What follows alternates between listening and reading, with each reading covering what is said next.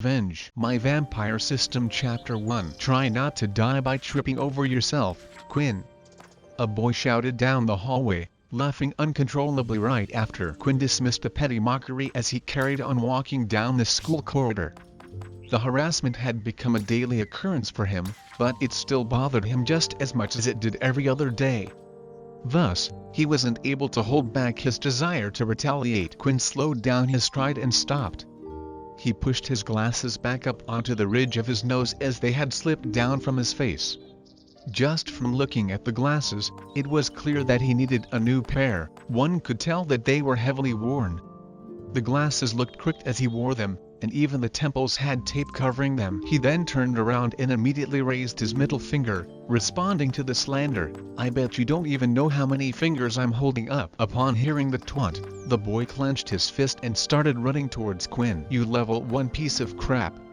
When are you going to learn that you don't belong in this world?" The boy placed both of his hands together, and a green ball of light started to form between them. When he was only a few meters away from Quinn, the boy threw his hands forward and a green beam shot out from the palm of his hands. Quinn had nowhere to go, and the ray of light was too fast for him to dodge. Hence, he knew that all he could do was grit his teeth and bear the pain. As the light hit him, his body was lifted into the air and sent flying backward onto the far end corridor wall. "What's going on?" a student among the crowd said. "Are they fighting on the last day of school?" A crowd had immediately formed outside, interested in what the commotion was all about. One of the female students ran over to the wall's damaged part to check on the assaulted student's safety. As the dust started to settle down, Quinn's slightly curly black hair slowly came into view. When the smoke eventually cleared up, the female student finally saw who it was. She instantly backed away and continued on with her business as if nothing happened. The moment that the female student had returned to her friends, he could see that they were laughing at her. "I can't believe you tried to help him." "I didn't see who it was," the girl retorted, her cheeks flushed. After that, Quinn stood up and lifted his glasses that were thrown on the floor. To his dismay, one of the hinges had fallen off once again. Instead of wearing the worn-out pair, he let it hang on his hand. Damn it. Not again. It was the last day of school for Quinn, so he hoped that someone wouldn't try anything with him. He was sick and tired of their doings, but he wasn't the type to ignore those either. He had seen people who had chosen to keep their heads down and tolerate the harassment. However, their treatment was far worse than what he received. He didn't bother to stay at school like the rest of the students. He picked up his broken glasses and proceeded to leave school. As he walked past, he saw the students having conversations among themselves in their circles. Some were laughing while some had tears, thinking it was the last time they would ever see each other again. However, Quinn wasn't a part of any of that and he didn't want to be. Cliques would not welcome him anyway. He was the weird one. When he finally arrived home, he immediately went to work. Living in a single-bedroom apartment with just enough space to fit a single bed and desk was enough for him. A TV was mounted on the wall, but Quinn would merely use it as a background noise source and didn't watch anything. The apartment was provided to him by the government since he had no living relatives and was only 16 years of age. On top of his bed was a single suitcase that contained all of his belongings that were neatly packed. He walked towards a cabinet, immediately pulling a drawer open which accommodated a single book. It was a large and thick hardbound book, weighing about half a kilo. The front cover of the book was in a color that mimicked a lighter shade of blood. In the center, the lonesome fronts of an upper and lower jawbone could be seen, both colored in the swampy shade of brown. The upper jaw sort of had 4 separated fangs. Meanwhile, the lower one had 2 sharp teeth on the 2 far ends on the overhead and 5 evenly spaced underneath. "Let's try again today," Quinn said as he lifted the book and placed it on top of the desk. He then quickly went to his bag to pull out a little test tube that was half filled with a colorless liquid. "Test 112, hydrochloric acid. Let's see how it goes." He then started to slowly pour the liquid out of the test tube onto the book. So far, there was no reaction. He proceeded to continue to pour all of the test tube contents on the book, but there was no reaction at the end of his experiment. Carefully, he examined the book while jotting down the results in his notebook. seeing if there was any damage done, yet the book looked the same as always. Another failure. Why won't you open? Why did Mum and Dad even have this thing? 112 times. This was the number of different ways that Quinn had tried to open the book. Not only did the book not open, but it seemed like it cannot be damaged either. He had even tried burning the book, cutting the book, melting the book, though nothing had worked against the book that seemed utterly durable. Lying on his bed, he turned on the TV for its sole purpose, making background noises. He never really paid attention to what was on. With it, the sound of other voices made him feel less lonely. Upon turning on, the TV displayed an ongoing news show. The peace treaty with the Dalki race has lasted for 5 years now, but officials are saying the tension is rising once again. Now, we must prepare for another war. The mention of war had always been shown on the TV non-stop ever since a certain date 30 years ago. The human race received a visit from the so-called Dalki.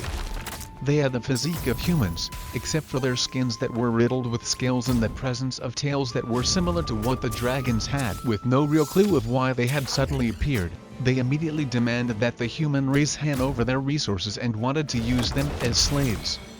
Of course, the humans decided to fight back, but they quickly found out that their modern technology was useless against them. Bullets couldn't penetrate their skin, and as for tanks, well, Dalki had airships. Every individual, disregarding the gender, was told to fight for their planet, and that included Quinn's parents. The war went on for years, so he grew up not knowing what his parents looked like. When the humans were on the brink of defeat, a select group of people came forward. These people had special abilities. They began sharing their knowledge of how they obtained such power in hopes of turning the tide in the war, and thankfully, it worked. Even so, the Dalki were still strong, and a seemingly endless stalemate led to the peace treaty signing 5 years ago. Obviously enough, human greed got the better of humanity, and instead of sharing these powers with everybody else, the higher-ranked governmental officials decided to keep them for themselves. Only those with money could learn the more powerful abilities while everyone else was left with scraps. It was something that needed to be done. Poverty had taken over the world, but people had powers and were using them uncontrollably, unlike before. Quinn was given nothing when his parents died. The government agreed to pay for his living expenses while he was still in school, but that was it. When his parents died, him being at the age of 10, an agent appeared at his doorstep and handed him a book. He was told that it was the only thing that his parents possessed, one that they passed down when they died. Why is the world so unfair? He uttered, lamenting about his situation. Getting out of his bed, he started sauntering towards his desk. He picked up his glasses that were still slightly broken and decided that he needed to fix them. He noticed that one of the lenses was slightly out of place, and tried to punch it back into its frame. "Come on! Just get in!" he shouted as he tried to forcefully fix the glasses. The frustration he had been bottling up was on his face as he struggled furiously with the lens. Unfortunately, the lens suddenly crumbled into pieces. One of the shards of plastic even created a deep gash in his thumb. He screamed and kicked at the table. Why does the world hate me? After a while, he calmed down and started to clean up the little pieces of glass, noticing that a piece had landed on top of his book. As Quinn removed the piece of glass, a drop of blood from his thumb landed on top of the book. The object plastered on the center of the book started to glow, and suddenly, the book began to float, hovering until it was on eye level with Quinn. Quinn darted back and away from it. The glow from the book made his room look emptier with the little bed at the corner and the solitary seat beside it. What the hell is happening? The book started to emit a blinding radiance as it shook uncontrollably. A few seconds later, it finally opened up. Pages after pages were being turned. Quinn couldn't take his eyes off of the shining book. It was as if he was in a deep trance. The words written on the pages of the book weren't in any language that he had seen before. Nevertheless, for some reason, he felt like he could understand it. When the book reached its last page, it started to disappear, gradually turning into dust. At the same time, his body suddenly felt weak. Quinn's vision was starting to fade, and with that, his eyes pulled shut. But just before he passed out, there was a single message that he heard. Unable to maintain consciousness long enough to hear the final words, Quinn duly passed out. Gradually, Quinn's eyelids started to flutter open and his vision soon returned. His head felt heavy and his body was slightly sore. As he lifted himself off of the ground, he touched his head gently to see if he had injured himself. "Why does my head hurt so much?" he thought, bewildered and unable to make any sense of what just happened to him. After patting his head all over, Quinn then went to pick up his glasses that had fallen on the floor not too far from him. Regrettably, only one lens that was left intact. Still, Quinn put the glasses on out of habit. He felt a little disoriented and his vision became slightly blurry. He took them back off and noticed that his vision only turned hazy when he put the glasses on. Wow, he thought before he quickly rushed to his desk to grab a pencil. He proceeded to draw the letter A on the wall and stepped back. He continued to move back until his back had hit the wall that was on the other side of the room. The figure A was still there, and he could see it clearly. What? But how? Quinn said slowly, mind blown. He was still trying to make sense of what had happened to him. Somehow, Quinn's vision was now perfect.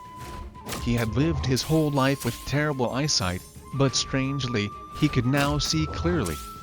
His mind started flashing images of the events that led to his passing out on the ground. The more the memories flooded his mind, the more one thing stood out, the book. When Quinn surveyed the room, he felt panic building up in him. The book was missing. The book. Where the hell's the book? He looked everywhere for the book, yet he couldn't find it. It couldn't have gone missing in such a small room, so its disappearance was baffling. Where's the damn book? He lamented. He imagined the book at one corner of the room, hidden and out of sight, somehow living and silently enjoying his misery. Maybe it's like my socks. They go missing all the time. Ah, don't be stupid. This is a book we're talking about, not a sock. He muttered, trying to reason the uncanny comparison. Quinn tried to think hard about what had occurred a few moments before he collapsed.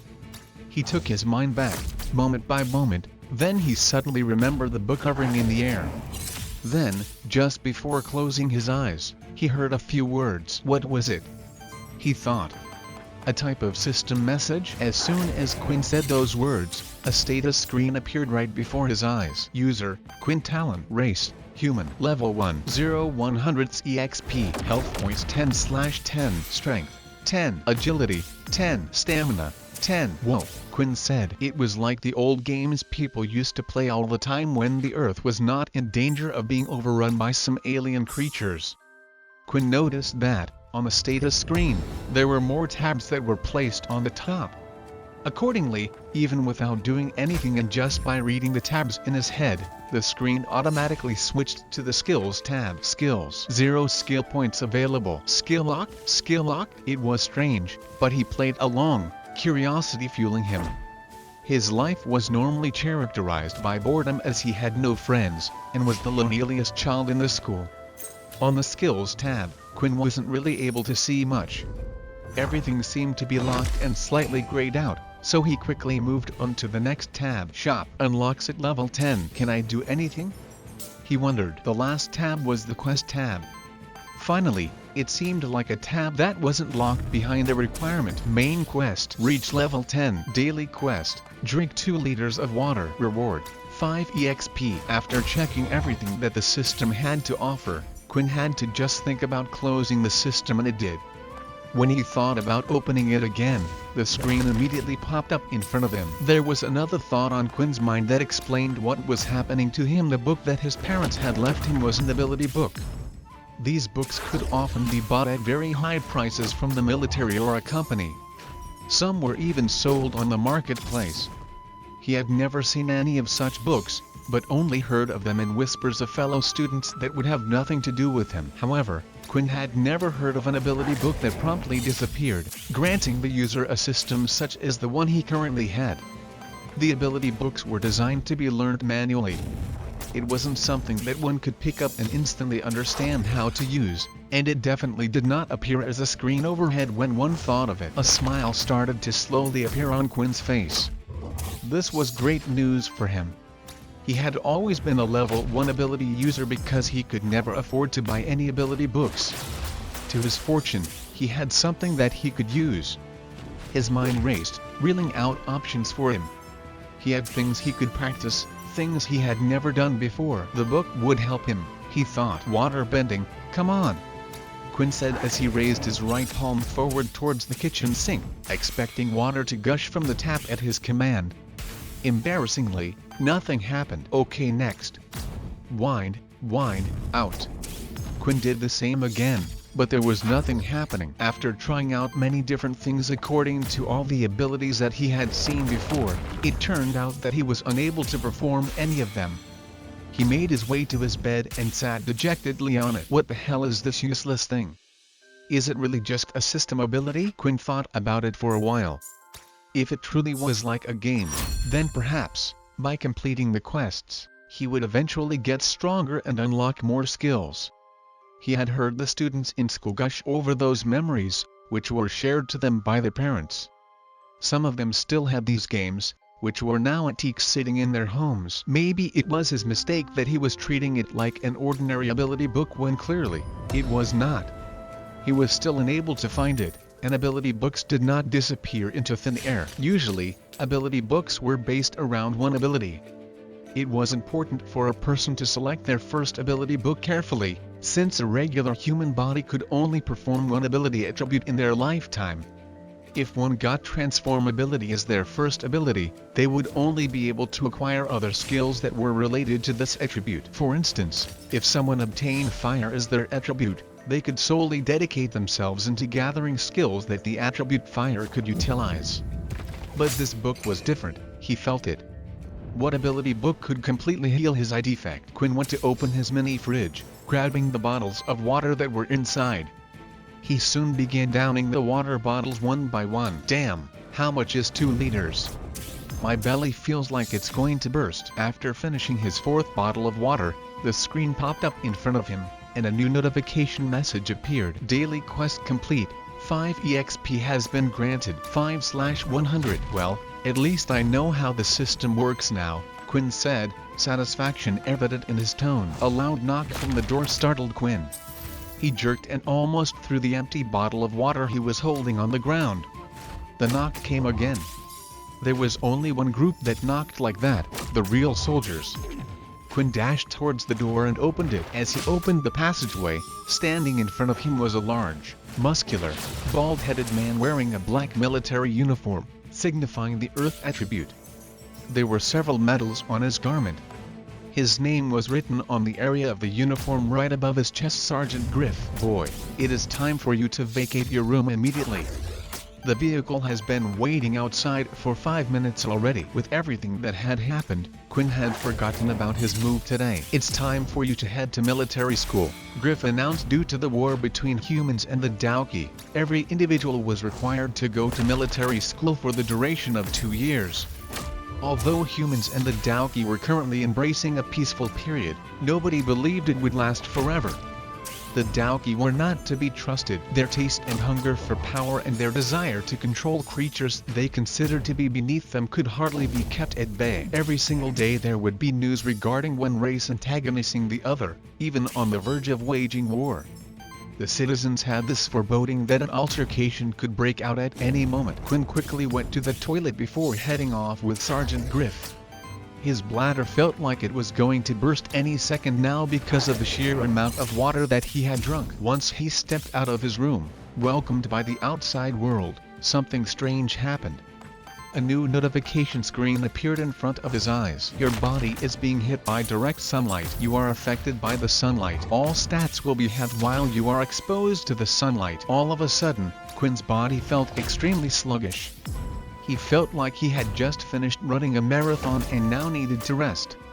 His arms and legs felt heavier than usual, but there was nothing he could do about it. Quinn proceeded to inspect his status while Sergeant Griff gave him a strange look for stopping as soon as they had set foot outside. Are you okay, boy? The sergeant asked, getting ready to apprehend the boy in case he planned to make a run for it. Every year they would have someone willing to come peacefully. However, Quinn was not listening, nor did he have any plans to escape his responsibility. He was merely too busy looking at the screen before him, seeing that his stats had gone down. However, it wasn't just his stats, His health points had also been drastically reduced. Health points 5/5, Strength 5/5, Stamina 5/5, Agility 5/5. What kind of drawback is this? Quinn wanted to shout out, but he was still aware that he was no longer alone. Quinn? The sergeant called out again. He was still staring at the screen as another notification appeared. You have received a new quest. Daily quest. Avoid direct sunlight for 8 hours. Reward 5 EXP. Quinn's mood was lifted as soon as he saw the new daily quest. Unlike the one that required him to drink water, this was something that he could do naturally just by sleeping. If the system worked the same way it did in games he had heard about, that would mean that once Quinn had earned 100 EXP, he would be able to level up and also increase his stats. Hence, the more daily quests Quinn got, the better it was for him. What are you doing walking so slowly? The school will eat you alive if you carry on like that. Sergeant Griff shouted, waking him up from his stupor. Quinn reached a large bus parked just outside of his apartment block. When he entered the bus, he noticed that it was already full of students who should be the same age as him. Some steps back, Griff stood watching him, his hands behind his back. Quinn had not even realized that the soldier had stopped. When he turned back to look at Griff, he could have sworn that Griff was a stone statue. He turned back to the bus in front of him and discovered that he didn't recognize any of the students. That could only mean that they had all come from a different school. He felt a little relieved. With these new people, maybe the bullying would stop. Since nobody knew him, he had a chance to impress them, maybe even make some friends. He opted to sit at the front of the bus since it was the only seat that was still available. The screen popped up in front of him immediately as he sat down. Stats have returned to normal. It appeared that avoiding direct sunlight meant his stats would instantly return to normal. He was happy for it, since his body felt reinvigorated once again. As if a heavy weight had been lifted from his body. Well, at least it looks like it's only direct sunlight. The students were all talking to each other in excitement, but that stopped as Sergeant Griff boarded the bus. "Alright, it's time for us to head to the military academy," he announced, signaling the driver to begin their departure. The bus jerked to life and started to move. The students were finally on their way. There was silence in the bus throughout the journey. Whenever a student started to speak, Griff would immediately glare in their direction, prompting the student to shut their mouth. Griff didn't even have to say anything, since they all knew what he wanted just by staring them dead in the eye. About 10 minutes into their journey, the pop-up screen came up again, and Quinn received another message. A substance in the air has been detected. You are feeling sleepy. Resistance +1. Quinn found this message quite strange. So, he started to check out the interior of the bus. He noticed that half of the students were already asleep and the other half were drowsing off. He tried to fight it, but felt his body getting heavier. His eyelids were shutting down. At long last, even Quinn felt dizzy as sleep hovered around his consciousness. Your resistance to the substance has increased. Resistance +1. Then, he heard the sound of loud footsteps coming towards him. He looked up to see Sergeant Griff hovering above him. Looks like a few of you were able to resist a sleeping gas. Guess we'll just have to bag you. A black bag was thrown quickly over Quinn's head and his vision was completely covered. The gas started to slowly creep up on his consciousness, overpowering him. There was nothing he could do. His hand fell limply by the side and he dozed off, abandoning consciousness. After a while, Quinn felt a splash of cold water chucked over his head. It served its purpose, immediately jolting him awake. The only thing that he could see upon opening his eyes was a greenish smoke that dominated his surroundings. He and several other students began to lift their heads to look around them. There were currently a total of 500 students standing on a plain open field, in a strange place that none of them seemed to recognize. The puzzlement on their faces spoke volumes. This is where the lot of you will spend the next 2 years of your life, the voice of Sergeant Griff explained. The green plane was not the only thing the students saw. There were 3 futuristic, huge buildings directly in front of them. The buildings were human images sculpted entirely out of glass. Each one stood at least 60 feet tall, but that was not the only thing that the field overlooked. They were standing on an elevated platform with a city in front of them, a hidden city. Everyone was already dressed up in a military uniform and there were technological marvels appealing to them all. These devices were too advanced for their time.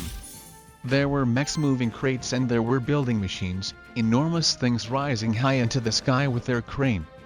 There was no one inside the machine, yet it laid down panel after panel of glass on a building that was still in construction. There were flying ships, coming too close to the ground that Quinn was afraid that they would crash into the high-rise buildings and send a shower of glass falling on the people in the city below. However, no such thing happened. They all followed a particular path. Then there were levitating trains which rose high into the air, running on rails that none of the students could see. Some of the technology they were witnessing had yet to be made public. After the first war with the Daoki race, the humans had managed to make leaps in all sorts of technological fields. This was because they had managed to salvage a lot of equipment from the Daoki once the war was over. The military had decided to keep most of it for themselves. Some of the things they had found would just be too dangerous for the public to use. At least that is what they claimed. When Quinn finally managed to stop gawking at the new world he had been thrust into, he felt the weight on his hand and noticed that there was something placed around his wrist. It was a digital watch, yet there was nothing displayed on the screen yet. Placed on your wrist is your lifeline. It will identify you as a student at this military base. It will allow you to access certain areas, pay for food, and all sorts of other things. When not in use, the wristwatch will display a number, your corresponding power level, Griff said. It sounded to Quinn like he was speaking some strange foreign language, and from the confusion on the other students' faces, he was sure he was not the only one having difficulty understanding what the man was saying. He had believed that his life might change after coming to military school, but it seemed like it was going to be the same game, only in another place. We will immediately begin testing your respective levels. Don't move until you are called forward, understand? Griff shouted with a smile on his face and everyone just nodded. The sergeant looked frightening with his smile. It was completely contradicting his hard face. Good luck.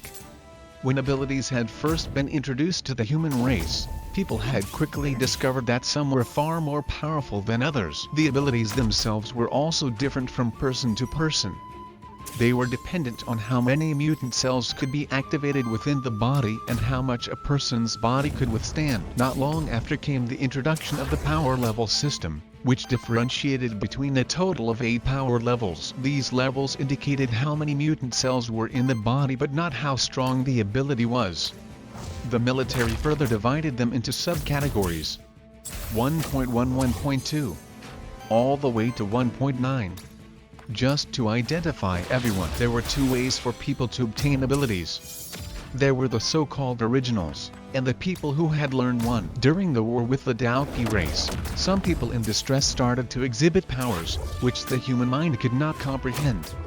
Scientists claimed it was humanity's last stand against extinction. The power the originals could display had come as a shock to the Daoki and had proven to be enough to push them back. These new superheroes realized that they could share their powers with other people.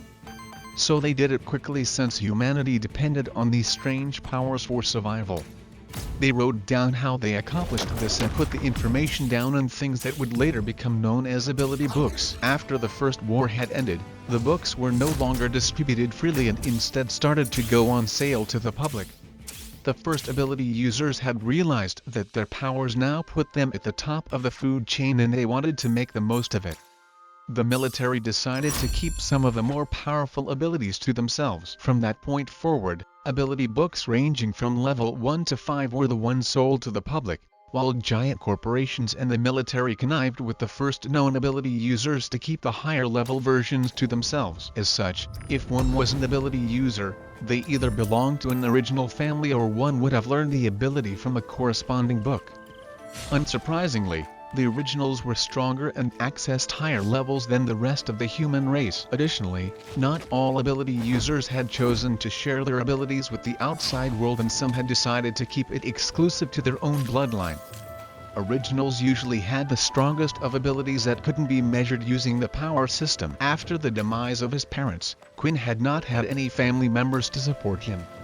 He had lacked the means to buy even the cheapest ability book, and as far as he knew, his family had not been special enough to be an original. Now, after all these years, it seemed like he had managed to obtain an ability after all. Even though he never heard of an ability book like his before, so he didn't even have a clue what power level it had mutated his cells to. Usually, on the front, there would be a technique that could help you master your ability up to a certain power level. Unfortunately, the book had disappeared, and with it whatever knowledge it had contained. Quinn lifted up his hand to look at the watch, which indicated his current power level was 1. When he looked around, he noticed that everyone else's watches currently showed the same number. Sergeant Griff was standing in front of all the students, calling out names in groups of 5. These students would then be transported somewhere to take the test. Quinn was hopeful at first, thinking that he might have been able to change his ability level for once, but the screen which had popped up before him caused him to worry. You are being hit by direct sunlight. All stats will be halved. He had no correlation on how good 10 strength, 10 agility, and 10 stamina were. He just knew that it would be greater than his current 5, which didn't bode well for this upcoming test. But if his eyesight was anything to go by, then it should mean that it would place him at least in the top condition of a normal human being. Right now though, Quinn felt incredibly weak and sluggish. His body felt extremely hot, and he was sweating buckets. Quinn thought it was a good thing he had drunk a load of water beforehand. Otherwise, he would have been extremely dehydrated. "Hey, are you okay?" A stranger standing next to Quinn asked. The stranger had slick blonde hair and hazel green eyes with a chiseled face and sharp jawline. He stood before him at a height of 6 foot 2 inches tall compared to Quinn's 5 foot 11 inches. He looked to be the type of person Quinn would have usually avoided in his school, as everyone would always pay attention to them, and boy did Quinn hate attention. "If you want, I can call someone for help," the stranger offered. "It's okay, I'm just a little bit nervous about the testing," Quinn lied as he tried to ignore his tired body and stand up straight. The stranger's eyes roamed over Quinn's body with concern. Quinn was quite skinny for his age, not having a lot of muscle on him, and right now, he looked incredibly weak. To the stranger, Quinn looked like the type of boy who would be a prime subject for bullying. Being in a new place and not knowing anyone's power levels, of course, he would be nervous. Quinn sighed.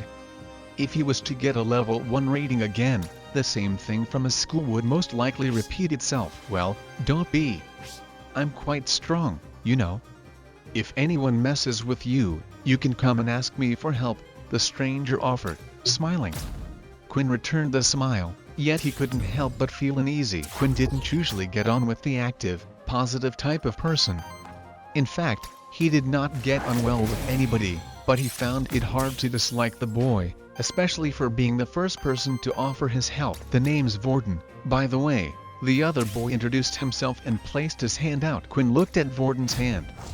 It was the first time in his life someone had treated him like a normal human being, but he was afraid that would quickly change. Should his ability turn out to be a low-leveled one, he would probably take back his offer of friendship, but at least for a short time Quinn just wanted to forget about all that. "My name's Quinn," Quinn replied as he shook Vorden's hand. "Use of an ability has been detected. The ability has been rejected." Once the system messages appeared, Quinn looked at them strangely.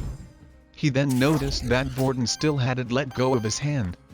Then the system repeated the message once again. "Use of ability had been detected. The ability has been rejected." Quinn forcefully pulled his hand back.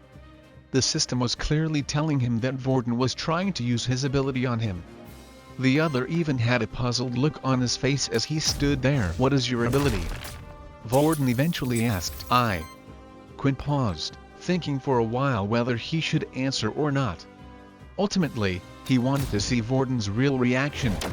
"I don't have an ability." Vorden no longer had a puzzled look on his face, but he did not look pleased either, as if the answer had been insufficient to sate his curiosity. But before he could say anything, Sergeant Griff made an announcement. "Next group, Quinn Talen, Vorden Blade, Peter Chuck, Layla Munro, and Aaron Helly. Come to the front to take your test." Once the 5 students heard their names being called, each of them began to make their way towards the sergeant, who was waiting for them in front of the crowd. Apart from Quinn and Vorden, there was another boy in their group. Peter looked to be the most nervous among anyone there. He would constantly look around him and he couldn't stop fidgeting either. His body frame was quite small, but it suited him for he wasn't that tall either. Looking at him reminded Quinn of himself, a small frame with glasses and scruffy brown hair. He was not much for a physical attraction. The other two members were both girls. Layla had short brown hair and a tall figure, and she was carrying a bow on her back, which surprised Quinn since not many people carried a weapon these days apart from a specific group of people called Pure. They were a group of people who claimed that abilities were a blight upon humanity and instead opted to use weapons. However, they were very rare and Quinn had never met anyone who belonged in the faction in his life. He had merely heard stories about them. Erin, on the other hand, was the type of girl whose beauty turned necks. Her proportions were perfect, not too big and not too small, and she had long silky hair with a magnificent golden hue. The only problem was her facial expressions. Even while walking through the gathering of people, not once did her expression change. It stayed stiff and neutral and made her appear cold. The awe on the faces of the other kids was lost on hers. As Quinn was walking to the front, he noticed that he couldn't recognize any of the students there, and it seemed like the others were not familiar with anybody either. Quinn could only assume that this was done on purpose. Their group soon stopped just behind another group that was being transported to the testing area. Vorden walked around and greeted each one of the people in his group with a handshake and a confident smile. Vorden was very polite, so most of them accepted his greetings. All of them, except for Erin. She merely stared at Vorden's hand when he offered it to her, then turned her gaze away after a second. "Come on, you don't have to be like that," Vorden said as he placed his hand on her shoulder. A terrible mistake. Erin moved faster than anyone could react. She grabbed Vorden's wrist and twisted his hand. Specks of ice started to crawl up his hand and began to freeze his limb. They were making a scene, and everyone gleefully watched. "Wow, she has ice abilities?" one of the boys said. "Isn't that very rare? I would let her freeze me any day." Several students expressed their amazement in unison. "Stop it, you two," Griff barked at their little fight. "If you have that much energy to pick a fight, then save it for the test." Erin immediately dropped Vorden's hand, leaving him gasping in pain. Slowly, his hand started defrosting. He scrambled back to the line and stood behind Quinn, his face flushed with embarrassment. "Can you believe her?" Vorden complained. "I nearly lost my hand." "You can't just go around touching people without their permission," Quinn replied. "Yeah, I know. She's lucky I didn't wipe the floor with her just cause she's a pretty girl." His words were creating enemies for him. Many of them admirers of Erin who felt disgracing Vorden might earn them points with the beautiful girl. Looking at the people around them, Quinn could tell what the others were thinking. It was on their faces. Instinctively, Quinn moved away from Vorden, hoping that others wouldn't mistake the two of them as friends. At last, Quinn and the others were called forward and were told to stand inside a square, drawn with white lines on the ground. The space inside of it was just big enough to fit the five of them in. One would notice that outside of the square, there was a hooded man who was standing nearby. "Send them away," Griff ordered. As soon as Griff gave the command, the hooded man planted both of his hands on the ground and the square started to light up, shining in a bright purple color. "An ability to transport others, huh?" Vorden said, leaning forward to speak into Quinn's ears, much to the latter's discomfort. What a rare ability. The playing fields faded from their sight and they were thrown into a whirlwind of colors. The very next second, they found themselves in another outdoor area, this time an empty wasteland. There was no sign of life nor greeneries. Two people stood before the group. A woman dressed in black and next to her another man whose face was hidden beneath his hood. Quinn could not make out the badge on the arm of either of their uniforms, making it impossible to tell what rank they possessed. The woman held a tablet in one of her clutches, busy thumbing through it. She ignored the group that had appeared before her and continued till she was done. Once she had finished, she shifted her gaze to the students and began to speak. "Hello, I'm Jane and I will be the one in charge of your test today. Once the test has been completed, I will be updating your information and your score will then be reflected on your wristwatches." Quinn noted that her face appeared to display the same emotional range as Erin's. "Now, who should we call first?" "Oh, it looks like we have a couple of previously leveled ones," Jane noted as her eyes ran across her tablet screen. The tablet seemed such a delicate thing to hold in this place where the beautiful city was out of sight. The information the woman made mention of had been passed down from their previous schools. Peter Chuck stepped forward. The nervous, small physical Peter did as he had been told, looking even worse than before. Quinn thought that he appeared unsightly, yet he looked to be in perfect condition if you were to compare the two. At least Quinn was able to stand up, whereas Peter looked like he would fall over at any second. "What is your ability?" Jane asked. I don't have any ability," Peter answered quietly. Quinn and the others now understood why Peter had been so nervous. Having no ability wasn't rare. Because of the war, many children had ended up as orphans like Quinn. This usually meant that there was no chance for them to buy an ability book. "Don't be afraid, Peter," Jane said. "Here, take this." The hooded man, who was standing beside Jane, suddenly conjured a book in his hand and held it out quietly. Jane took the book and handed it over to Peter. "Add for me? You're just giving this to me for free?" Peter asked with utter excitement in his voice. "Thank you. Study the book in your own free time. When you have finally learned to use it, you can come back to redo the test, but for now, I'll have to temporarily award you a level 1 power status." Even though Peter had received a level 1 power status, he didn't care about it. At this moment, he only felt hope. His life could finally turn around due to the book that he had just received. "Quinn Talen, step forward," Jane ordered, looking at him. Quinn did as he was told. "What is your ability?" Quinn considered this entire charade to be ridiculous. It was quite clear to him that the tablet Jane held already had all the information on him from his previous school. They should know that he had never possessed any ability and that his financial status would never allow him to buy one, and yet he struggled with the answer to her question. Before coming to military school, Quinn had done a bit of research himself. Unlike Peter, he already knew that the military freely gave all students who had no ability their very own ability book. Everyone would receive a level 1 Earth ability book. This way, all those students like Peter would suddenly become indebted to the military. Not only that, but the military also had a hold on nearly all of the Earth-type ability books and the corresponding skill books. In other words, if you ever wanted to increase your strength, you would have to stay loyal to the military, and in return, they would give you more power. Before Quinn had been granted that system from his book, he had made up his mind to accept it. Even if he didn't join the military after 2 years, an Earth ability was handy to have. With it, one should be able to find quick employment since the Earth ability was useful in construction. And this was exactly where the problem came in. Quinn already seemed to have an ability, which meant he was unable to learn a new one. The ability book they would give him was practically useless. He was also pretty sure they would keep tabs on every student they had given the ability book to, meaning the teachers would expect him to use Earth powers one of these days. Quinn took a deep breath and answered, "I don't have an ability." Just like before, the hooded man standing by Jane's side plucked a book from thin air and handed her the book.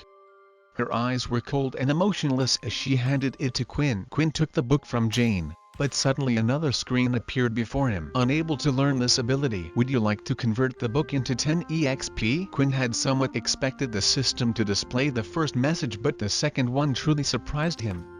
He was really tempted to take the book and use it as a form of EXP, but he knew there would be questions asked later on. "I'm sorry, but I don't want it," Quinn said as he handed the book back to Jane. The instructor looked at him with raised eyebrows, the first sign of her being able to actually display any sort of emotion. In her 5 years working as an instructor, this was the first time someone with no ability had rejected the book. "Please give me one moment." Jane walked away from the group of students who all looked at Quinn as if he was some sort of freak. Once she was far enough away from them, her hand went to her ear to activate the electronic piece inside. "A student by the name of Quinn Talen doesn't want to accept the ability book. I await instructions on how to deal with this outlier," Jane asked, speaking into her earpiece. "No need to force him. Just let him take the test and report back if he shows promise," the mysterious man on the other side instructed her. As the man hung up, he couldn't help but think that this Quinn seemed like an interesting student. He began to check on the corresponding file, which left him puzzled.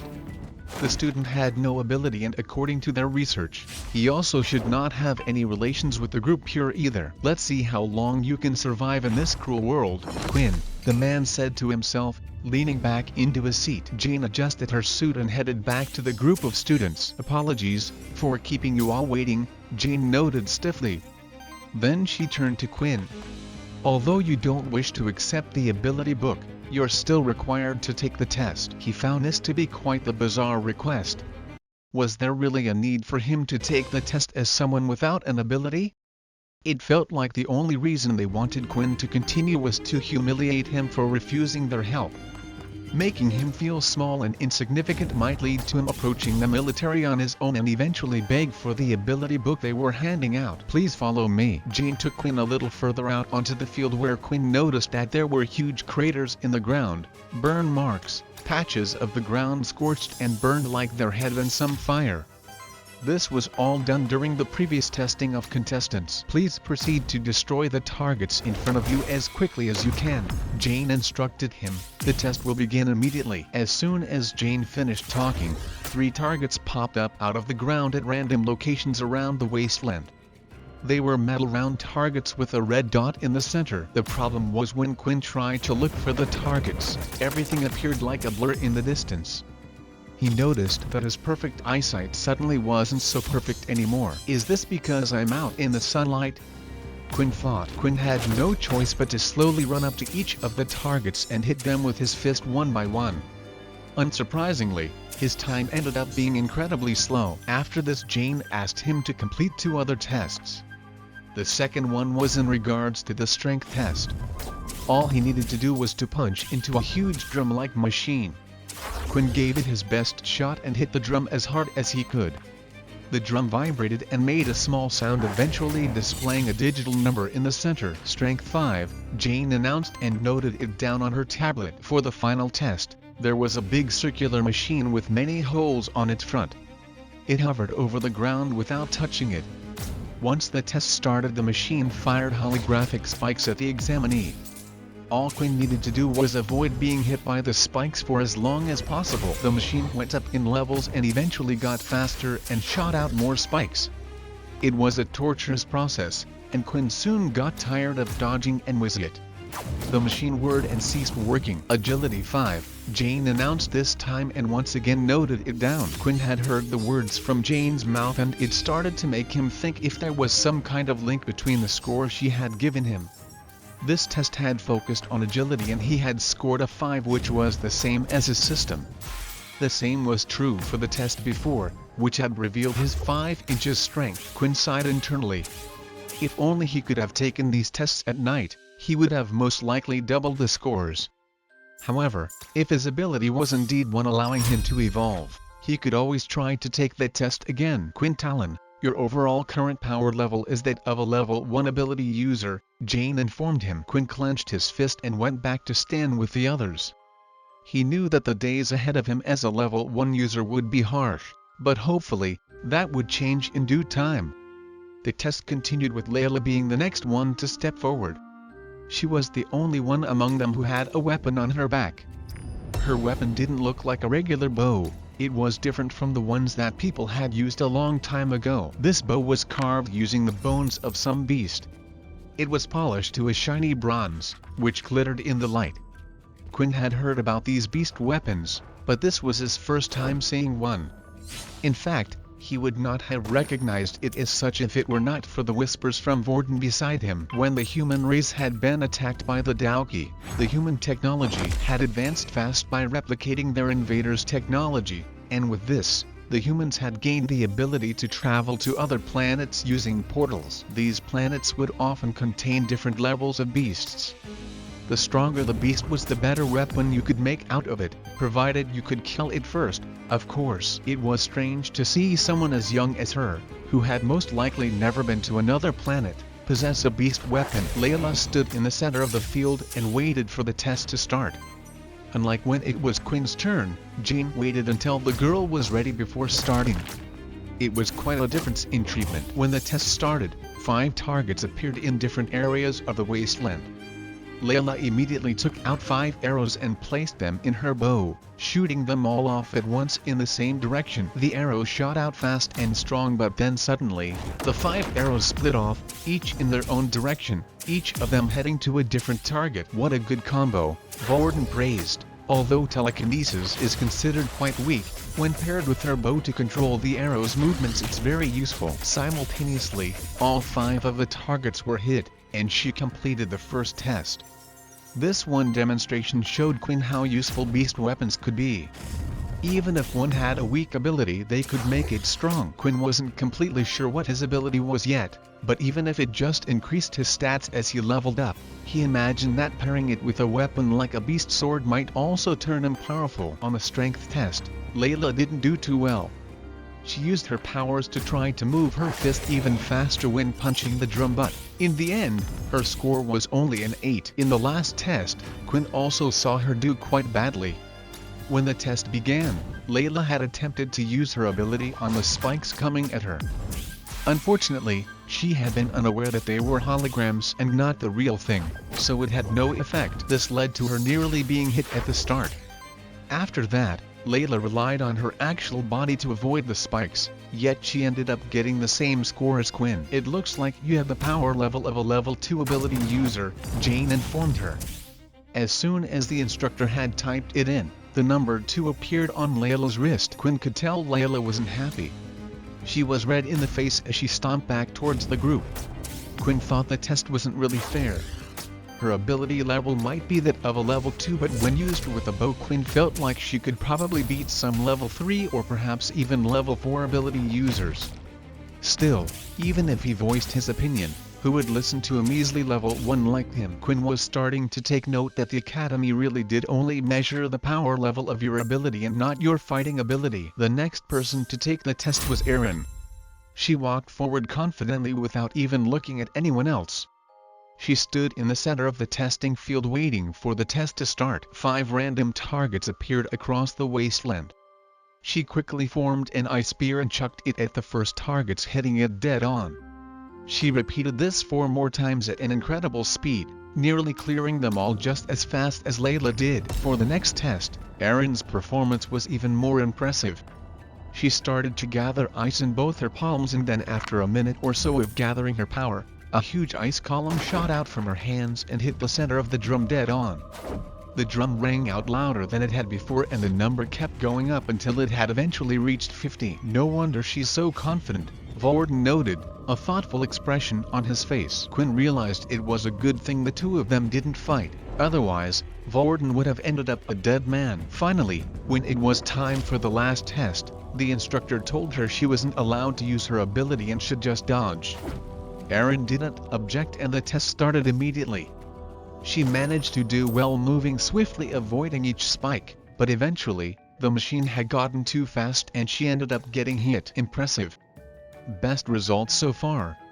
So far, you're the 3rd first-year student with a power level of 5. Erin started to walk back to her group, her face expressionless and unimpressed, as if she knew what she was going to get all along.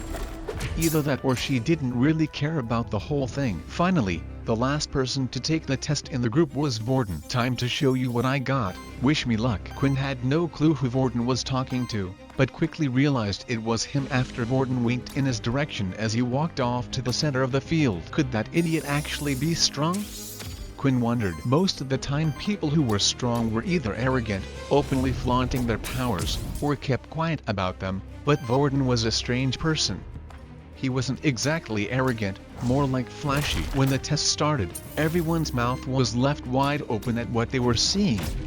On every single one of the tests, Vorden copied the exact same moves as Erin. He used the very same ice ability, performed just as well as Erin. "See, I told you I was strong." Vorden gleefully pointed at the number 5 to his seemingly new best friend, Quinn. After seeing Vorden perform well on the test, Quinn couldn't help but think about what Vorden's ability was.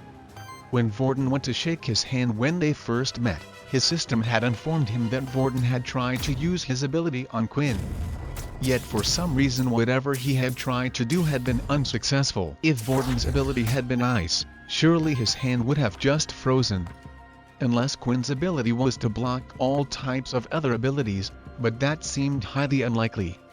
Not only that, but Vorden had a very strange reaction about it, even asking Quinn what his ability was. Thinking about it, Vorden noticed another strange thing in the other boy's behavior. For some reason, he had been very adamant about shaking the hands of everyone he had just met. Although Aaron had refused his gesture, in the end, hadn't Vorden still ended up touching her on the shoulder? At that time, it seemed like a weird thing to do, but thinking about it, it all made sense. Touching had to be like a condition for Vorden's ability, and the last person he had touched had been Aaron. It couldn't be a coincidence that both of them had the same powers. In that case, Vorden's ability was most likely the kind to copy other people's ability, and it hadn't worked on Quinn because his ability wasn't straightforward. Quinn couldn't help his curiosity, so he asked Vorden, "Hey, Vorden, is your ability?"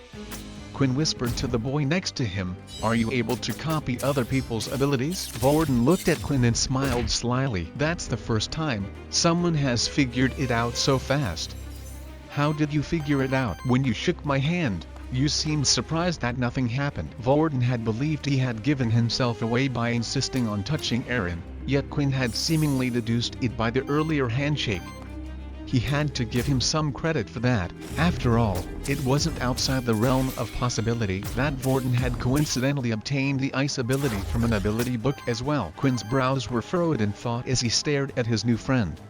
He had never heard about an ability book that could grant one the power to copy the abilities from others, which could only mean one thing. "Are you an original?" Quinn asked for confirmation. Vorden didn't say anything but simply winked back at Quinn, which pretty much confirmed his theory. Although all abilities were derived from originals, nowadays it was used to refer to a person belonging to one of those families who had decided against sharing their abilities with the outside world.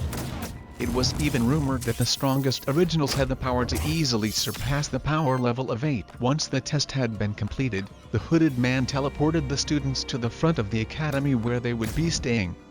The academy was huge and the tallest building in the entire city. It was as if someone had put together 3 hotels. There were 10 different teachers in total who stood in front of the academy. Once in a while, a group of 5 students would be teleported in front of one of the teachers and told to wait until all the students had finished conducting their tests. Eventually, there were a total of 20 students in the front of the teacher Quinn and his group had been assigned to. "Okay, all of you need to follow me as I take you around the school," the teacher up front told them.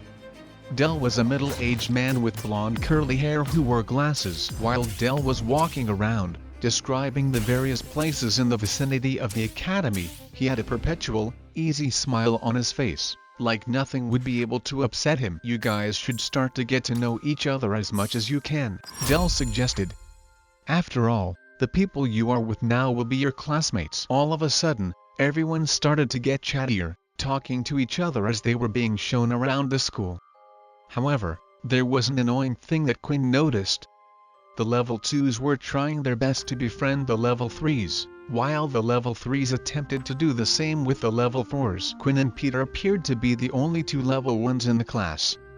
Without even realizing it, they had been pushed to the back of the group, and Peter was plodding along with his head held down. It seemed to have affected Peter a lot more than Quinn, but the latter had already predicted this outcome during the examination. This was no different from regular school. He still looked around for his new friend and discovered that Vorden was nowhere to be found. "There you are," Vorden called. "Man, suddenly all those students just started jumping all over me. Next thing I know, I look to my right side, and you're gone. Come on. Let's look around together, buddy." Quinn truly considered Vorden to be a strange person, yet that wasn't a bad thing. Vorden noticed Peter next to Quinn. "Oi, you, stop being a downer and come with us." Peter looked up and pointed a finger to himself. "Yes, you, Peter. Do you see anyone else beside Quinn?" Vorden asked in his boisterous voice. The 3 of them continued the tour at the back of the class while the teacher kept leading them around the school.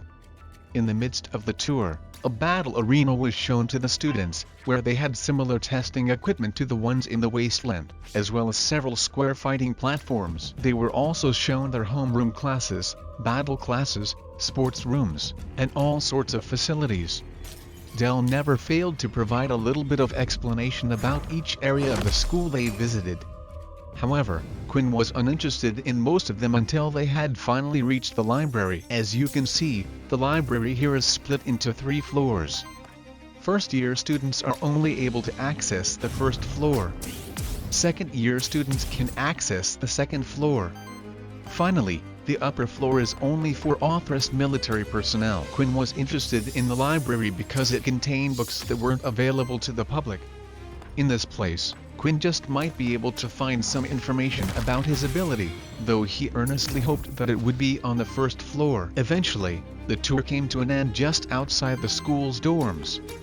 And this is where you will be living during your stay here. Once you have dropped off your things, feel free to explore around the academy. There will be no lessons today, so enjoy the free time and make sure to be in your rooms during the curfew. Each student was then handed a number written on a piece of paper. These papers displayed which room they would be staying in. From the corner of his eye, Quinn noticed his eye that Vorden was coming towards him. "Hey, Quinn, what room number did you get?" Vorden asked. 23. "No way. What a coincidence. I got the same number. Seems like fate is really bringing us together," Vorden noted excitedly. "Maybe," Quinn replied. Somewhere down the hallway, 2 other students were having a conversation. "Whoa. What happened to you?" a student asked as he looked over to his disheveled friend. "I don't know, man. Some guy just appeared and hit me out of nowhere, forcing me to swap room numbers." "Man, should we try to get it back?" the student suggested. "I'm pretty sure I saw his wrist showing a 5. It's best if we just leave it. It's just a room after all." After Quinn had finished unpacking, he was free to do what he wanted for the rest of the day. It was still noon, so he had plenty of time to explore the academy. Quinn ended up sharing his room with 2 people, and to his surprise, he knew both of them, Vorden and Peter. There were 3 single beds in the room, each spread out from one another evenly, but other than that, the room was pretty empty. There was just a single desk and a cupboard for each person to use by the side of their bed. Students were expected to spend most of their time studying or practicing their skills, as there was no time for pleasure. That was why the rooms were designed for efficiency. "What do you guys want to do then?" Vorden asked the others. "I'm still unpacking, but you 2 don't have to wait for me. Feel free to go out and explore," Peter replied meekly. Peter had opened up a little to the 2 of them. At first, he was completely shy and hardly uttered a word, unless specifically asked, but slowly, he seemed to be coming out of his shell, especially around Quinn. Peter most likely felt comfortable around Quinn, knowing that they were both level 1 ability users. "I was thinking of heading to the library," Quinn said. "That will probably be too boring for you." "Boring? Please, I can make anything fun. Besides, I haven't read a book in." Vorden paused for a while. "I can't even remember the last time I read a book." The 3 of them left before Vorden and Quinn agreed to head to the library together. When they arrived, they found that the first floor was surprisingly bustling with students. Quinn noticed that there were multiple round desks spread out where students were sitting, and in the middle of the desk was a glowing orb. "Ah, you're probably wondering what that orb thing is in the middle, aren't you?" Vorden asked. "It looks like they don't have them at public schools. If you touch the orb, then it allows you to create an isolated space. Inside, only those people who have been invited can hear each other. This way people are able to chat as much as they want without disturbing others." Wow, Quinn was quite surprised at how far technology had evolved. Quinn and Vorden chose a table that had 2 other people sitting on one. Just as Vorden had explained, Quinn could see the 2 talking but couldn't hear a word. According to Vorden, the orb had a limited range and could only cover the surrounding tables, though Quinn searched around the first floor of the library and picked up as many books as he could about abilities, most of them listing and describing the most common abilities. Vorden wasn't too bothered and decided to just select a random fiction book to read. The 2 sat at their tables while Quinn started to flicker away. After skimming through several books, he had been unable to find a single one that sounded like his ability. Vorden had kept a close eye on Quinn and had noticed the type of books he had been picking out. "What's with all the books? Are you looking for something in particular?" Quinn thought about it for a while before giving Vorden an answer. Given his own ability, he should be quite knowledgeable about abilities. I was trying to decide what ability to get since I've turned down the school's offer. Oh right, I nearly forgot about that already. To be honest, I thought you might have been one of those pure members who hate abilities. Turns out you just didn't want to become a dog to the military. Vorden said with a big grin on his face. Well, is there anything specific you're looking for? Not really. Although I found something very interesting in one of those books. Have you ever heard of an ability that is weaker in sunlight? Vorden suddenly started to laugh out loud. What are you, crazy? I've never heard of something like that. Abilities are something our bodies learn. Sure, some people have limits and can't adapt to stronger abilities or can do less than others, but for one to get weaker because of the sun? Are you sure you have not accidentally grabbed a fantasy book about vampires? Quinn felt a little embarrassed by Vorden's reaction. Of course, he understood this reaction was pretty normal. Would he have reacted any differently if someone had asked him about an ability making one grow stronger depending on how full the moon was? Unfortunately, the reality was that as long as Quinn stayed in direct sunlight, all of his stats would weaken by half. He continued to look around the library to see if there was anything else he could find. Eventually, he had gone through every single one of the books detailing abilities. Quinn then considered trying his chances by going a floor above where there were some second-year students. Maybe there's something up there, but I can't imagine what the academy would do to me for breaking the rules, especially on the first day. I might already be on their radar for refusing the Earth ability book. No reason to make them any more suspicious, Quinn thought. As Quinn continued to walk around the library, he considered what Vorden had said. Perhaps he really should venture into the fiction section and see if he might be lucky. What's the worst thing that could happen? A book titled The Truth About Vampires immediately caught his interest. Quinn took out the book and gave it a quick look. Despite abilities being widely accepted, there was not a single person who had come out claiming to be a vampire. Quinn couldn't help but sate his curiosity, so he started to read the book. After reading and skimming through the book, Quinn found most of it to be useless. A lot of the things that vampires didn't relate to him at all. Vampires were required to drink human blood. Some could transform themselves into bats and cast illusions, while others were incredibly skilled with the sword and hypnosis. But Quinn had none of those things. The only thing he could relate to was getting weakened by the sun. Eventually, Quinn decided to close the book and call it a day. It didn't seem like he was going to find anything from the first floor of the library. As soon as Quinn closed the book though, he heard a familiar sound and the pop-up appeared at the corner of his eyes again. You have gained more knowledge about the system. 10 EXP received. 15 100s EXP. What? Quinn blurted out. Quinn stared long and hard at the message and reread it multiple times. It could be.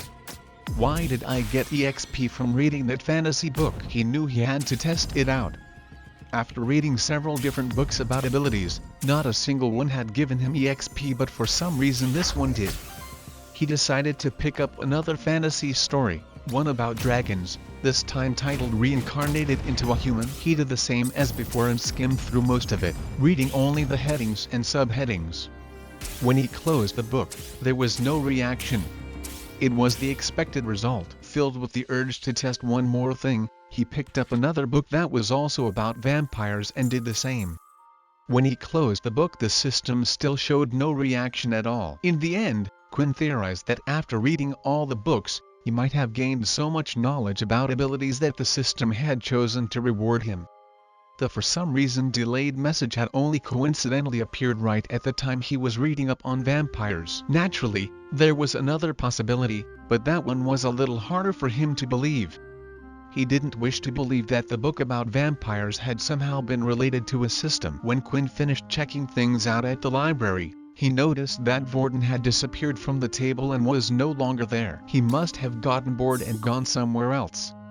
I'll probably see him later in our room. Quinn looked outside the window and noticed the sun was starting to set. He had been in the library for a total of 6 hours so far and he had not even noticed the time fly by. Then when Quinn was just about to leave, a new message popped into his view again. Daily quest number 2 has been completed. 5 EXP received. 2100s EXP. Each time Quinn got a message from this strange thing inside his body, he got a satisfying feeling seeing the number inch closer to 100. Beneath it, there was a certain uncertainty, a dreaded thought that this would end badly. Nevertheless, he couldn't wait to see what would happen once he had reached the goal. His best guess was that he would level up. After all, the system even stated that he couldn't choose his shop feature until he was at least a level 10. The only thing Quinn wished for at the moment was a quicker way to level up. With just the 2 daily quests a day, it would take over a week until Quinn reached level 2. Right now, there wasn't much he could do about it. He could only live his everyday life as a normal person. As Quinn left the library, he decided to head to the battle arena. A thought had seized his mind and he wanted to try something out. He was walking through the school hallway when he saw a kid being pushed up against the wall by another student. The boy on the wall looked like he had already been hit a few times and had bruises on his face, so it really did start here as well.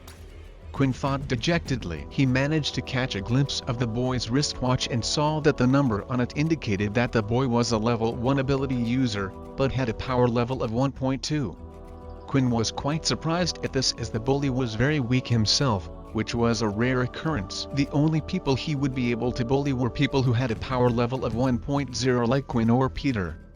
That's when Quinn suddenly recognized the one who was up against the wall. It was, in fact, Peter. Quinn was debating with himself whether or not to get involved in the first place. He hated bullies more than anything. They had ruined his school life, and chances were that soon enough he might become a target as well. He quickly made up his mind. He had wanted to test out his strength, and it seemed fate had presented him with the perfect guinea pig. The student in front of him was only at a power level of 1.2, so there was a high chance he could win, especially inside where he was not weakened by the sun. The student lifted his fist again to give Peter another punch. "You think you can just bump into me like that, say sorry and that's it?" he shouted as he swung his fist. Quinn started to walk by as if he was not seeing the fight between the two. The bully was so engrossed in his act that he didn't notice Quinn until the latter pretended to fall over and bumped into the student, causing him to stumble off balance and miss. "Quinn?" Peter asked as he looked up. "What the hell was that for?" the student shouted, sizing up the person who had bumped into him. The first place the student's eyes went to was of course Quinn's watch. Seeing the low number, his confidence grew. "What the hell is a level 1 piece of rubbish like you doing? I was waiting to see how long it would take for someone like you to appear. It seems like I lost a bet with myself. I thought it would at least take a couple of days before scum like you would act out. And what do you think you are going to do about it?" Peter was starting to feel slightly worried about Quinn. Earlier at the test site, Quinn had revealed that no ability, while the student he was facing did have one. Peter thought they might stand a chance if the two of them fought together, but he was too afraid. If possible, he would have liked to avoid any further confrontation. He had been hurt his whole life and didn't want to be hurt anymore. Sadly, this was just how the world worked. The people at the top were the ones with the strongest powers, so nobody could stop them from bullying those who were weaker than them, and in turn, they bullied the even weaker ones. In the past, Peter had tried fighting back. It was when the bullying had only just started at his old school. He had thrown back a punch and had even managed to hit the person in the face, but it had only made things worse. As a result, he had been beaten 10 times harder than normal, and ever since the bullying had only worsened. For the new bully, he had been on the bottom of the social ladder, yet for the first time ever, he had met someone even weaker than him. All the pain he had suffered through, for once he wanted to be on the other side.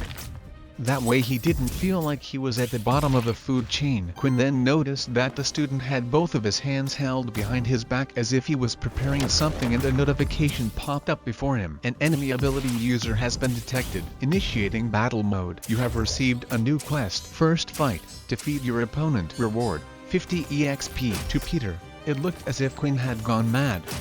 Not only did he agree to a fight, but Quinn also had a giant grin on his face as he held up his hand in what looked like a badly copied battle stance. How was Peter supposed to know that Quinn was elated to have found a fast way to level up? Even without the help of the system, Quinn could tell the student was obviously hiding his ability. "Come on, what happened to your big balls?" The other student taunted him. "You seem to be playing with them behind your back," Quinn replied. "You weak piece of garbage." The student shouted and came charging forward. Quickly, he slashed his hand out at Quinn. Luckily, Quinn's increased stats allowed him to lift his arm in time to block the attack. However, the student's hand managed to slice right through a part of Quinn's arm, drawing blood. "Damn it." Quinn cursed. Health points 8/10. Quinn looked at the student who now had his hands out in view. It appeared that the bully had a transformation ability, yet it seemed to be a weak one, limited to only his hands. The ability had changed his hands to tiger claws and had hardened his nails. From the cut, deep in his hand, Quinn knew that the nails were sharper than they looked. Suddenly everything became a little bit more serious for Quinn. The stinging pain he felt on his arm was real. The game-like system had caused him to take things a little too easy. But his pain quickly reminded him that this wasn't a game. He was unsure if he would faint after 4 more hits or if something worse would happen, but he had no intention of finding out anytime soon. The student started to charge at Quinn once again with his claw-like hands. As the student swung his right hand, Quinn managed to duck and throw a punch of his own into the student's stomach. The student staggered. The shock on his face revealed that the power behind Quinn's punch was greater than he had expected. The student maneuvered his way around Quinn, moving quicker than he looked. His claws slashed at Quinn's unprotected back, injuring him once more. Health point 6/10. "Shut up, I know," Quinn shouted as he lifted the student, choosing both of his hands by the legs and threw him up against the side of the wall. How did Quinn manage to pick him up like that? Peter wondered. They're roughly the same size and he threw him with ease. Does he really not have an ability? Or did he hide it for some reason? Quinn didn't stop there though. It was important to teach this bully a lesson, otherwise, they would just come back for more. Quinn needed to scare him from ever trying to mess with him again. He ran up to the student who was still lying on the floor and kicked him in the stomach with full force. The kick was so hard that it caused the student to cough up a little bit of blood from his mouth. First fight has been completed. 50 EXP received. 7100 EXP. Is he dead? Peter asked, slightly worried.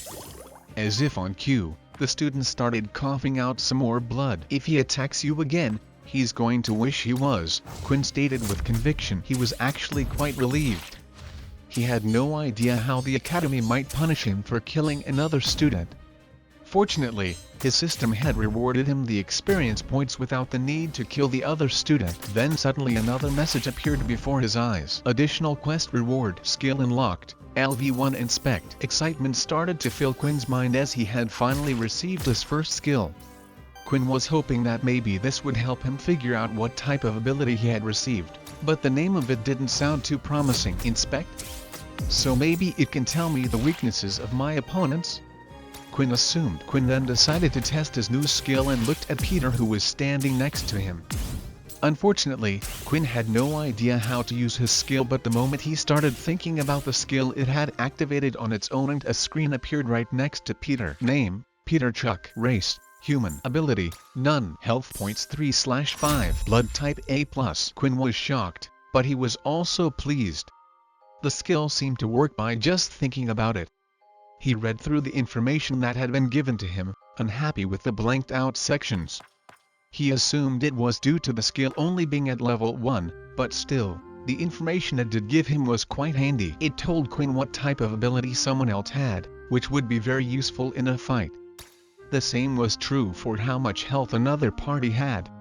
However, there was one bit of information that Quinn found very strange, and that was the blood type. It was weird for the system to give him information about such a specific thing, and Quinn also wondered how on earth this would ever help him in the future. Quinn then went up to the student who continued to lie on the floor groaning in pain and used his new skill on him as well. Name: Kyle Main. Race: human. Ability: transformation. Health points 1/8. Blood type B. Quinn: I think we better go before someone comes along, Peter told his friend. Quinn ignored him for the time being. He wanted to find out as much as he could, and who knew when he would get the opportunity otherwise. Checking the status of Kyle allowed Quinn to learn a few new things. The information he was given about the ability of the target was not very specific. There were hundreds of different transformation abilities. The other thing was the health points. It looked like for his victory he only needed to bring down the student's health points to 1, but Quinn still didn't know if 0 equaled death or not. It could also just mean the person had been knocked out. Right after inspecting Kyle, Quinn received yet another notification. You have received an optional quest. Drink the blood of your victim to absorb a stat point. What the? Is this thing crazy? Quinn thought even if he would gain a stat point there was no way he was going to drink someone else's blood. The very idea of it made Quinn feel sick.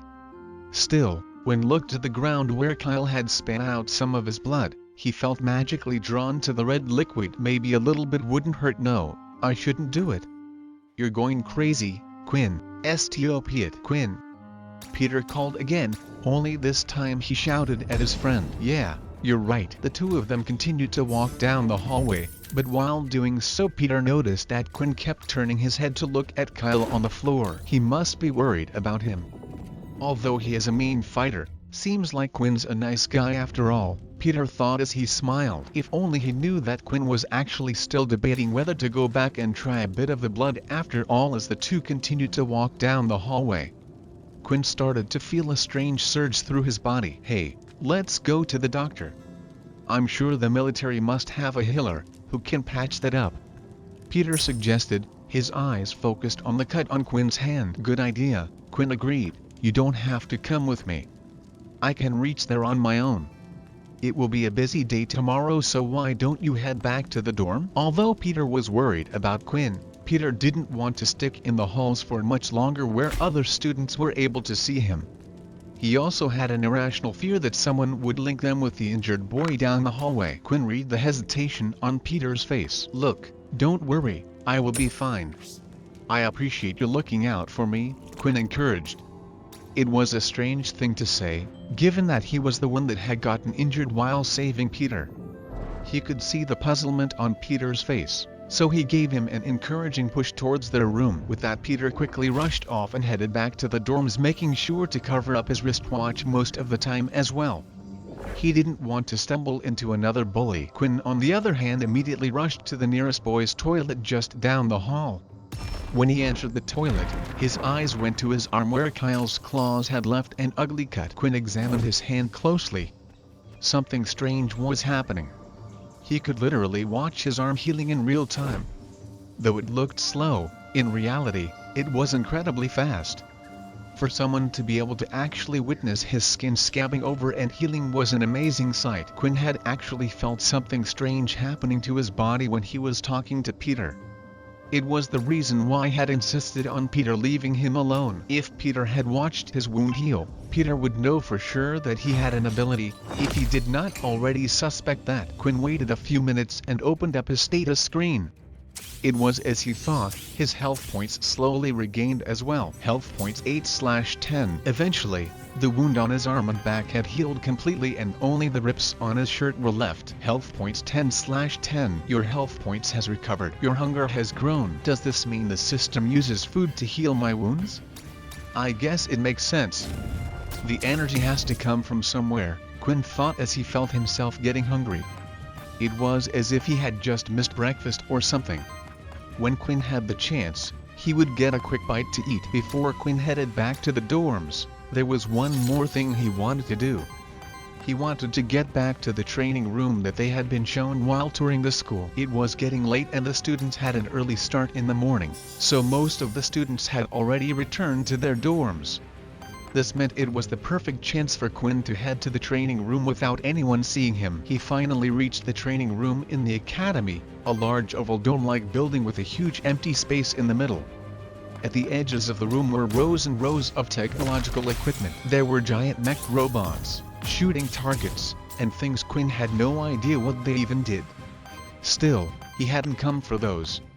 No, the one thing he was interested in was the power level testing equipment. Inside the training center, Quinn had also spotted the same machinery that had been used at the testing field. When Quinn entered, the room was unsurprisingly empty. Slowly, he made his way over to the testing equipment while walking past all the other sorts of machinery, and finally he stopped just in front of the drum-like level testing machine. It was the same type of model as the one they had used out on the fields to test their strength. Unbeknownst to Quinn, Layla had also snuck to the training room before Quinn had entered. She had come to test out her bow and arrow skills. She always practiced at night when she was nervous, and she couldn't help but worry about tomorrow. When she heard the doors to the training room opening, she immediately hid behind one of the giant robots. Suddenly she saw the student walk over in her direction. Then she noticed something. "Isn't that the boy that I took the test with? If I remember correctly, he had no ability." Layla recognized him, although she could not recall his name. Layla continued to watch Quinn as he approached the large drum. "Let's see," Quinn said to himself as he circled his right arm to warm it up. He swung his fist back and prepared to hit the drum as hard as possible. When he punched the drum, a number appeared on the drum and slowly started to rise until it eventually stopped at 10. "Seems like I was on the mark," Quinn exclaimed happily. He had come to test his theory about his status screen stats matching the equipment the school used, and he was seemingly right. Layla, who had been watching from behind one of the robots, also noticed Quinn's new score. Confused and curious, she decided she wanted to find out more about this mysterious student, and would stay hidden to learn more. Quinn then went to the hologram spike machine. Last time Quinn managed to last 10 seconds against the machine before it got too fast for him to dodge the attacks. Since his stats were no longer halved, he figured he would last longer. This time Quinn started the test, weaving and dodging through the spikes. Unlike out in the fields, he felt more agile as the spikes whizzed past him. When the test was done, he lasted exactly 20 seconds. With Quinn having confirmed his results, there was nothing left for him to do but head back to the dorm and wait for the next day to start. Meanwhile, Layla, who had stayed hidden this whole time, had seen everything. She couldn't understand why a student would hide his strength in the school. A low power level meant that one would be targeted by others. Layla only had one thought while she looked at Quinn. Maybe there will be a use for him. She decided that from now on she would keep a close eye on Quinn. The next day, at 8 a.m., the students were woken up by the sound of an alarm in the dorm rooms. It was the signal for everyone to get dressed and start the day. Once everyone was ready, they were to head down to the canteen for breakfast. When Quinn woke up, the system was the first thing that greeted him. Daily quest number 2 has been completed. 5 EXP received. 75 100s EXP. Quinn was thankful for this convenient way of gaining 5 EXP without actually having to do anything but sleep. Suddenly, a rumbling sound came from his belly. He felt hungrier than he usually was, as if something was biting through his stomach. Must still be from the fight yesterday. The canteen was a large hall that was quite plain. In fact, while walking around the school on his own, Quinn became aware of how plain most of the school looked. Single white walls, no picture frames, just windows every now and again. It was the sleek, modern, clean look that the world had taken. The canteen was filled with large tables that could seat 3 people on each side. There were no set seats in the canteen, meaning students were free to sit wherever they liked.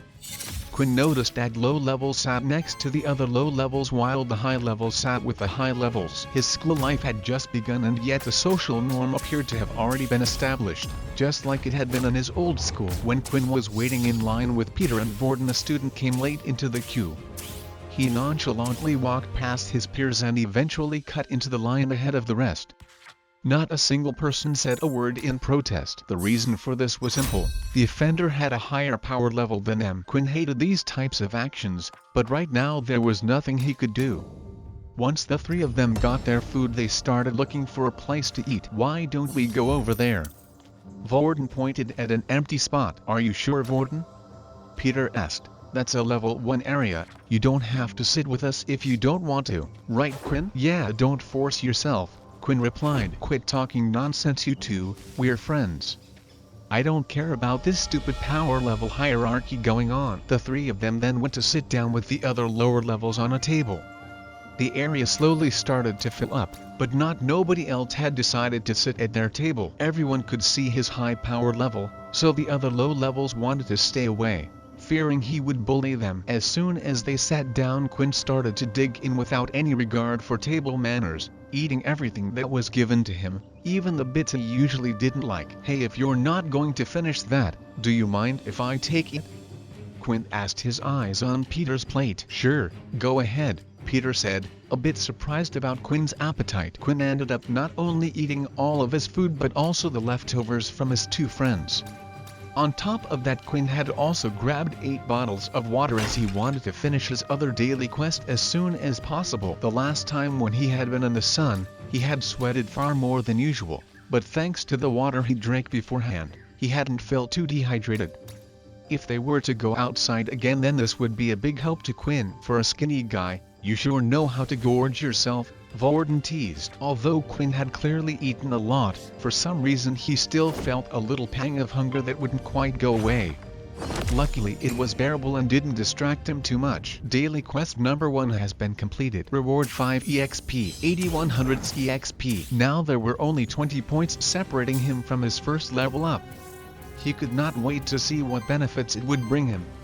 As he thought about the system, he recalled that he had received the Inspect skill as an additional quest reward from his fight yesterday. He turned to Vorden and decided to use it on him. Name, Vorden Blade. Race, human. Ability, none. Health points 10/10. Blood type 0. Quinn paused for a second as he read over what he was seeing. For some reason, the system was stating that Vorden had no ability. Hey, Vorden, can you still use Aaron's ice powers at the moment? Wow, I didn't know you were so interested in me, Vorden said as he rubbed the back of his head. Actually, my ability resets every day and I haven't touched anyone today. Besides you two, of course, but you two are duds for my ability. They continued to talk for a bit until another alarm notified them that breakfast was over and that class would start soon. On their way, Peter and Quinn spotted Kyle, who did not look at all as if he had been in a fight, much less lost it. Do you think he'll tell the teacher what happened? Peter whispered to Quinn. I doubt it. It should be too embarrassing for him to admit he was defeated by someone weaker than him, plus it would only make him a target if people find out, Quinn whispered back. Their teacher for the day was Dell, the same person who had shown them around the school. The students took their seats and just like in the canteen they chose to sit close to those of the same power levels. All but Vorden, of course. Vorden decided to sit at the back of the class with the level 1s and 2s, between Peter and Quinn. The other students noticed his behavior and quickly started to talk amongst themselves. What does he think he's doing sitting with those bottom feeders? I saw him sit with them in the canteen as well. Won't this cause a problem for the hierarchy at school? Won't the second-year students start to do something? Yeah, if he keeps breaking the rules, then they will definitely step in. This focus on one's power level wasn't just a school thing. In fact, the school was the perfect example of how their society worked as a whole. With a higher power level, you would be guaranteed better jobs and better pay. The government would support you, while the rest would be forgotten. The ones at the top didn't really have a problem with this kind of system. The people with lower power levels would do anything they asked them to do just to curry favor with them, hoping that one day they could increase their power level. Anyone who tried to upset this power system was usually quickly silenced. It was the primary reason the group known as Pure existed in the first place. They wanted to fight against this system and re-establish dignity for all humans, yet the government had branded them terrorists. Dell coughed loudly to silence the gossiping students, so he could start his lecture.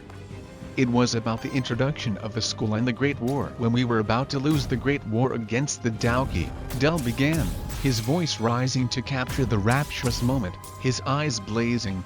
That was when they came forward. The originals. These humans had kept their abilities hidden for hundreds of years, only passing them down to their family members. He paused and looked around the class to make sure every student was paying attention before he continued. Thanks to them sharing their abilities with the rest of humanity, we were able to reverse the tide of war and beat back the Dauki. When we talk about an original today, we're either referring to the founders of that ability or a member of one of the groups who have refused to share their abilities with the rest of the world. Dell then suddenly had a serious look on his face. We might live in a time of peace for the moment, but who knows when the war will start again.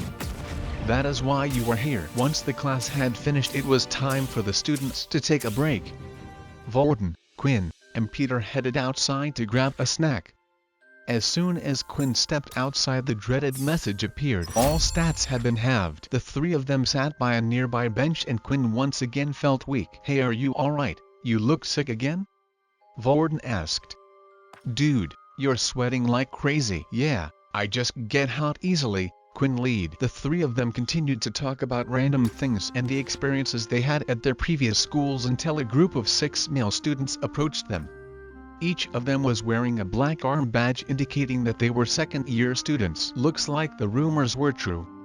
One of the second-year students said, "We have some business to discuss with the three of you. Do you mind coming with us?" Another added.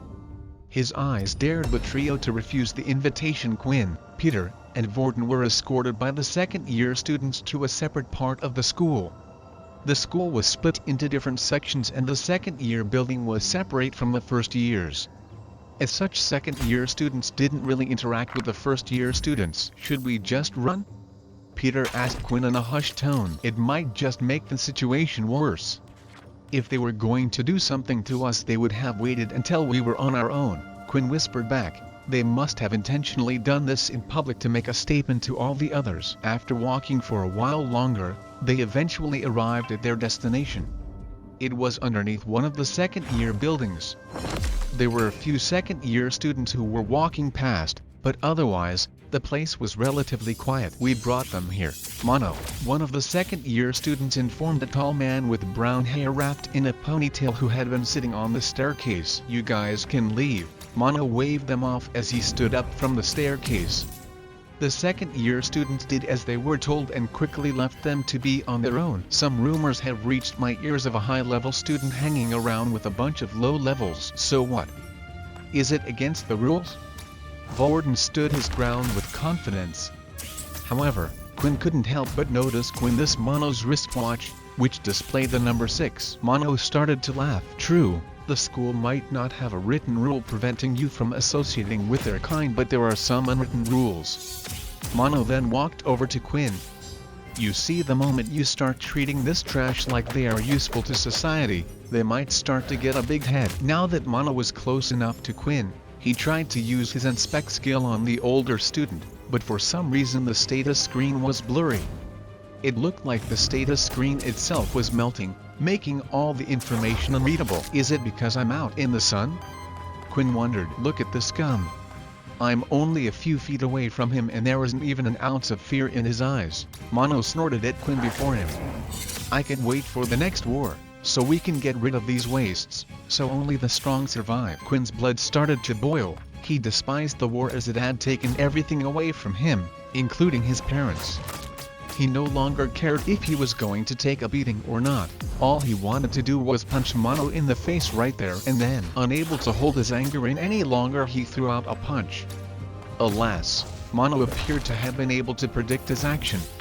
Before Quinn had even begun his attack, the older student had taken a step back, making Quinn's fist hit nothing but air. Vorden took this chance to try and grab onto Mono. However, once again Mono had reacted in advance, resulting in Vorden grabbing nothing. "You think I'm going to let someone touch me whose ability I don't even know?" Mono sneered at them in derision. "I didn't come here to fight you guys. Consider today to be a friendly warning. There are people in this school that not even the military can touch, and if you continue acting this way, they will get involved." With that, Mono headed back up the stairs and into the second-year building. "Do you think he's serious?" Peter asked. "I know at school they didn't like this type of stuff, but it seems even worse now that we're in a military school. Why don't the teachers do something to stop it?" "Because it works in their favor," Quinn sighed. "With the strong bullying the weak, the latter will try to find a way to become strong themselves. However, if you're weak to begin with and can't rely on your family to help you, where can you go to get this power?" "The military," Vorden answered in Peter's stead. "Exactly," Quinn nodded his head. "The teachers and the school don't do anything against it, because it benefits them. After experiencing hell for 2 years, your mind will likely have been broken down. In that state you might do anything to seek power and protection, and the military can offer that for you." Quinn then looked at Vorden and sighed. "I'm sorry, Vorden, but I think it might be for the best if we comply with their wishes and go our separate ways for now." "Why should I listen to them?" Vorden snapped back. The outburst surprised Quinn. After all, Vorden stood to gain the most from that. He was strong, so nobody would bother. "Look, Vorden, I assume you think you are helping me and Peter, but maybe you don't understand because you've never been powerless like us. When we break their rules, they probably won't do anything to you. It will be me and Peter they will go for." Quinn hated saying that to Vorden, especially since he was the first high-level person who didn't look at them like scum, judging them solely by their power level numbers.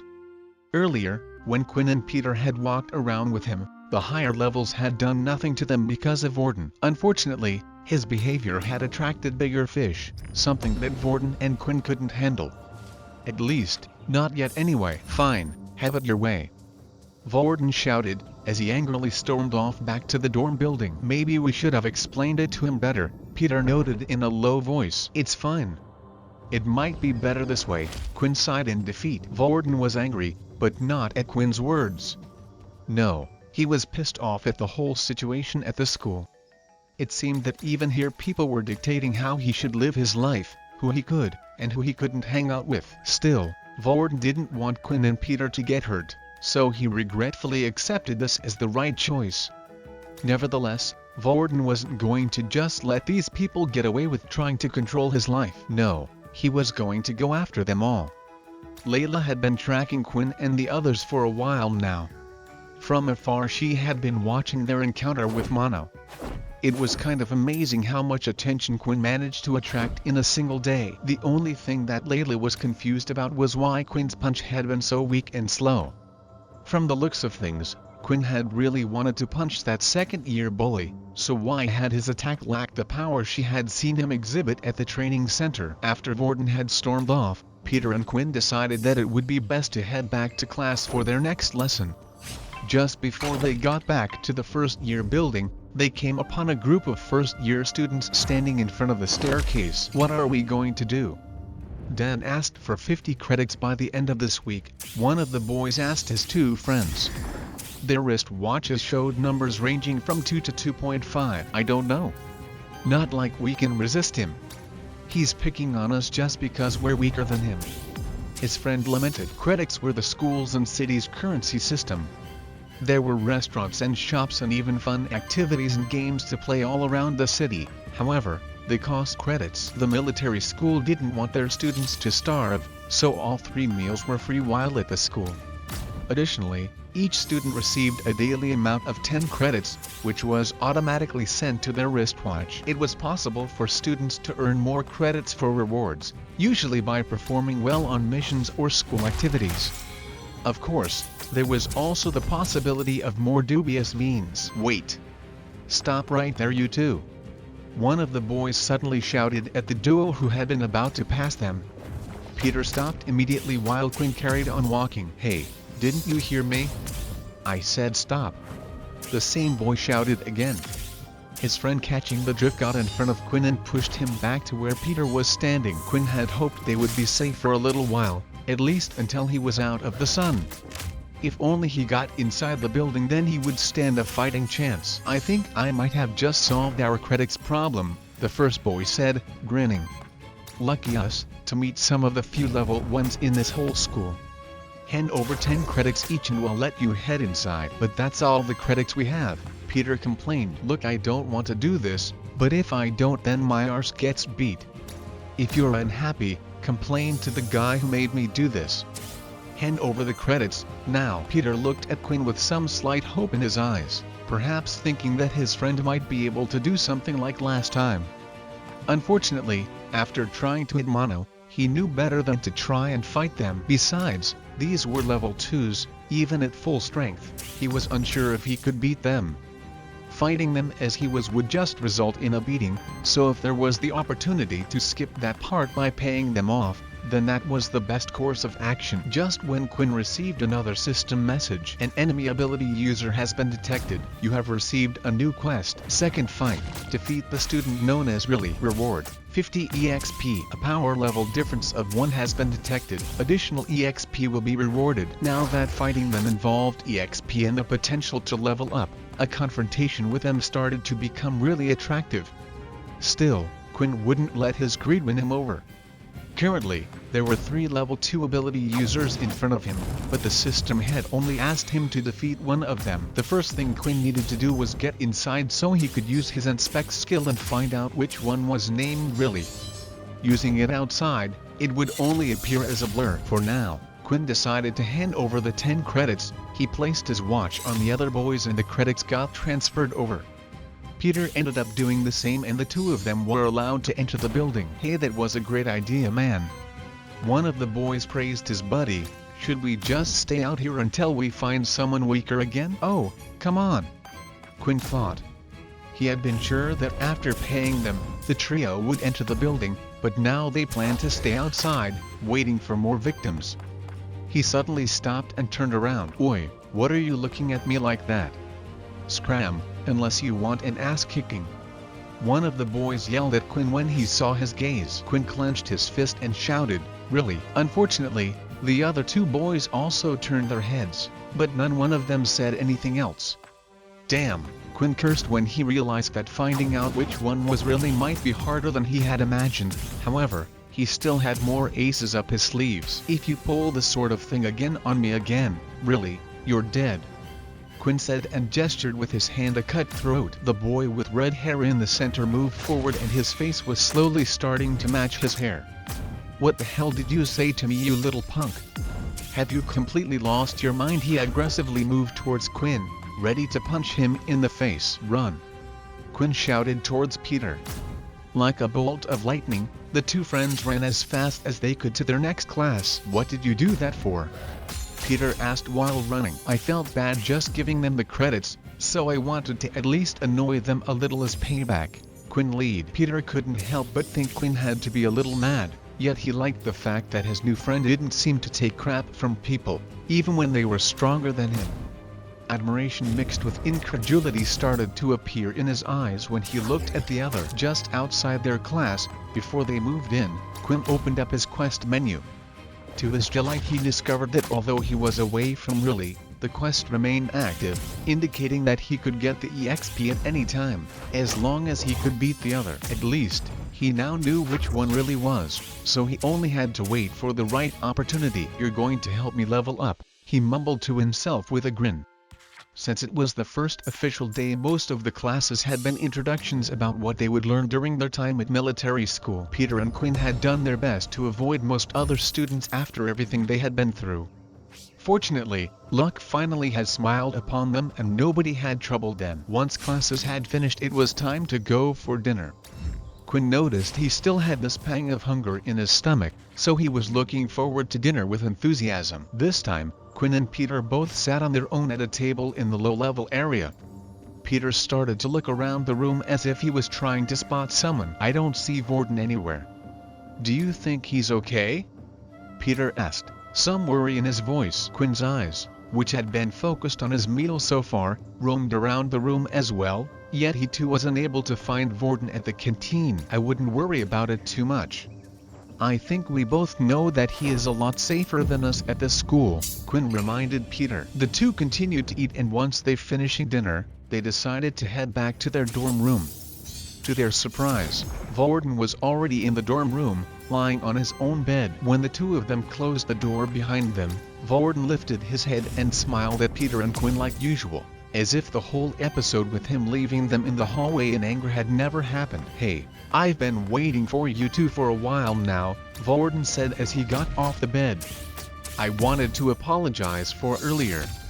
I wasn't angry at you guys but just at this whole situation. When Vorden got up from the bed, Quinn noticed a bruise on the side of their friend's face. It was slightly red and a little swollen. What happened to your face? Peter asked. Oh, this? Vorden touched the marking. I got into a little scuffle of my own, but don't worry, I didn't lose. You don't have to worry about me, I'm strong. He flexed his muscles as if to stress his point. A loud rolling noise escaped from Quinn's stomach, shifting the topic.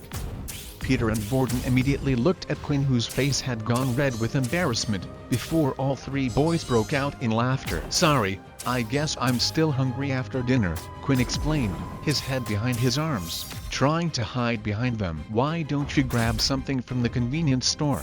It's not too far away. Varden suggested. Quinn looked at his watch and disappointment replaced embarrassment. Although he would have liked to buy himself a snack, he had no credits after their earlier encounter. Before he could even say anything, Varden had come over and had tapped his watch against Quinn's. Transfer of 10 credits successful. The notification sounded. Don't refuse, man. Just take it as my apology and go grab something, Varden insisted with a smile. Thanks. Quinn left Peter and Varden on their own and rushed off to the convenience store. It wasn't too far away from military school, just 20 minutes by foot at a normal tempo. At the front of the school was a huge gate that had 2 guards standing at the entrance at all times. Only students, teachers, and certain military personnel were allowed on the school grounds. Anytime a student wanted to leave, they had to show their wristwatch to the guard, and the same procedure was followed upon entering. Once past the gates, Quinn decided to test out how much 10 stamina points really were. It had already turned dark and the sun was nowhere to be seen. He started to jog at a relatively fast pace to the convenience store. After running for about 5 minutes, he happily noted that he wasn't out of breath like he usually would be. He decided to run even faster, eventually reaching the convenience store in 7 minutes. Impressive, Quinn thought. He had run over 1 kilometer in just under 5 minutes and he was not out of breath. He realized that his body had changed. He no longer had the weak body he used to have, but the body of an athlete. Another thing he noticed while running at night, he could see everything very clearly. Even when there were no street lights, it was as if the moon had lightened everything up. A type of night vision of sorts. Your hunger grows slightly. I know, annoyed Quinn waved it away. I will deal with that in a moment. Once Quinn entered the convenience store, he grabbed a few of his favorite snacks. Some late-night ice cream and potato chips. That was when he suddenly spotted Riley and his friends in the same store just down another aisle. He ducked down quietly and waited for them to finish shopping before deciding on his next course of action. Here, I thought I would have to track him down, but it seems like he's come right to me. As he waited, he looked around him, only to notice that next to him were a lot of masks. There was one in particular that stood out to him. It was a fully black mask that covered the top half of the face, only leaving the mouth open. Across the mask was a very realistic blood splatter design. Quinn waited until he heard Riley and the others leave the store. Then he grabbed the mask and snacks and placed them on the counter. Ironically, while Quinn had been busy stalking Riley and his friends, he completely ignored the only other person in the store, Layla. What the? We're months away from Halloween, so what is he doing buying a mask like that? She thought to herself. She decided to continue to follow Quinn and see what he was up to. Hey, we're going to shoot some hoops in the park, you want to join? One of the boys asked Riley. Nah, you know my ability is useless for playing games like that, Riley replied. I think I'll just head back and wait by the school gate, see if there are any more suckers I can leech some credits from. The other 2 boys looked at each other. They felt guilty, aware that what they were doing was morally wrong. Still, they told themselves that they were merely doing it because they themselves didn't want to get beaten up by a higher power level. While this might have been true for the 2 of them, Riley had started to gain pleasure from bullying those weaker than him. Riley started to head back to school and passed through a small park on the way back. The area was completely void of people at this time and had very little lighting. There were also plenty of trees for Quinn to hide behind. It's showtime, Quinn hyped himself up as he put on the mask. Quinn continued to follow Riley through the woody area of the park, waiting for him to get to a good spot before ambushing him. It was mostly dark outside and the only visible light in the area was coming from either the moon or the single street lamp. Making sure that nobody else was around, he got ready to strike. Even if he spots me now, he won't know who to come back to for revenge, he reassured himself, adrenaline pumping through his veins. Riley, oblivious to the fact that he had company, went through the information on his watch. The glowing light displayed his total of 80 credits. I'm a genius. I don't know why I didn't do this sooner, he thought to himself. With this much, I have more than enough to pay off Dan, while keeping some for myself. And as long as I stay on Dan's good side, no one will try to attack me. Riley was still lost in his daydream when out of nowhere something hit him from the side. He felt the impact on his face and staggered to the floor, holding his chin. When he looked up from where he had fallen, he saw the silhouette of a boy standing over him with a horrifying mask. Under the moonlight, it looked like real blood, making Riley panicked. "What the heck, who are you?" Riley shouted, his voice shaking. Quinn would be stupid to answer this question. He wanted to finish the fight fast. He ran up to Riley and threw another kick. Alas, this time Riley was prepared and lifted his hands, managing to block the kick. What's worse, when Quinn's leg hit Riley's hands, it felt as if he had kicked against solid rock. "God damn it!" Quinn cursed, as he quickly leaped backward. He lifted his trousers and saw his leg was badly hurt. It looked like his bones had even bent in slightly. "What?" Riley was confused as he watched his attacker fall back. Then the boy spotted his attacker's glowing wristwatch, which lit up brightly in the dark, displayed the number 1. Riley started to laugh, convinced of his superiority. "You must be one of the students I took credits from earlier. Let me guess, you thought you could get some revenge, huh?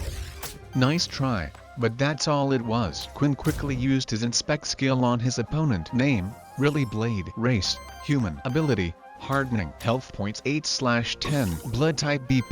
Damn it. No wonder my leg felt like it hit a rock.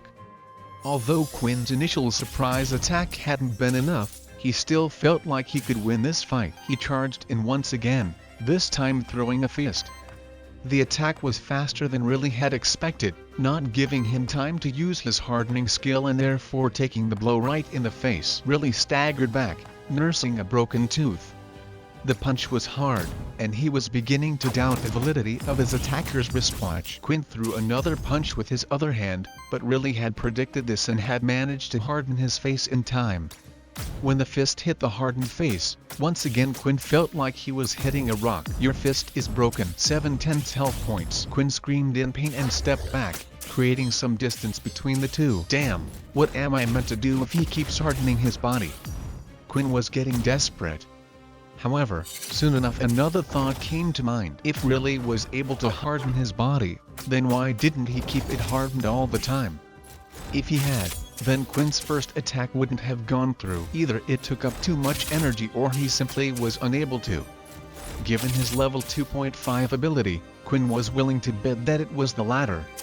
Most likely Riley was only able to harden a single part of his body at a time. It was just a theory, but Quinn had nothing to lose and this gave him a plan. He ran forward at Riley once more, shouting, "I'm going to punch that ugly face of yours, even if it's the last thing I do." Riley hardened his face and was ready to laugh at his attacker once again, ending up hurting himself, but at the last second Quinn changed his punch into a kick aimed at the boy's unprotected stomach. It worked, Quinn thought as the other bent over in pain. Next, he feigned a knee toward Riley's stomach, only to end up punching him on the back of the head. Receiving the attack, Riley lay on the ground defenseless. With one last fast swift attack to the back of his head, the red-haired boy got knocked out. Second fight has been completed. 50 EXP received. Additional reward, 20 EXP received. 100 EXP. You have reached the maximum amount of EXP. Would you like to level up? Would I like to level up?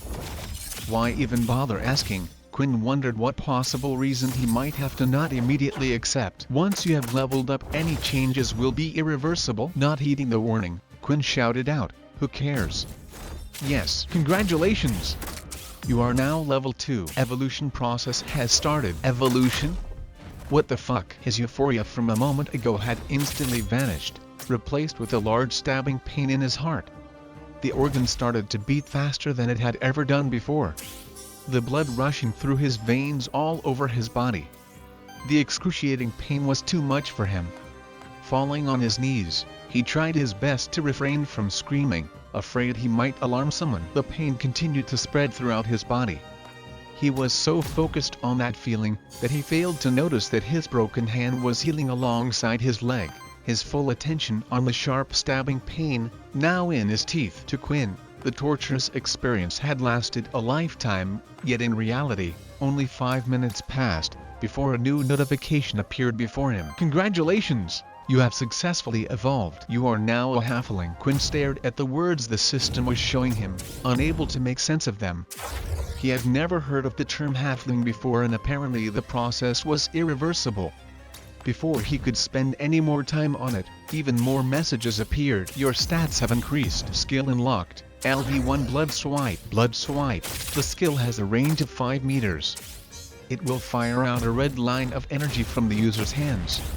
To use the skill, the user must use their own blood, causing -1 health points per blood swipe. He had no time to check his new stats, as yet another message showed itself, this one bolder than the previous ones. It drove Quinn into a state of shock. Your hunger grows. You can no longer suppress your need for blood. Your health points will decrease by -1 health points every hour until you have consumed human blood. Quinn staggered where he stood, unable to take everything in.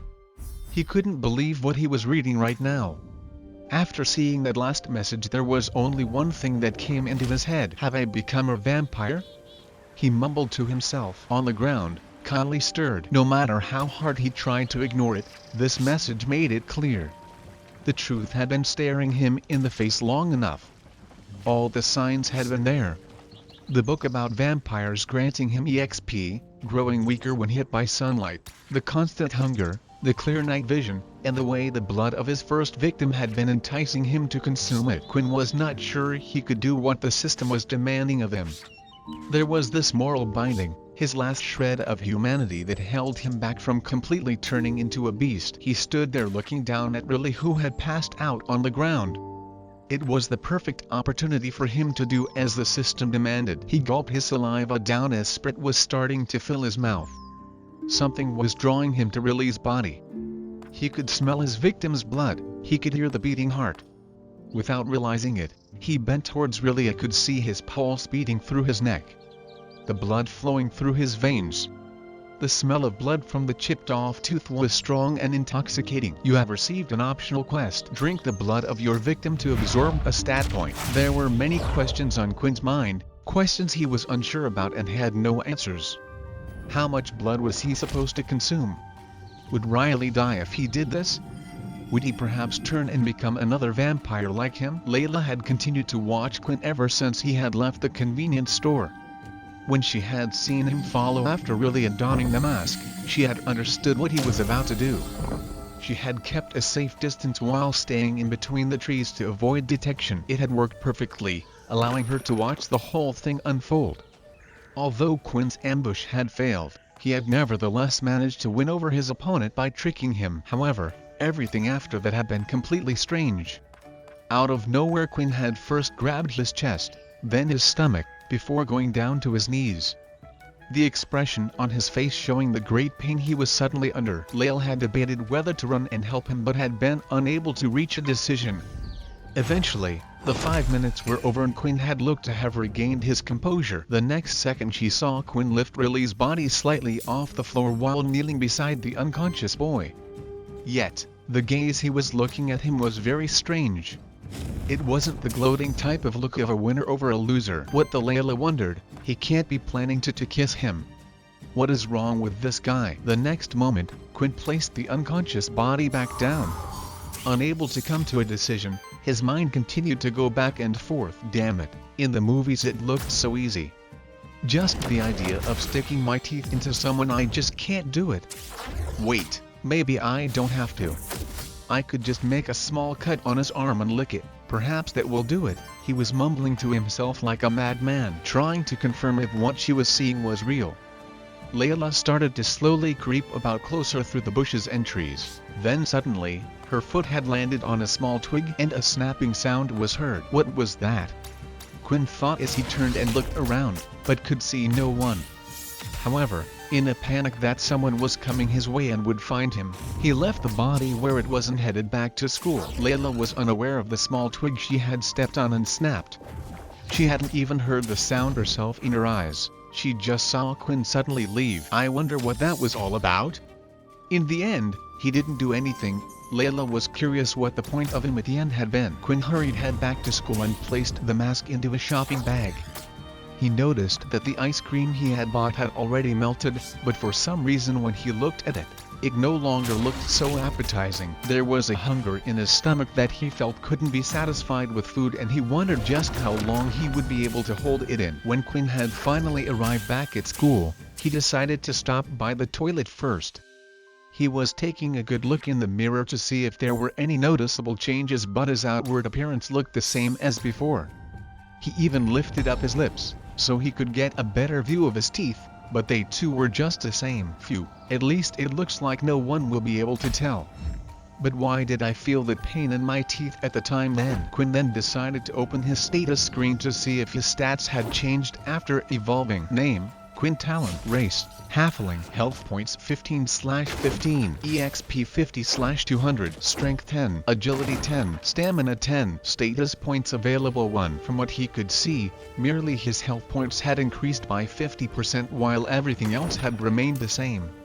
To be honest, Quinn was pretty bummed out about that, expecting more from something called an evolution. Still, at least his level up appeared to have granted him a single status point.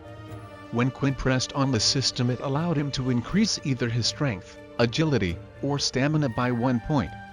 Quinn thought about it for a while and decided to add a point to his agility. Agility 11. Quinn had considered increasing his strength in case he met more people like Riley, but he had concluded that he could overcome that problem with a good beast weapon. It would therefore be wasting his stat point. As such, what he wanted right now was to become fast and agile like an assassin. Quinn wondered if there was a reason why the system had only given him 1 point, but then he recalled the optional quests it had offered him. So far Quinn would have been able to gain an additional 2 stat points, whereas leveling up only granted a single one. If he wanted to get stronger fast, then that would be the quickest way. However, Quinn was unsure of whether or not he would be able to go through with it. At first, he would like to do more research into the system and see if there was anything he could find out about it. He had a direction now and knew his system was similar to that of a vampire. Perhaps if he learned more about them, he would be able to figure out if there was a way around drinking the blood as well. With that in mind, Quinn decided to head to his room where he could hear Vorden and Peter practicing together. Peter was trying his best to learn the ability book the military had given him, while Vorden was tutoring him. "What took you so long?" Vorden greeted him with a question.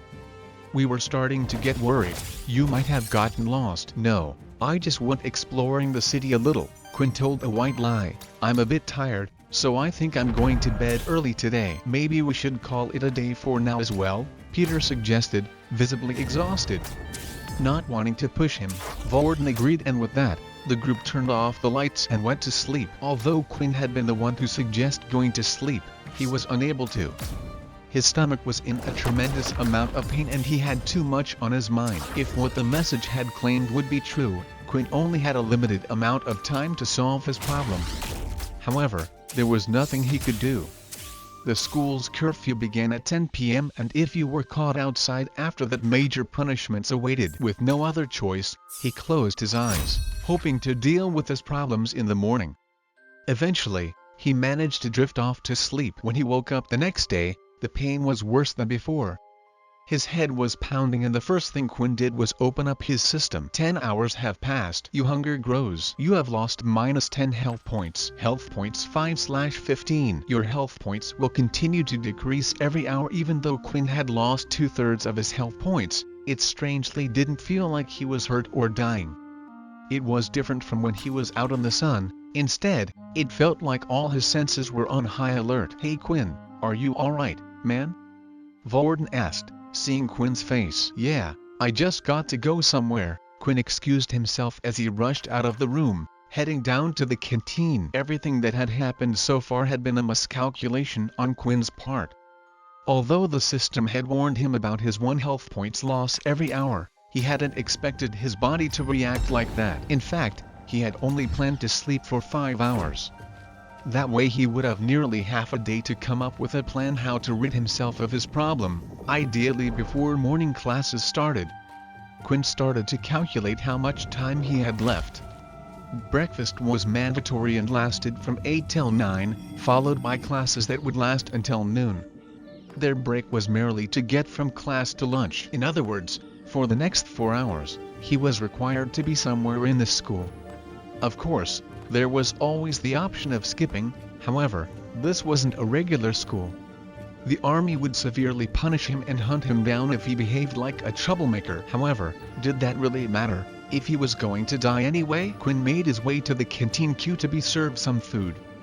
He was taking in deep breaths slowly, an action that was supposed to help him get the hang of his heightened senses. Right now, he was able to hear the conversation from the other side of the room, pots and pans clanging in the kitchen as if they were next to him.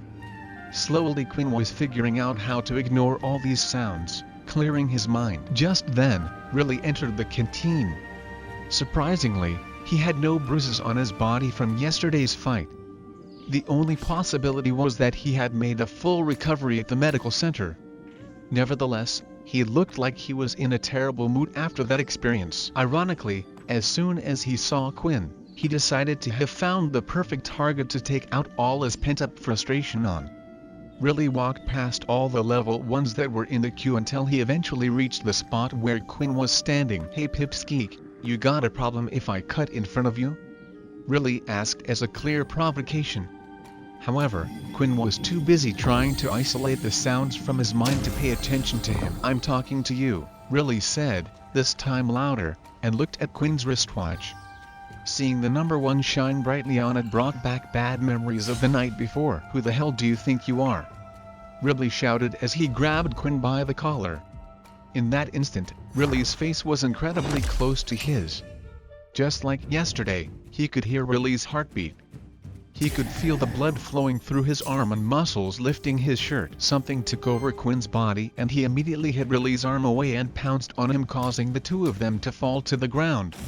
Quinn was now on top of Riley and had both his hands pinned down. "Get off me, you crazy animal!" Riley screamed, but when Riley tried to overpower Quinn and lift his hands, it wasn't possible. His ability to harden his skin was useless in this kind of situation. Then Quinn started to feel something growing in his mouth. Quinn placed his head just a few inches away from Riley's neck and got ready to bite in. Just as he opened his mouth though, he felt someone pull him by the back of his collar and chucked him off Riley towards the people in the queue. "Don't touch one of my boys," the newcomer said. Dan was a large teenager with a muscular build. His appearance was more like that of a bald adult. "Dan, thank you so much," Riley bowed as he stood up from the ground sweating. "You're dead now, boy." As soon as Dan took one step forward though, Varden stepped in front of Quinn with Peter. "Do you really want to cause a problem?" Varden asked, lifting his arm to show the power level on his wristwatch. In reality, Varden was only bluffing. Varden's power very much depended on what ability he copied, and right now all he had access to was Peter's level 1 Earth ability. If they were to get into a fight here, there was no contest on who would win. Fortunately, Varden's plan succeeded, as Dan decided to back down after seeing the number 5, taking Riley with him. Before Riley walked off, he mimicked Quinn's action of imitating someone cutting his head off. "Oh, thank God, I can't believe that worked," Peter sighed, aware of Varden's secret. After the canteen incident was over, something became clearer to Quinn. The teachers wouldn't step in, no matter what happened. In the canteen, there were many guards standing in each corner of the room, but not a single one had done anything to help. After the group finished eating, it was time for them to go to their morning classes. Quinn was unable to concentrate on anything. All he could do was try to calm himself down while in the middle of class and watch his health points slowly tick away. It was driving him insane seeing the number go down each hour, making him regret not having bitten into Riley's neck when he had the chance. By lunchtime, Quinn once again rushed off without Varden and Peter. 1/15 health points. "What the hell is happening to me?" Quinn was worried. His hands wouldn't stop shaking. Each time Quinn's health points went down, it was getting harder and harder to control his own body. Sooner or later, he thought, he would go crazy. During class, he had multiple visions of tearing the place apart and ripping out the blood from his fellow students' necks to crave his desire. Without realizing where he was walking, Quinn eventually ended up in the library. In the quiet corner of the library down one of the aisles was the fiction section. "Please have something I can use," Quinn prayed as he took out fantasy book after fantasy book about vampires. In some of the books, vampires were able to live off animal blood. Unfortunately, Quinn's system had clearly stated his need for human blood. Even if that hadn't been the case, it would be next to impossible to find an animal in time. In other stories, vampires had been made responsible for raiding the hospitals for their supplies. Alas, The one in the city was heavily guarded and he wouldn't reach it in time even if running. For the first time, Quinn could feel himself getting weaker. He sat on the floor and read one last book and found nothing of use. When he closed the book, he could see Layla standing there opposite him. "Are you okay?" Layla asked, concerned for Quinn as he was starting to look very pale. Layla bent down so she was at eye level with him and placed her hand on his forehead to check his temperature. "You're so cold. Do you want me to take you to the nurse's office?" Layla offered. Quinn hadn't heard a single word she had said. Her neck had been too mesmerizing. The urge was uncontrollable. Sighing, he pulled Layla by the arm, bringing her close to him. A weak sigh escaped his lips as he bit into her neck. As Quinn opened his mouth wide, he could feel the ends of his teeth elongate. He didn't know what had come over him. It was as if his body had just taken control and was working on instinct. His teeth quickly sunk into Layla's skin and at the same time, a gush of blood entered Quinn's mouth. Surprisingly, Layla didn't feel any pain from this. Instead, she felt pleasure. A tingling sensation ran through her body as she felt the blood rush up through and out of her neck. Even if she wanted to resist, she couldn't. The bite seemed to have a paralysis effect. Finally, Quinn's hunger was dissipating. "Your hunger has decreased. Your hunger has decreased. You will no longer lose health points." Even though the messages appeared one after the other, Quinn continued to suck Layla's blood away. "Health points regenerating. Health points regenerating. 15 health points." Only after the last message appeared, did Quinn's mind fully return. Immediately, he let go of Layla, causing her body to fall to the ground. "What the?" Quinn wondered aloud, unsure where he was. Looking around, he noticed the poor girl on the ground. "Shit, did I do that?" As if to answer his question, the images of what he had just done popped into his head. "A plus blood type has been absorbed. You have gained 1 strength." Quinn was curious to check the message, but for now, he needed to get Layla out of the library fast. Even though they were in a quiet part of the library, there was no telling what kind of scene it would cause if somebody found the girl on the floor. Thankfully, Quinn could hear Layla breathing, so he at least wouldn't have to worry about accidentally having sucked her dry. Unfortunately, there were 2 clear bite marks on her neck that needed to be dealt with. He then lifted Layla up with his 2 hands, to his surprise discovered she was lighter than he had imagined. Not wasting any time, he headed to the doctor's office, all the while going over what had just happened. A part of him tried to convince himself that the system might have just been playing tricks on him. Even though he could see his health points going down, he had never felt like he was going to die at any point. In fact, Quinn didn't know if going to 0 health points equaled death, but after what had happened today, he didn't want to take any chances. There were a few things Quinn needed to do. At the top of the list was to find out how frequently his body required blood. Alas, this meant he would have to once again starve his body of blood. Only this time he would prepare blood beforehand, so he would be better prepared. But before even all that, he had another serious problem on his hands. Would Layla remember anything when she got up, or would Quinn have to convince her to keep it a secret? If others were to find out of his rare ability, it would start a bidding war between the private companies and the military. They would do anything to get their hand on such a new type of ability.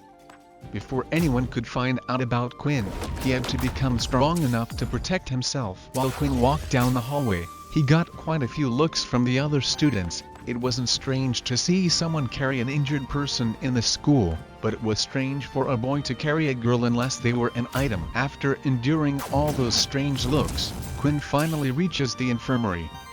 Inside, there was a single female doctor named Haley, who looked to be in her early 30s.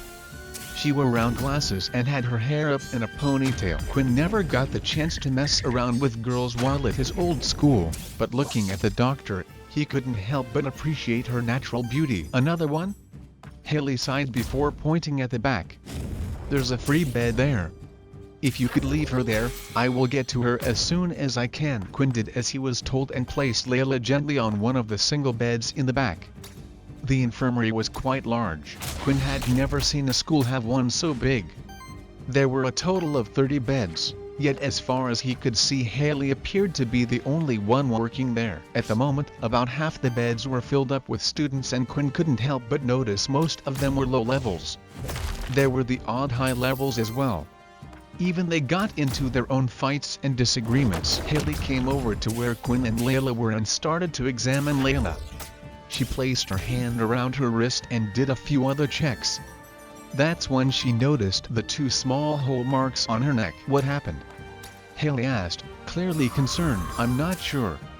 I was in the library when I saw her on the ground like that," Quinn replied. "Classes ended not too long ago, so it can have been too long since she passed out, yet the wound on her neck looks like it's already healing on its own."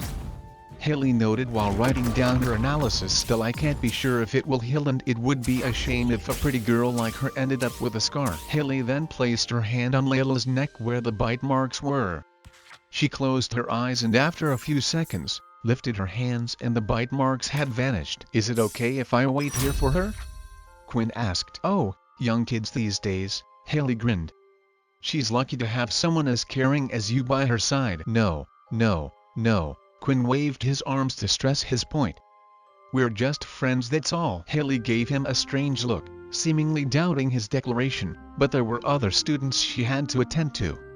After Haley had gone away to look after other students, Quinn decided to open up his status screen. Strength 11, Agility 11, Stamina 10. So, it really did give me an extra stat point after all. He was unsure how exactly sucking someone's blood strengthened him, but he decided not to question it too much. Interestingly, Quinn had received 2 optional quests to suck the blood of those he had defeated. He had assumed that the stat point was like an extra reward for winning a fight, but it appeared like there was no actual need to fight against someone first. In that case, Quinn was theoretically able to drink anyone's blood to gain stat points. However, what would happen if he drank Layla's blood again? Would he gain another stat? There were so many questions Quinn had no answers to. He looked at Layla lying there peacefully. Right now, he was in complete control over his body and there was no urge for him to suck on Layla's neck again. After checking his teeth, he was thankful that they had gone back to normal. That's when Quinn decided to look around the room until he finally found what he was looking for, a syringe with a needle. Quinn looked around the room and Haley appeared to be busy dealing with another student. He carefully took the syringe and hid it behind his back and then quickly scooted over to where Layla was once more. "I'm really sorry about this, Layla," Quinn apologized to the girl, "but you're going to have to be my guinea pig." Quinn took out the syringe and carefully looked at where Layla's veins were. Luckily Layla was quite pale, making her veins more visible. He carefully searched for the right spot and just when he was ready to extract some blood, he heard someone crash into the room. "Is Quinn here?" a panicked boy's voice asked. "Why is Peter here?"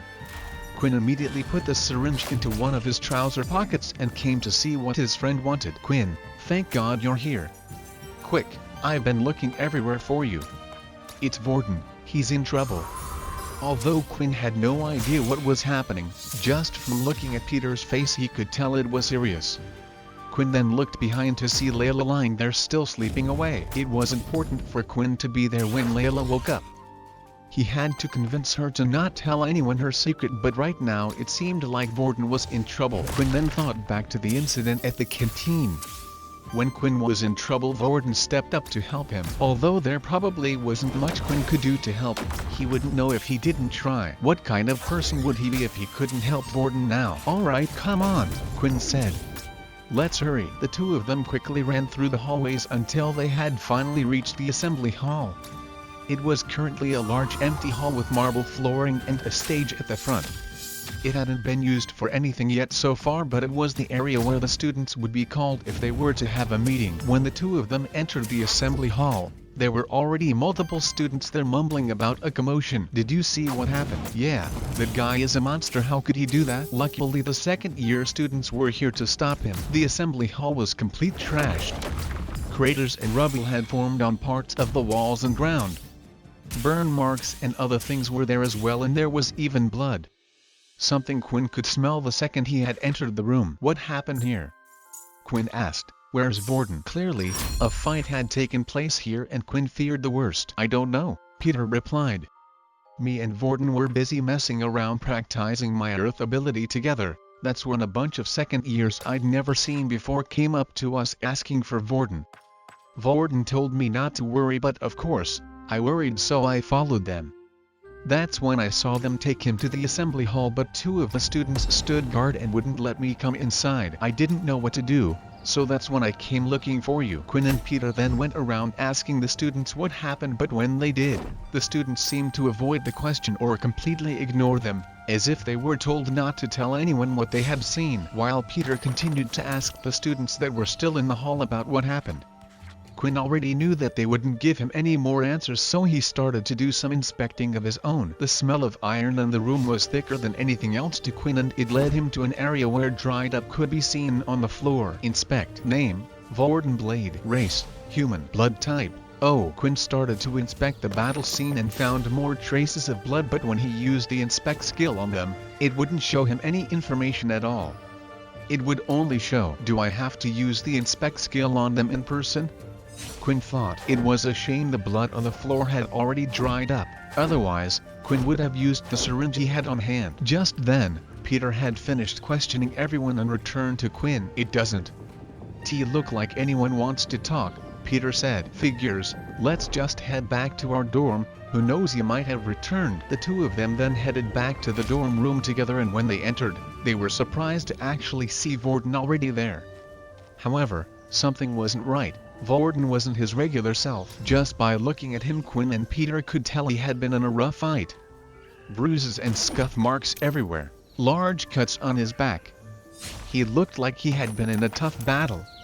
Not only that, but Vorden didn't even greet them when the 2 entered. The Vorden they had come to know was not the same Vorden right now. Vorden just stayed there lying down on his bed. Vorden, what happened? Is everything all right? Peter asked. Yeah, just leave me be, I'll be fine, Vorden said. If you stay near me you will just get hurt anyway. What are you talking about, Vorden? Peter shouted. Look at you, you have to go to the doctor's office. Come on, let's go. Just leave me alone please, Vorden said quietly. Quinn, come on, say something. He needs to go to the doctor's office, right? But as Peter turned around to seek support from Quinn was nowhere to be seen. Even he thinks I'm a monster, Vorden mumbled to himself. Just outside the dorm room, Quinn was leaning up against door, panting hard and sweating. Although he had no reaction when looking at people anymore, it was different when he saw Vorden. Vorden still had fresh cut marks all over his body, and the smell coming off him was strong. Suddenly Quinn felt like he had a craving for a little bit of blood. It was something he could control. It wasn't like last time where his body had taken over, but it had brought back bad memories for him, and he was a little afraid of what might have happened. I really need to find out what's going on with this strange system ability I have. Then a thought came into his head. There was a pending problem that he still hadn't dealt with. Although Vorden was acting strange right now, Quinn knew he was safe.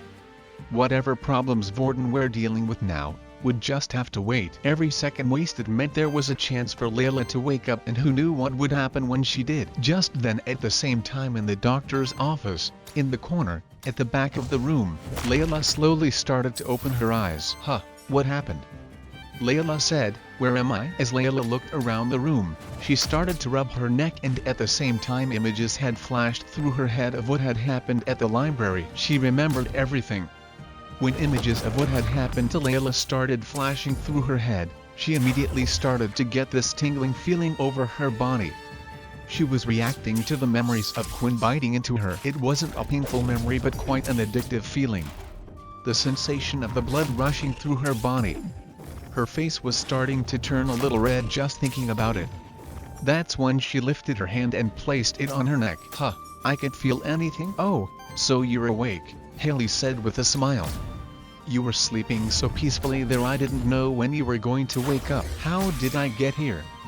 Layla asked. Oh, a boy came in and dropped you off. He said he was your friend. I can't remember his name, but he had short black curly hair, Haley said with a smile, thinking about the two of them. This confirmed Layla's thought. Quinn must have brought her here right after biting her. Haley then noticed that Layla was rubbing the side of her neck with her hand. Oh, I got rid of those 2 marks for you. Do you remember what happened? Once again, as she thought back to the memory of Quinn biting her, she started to get goosebumps all over her body. I'm not sure, maybe it was a beast, Layla replied. A beast? Yeah, I hear sometimes a stray can come out with the students while they're training through the portals, Layla said nervously, hoping that Haley would believe her lie. Well, whatever it was, I'm sure someone else will deal with it. It's just a good thing you're safe now. Quinn was running through the school halls as fast as he could. He needed to make it to the doctor's office before Layla woke up. He had no idea how Layla would react. Not only that, but what were the consequences of biting someone? If it was like some of the vampire novels Quinn had read in the library, some vampires had the ability to turn others. Right now, Quinn thought that might be a better situation than everyone finding out about his ability. Finally, Quinn had reached the doctor's office and he pulled the door wide open. "Oh, hello again," Haley said. "If you're looking for the girl, you just missed her. She left a little while ago." "Really? Did she happen to say anything?" Quinn asked. Judging by Haley's reaction, it didn't seem like Layla had said anything, but he needed to make sure. "Oh, you mean about the wound? She said that a beast might have attacked her, although I highly doubt that. It looked more like snake bite, but how did it manage to get into the school and all the way up her neck?" Haley continued to ramble on. "She often did this as she was left on her own a lot of the times, being the only doctor stationed at the school. It was a lonely job." "Thanks for letting me know," Quinn said as he closed the door. Why did Layla decide to keep it a secret, Quinn thought. He had basically assaulted the poor girl. Could it be that she didn't remember what happened, or maybe she was planning to use a blackmail against him, but that didn't make sense. She had nothing to gain. Quinn had always thought like this. People, when they did something, always did it for selfish reasons. That's just the way people were. He couldn't believe that Layla would keep this a secret for no reason. Just then, while Quinn was outside the doctor's office thinking of what to do next, he felt a hand on his shoulder. "You and me, we need to talk," Layla said. Had she been waiting here this whole time? This was bad. Layla clearly indicated that she knew something, which meant losing her memory of the events were unlikely. The two of them then headed to the library where the incident took place. Quinn felt a bit more relaxed. Taking him here meant she wasn't looking for a fight, as there were other students in the room. The two of them sat at a table and activated the orb so only the two of them could be heard. As they looked into each other's eyes for a bit, Quinn started to run multiple scenarios through his head. If worst came to worst, he might have to silence her. "What happened at the library? What did you do?" Layla asked, rubbing her neck. "Why bother asking if you already know what happened?" Quinn said. "Just tell me what you want. I don't know if you know this, but I kept an eye on you for longer than you think. After observing you for a while, I came to a conclusion. You're a vampire, aren't you?" Quinn started to laugh nervously, hoping to throw Layla off track. He was actually amazed by how she had come to the conclusion so fast when it even took him a while. Even if she did see everything he had done so far, he didn't think this was the natural conclusion someone would come to. "And why would you think that?" "I saw you lifting that boy's neck. At the time I thought you doing something else cause I couldn't see clearly," Layla said as her ears started to heat up a little. "But after what you had done to me, it confirms it." Quinn started to sweat slightly at the integration. He wasn't worried about Layla herself, but the trouble she could bring him in the future. Quinn didn't know what to say and thought he would wait for Layla to make her demand. Layla then took a deep breath before saying her next words. This is what Quinn was waiting for. Her request. "I want you to hear me out.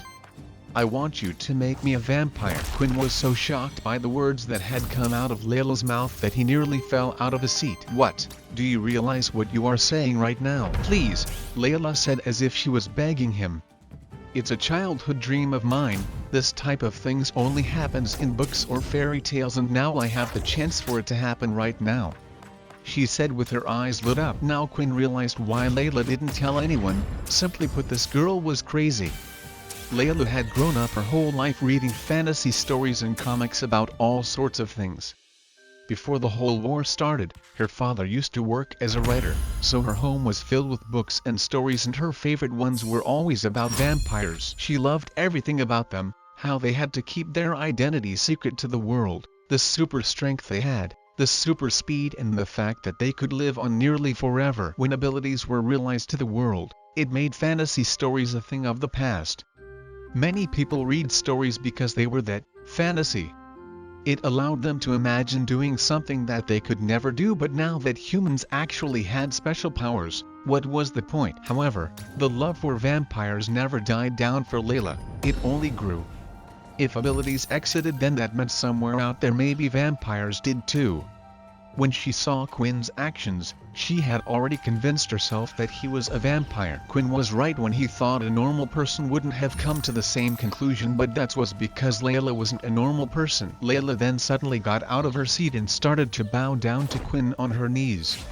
The students in the room, although couldn't hear their conversation, couldn't help but look at them. "Please, I'll do anything for you," Layla said. "Alright, I understand, please get up," Quinn said. The two of them sat down at their seats again. Before Quinn started to speak, he let out a big sigh, thinking about how he was going to explain this to her. "It's not what you think," Quinn said. "I'm not a vampire. I became like this from an ability book." Suddenly the smile on Layla's face disappeared. "You know what that means, right?"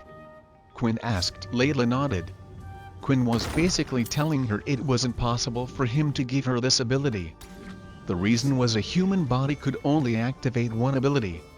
When learning an ability, it mutated the genes inside of your body, but once your genes had been mutated, they could no longer change or add a second mutation. Because Layla already had the ability of telekinesis, it meant Layla was unable to learn a second ability. "Then why did you hide this from the academy? Why did you tell them you had no ability? If you got this from an ability book, you can't be an original. Have you ever heard of an ability like this?" Quinn asked. Layla thought about for a while and realized there was nothing quite like it.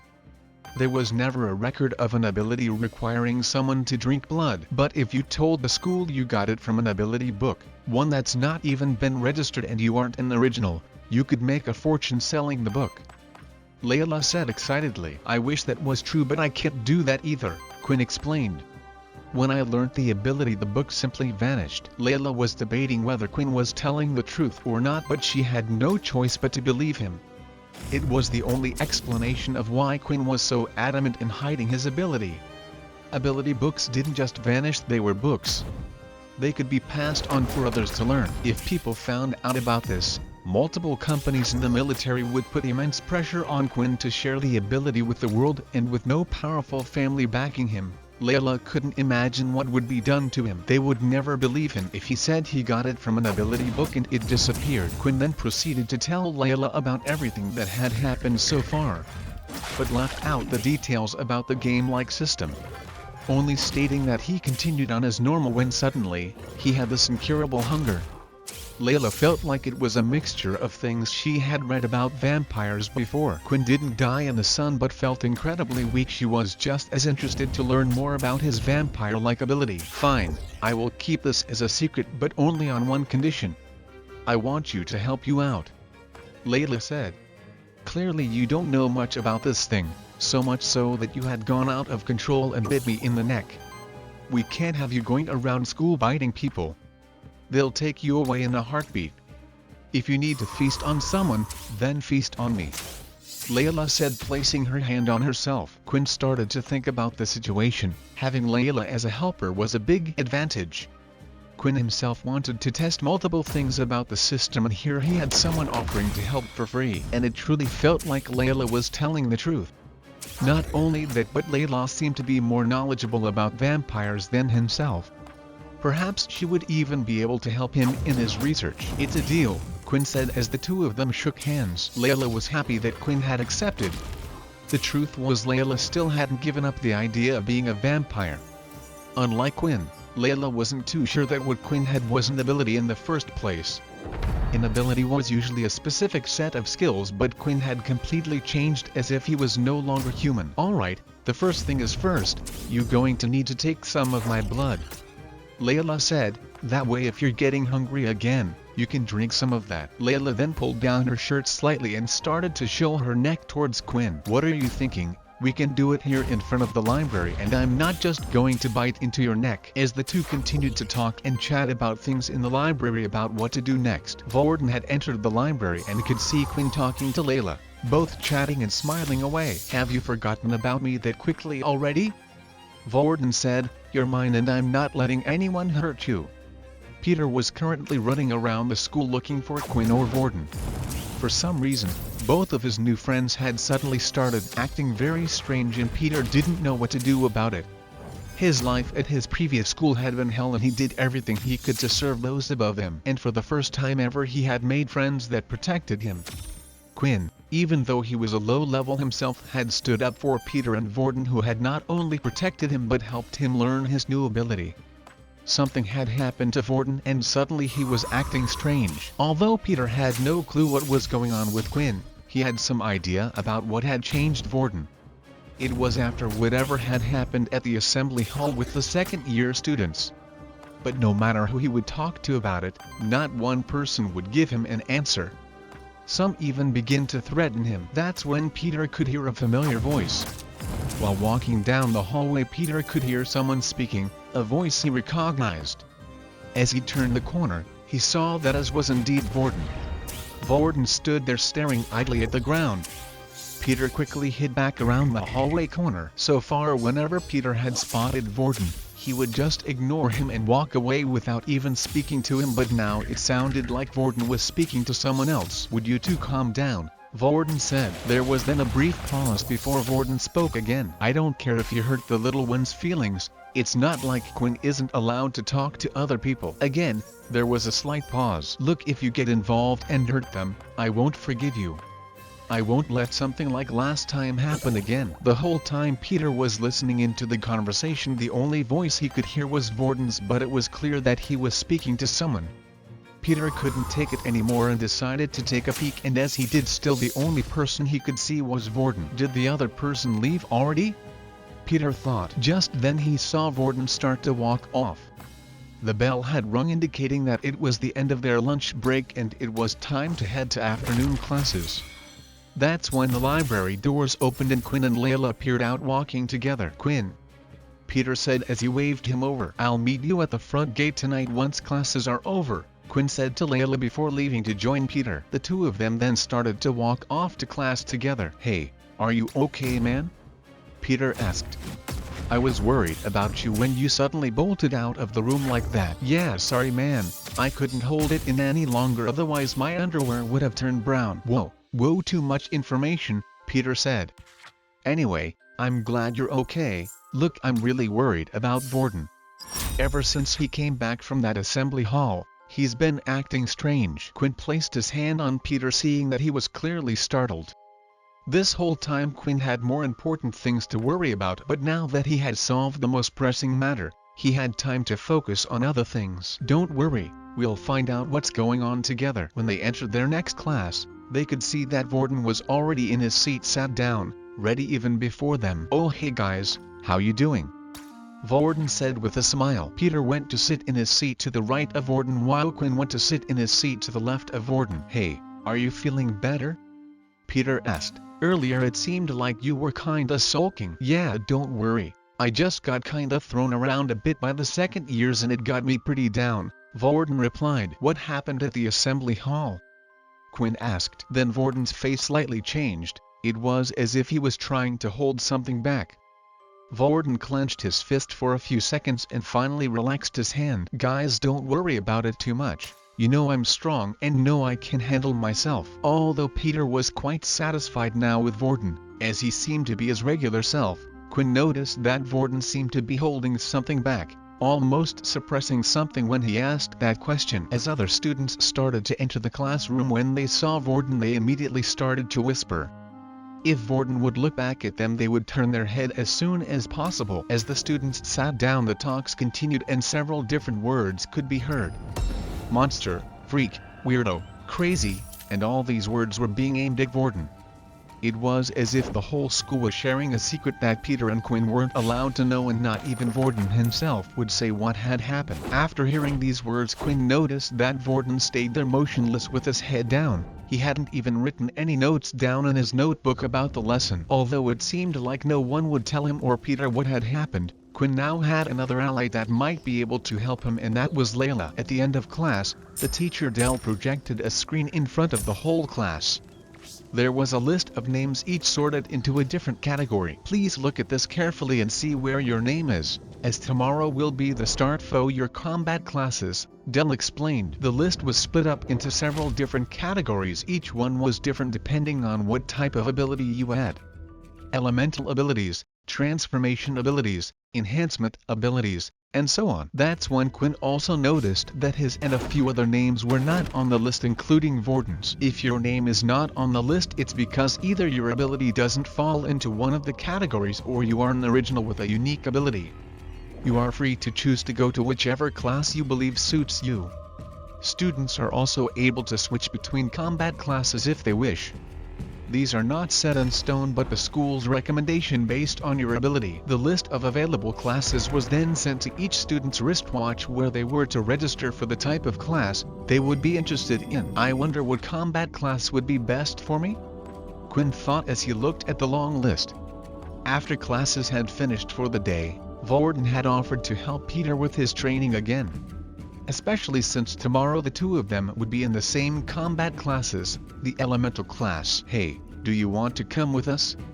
Peter asked. "Nah, I won't bother you guys, I wouldn't be much help anyway," Quinn replied. Peter was pleased that it seemed like the group had gotten back normal again. There was no tension between the three of them and Peter wished it would stay that way forever. Just then when Quinn had left, Vorden and Peter were left in the room. That's when Vorden asked Peter a question. "Hey, have you seen Quinn hanging around with a girl lately?" Vorden asked. "Come to think of it, I saw him exit with a girl at the library. It was the same one who was at the test with us that day, with the bow and arrow." After Peter had given an answer, for a split second, Peter felt like he saw the expression on Vorden's face change. But Quinn blinked and looked again and Vorden seemed to be fine. "Maybe he's gone and got himself a little girlfriend," said Vorden laughing. Quinn had, of course, decided to ditch the other two because he had already made plans to meet up with Layla beforehand. The two of them were to meet at the school gate. But before the two of them were to meet, Quinn decided to stop by the science lab. Although most lessons in military school were about combat or how to use technology, science was still a core subject. It was because of scientists that the human race had discovered how to use all the different technologies they had in the world today. So students were encouraged to continue to learn science throughout their service time, in hopes they would continue to in the future. The classrooms were empty for the day and the important equipment were locked in a storage room. But Quinn wasn't looking for anything too fancy. All he needed was some test tubes and small corks. After searching around the room for a while he found where they kept the test tubes. He took a total of 5 test tubes. Even though there were many there, if he took too much it would be suspicious and Quinn couldn't carry more than 5 without having to worry about them breaking or not. Quinn shoved the 5 test tubes into a messenger bag he was carrying and wrapped them up in a spare shirt he took from his room. Quinn currently had a total of 6200 EXP until his next level up. 50 experience points had carried over from the last quest and he had received 10 EXP from his 2 daily quests. So far with each level up, he would gain 1 additional stat point and 5 points of health points.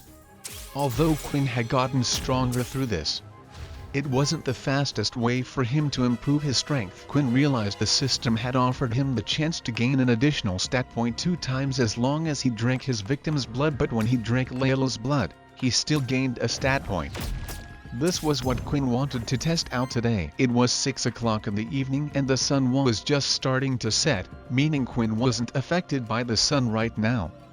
As planned, Layla was standing there waiting for him by the gate with her bow on her back. Students who used weapons would carry it with them around most of the time. There was always the chance of an attack or a beast escaping through a portal. After the two of them met, they decided to walk to the nearby park that was in between the convenience store and the school. Then they ventured away from the trail into the woods where they were behind cover. No one ventured in these parts and it was hard for them to be seen. "So are we going to this?" Layla asked excitedly. Quinn still found it weird that rather than being scared by the whole situation, Layla was exited. "Alright, close your eyes," said Quinn. Layla closed her eyes and was ready. She could still remember the satisfying feeling from the last time and couldn't wait to feel it again. Although she was a bit nervous when a thought came to her head that Quinn's lips would be on her neck. Suddenly though, Layla felt a small prick in her arm. Layla opened her eyes and noticed that a needle was there. "What?"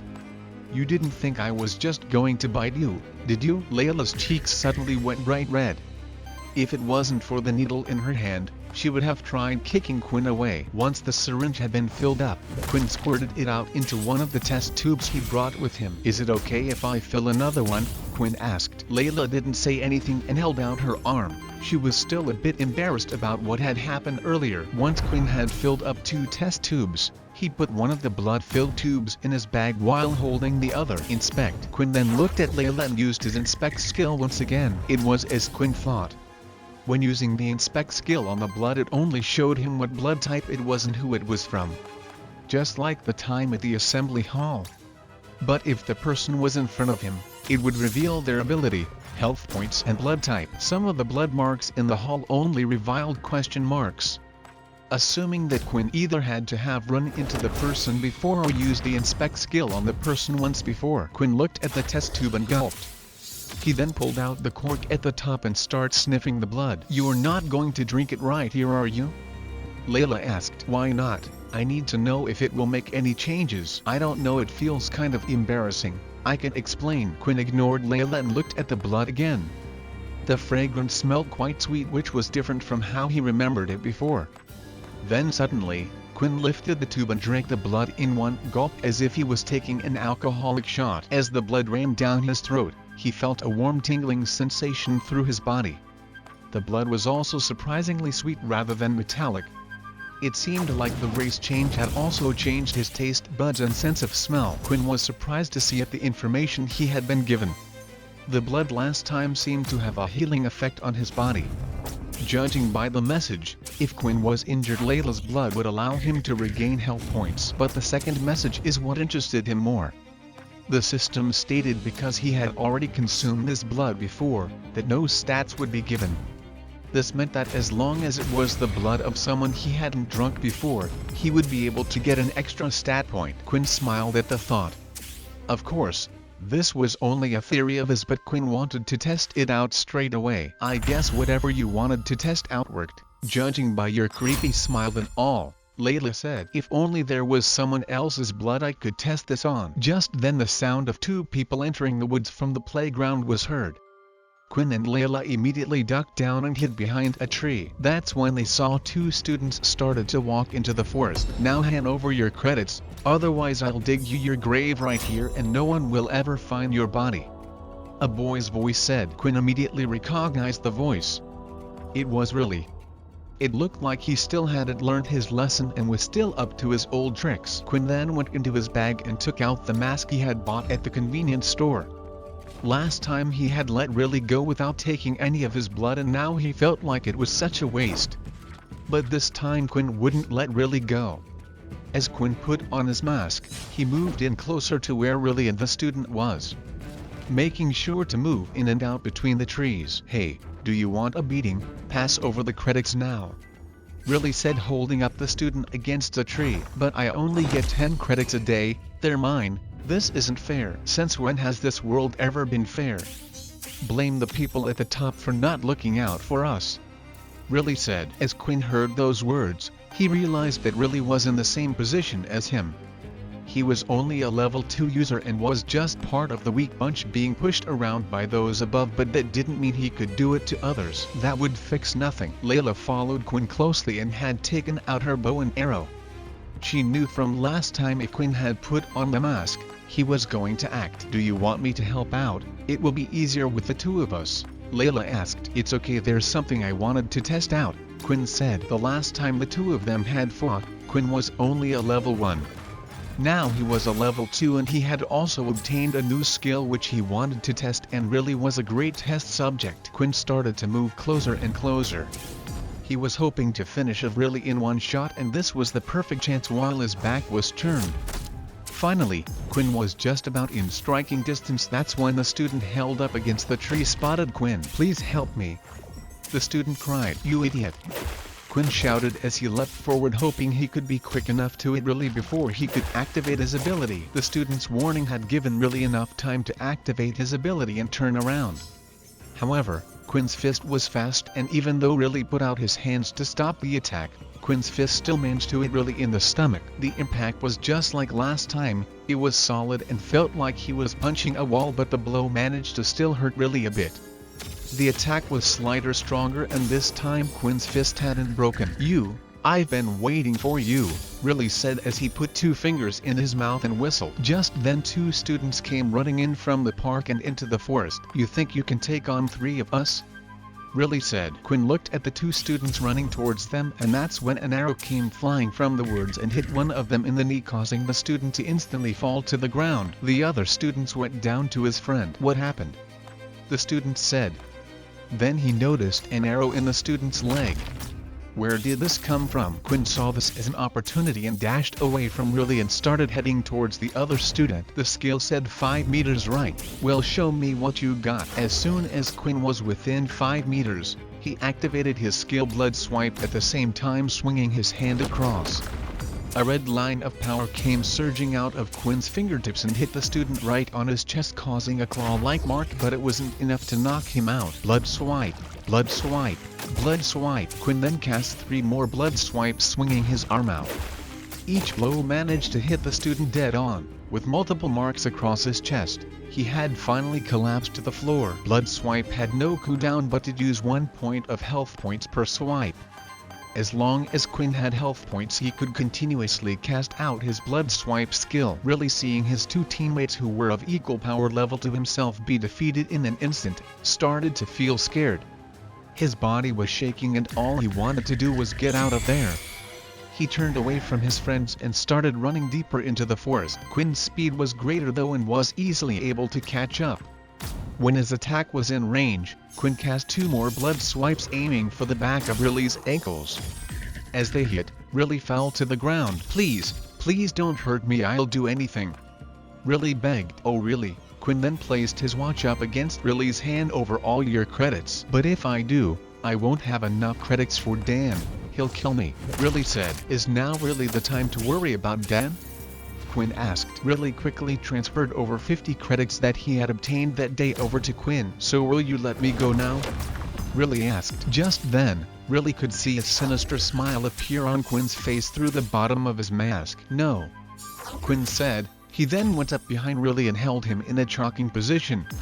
Riley tried activating his hardening skill, but Quinn's strength was still strong enough to get through and eventually caused Riley to pass out. "That's for pushing me around in the canteen." Quinn then looked at Riley's body and noticed that his ankles were bleeding from where he had used the Blood Swipe skill. Quinn then went to his bag to pull out a test tube and held Riley's leg up, allowing the blood to slowly drip into the test tube until it filled up. Quinn also filled up a second tube for testing later on. Next were the other 2 students. Layla had dealt with the other one she hit with her arrow earlier, and the other student had passed out from the multiple attacks of Blood Swipe. Quinn then did the same with the other 2 students, collecting blood from their open wounds and from where Layla's arrow had managed to pierce the student's leg. After they had finished collecting the blood, it was time for them to get out of there and leave the scene. It was getting late and it was almost curfew time. If the students were out past 10, then the guards would go out looking for you. It seemed like not only did the watches act as a credit device and power level indicator, but it was a tracker as well. Students who were found injured outside the school would be taken to the doctor's office. When the 2 of them arrived at school, it was still 9 o'clock, so they had an hour before they needed to head to their dorm rooms. That's when the 2 of them had decided to head to the school roof instead. It was quiet up there, and no one was around, so the 2 of them could talk freely. "So what do you need all the blood for?" Layla asked. "You know, if you need some blood you can just take some of mine anytime. I really don't mind." "Thanks, but I just wanted to test something out." "Inspect." Quinn had used his inspect skill on each of the containers. The first was Riley's blood. "Here goes," Quinn said as he popped the cork open and drank the small tube of blood. Quinn couldn't stop smiling as he saw the message. He then went on to drink the second tube of blood. Drinking the blood no longer bothered him once he found out the taste was quite sweet.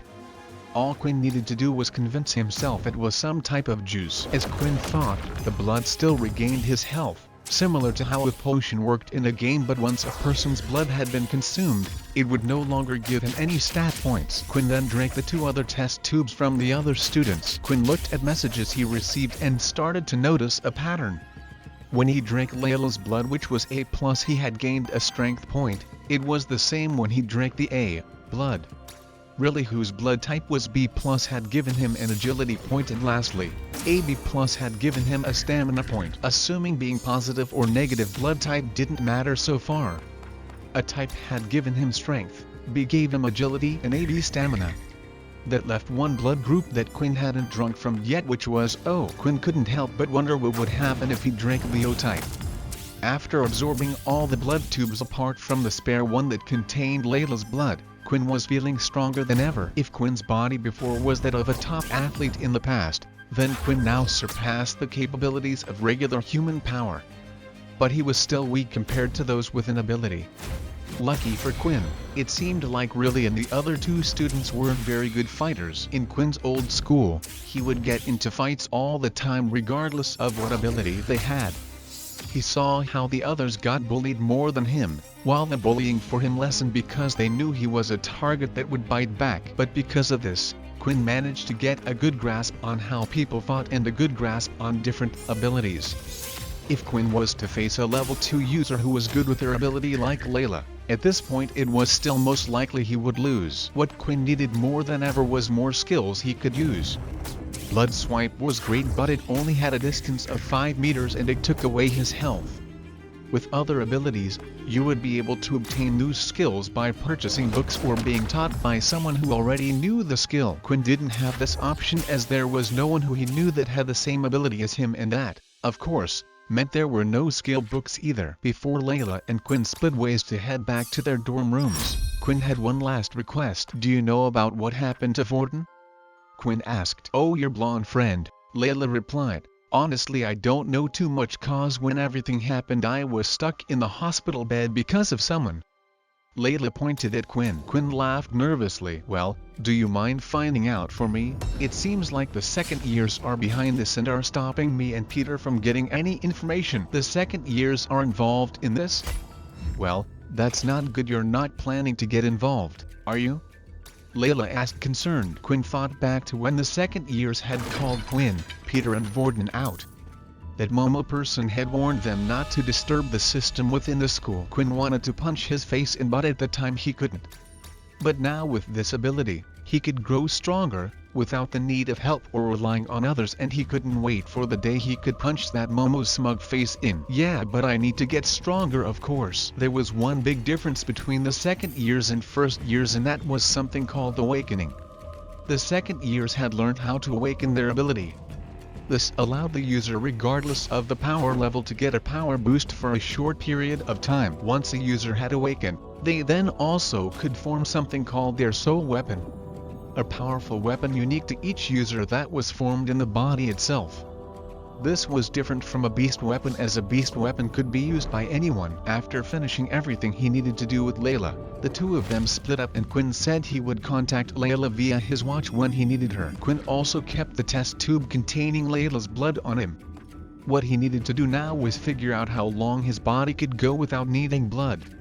If Quinn was to go out on a mission or through a portal to another planet, there might be times where Quinn wouldn't be able to contact someone for a while. In these situations, he needed to know how many test tubes of blood to take with him.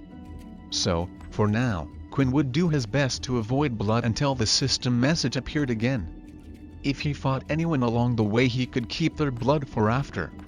He didn't want to waste any precious stat points after all. Quinn headed back to his dorm room where Vorden and Peter were still practicing their earth abilities. "I did it. I finally did it," Peter shouted. Peter held a small round solid lump of mud in his hand. As he moved his hands, he was able to change the shape of the mud. He turned it from a ball into a long staff, then back into a ball again. "The only problem is, as a level 1 user, you will need to keep some type of mud on you at all times," Vorden explained. "Perhaps it's best you keep it as a round staff and carry it around with you, then you will always have something to take with you." Vorden then grabbed the mud and started to demonstrate. He did the same thing as Peter and started to change the mud ball into different shapes. but the difference between speeds was noticeable. While Peter took a long time to form the shape he wanted, Vorten was changing the mud in seconds. Wow, is this cause you're a level 5 user, Vorten? Peter asked. No, this is something you should be able to do as well, it just takes practice. When I copy someone's ability, I also copy whatever power level it is at. So everything I can do with this mud you should be able to as well. Vorten then turned the mud ball into a sharp dagger and placed it up against Peter's neck. See? Not so useless after all. Peter gulped as he looked down at the sword, but then realized that Vorten had already changed the ball's shape into a harmless stick and handed it back to Peter. Oh, Quinn, you're back, Vorten said, smiling. Did you have fun? Yeah, a little bit, Quinn said. Vorten here said you got a girlfriend. Peter quickly added, what? Quinn said, you know that girl that was with us at the testing that time? Oh, her. No, we're just... Quinn started to think about what his relationship with Layla was. He wouldn't exactly call them friends, and they definitely weren't lovers. Layla did almost everything Quinn asked without answers. It was almost a master and servant relationship, but if Quinn said that they would definitely get the wrong idea. We're just acquaintances. I was talking about how she got to use her weapon and discussing what classes to take since I won't be going to the elemental class with you too. Oh, so you finally decided then? Peter asked. Yeah, I'm going to join the beast weapons class. When the next morning had arrived, Quinn made sure to pack some things with him in his bag. He put in the blood tube that contained Layla's blood, the 4 remaining empty tubes, and also the mask that he had bought at the convenience store. He never knew when a situation would come up when he had to use these things, so it was better to be prepared than unprepared. The 3 boys headed down for breakfast as a group as usual, and like always people would give Quinn, Vorten and Peter looks. Vorten decided to split form Quinn and Peter and sat on his own on the higher power level tables. But even then, no one seemed to be sitting next to Vorten. It was clear for some reason the second-year students were making Vorten a target, even though he was no longer hanging out with Quinn and Peter. Do me a favor, will you? Quinn asked. Keep an eye on Vorten while you're in your combat classes today. If anything happens, let me know. But if something happens, I won't be strong enough to help. And you can't exactly do anything either, Peter replied. Peter was right. Quinn right now could barely deal with the level 2 first-year students, never mind the second-year students. But at the same time, Quinn hated the fact that they might be targeting Vorten just because he chose to hang out with them. Perhaps Quinn could find a weak one in the group and target him at night for questioning. These groups always had a weak person acting as a shuttle for them, asking them to carry their things, grab their food for them, etc. I'm not telling you to get involved. I don't think Vorten is expecting you to help him out either, but just to let me know what you see. Peter then gave a quick look around the room to make sure no one was hearing the 2 of them before giving a nod. Finally, after finishing their breakfast, it was time for their combat classes. After registering what type of class you wanted to attend via the watch, it would then indicate what room you would be in for training that day. Quinn had chosen the beast weapons class after thinking long and hard. Quinn was known as a no-ability user, so it was really the only option for him. Otherwise, he would have to just sit back at the back of the other classes and do nothing. The weapon class was popular among those that had an ability that was able to enhance it. Those who could slightly see the future, or had a telekinesis ability like Layla, would attend these classes. But Quinn wanted to find a weapon that would suit him and his fighting style. The weapons hall was away from the main school building and off to the side in its own separate building. It was a single large one-room building that had an Asian palace feeling to it. To enter the building, students needed to scan their watch into the scanner, and then the 2 large doors would slide open. Although the outside of the building had an Eastern feeling to it, the inside was completely different. It was a large room where the ceiling was about 20 meters high. The room had no decorations apart from mountains and mountain of weapons hung up on the wall, and in the center of the room was a round raised platform. Standing at the back of the hall was a bald-headed man wearing leather armor and had a long katana blade by his side. But the katana blade hilt was jagged and rough, and the back of the blade the same.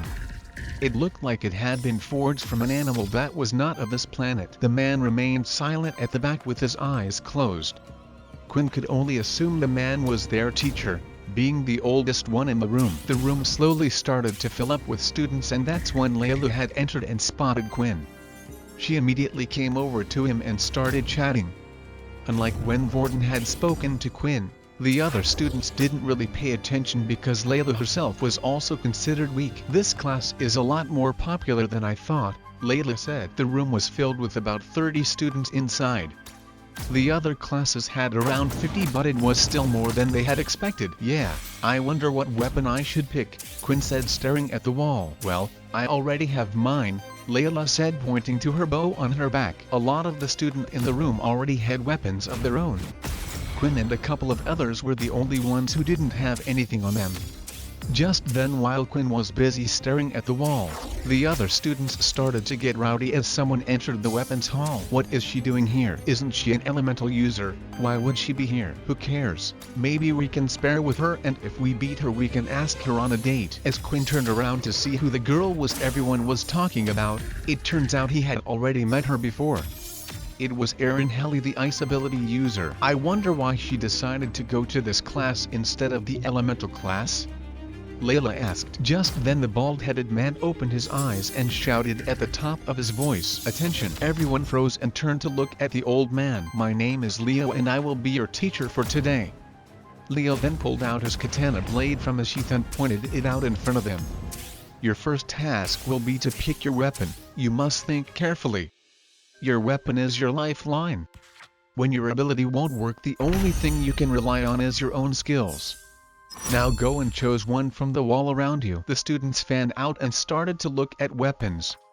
Even those who had beast weapons already were trying out new ones. Quinn looked at the wall and saw all sorts of things: axes, short swords, spike clubs, whips, scythes. There was so much to choose from. Quinn was really having a hard time. Quinn looked at Layla and her bow. It matched up well with her telekinesis ability. If Quinn was to pick a ranged weapon, he would never be able to be as good as Layla. He needed something that suited him right now and his ability. Quinn then walked up to one of the random swords on the wall and used his inspect skill. Strength +3. The sword Quinn looked at was large in size and looked heavy. Quinn needed to be fast, so losing some points in agility was a definite no-no. But what surprised him was how much information his inspect skill had given him. It even told him if his blood swipe could be used with it. Maybe it wouldn't be so hard picking out a weapon after all, thanks to Quinn's inspect skill. As soon as Quinn realized that his inspect skill would tell him the stats of each weapon, he started to go around the room looking for the perfect one for him. Quinn ruled out anything that was too heavy. Although the strength stat it added was good, Quinn needed to be fast and agile in the night. All the weapons Quinn had inspected so far was at the basic tier level. The lowest level a weapon could be. Weapons were categorized into 8 different levels depending on which beast core it was made with. Of course, this was based on beasts from planets that had already been discovered. There was sure to be other planets with stronger beasts and abilities that they had yet to find out about, that may be categorized above that. In the human world today, there were 2 known weapons of this class. The world called them demon weapons instead. After searching around the room for a while, Quinn came across a weapon that stood out from the rest. The gauntlets were black in color and had little tiny horns going up the forearm. The fingertips were pointed and bladed at the ends. It made them look almost like some type of dragon claw. There were 2 reasons why the weapon had interested Quinn. The first was it was the only one that had also given him a defensive stat, not just a strength stat, but the second one stood out to him even more. It was the fact that it increases the power of his only skill, blood swipe. 5% didn't sound like a lot right now, but if in the future Quinn was to get more powerful, 5% would make a huge difference. There were also other bonuses. The gauntlets acted as armor for his hands and he could still hold other weapons if he needed to. "What a strange choice, young boy," Leo said. Quinn looked to his side to see who had spoken to him, then he noticed it was the bald teacher. "It's not many people's first choice. With a weapon like this, you have to have no fear and get in close to your enemy. But that is also the reason it is sturdier than most and can be used as a form of defense." Quinn had already experienced fighting more than most kids. He was used to using his fists. With his blood swipe skill as well, he didn't always have to get up right close to his opponent. "Do you mind if I try it?" Quinn asked. "Go ahead," Leo said as he left to check up on other students selecting weapons. Now when Quinn checked out his status screen, he had a smaller number next to his stats which would indicate the equipment level. Quinn now had 15 stat points in strength. He felt 3 times stronger compared to before he had discovered the system and was ready to test out his newfound strength. Once everyone had finished picking out their weapon, Leo called everyone to gather around the center ring. "Now I won't claim to be an expert in every weapon," said Leo. "Some of you might even be able to use your weapons better than me. But what I am an expert in is fighting with weapons alone. Fighting can be considered a game. You are always trying to predict your opponent's next move, you measure your opponent's ability and so on. For your first lesson, I want to see what you've got. We will have a sparring match. 2 people at a time. We will all watch the match and commentate on what could be improved on. Now, are there any volunteers?" In an instant, Erin was the first to put her hand up. Without even waiting for Leo to say anything, she headed for the arena in the middle and stood inside. She held a single silver longsword that shined bright. It wasn't one of the weapons that Quinn had seen on the wall, so he could only assume it had been one she already owned. At first, a lot of the students were hesitant of going up against Erin. Her reputation for being a high power level had already reached many people's ears. "Oh, I also forgot to add, abilities will be banned during today's sparring sessions," Leo added. "It is important that you know how to use your weapon first, only then can you truly bring out the full potential of the weapon with your ability." After saying those words, students had raised their hands like a rocket.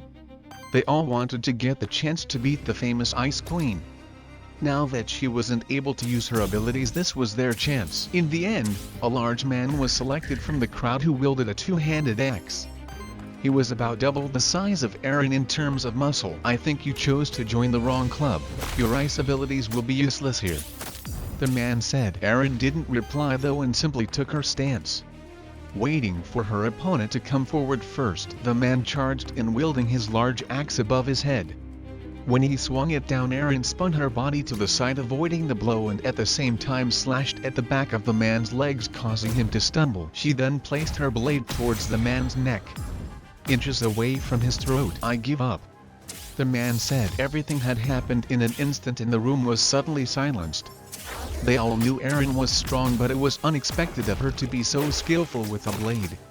Most ability users, if they had a strong ability like Erin, would rely on that power and not bother learning a weapon.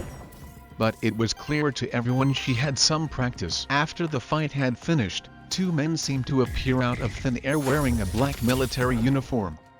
They then grabbed the student by both arms and escorted him to the school doctor to get healed up. The group continued to watch a few fights. The rest of the fights had lasted a lot longer than Erin's, as most of the students were equally matched when it came to using weapons.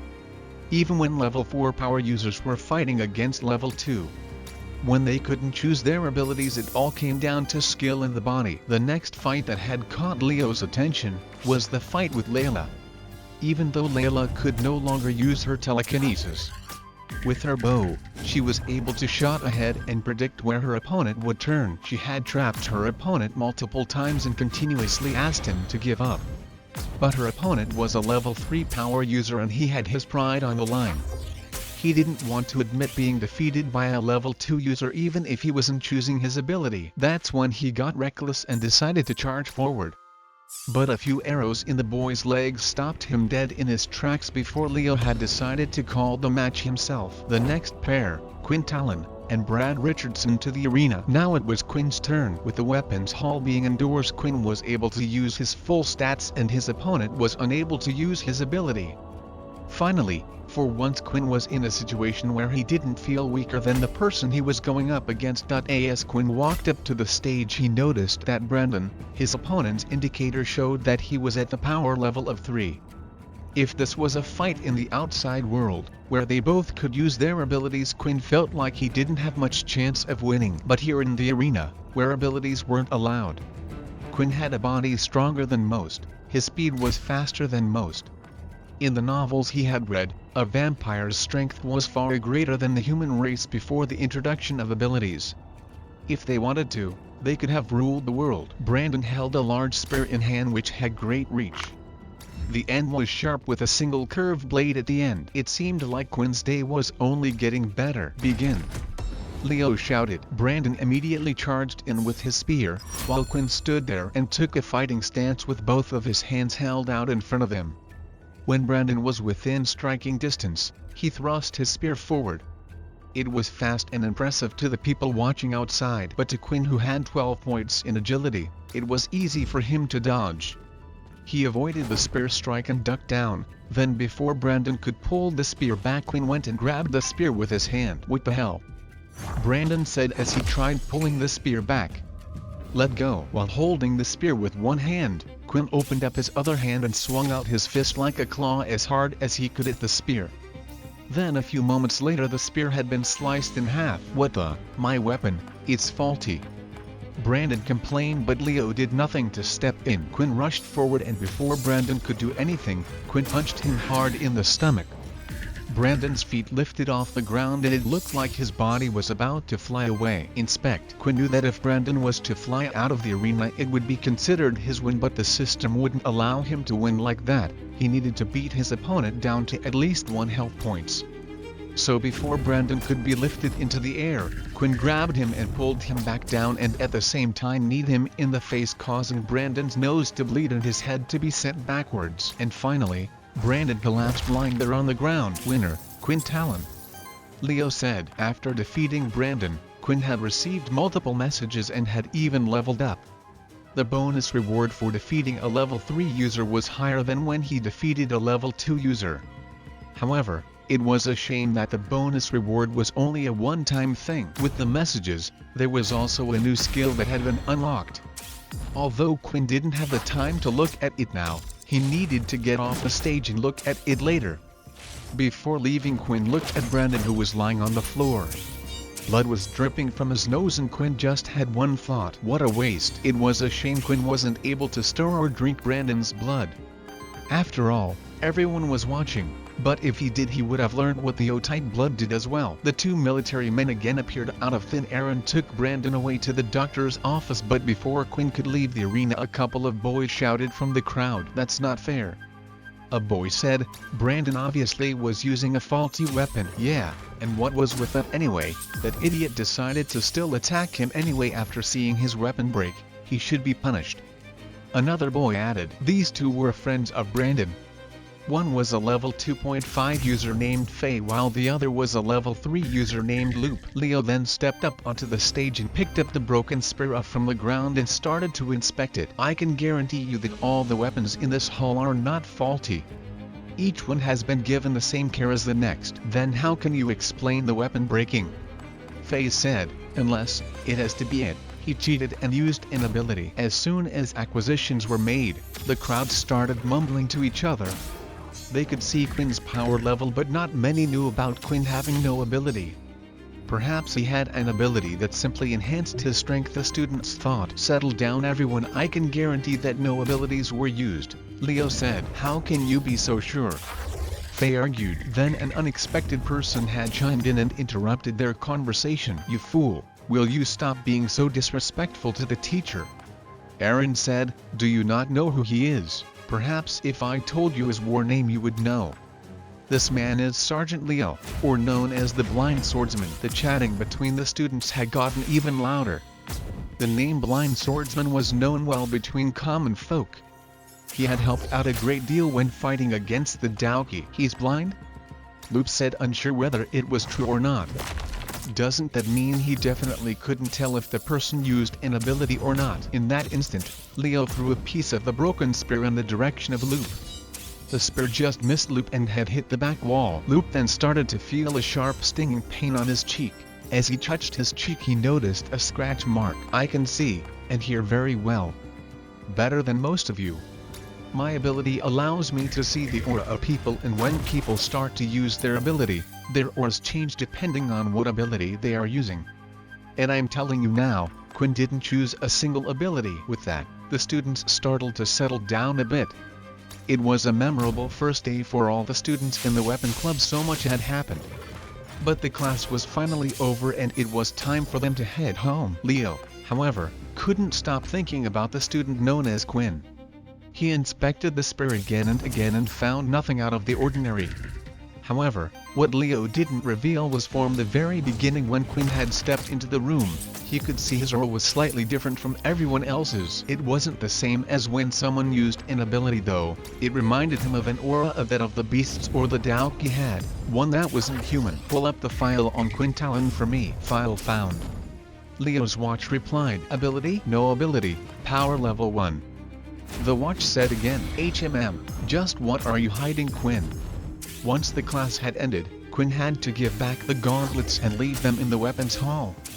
After all, they didn't belong to him and was only there for the purpose of him getting used to using a weapon. Once Quinn went on his first portal outing, then he would be able to hunt for a suitable beast to make a weapon of his own. At that time, he would also be allowed to borrow the equipment. As Quinn was heading back to his dorm room, he decided to first put his stat point into something.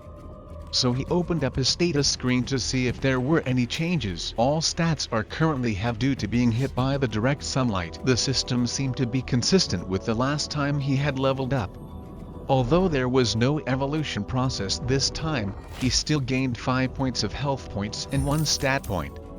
There was one thing that bothered Quinn and it was the fact that his stat points were halved in sunlight. There would come a time where Quinn would need to be at full strength even in the sun. When reading about vampires in novels, he was thankful that he was able to be in the sun at all, as some of them burnt to a crisp in an instant. Quinn decided to stick with his plan and add a stat point to agility. As long as he could hit his opponents without being hit back, he couldn't see himself losing, and worst case if he couldn't hurt his opponent, he could always run away. It was also handy if he planned to use the clawed gauntlets as his choice of weapon. He would need to be fast to get in close and use hand-to-hand combat skills. The next thing Quinn wanted to check out was the new skill he had obtained from leveling up. Quinn looked at the skill in disbelief. It seemed like the skill was too good to be true. Essentially, the blood bank acted as a second life for Quinn. As long as his blood bank was fully stocked up, Quinn was able to restore up to 50 points of health points. Not only that, but it had also solved Quinn's storage problem. Although Quinn had used test tube and cork to stop the blood from oxidizing, it still wouldn't delay the process of it being spoiled for long. At most, Quinn would be able to keep the blood fresh for 8 hours without keeping in some special type of storage. Sure, he had Layla he could rely on, but Layla wouldn't always be by his side. Quinn then took out the test tube of Layla's blood and used his inspect skill. It seemed like the blood was still fine to be used for now. The blood then started to shine bright in Quinn's hand and suddenly vanished from the test tube. Quinn was happy that the blood bank skill was convenient, and finally, after waiting for a while, he had received a message he had seen once before. Last time he had seen the message about his hunger. The next day the system told him he needed to consume blood, otherwise his health points would drop. With his blood bank skill though, he wouldn't have to worry about it as long as he kept it topped up. After checking out all the information, Quinn had finally arrived back at his dorm room to see Peter and Vorden a little roughed up. "Wow, what happened to you two?" Quinn asked. "Was it the second years again?" No need to worry. This was just during our combat classes. The teacher made us do a sparring session on our first day." "Were there any problems?" "Not really. I was humiliated and lost my fight. Of course, I still can't control my ability well enough. I think I was too nervous. When I brought out the stick of mud on my back, the other students started laughing and I got distracted," Peter explained. But Vorden, on the other hand, was so cool. He told those kids to shut up and asked them to fight him next. Then, with the same ability as mine, he managed to defeat a level 3 user. "Oh, shut up," Vorden said as he punched Peter on the shoulder. "You're embarrassing me." "But it's true. You were so cool back then." The three of them continued to share stories about what had happened in their combat classes. Quinn had even talked about his victory against Brandon. At first, they were surprised, but when Quinn explained that the use of abilities was banned, they understood. The three of them were exhausted from their first day of combat classes and decided to get some rest. The next day when Quinn woke up, he was greeted with another message. The message had appeared roughly 2 days after he had last consumed blood. meaning this was the time frame before he would need to consume blood again. After selecting the yes option, a sweet fragrance entered his mouth. The hole he could feel in his stomach had disappeared, and once again he was satisfied and back to normal. Now all he needed to do was meet up with Layla and fill up his blood bank to the max. For the next week, combat class was a normal requirement for students. This would be the case until the teachers were satisfied to take the students on their first outing through the portals to hunt beasts. After the students picked their weapons from the wall, once again Leo stood at the front to give the students further instructions. Today's lesson will be sparring once again, but this time you will pick your own opponents. You will fight with them for a minute each before switching to the next opponent. On the battlefield, there will be all types of different opponents that use different weapons and abilities.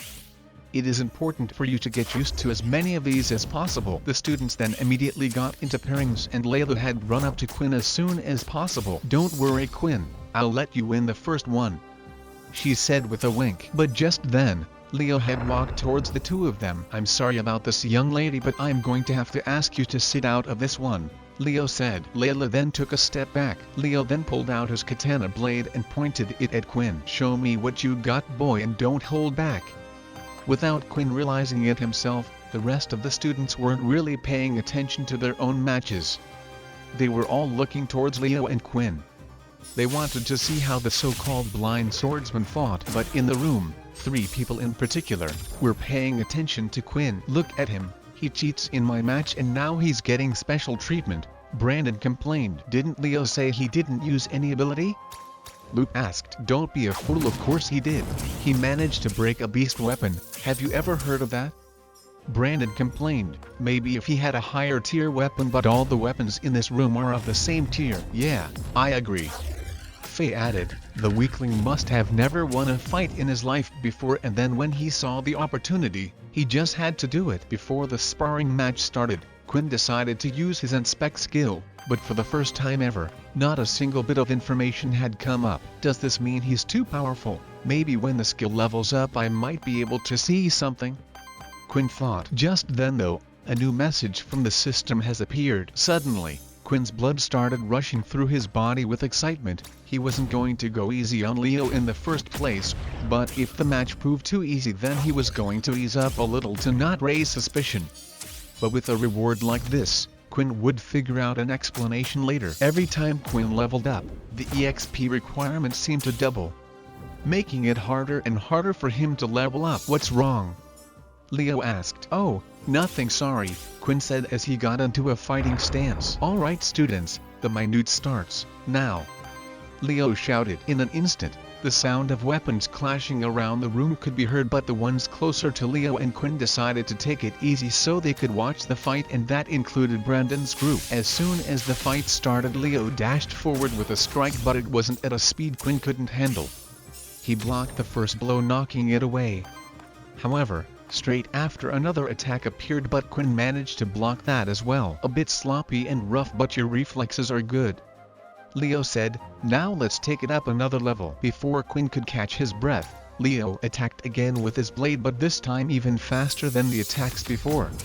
But thanks to Quinn's agility points he was still able to keep up. "Ha, ha, I can't believe I'm actually having fun against a student," Leo said, laughing. And once again the attacks coming from Leo sped up again. This time it looked like Quinn was getting knocked around like a rag doll. All the students watching from outside thought Leo was playing with him, but Leo was truly impressed. Although Quinn looked silly, Quinn was still able to block each and every one of his attacks with the gauntlets. "Now try this," Leo shouted. The attack from Leo's katana blade came from underneath. Quinn held out both his hands to block the attack, but suddenly it looked like the blade had disappeared and phased through his hands. Before Quinn knew it, the blade was right underneath his chin. Beep, beep, beep. "Oh, looks like our time is up," Leo said. "About level 14 or 13 maybe, that's pretty good for a first-year student." Quinn was in admiration for the weapons teacher. At first, he didn't have a lot of respect for the teachers at the school. They would usually just dominate over the students and tell them to toughen up and get stronger, but Quinn felt like Leo was different. Quinn could now tell that Leo was able to beat him in a fight anytime he wanted. Leo was just testing him to see how strong he was. What Quinn also learned during that fight was just getting stronger and faster wasn't good enough. He needed to learn how to fight properly. "Please, would you be able to teach me how to fight?" Quinn asked as he bowed down. "Unfortunately, the weapon you have chosen I do not specialize in myself. Although I do think it suits your fighting style, it seems like you have had some experience in hand-to-hand combat," Leo explained.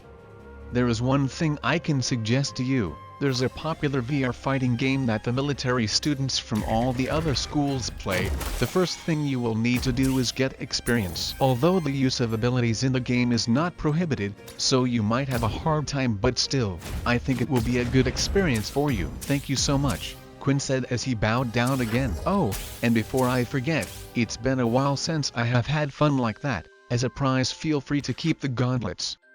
When you get better in the future, come and challenge me anytime. I will be happy to fight you again," Leo said as he walked off back to the center of the weapons hall. After watching the fight, many of the students were quite disappointed. After seeing Quinn fight well against Brandon, they were hoping he would be able to do something against Leo, but to them, all it looked like was Leo toying with Quinn and throwing him around like a rag doll. Brandon then had come up with a brilliant idea and started to whisper into his friend's Faye's ear. "All right students, it is time to get into your next pairing," Leo shouted. Just then, before Layla could get up and ask Quinn for a match, Brandon had gotten up in front of her. "Do you mind if us two have a round?"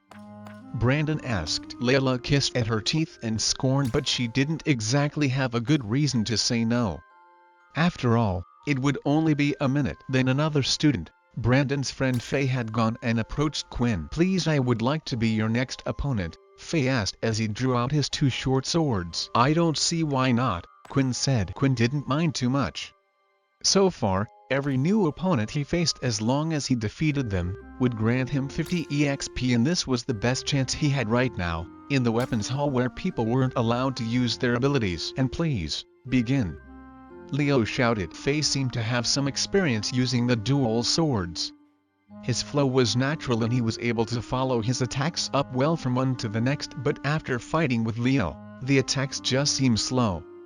Quinn was able to see the path of each strike, but just like Leo had said, the most important thing for Quinn was the experience, so rather than relying on his supernatural strength and end the fight in an instant, Quinn decided he wanted to fight a little longer. Meanwhile, in Layla and Brandon's match, Brandon didn't seem to be doing much at all. He didn't charge in and he didn't attack, all he did was avoid Layla's arrows. It was as if his mind was focused on something else. That's when a noise was heard. Faye was charging in at Quinn and did some sort of little battle cry. That was the signal for Brandon to act. Brandon then lifted his hand and at the right time, cast his wind blast right behind at Quinn's back. Quinn saw Faye's blades and was ready to block, but that's when he felt a strong force push him from behind. It knocked him off balance, and at the same time, Faye's blades went right into Quinn's stomach. "You bastard!" Quinn groaned. For a brief moment, Quinn had forgotten about a world with abilities.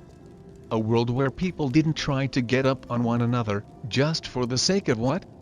Pride. He looked down and could see the two blades stuck in his stomach, blood dripping off the blade. Faye had let go of the blades and took a step back, with his mouth wide open, acting like everything that had happened was an accident. But Quinn wasn't buying it, and he had a good idea what had just happened. As he looked around, he managed to catch a smile on Brandon's face. Quinn then grabbed the hilt half of the two blades and using his strength snapped the ends off. With the other half of the blade still in his stomach, he started to walk towards Faye. "So you want to play games then?"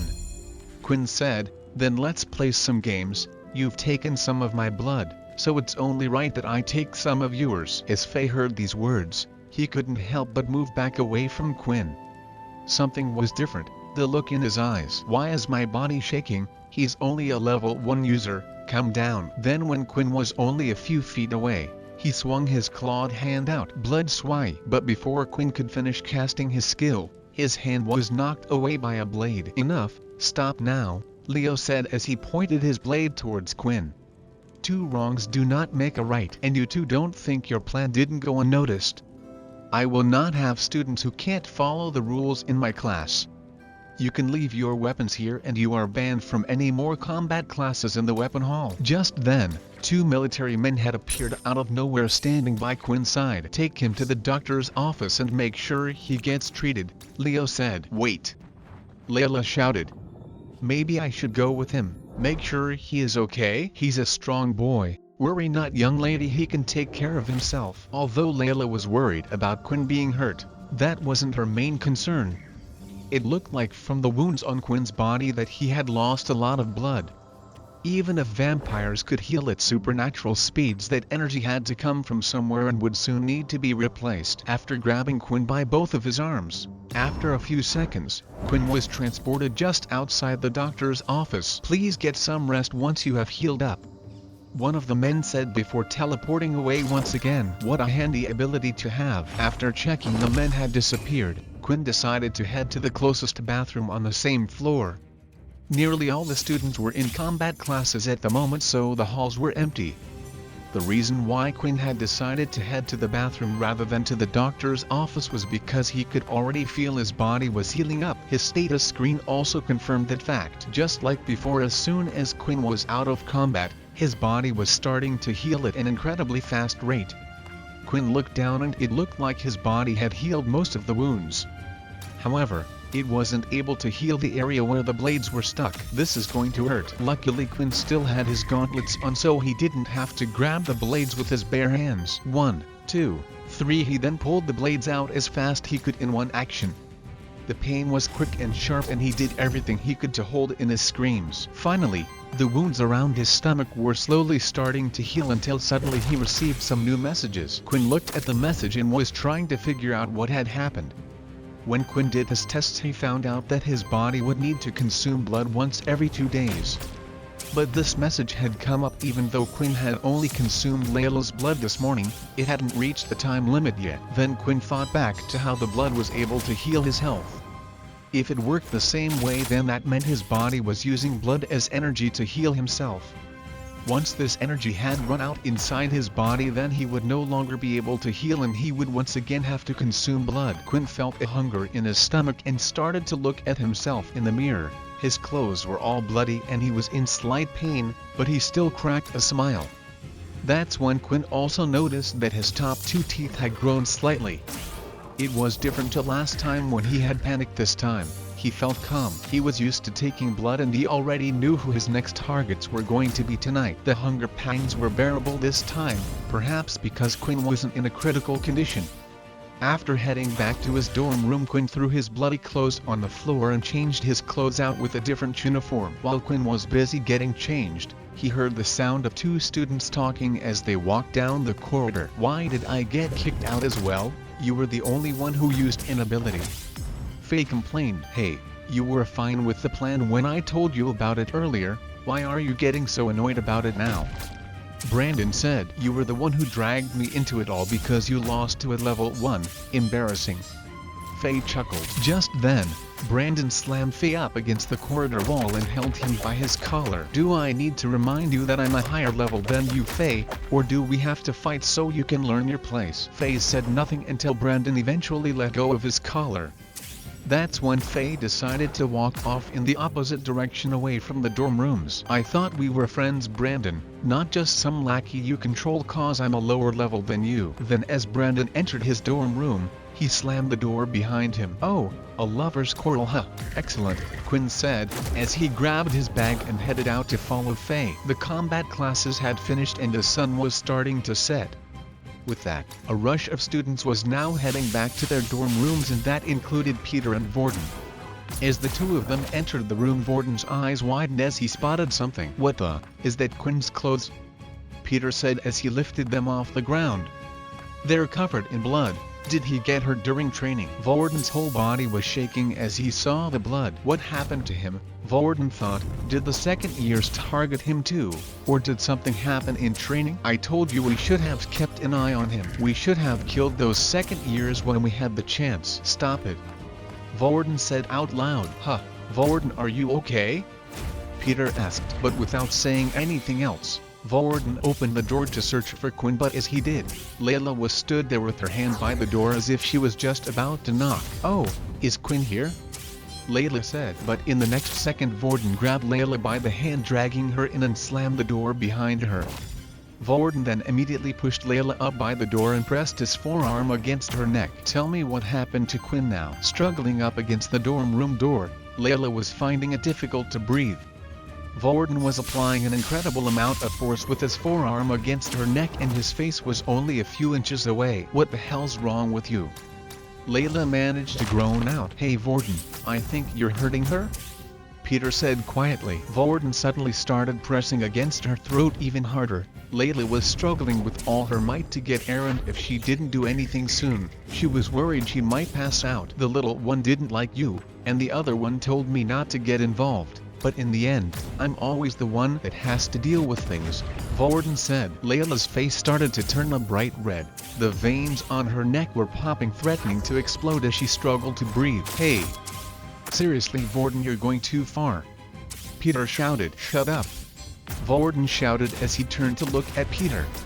My name is not Vorden either. That's when Layla saw her opportunity. The grip around her neck loosened a little as Vorden was distracted. She reached down into her quiver that was attached to her waist and pulled out one of her arrows. Then proceeded to stab the arrow into the top part of Vorden's thigh. Arghh! Vorden cried as he flinched and let go of Layla. Layla then quickly pulled out another arrow with her telekinesis ability and hovered it right in front of Vorden's face. Don't you dare move, you psycho, said Layla. I swear if you do, I will not hesitate to shove this arrow right in your head. Peter started to panic at the situation that was happening in front of him. There was no way he could jump in the middle of these two. He was too scared of getting hurt himself. I don't even know why Quinn asked me to look out for you. If you ask me, he's better off without someone like you. Wait, Quinn really said that? Vorden said in a gentle tone. Look, I'm sorry about what just happened, but I just want to know what happened to Quinn. As Vorden said these words, his eyebrows were slightly twitching. His personality had taken a complete 180 turn, and Layla didn't know what to make of it. For some reason, something was telling her that this boy was dangerous, and if she could, she would have nothing to do with him. But right now, she needed to find Quinn, who knew if he was going on another rampage right now. She was the only one that knew Quinn's secret, and Quinn needed her. It was just an accident at the combat classes today, said Layla. He wasn't at the medical base, so I thought he was in his room, but it looks like he already left. I wouldn't worry about it. Layla then recalled her arrow back into her quiver and walked out of the room in a rush. Then as soon as she left, Vorden lifted the arrow out of his leg with the copied telekinesis ability and threw the arrow to one side. Hey, are you alright, man? You kinda acting a little strange there? Peter asked. Yeah, I'm fine, Vorden said. She's lying to you. Did you see how she rushed off like that? Something's up. Let's follow her. Or we could try asking the other students who were in the same combat classes as Quinn. They might be able to tell us who did this to him. Oh, payback, I like it. And then on the way back maybe that pretty girl can get into an accident. No, I told you she's just Quinn's friend. Can't you see she's just as worried about Quinn as we are? She's a good person. Well, I don't like her. I agree, we should get rid of her. Vorden, are you okay? Peter asked again. You've been standing there looking at the floor for a while now, huh? Oh yeah, I just need to head off to the doctor's office, get this wound checked out on my leg. I'll be back when I can, Vorden said as he left the room and headed outside. Quinn had been following Faye from a safe distance for a while now, but it didn't look like he was heading out of the school and time was running out. If he lost any more health, he would have to go search for Layla and find his target another time. However, Quinn felt like he would never have an opportunity as good as this one again. Very rarely was there a time when people would be on their own, and especially one that Quinn had a grudge against. That's when Faye started to head up the stairs and eventually went up to the school roof door.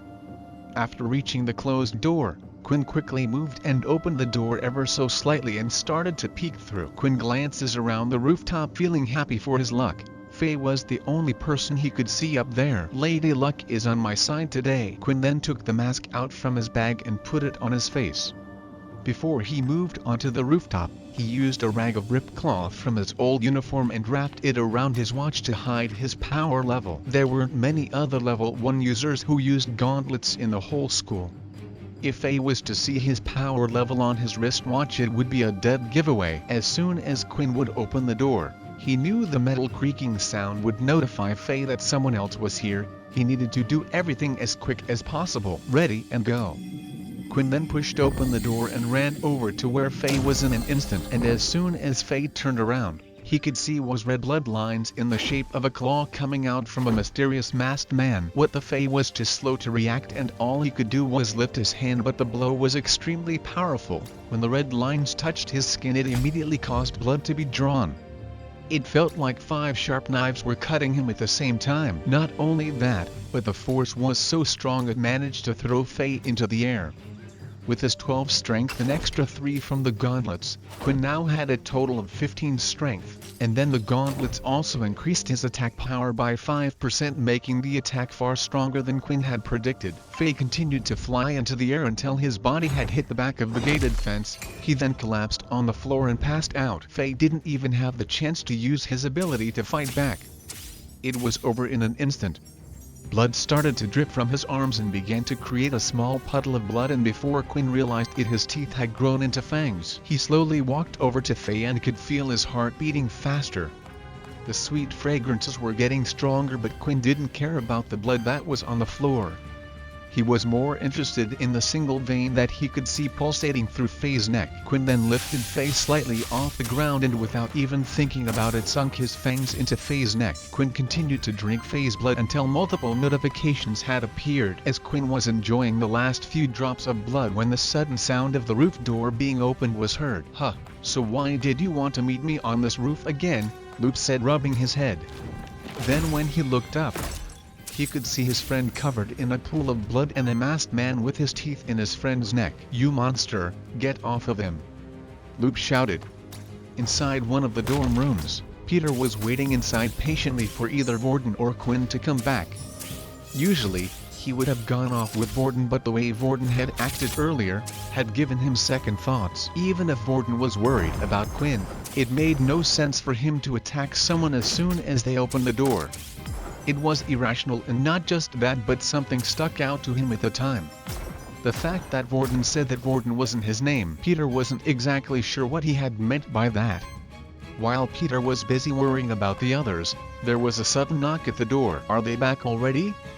Peter said as he answered the door. When he opened the door though, Peter immediately tried closing it, but a hand had come out and held the door open. "Looks like he's not here," Momo said, looking around the room. It was Momo who was at the door, and behind him, he had 2 other second-year students. Peter didn't have a good feeling about this. He remembered the last time they had met and how he had given Vorden a warning.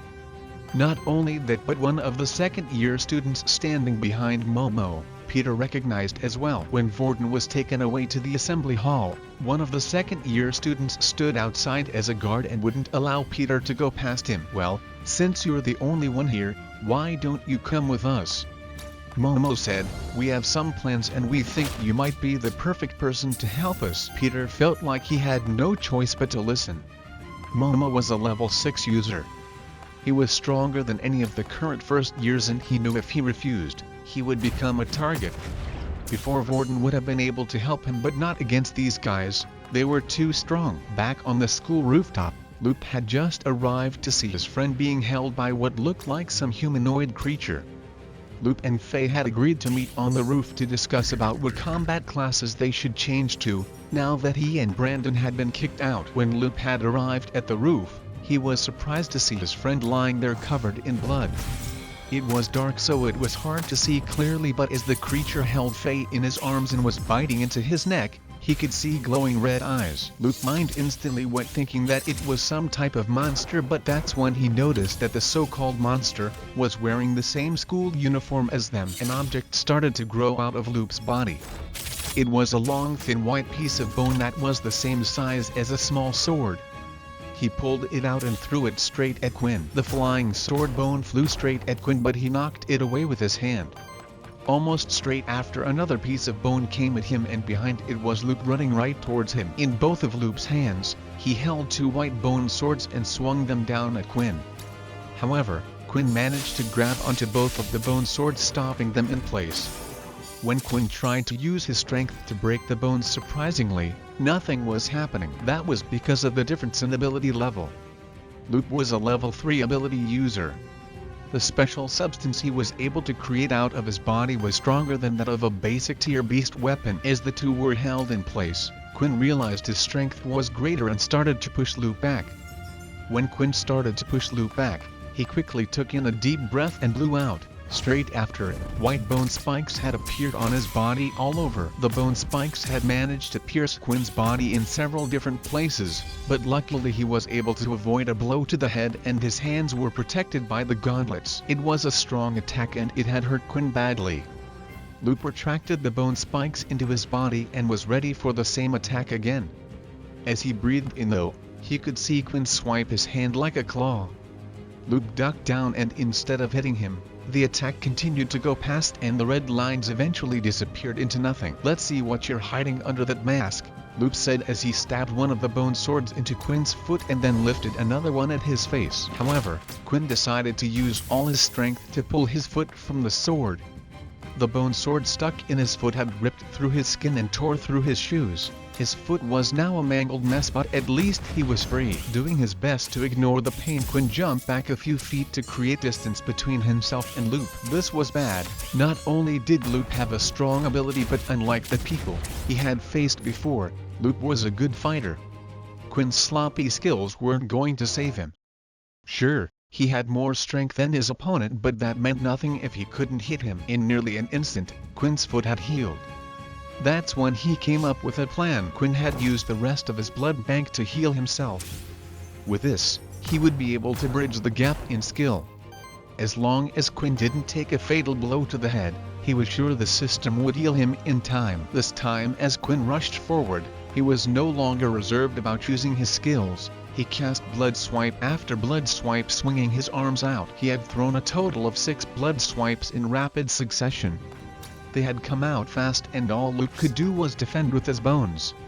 The first few attacks had been blocked, but Loop could feel how powerful they were. After defending against the first 6 attacks, Loop thought he was done, but another 6 blood swipes came straight after and his bone swords could no longer take it and eventually snapped. Seeing Quinn continue to rush forward after him and his bone swords were broken, there was only one thing Loop could do. He took in another deep breath and just when Quinn was close enough, he blew out, making bone spikes appear all over his body. However, Quinn wasn't slowing down and continued to run straight into the bone spikes, piercing several parts of his body. At the same time, he threw a punch out as hard as could, sending Loop flying backwards. Then to follow it up, Quinn released another barrage of blood swipes. As each of the blood swipes reached Loop's body, he stood his ground, reinforcing his body with bones, but not long after he could no longer take any more punishment and collapsed to the ground. The fight was a lot tougher than Quinn had thought. The only reason why he was able to be as reckless as he was because of his blood bank. Quinn hated to think about how he would have fought if he didn't have the skill. Quinn then looked back at Faye, who was on the ground. It seemed like after being bitten by him, his targets would stay asleep for some time, which was a good thing, but now it was time for him to feast on a new person. Quinn walked over to Loop's body and cast his inspect skill. Finally, Quinn was going to find out what use blood type O had for him. As Quinn looked at Loop's body on the ground, he noticed something strange. His current health was at 10 health points and his body was naturally drawn to the blood.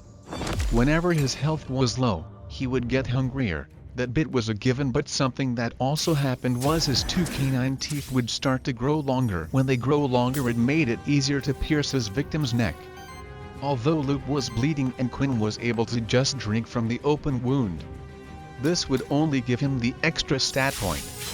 He needed a good supply to also fill his blood bank. When inserting his teeth into his victim, it felt as though he instinctively knew the best location that would allow him to take as much blood as possible. Quinn lifted Loop's body from the ground. Only a few inches were separating their faces. I don't know whether it's a good thing or a bad thing that I'm finding it easier every time I do this. Quinn opened his mouth wildly, showing his teeth. He brought his mouth near Loop's neck and finally bit into his neck. A rush of blood entered into his mouth.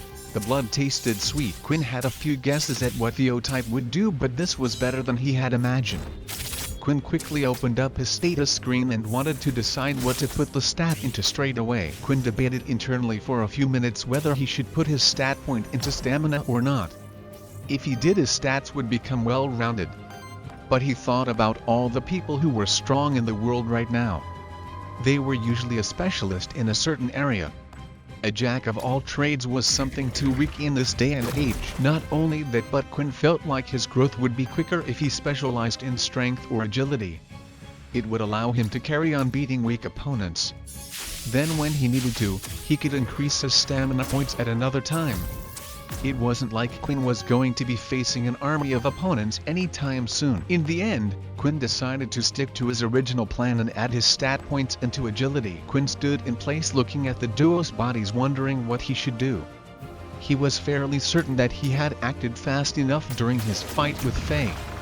He hoped that he hadn't seen anything that could give him away, but he couldn't say the same for Loop. When Quinn started to inspect Faye's body, he noticed that the bite marks on Faye's neck from Quinn had already disappeared. The doctor said the same thing happened with Layla. Perhaps some type of effect from my ability?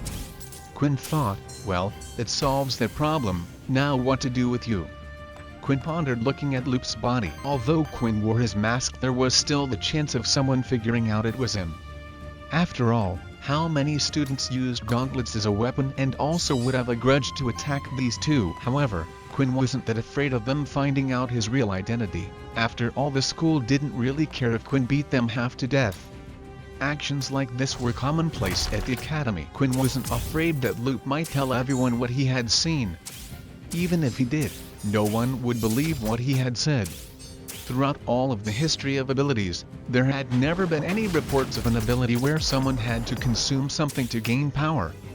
The power had always come from within, and with no markings on their neck to prove it, they would be treated as madmen without any type of proof. While Quinn was in the middle of his thoughts, he was startled when he heard the door start to open again. Quinn moved instantly at a lightning speed to try and flee the scene, but quickly stopped when he saw it was someone familiar opening the door. "There you are," Layla said. She then looked down and noticed the two bodies on the floor. "Quick, we have to get out of here. The guards will be here any second now." Quinn had taken too much time. He wasn't planning to take out two people. When a student was knocked out in a school or badly beaten, the wristwatch was able to ping their location to the school and inform them they were hurt. Then once this message was pinned to them, the guards would pick the students up and take them to the hospital. No one knew how it quite worked, as it was amazing. The watch was able to tell how much health someone had. Rumors were spread that it was an ability of an original that created the watches. Quinn and Layla hastily ran down the stairs but stopped as they could hear the sound of footsteps coming in their direction. "Oh no! We can't go this way." Layla then started to look around the roof. "I have a plan. Grab me and let's jump." "Are you crazy?" Quinn said. "Even with my strength from this height, I would at least break my legs, and even if I can heal, I still feel pain. Just trust me. Come on. I can use my ability." Quinn quickly lifted Layla with both arms despite his protest. With his strength, Layla was lighter than ever. He jumped onto the fence and looked down. The school was incredibly high. It was at least 4 stories. "I'm counting on you," Quinn muttered as he leapt off the building. As the duo was falling from the rooftop at an incredible speed, Layla closed her eyes and started to concentrate. Sweat started to form on her brows when suddenly, the two of them started to decrease in speed. They eventually reached the ground. "Hey, that was pretty cool. You can fly?" Quinn asked, stunned. "No, my ability isn't that strong yet," Layla replied. "At most I can only slow us down. Come on, let's head back to our rooms." As the two of them headed to their rooms, Quinn explained everything that had happened on the rooftop. "Wait, what? Then aren't you worried that Loop might tell someone what happened?" "Not really. He has nothing to gain from it. Without any proof, no one would believe him anyway. But there is one problem. There is the chance that if he does find out it's me, then he would come back with the others and attack me. I could take them out one-on-one, but as a group, I don't feel like I could stand a chance." "It's true," Layla replied. "A lot of the students have already formed their own groups and gangs to protect each other. All that's left are the ones that are too weak to be a part of anything." "I know. Why don't you create your own group? I could be like a sub-leader." "Of course, We would keep your thing a secret. That's not a bad idea, especially if in the future we get targeted even more. Maybe I should ask Vorden if he knows anyone." The look on Layla's face suddenly dropped as she heard those words. "That crazy guy, I told you he was bad news, Quinn." "What, did something happen?" "It's best if you hear it from your friend Peter. Maybe then you will realize how bad it was. After all, he saw the whole thing." In the doctor's office, the 2 students who had been beaten on the roof were currently lying on hospital beds. The single Dr. Haley was busy as usual, and especially at night when the guards gathered the beaten students. How can the school just let these sorts of things happen? Surely there is a better way. Haley thought as she went to check up on Faye. She noticed he was now sleeping calmly after healing the claw marks on him, and there wasn't anything unusual. However, when she looked at Loop, something had caught her eye that concerned her. In a certain spot on the boy's neck were 2 small puncture wounds similar to that of a snake bite. She had seen these signs before on another student, and just like before, the wound was already starting to heal itself. Haley then tapped her watch and waited a few moments for it to connect. "Hey General, I believe there might be a stray beast roaming around the school." "What? That's impossible. We have seen no signs indicating the presence of one." The voice on the watch replied. "But there have been some strange signs on 2 students. I'm a little bit worried." Haley said, "Please, for me.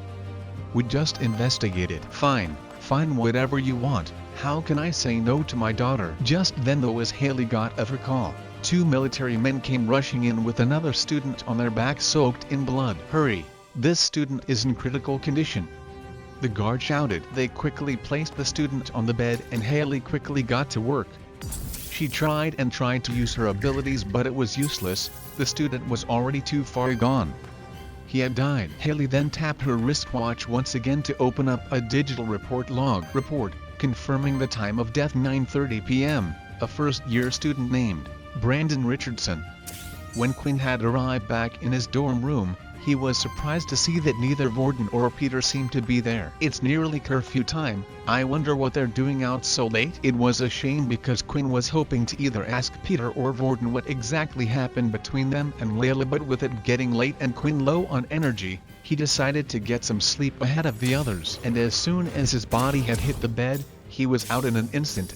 He didn't even change his clothes, and he just laid there on top of it like an old drunk man. A few moments later, and Peter was the first to arrive back in the dorm room. He slowly entered the room and didn't even acknowledge the fact that Quinn had returned.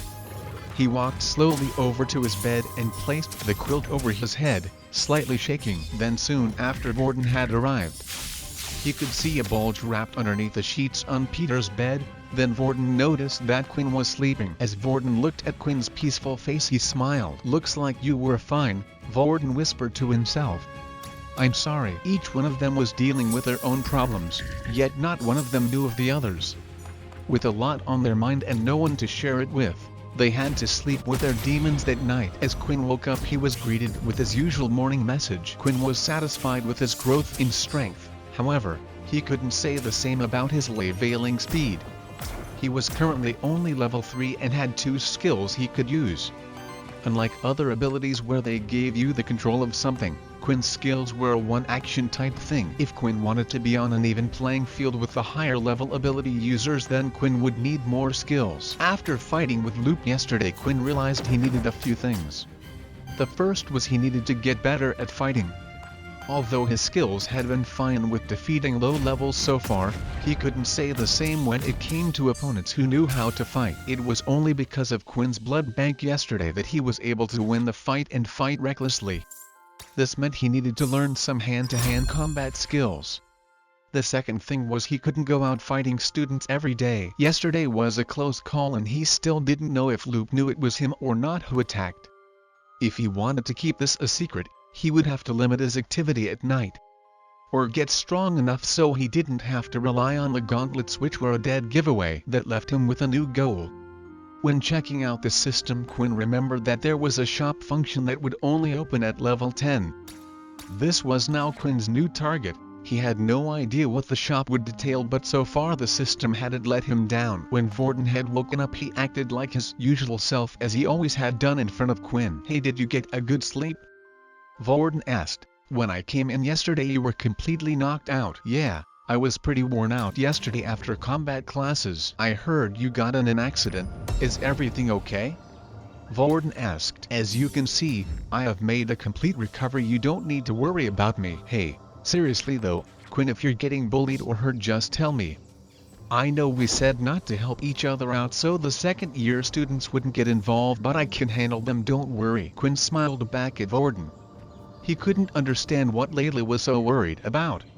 The Vorden in front of him now was the Vorden Quinn grew to like.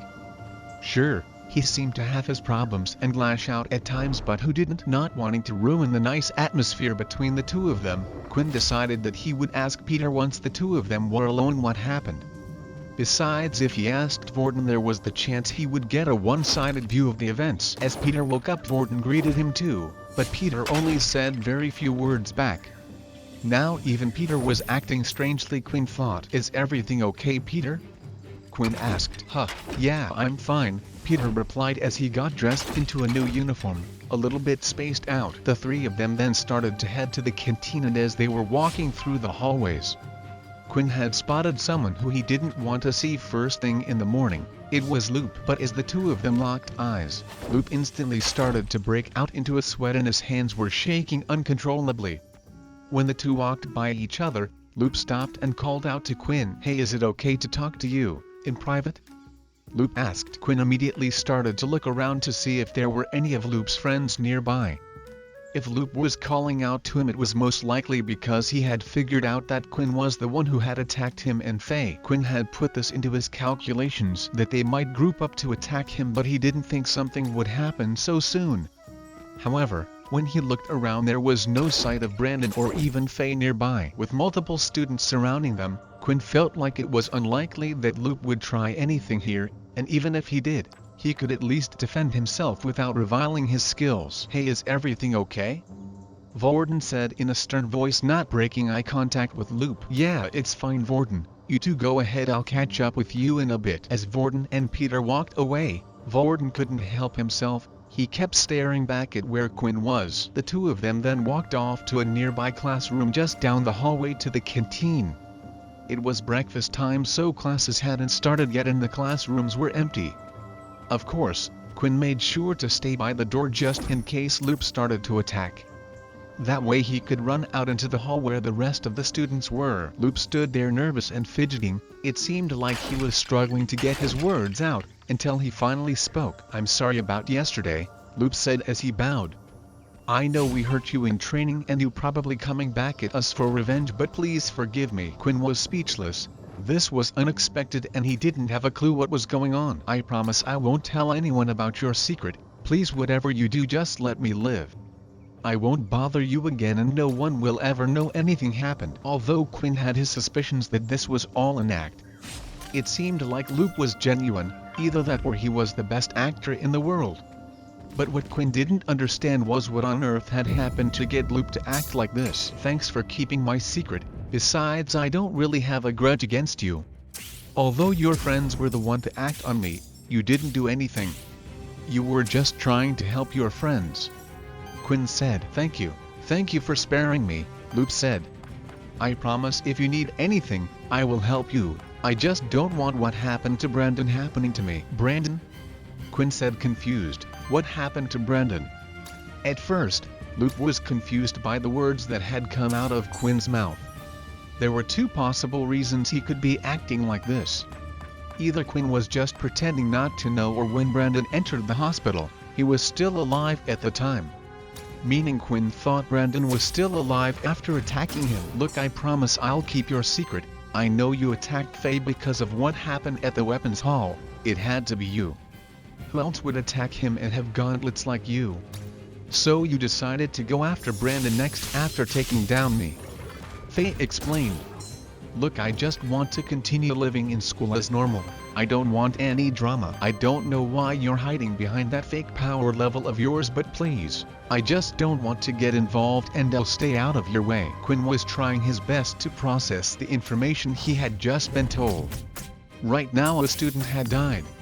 To be honest, he wasn't really sure what the process or punishment was for a student's death, and at the same time, he didn't want to find out. If the other students were to learn about the attacks on Faye and Brandon, they would naturally assume it might have been Quinn wanting payback.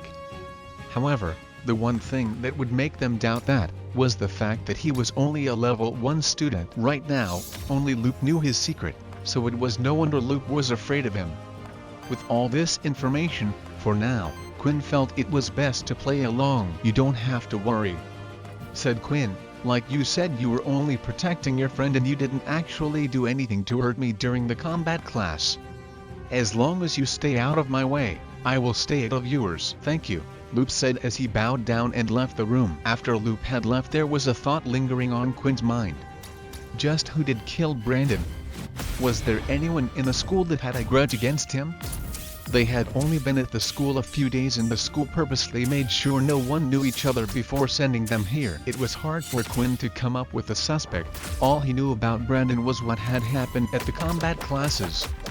If a petty person like him was able to plan an attack like that, then perhaps he had made many enemies already. After finishing his talk, Quinn headed to the canteen to catch up with his other 2 roommates, but when he entered the canteen, instead of seeing Vorden and Peter sitting together like usual, Vorden was sitting on his own and there was no sign of Peter. Quinn quickly grabbed his food and decided to sit next to Vorden. "Hey, aren't you worried about the second years coming to attack you?" Vorden said. "From the looks of it, people will continue to bother us anyway, so we might as well live how we want." Quinn replied, "Hey, so where's Peter? Didn't you two come here together?" "You're looking in the wrong places," Vorden said as he pointed in a different section of the canteen. The 2 of them were sat in the low-level section where the level 1 and 2s would usually sit. This was where Peter would usually come to join them as well. But the direction Vorden had pointed in was the higher level tables, the level 4 and 5 tables, and sitting next to them was Peter. "What is he doing over there? Are they targeting him?" Quinn asked. "Who knows?" When Peter entered the canteen, he looked at me and said, "I'm going to hang out with some new friends I made the other day." I asked him if he needed help and he said not to worry. As the 2 watched Peter hang out with the others though, it seemed like he was getting on with them well. He wasn't being asked to grab food or carry their things like the other lower power levels in other groups. "Well, maybe we should just keep an eye on them for now. It doesn't look like he's in trouble and we can always ask him about it later." Just then though, as Quinn and Vorden were busy eating their food at their table, another tray of food was slammed down. "I hope you two don't mind, but I have come to join you," Layla said as she sat down. As soon as Layla sat at her seat, she couldn't stop staring at Vorden, and the same was true for him. In the middle of the 2 was Quinn. He could feel the heat and tension in the air with both of them, and he didn't have a clue what happened. "So I see that hole in your leg healed up nicely," Layla said. Vorden's face started to twitch slightly. "Hiya, what are you talking about?" "Sorry, my name's Vorden. I don't believe we have met," Vorden said, pulling out his hand for a shake. "You are crazy if you think I'm going to shake your hand and you're just going to pretend nothing happened, are you?" Layla then turned to Quinn. "Quinn, can you not see this guy is crazy yet?" "Don't call me crazy," Vorden said, slowly saying each word. Hey, I think you both need to calm down," said Quinn, feeling like any second now the 2 were going to clash in the canteen. "I don't even know what happened between the 2 of you. Please explain." "This crazy boy attacked me when I went to your room last night. Look," Layla said as she pulled down her uniform slightly to reveal the red marks on her neck. "I keep telling you, Quinn, he's dangerous. Leave him." Vorden was visibly shaking at this point, but it was hard to tell if it was with anger or something else. "I said don't call me crazy, and again just like last time." Vorden slowly said each word, one by one. Judging by the tone of Vorden's voice, it felt like he was going to snap at any second, and Layla was prepared for it. She kept her senses on high alert, ready to use her ability any second now. Even Quinn was unsure about what Vorden was about to do. "Vorden, is what Layla said true? Did you attack her?" Quinn asked in a soft voice, hoping to defuse the situation. After hearing Quinn, Vorden stopped shaking and lifted his head up. I'm sorry about attacking you." When I saw Quinn's blood, I thought that maybe the attacker had come back to get revenge. "I thought you might have come in to attack me and Peter as well," Vorden explained. "I don't know if you know this, but Peter is only a level 1, and even though my indicator says I'm a level 5, I have to touch people to use my abilities. When you came through the door, I had no choice but to act first. How can we even believe you? Layla said, still annoyed by the whole thing. It was clear to her that Vorden was unstable. It was as if his mood and mind were changing all the time. Just seconds ago she felt like Vorden was going to attack her again, and all of a sudden he's calm. Layla wasn't buying it. However, even Quinn felt like Vorden was acting strange. It seemed like Vorden was always trying to hide something. When Vorden was asked about what happened between him and the second years, and even now with what had happened between him and Layla, "I'll just leave you to be for now," Vorden said, "I'm sorry about what happened. Quinn, if you need anything just let me know." He then got out from his seat and left the two of them alone. "Do you see what I mean?" Layla said, "The man is unstable. I understand he might have protected you a few times and he hasn't hurt you yet, but someone like him can hurt you at any time." Quinn knew what Layla was saying was right. This wasn't the first time Quinn had seen Vorden lash out, and it didn't seem like it would be the last either. But for some reason, Quinn wasn't afraid of Vorden like the others. All the acts of aggression that Quinn felt, it never felt like it was aimed towards him. In the hallway, while Vorden was heading to his elemental combat class, he decided to quickly step into an empty classroom on the way. He leaned up against the wall and took a deep breath. As he looked at his hand, blood could be seen. Vorden had clenched his fist so hard that his own fingernails had pierced his palm. "Why did you get in my way? We could have taught that girl a lesson." "What did I tell you? It's because of you we're in this mess in the first place. You attacked her. It's our fault, to begin with." "Fine, but you understand that if you keep suppressing us, the little one's anger will only build up.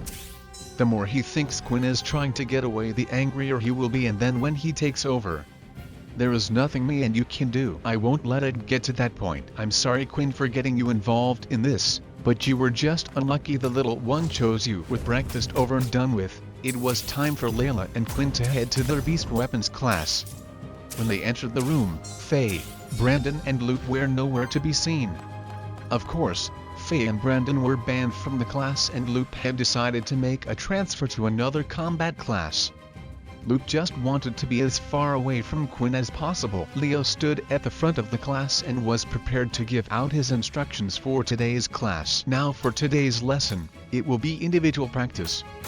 You have fought for the last couple of days with your weapon. Now you must learn how to get the hang of it. How to make it a part of you. Maybe come up with unique ideas to combine the use of your ability with the weapon. Then tomorrow you shall put today's hard work into practice." With that, everyone went into a separate space with their weapon. A few of the students sat down and started to think about how they could use their ability with their weapon. One student covered their whip in flames, making a fire whip. Another held a shield and managed to alter its shape to form spikes, while Quinn had no clue what to do.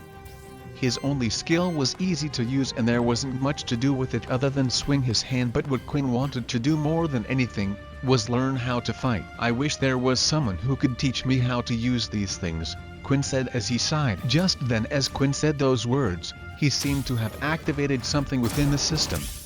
In front of his eyes, a video started to play. Quinn quickly looked around him to see if anyone else could see what he was seeing, but he seemed to be the only one. In the video stood a single tall, long-haired blonde man, in a large empty room. On his both of hands he wore two gauntlets similar to Quinn's, but looked a lot more powerful, and his beauty was unmatched. Something Quinn had never said about a boy before. There was one other thing that Quinn noticed, and it was his piercing red eyes. "Hello and welcome to hand-to-hand combat classes for beginners," the blonde man said in a cheery voice. "I don't know how much time has passed, but if you have come across this video, that means you're one of us. And I hope that the information that is being provided isn't useless in your day and age." The appearance of the man and the man's words made Quinn think about who exactly the man was in the video, and he had good reason to believe that he was a vampire. As Quinn diligently watched the blonde man in the video, he noticed several things that he read about in fantasy novels that all pointed to the tall man being a vampire. The ghastly pale skin, the beautiful looks, and finally, the red eyes. Not only that, but the man in the video also stated that Quinn was one of them. If Quinn was trying to understand the meaning behind his words, the man was stating that he was a vampire. Although there was also some other strange wording the man had said as well. The fact that he didn't know how much time had passed. Did it mean the video was made a long time ago? Was the man in the video even still alive? For now, Quinn had to put all of the questions he had to the side, as there was nothing he could do to confirm it. The video continued to play, and the tall blonde man started to speak again. To whomever this video happens to be shown to, I will now demonstrate a set of skills that you should be able to perform at your level. Our kind and or abilities work best when we use a weapon that covers our hands. The man then proceeded to get into a fighting stance. I will cover 2 sets of basic moves and it's up to you to learn them and figure out how to use them in fights.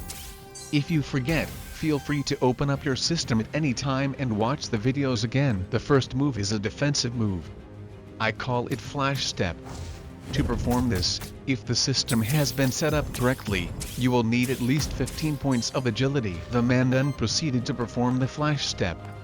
He crouched down and moved to another corner of the room in an instant. At the same time an afterimage of him was being shown. Now the skill uses up a lot of stamina, so even if you have enough agility points to perform the skill, be careful not to wear yourself out. I would only use it when avoiding a fatal blow or going in for an attack. Please also make note that although the move is fast and hard to be seen by the naked eye, at most it can only move you at a distance of 5 meters. Looking at the move, Quinn straight away realized how handy it would be to have something like this. In his last fight against Loop, he could have avoided several blows at the last second.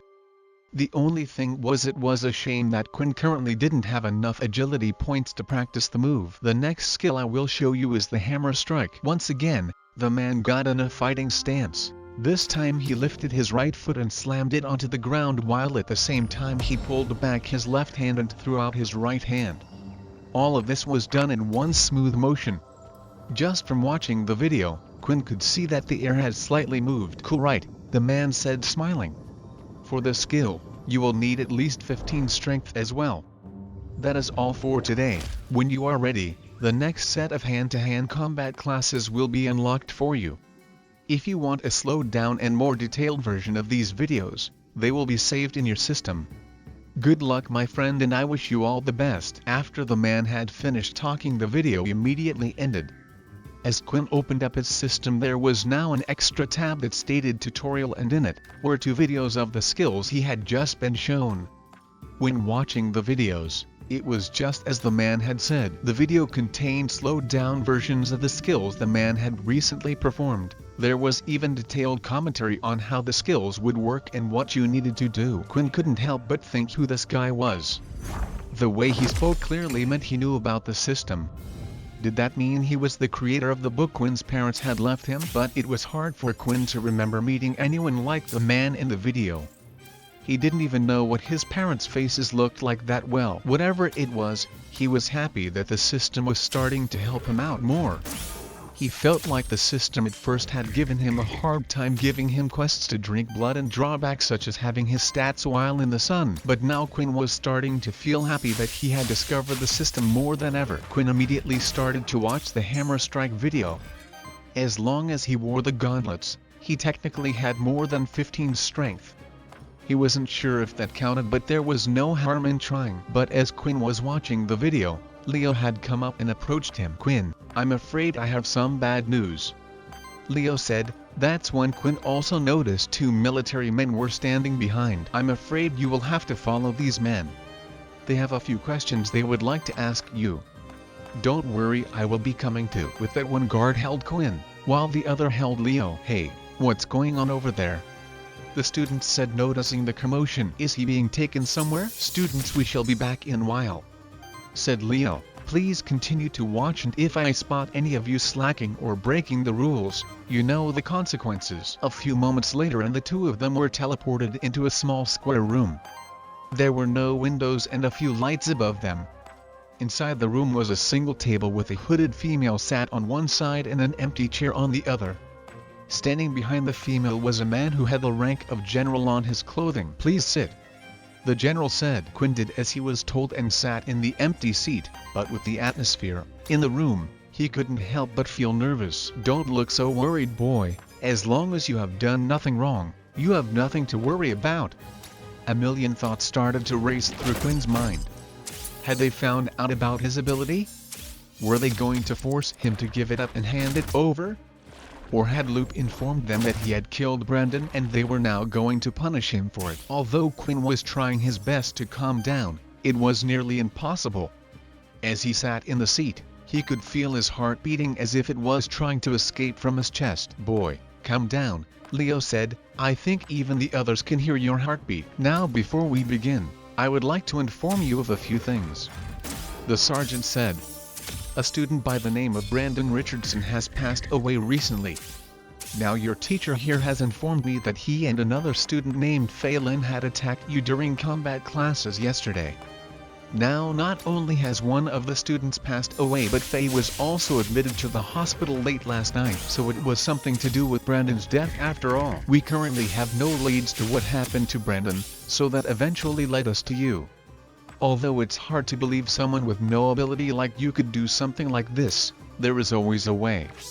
The woman sitting opposite you here has the ability to detect whether someone is telling the truth or not. Now please proceed with her demands." "It's okay," the lady said. "I just need you to place your hand over mine." As Quinn placed his hand over hers, he suddenly felt a calming feeling enter his body. "Now tell me, did you kill Brandon Richardson last night?" she asked. The calming feeling allowed Quinn to answer naturally. He felt like he was suddenly floating on top of clouds. "No, I did not." The woman carried on holding Quinn's hand and eventually let go. "He's telling the truth. As I said, I couldn't believe he would do something like this," Leo said. "I mean, how would it even be possible? He's only a level 1. It looks like we no longer have any leads. It's a shame, but an accident like this happens from time to time. It is expected," the sergeant said. "I'm sorry for wasting your time. Feel free to head back to class." With the questioning over, the two guards grabbed Leo and Quinn by the arm once again, and a few moments later were teleported back to the weapons hall. "Boy, your heartbeat was starting to give me doubts that you were hiding something," said Leo, "but I'm glad you were not the culprit, otherwise I would have lost a promising student." With it said, Leo started to walk around the room and give advice out to the other students. That's when Layla had come over to where Quinn was. "What happened? Is everything okay?" "Yeah, it seems like it will be for now at least," Quinn replied. Quinn explained to Layla what had happened at the integration. At first, she was even shocked to hear that Brandon had died, but was happy to find out that Quinn was now completely cleared of suspicion. But as she thought about it more, she started to think who in their right mind would be crazy enough to kill a student, and for what reason. "Hey Quinn, you might not like what I'm about to say, but do you think maybe Vorden did it?" "What makes you say that? Did something happen between Vorden and Brandon / No, I mean, is it not strange that Vorden approached you in the first place? He's a level 5 user while you're just a level 1, and when he attacked me the other day he kept shouting about you.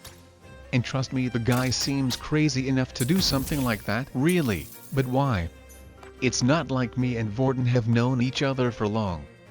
Do you really think anyone would go to the extreme just for something like this?" "Yeah, even if I do think he's crazy, I don't think he's that crazy." With that, the two continued to practice their combat classes. Although Quinn was trying his best to learn the hammer strike move, he couldn't concentrate. He kept thinking about the words that Layla had said. Right now there were no suspects to Brandon's death, and Vorden had acted oddly a few times. And the last thing was the fact that Vorden wasn't in his room when Quinn arrived back last night. Just what was he doing so late? As the combat classes had ended, Layla and Quinn decided to hang out with each other for a while. There were a few tests both of them wanted to do with Quinn's ability. Quinn wanted to find a way to stop the sun from affecting him and learn about it more, while Layla wanted to see if there was any way she could be turned into a vampire. But as they walked out of the weapons hall and out onto the ground floor, them and several other first-year students had been stopped. The people stopping them were second-year students, and they had asked all the first-year students to gather at the assembly hall. "Just what is going on?" Layla said. "I have no idea," Quinn replied. Of course, the second-year students were powerful and the first-year students had no choice but to agree. Even the higher power levels had agreed to come, afraid something might happen. Around 100 of the first-year students had gathered in the assembly hall. Around them was not a single teacher but just several of the second-year students. Up on the stage, the curtains were drawn and in front of it stood Momo. "Welcome every single one of you," Momo said. "Today we have a special event, a special message to all you first years. You see, there has been someone going around trying to go against us, thinking he can break the precious system that has been around for years in this school. I am here to tell you that this is what happens to those who do not obey." Momo pulled down on a piece of string and the curtains on the stage started to be opened up. As the curtains moved away slowly, it started to reveal a student who had been tied up and placed on a large piece of wood. The student was bloody and had markings of being beaten everywhere. "Warden," Quinn said finally. The first-year students had gathered in the assembly hall as asked. There was chatter amongst themselves as there seemed to be no sign of any teachers and only the second-year students. It was easy to tell the difference between years with students, as there was a rank and bed on their shirt that told the difference. "Have all the students arrived yet?" Momo asked. "Yes, everyone from Dell's class and the weapons combat class should be here." "Well, it's time to show everyone what happens when you don't follow the rules." At that moment Momo pulled a piece of string, pulling back the curtains, revealing what was behind them. As the curtains were drawn, a badly beaten up warden was on display, tied to a large wooden plank. Both of his hands were slotted into holes while his body was made to stand, and it looked like his legs were wired down by some type of ability. Just then several of the second-year students pulled out carts that seemed to be filled with large black circular stones. Momo picked up one of the round balls and held it in his hand. "This here is a metal ball that had been embedded with the power of a beast crystal," said Momo. "When the Earth had found a way to mix the beast crystal with our own weapons, it was a turning point in the war. But what they don't teach you as first years is that beast weapons need to be activated with your ability. Once activated, they can give out extra power. The higher the beast crystal used to make the weapon, the higher the power." Quinn, watching the whole thing, couldn't help but look at the badly beaten up warden. He was wondering how on earth Momo could stand there and talk so casually as if he was giving a presentation to the whole class. "So us second years have decided to give you from the beast weapons class and some of you other first year students a shortcut. Today we will show you how to activate a beast weapon using these balls." That's when a first-year student raised his hand to ask a question. Excuse me, but does any of the teachers know about this?" For a moment there was silence. Even the first years couldn't believe why someone would ask that in this situation. It was obvious that this was being done behind the teachers' backs. Then a second-year student had come from the side of the assembly hall and immediately punched the student who asked the question in the face. The second-year student repeatedly punched the person until he eventually passed out. "Are there any more questions?" Momo asked. The first-year students stood there silent in fear. They didn't want to say anything, especially after they had seen what happened to the boy who had just asked a question. "Good," Momo said before continuing. "Now to explain, these beast stones here were made with the purpose to help you activate your equipment, so, to be honest, they're quite useless, but they are handy for demonstrating. Just like when you activate your ability in your body, you need to concentrate on the ball in front of you. Think of it as a part of your body and focus your ability on it." The stone ball being held in Momo's hand suddenly went from a black to a green color. Now usually your weapons wouldn't change color when activated, but as I said earlier, these balls are used just for the sake of helping you learn how to activate your weapons. Once the color has changed, that means it has been activated and its strength has increased. Now today we will be practicing target hitting. The second-year students then moved Warden down from the stage and onto the floor with the other first-year students. "The board here is special, you see, even a bullet wouldn't be able to penetrate through it. Only the power of a beast weapon can, so today's lesson is to throw the ball and hit the target. Simple, right?" "What, is this really allowed?" a student asked. "And what do they mean by the target?" "The board, it's so thin. They're basically telling us to hit him." "Won't we get into trouble for doing something like this?" "What do you mean? The teachers don't care when we got beat before. Why would they care about something like this now? The second years are doing this only because they know they can get away with it. They have been here longer than us." Momo started to look at the crowd, when his eyes finally had met with Quinn's. "Oh, I almost forgot. The crazy boy here has been targeting us second years one by one, thinking we wouldn't notice. Not only did he not heed our warning, but he completely ignored it and came after us. We dealt with him in this very hall back then, but he still didn't listen. Now, this is a warning to you all. This is what happens to those who try to disrupt the flow in school. The second years then poured out the crates of black beast stones. They all fell out and rolled onto the ground floor. There were more than enough stones there for each student to throw at least one ball at Warden. Now who wants to go first? One of the second students said. Hurry now, if no one wants to volunteer then I will just have to pick one of you. As expected, not a single person had volunteered. The students were cruel to those who were weaker to them, but not like this. Usually, it would be a case of just better treatment, but it seemed like the second years were targeting Warden.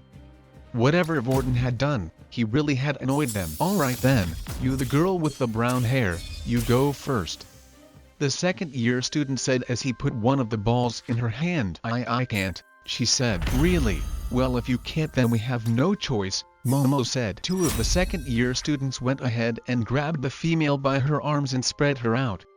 She struggled to break free and was wondering if she should use her ability. The girl started to look to around her side to see if anyone, a single person, would stand up for her, but they all looked away trying to avoid eye contact. Momo picked up one of the balls and it started to light up green.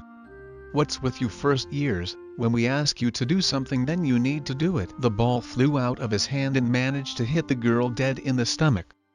Although Momo was careful not to use his full strength. Get her out of here, Momo said. Next. The next student was a male. He had the ability level of 2.5, but when he held the ball it managed to change in color, more activating the Beast Core's powers.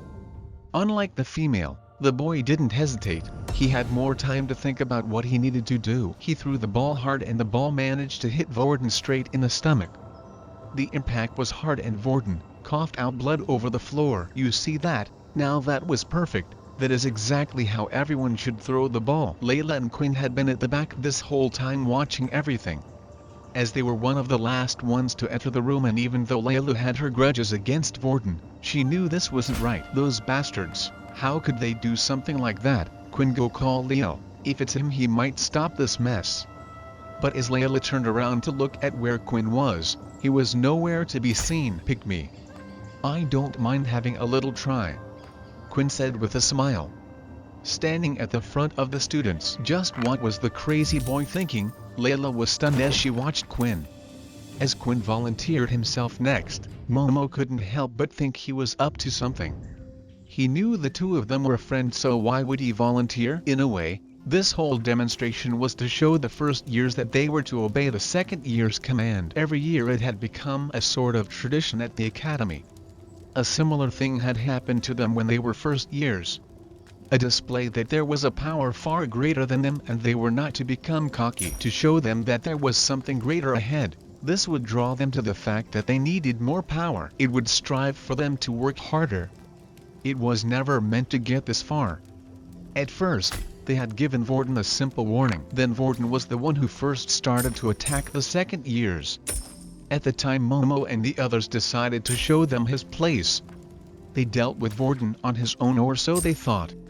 He continued to disobey their commands and still came after weaker second-year students one by one. That's when they decided to punish him publicly. This way it would solve all future troublemakers and showed them what happened to them. Quinn started to look around at all the second years in the room. There were a total of 8 second-year students standing by the edge of the hall, 4 on each side that had around 50 first-year students surrounded. There were also 2 students by Vorden, 1 on each side of the board. These students were the weakest of the bunch. Each of them had a power level 2 displayed on the watches. Even though they were second years, they all followed Momo, which meant they were weaker than him. There was the chance that they had already learned how to use a soul weapon, but it was unlikely. They had only just become second years, so there wasn't much chance for them to learn anything. However, the real problem was Momo and the people by his side. Momo stood there with a power level of 6 and the 2 beside him were level 4s. It was unlikely that any of the first years would help Quinn out, and even the strongest first year in the room was Erin, and even she was a level 5. It was no wonder even though the first years outnumbered them they were afraid. As Quinn held the ball in his hand a message had appeared. The percentage stood out to him. It was the same number his gauntlets gave when using them. Perhaps Quinn didn't need to figure out how to activate the beast weapons as Momo had said.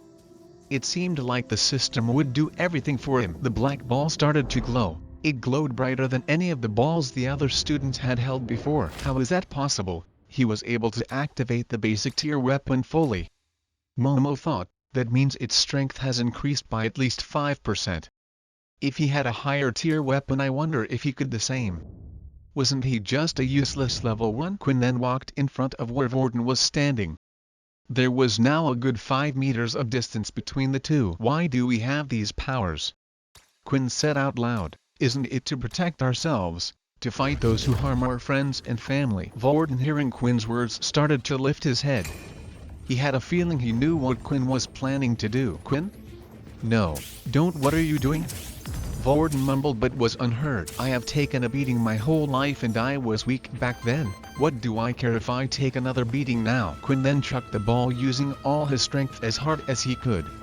With the 16 points of strength and the added 5% power, the ball came out lightning fast as it left his fingertips. Instead of the ball hitting Vorden though like everyone suspected, it landed straight in the student's stomach standing by the side of the board. The power was so strong that the student was lifted off his feet and knocked out in one blow. What the hell are you guys doing standing there? Get him! Momo shouted. Quinn knew there wasn't much he could do against all the second-year students, so he wanted to create as much havoc as possible. The two level 4 students who stood by Momo's side started to come towards him, but instead of Quinn running toward them, he suddenly ran towards the crowd of first years behind him. He bent down and picked up 2 more of the black balls on the floor and started to head for the weaker students around the side while weaving in between the first year students. Then when he was within distance, he had found his targets, the weak level 2s who were standing by the side. Once again he threw out another 2 black balls aiming for them at full strength. One of the students managed to avoid the black ball but the other wasn't so lucky, getting hit and knocked out. This was Quinn's plan. So far every level up Quinn was able to obtain an ability. He didn't know what he would get but he sure hoped it would help him win the fight. There were enough second-year students for him to take on to cause a level up. He then went back into the crowd to pick up even more balls while making sure to use the other students as cover. What are you guys doing? To anyone who manages to hit or capture that guy, they will be free from any form of punishment. Momo said. The first-year students started to look at each other. They didn't want to be involved in the first place and were unsure of what to do. Why should we listen to you? Layla said, just a second ago you dealt with one of us for asking a question. Who knows whether we can trust you or not? Fine, you don't want to help. Attack them all. Just then the 2 level 4 students who were chasing after Quinn no longer cared about injuring the first years. The 2 people started to gather up their abilities. One of them swung out their arm and with it, a large line of water came out at them, but before it could even reach any of the students, an ice ball was shot out and froze the water attack in place, causing it to fall to the ground. The person responsible stepped forward and drew her sword out. I wasn't going to get involved but you guys attacked me first, Aaron said. Even if you're a level higher than us, do you really think you can take on 2 level 4s? Just then an arrow came shooting out aiming for one of the students, but before it could reach him, an earth wall was raised. She won't be alone, Layla said. To be honest, at first, Layla wasn't planning to get involved. If Quinn wanted to take a beating there was no reason for her to get one with him. However, she too had experienced mistreatment in the school. Layla had no idea how strong Quinn really was but felt like he must have had some sort of a plan to fight back, and it now looked like the first year students were going to get hurt anyway. With Layla and Aaron distracting the other high levels in the room, Quinn felt like this was his chance to deal with the rest of the level 2s. However, it wasn't going to be as easy as he thought. Out from the side, a long thin object came lashing out at him. It was too fast for Quinn to react, causing him to be hit across his body. Not only did the attack pierce his chest, but it also sent him tumbling to the ground. 7 points of health points with one attack. Just what was that? Quinn thought, looking at what had just hit him. Coming towards him was Momo. In his hand, he held a beast weapon whip by his side. You have caused so much trouble.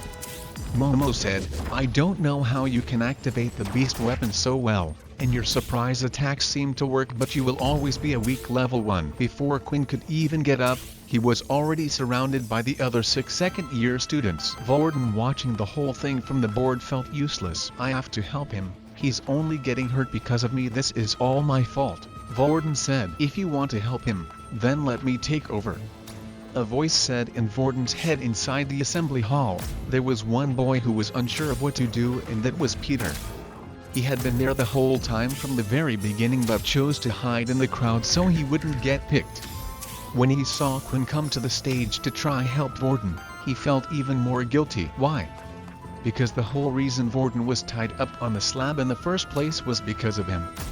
The other day when the second years came to see Peter, they had come with a proposal. Help them get Vorden to come to the assembly hall and he would be protected by the second years. Of course, Peter felt like he had no choice. If he refused the second years there and then, they would have tortured him until he agreed anyway. So what was the use of fighting back if the end result was the same? After their combat classes had finished, Peter had asked Vorden to go with him to the assembly hall to help him further practice. When they entered the room, the second-year students, included Momo, were hiding waiting for him. When the time was right, they all came out at once and jumped him. But what had surprised Peter was in that instant, Vorden had turned and pushed Peter out of the way. Run, I'm sorry, this is all my fault, Vorden said. Vorden thought the second years had targeted him because of what he had been doing in his free time. He had been fighting the second-year students when they were all on their own, trying to weaken Momo's gang one by one. Not knowing what to do, Peter ran out of the room, only later to return with everyone else. Then when he saw Quinn, someone who was just as weak as him, stand up to the second years, Peter felt a pain in his heart so strong.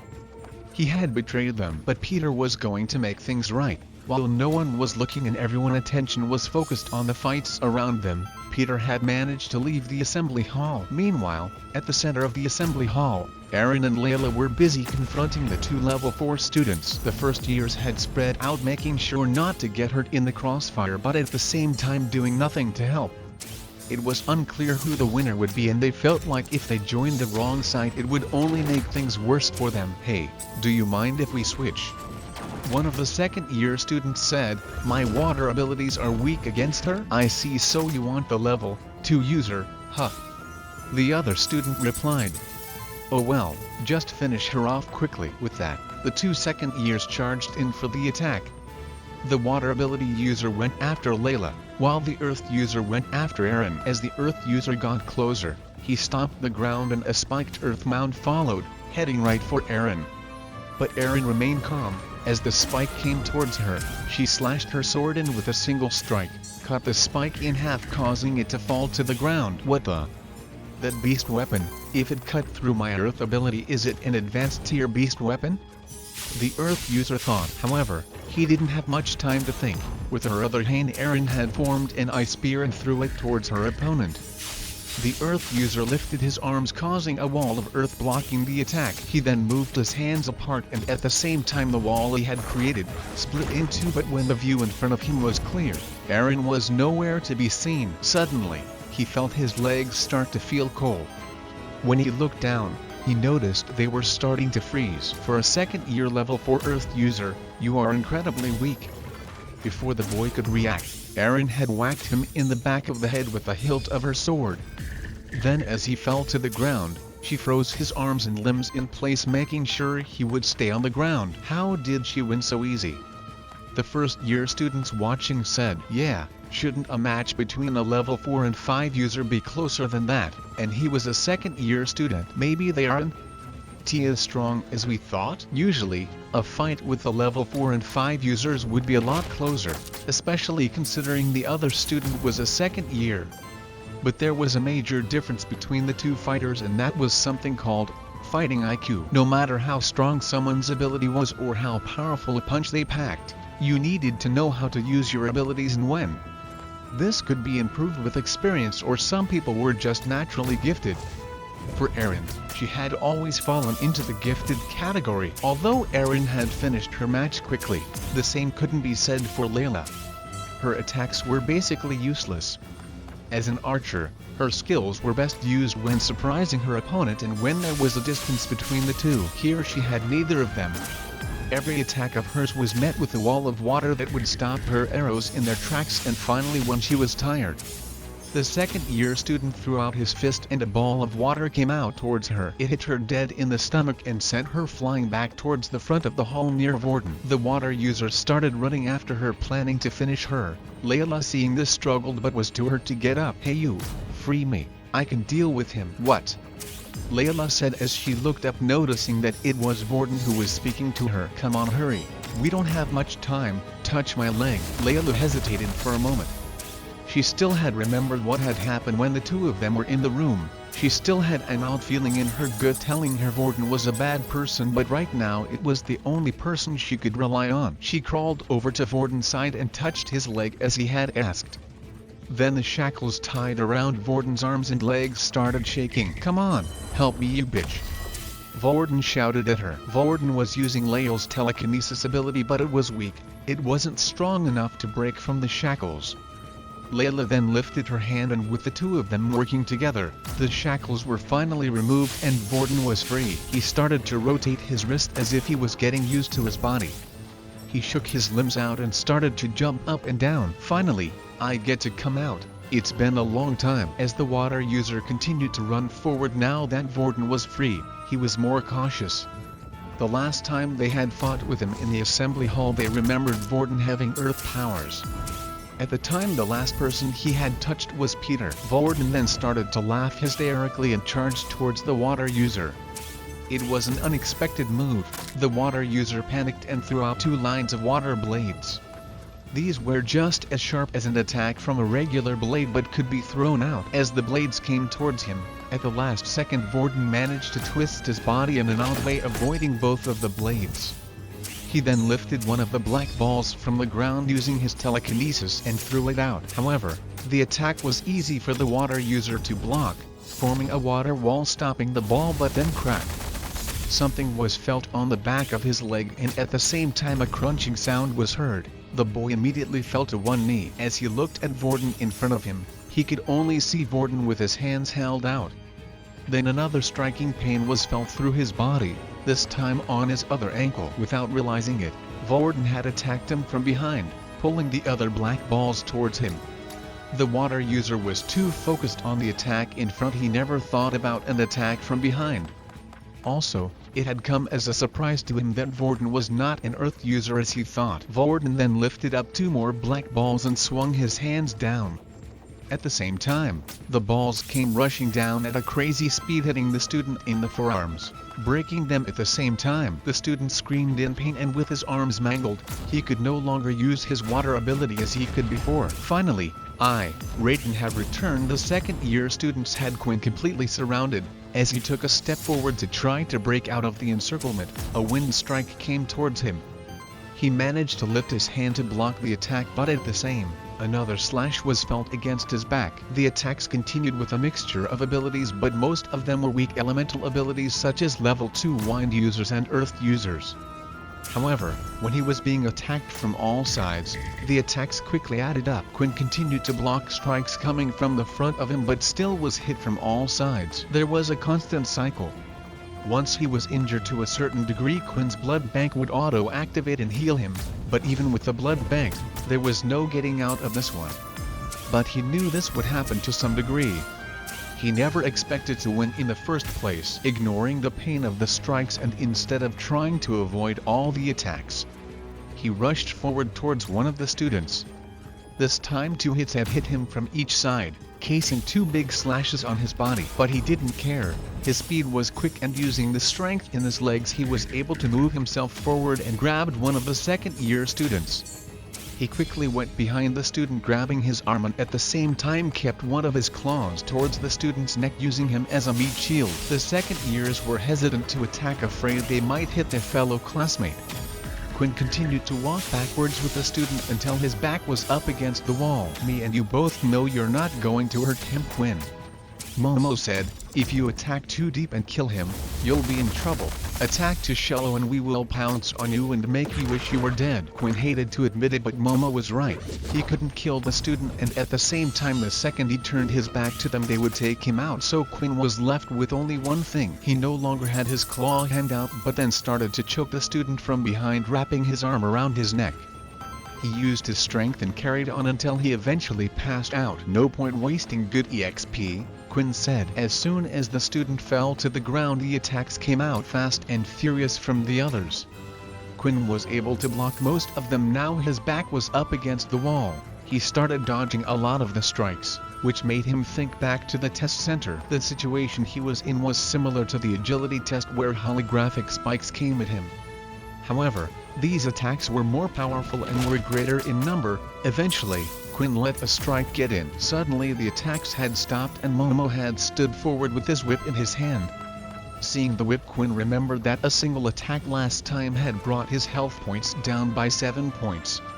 If he was to receive another attack from it right now, he would be brought down to below 0. Quinn still didn't know what happened when his health points would reach 0, but at the same time, this wasn't the time to find out. He had no choice. He would have to use the blood bank to heal himself. Even if the others did see him use this, it wouldn't reveal he was a vampire, but they would just think it was some type of self-healing ability. The problem was Quinn had already displayed abnormal strength.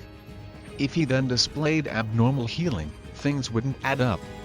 A student couldn't have two abilities apart from rare cases, which meant it would only lead to Quinn being asked more questions. Just as Quinn was deciding what to do, Momo sensed something and moved his head at the last second.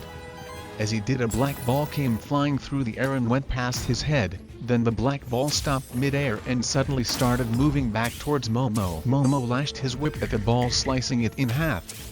As he turned around, he saw Vorden standing there. When he looked to see what had happened to the rest of the second years, he could see a few had already been taken down, and those who hadn't been were busy engaging in combat with Layla and Aaron. "So you got free, huh?" Momo said. "Do you not remember what happened to you last time the two of us fought?" Momo taunted. "Last time you fought against that weakling, this time you're fighting me." Raiden said, "I'm not as nice as Vorden." Raiden lifted both hands, and with it, 2 more black balls of the ground lifted up. Vorden swung his hands in the air and the black balls followed the same path. There was no need for Vorden to use his hands when using his telekinesis ability, but it allowed him to focus his mind better. Doing this moved the balls at greater speed and precision. After all, he wouldn't be able to use it as well as Layla, who had the ability most her life. The balls flowed a similar pattern to his hands, striking at different directions. However, Momo would simply step forward, move back or turn his body slightly, avoiding each of the balls. He then grew tired and grabbed one of the balls mid-air that was heading straight for his face. "Looks like you really don't remember what happened last time?" Momo clenched his fist tightly, destroying the black ball held in his hands. He then swung his whip, destroying the other without even looking where it was. Quinn wanted to help. While Momo's back was turned, he tried to go in for a strike, but before he even took a step, the whip came flying out and landed just in front of him. "Don't even think about it," Momo said. Before Quinn had taken a single step, Momo had already acted. Then Quinn waited once again for the right moment, and when he thought it was right, he tried moving in again, but the same thing had happened. Momo swung at his whip before Quinn had moved. It could be, Quinn thought. So far Momo hadn't displayed anything reviling his ability, but just now and how he had acted before, it seemed like it was part of his ability. There were 2 guesses Quinn had. He either had some type of mind-reading ability or future-seeing ability. If that was the case, then the fight ahead would be a tough battle. Quinn's guess about Momo was nearly spot on. Momo could see 2 seconds ahead into the future. Although it wasn't as clear as others might think, his ability was activated through his eyes. When he turned on his ability, a new type of vision would appear. Everywhere Momo looked, there was an outline of what a person or object was going to do next. When Momo's back was turned and the black ball had come towards him, he could slightly feel the outline of the ball touching him, allowing him to move his head just in time. Just 2 seconds before Quinn has even begun moving towards Momo, his outline had already shown where and what Quinn was planning to do. It was a strong ability that took years for Momo to get a hang of it first. Just because one could see the future didn't help out in any other aspects. Momo's strength, speed and reaction time all had to be trained with his ability. Even though Momo's ability was a rare one that was available on the marketplace, not many people opted for it for these reasons. But Quinn wasn't the only one who had figured out Momo's ability. Raiden had as well. Who cares if you know what I'm going to do? Raiden shouted, all I need to do is do something you can't block. Raiden then started running towards him. Momo swung his whip, while Raiden held out his hand, slowing the whip down with his telekinesis ability. The whip slowed down enough, allowing him to jump over the strike. Then with his other hand, something started to form. It looked like water was starting to surround his hand. With another swing, a water blade followed. Momo quickly moved to the side, avoiding one strike, but what quickly followed was a barrage of water strikes. Then at the same time from behind, another 2 black balls had been lifted and were coming right at him. Momo could see the black balls coming at him and he knew he could do nothing but take a hit. He opted to avoid the water strikes, the more powerful of the attacks and moves, so the balls would hit his back. After being hit with the black balls, Momo moved away from Vorden, creating distance between the two. I have to admit, I didn't expect you to be able to use 2 abilities. You didn't do something like this last time. It looks like you were hiding a trump card after all. Momo said, but you weren't the only one holding back last time. While in his right hand he held a whip, something started to form in his left hand. At first, it looked just like a bunch of light particles forming something, but then eventually another whip appeared.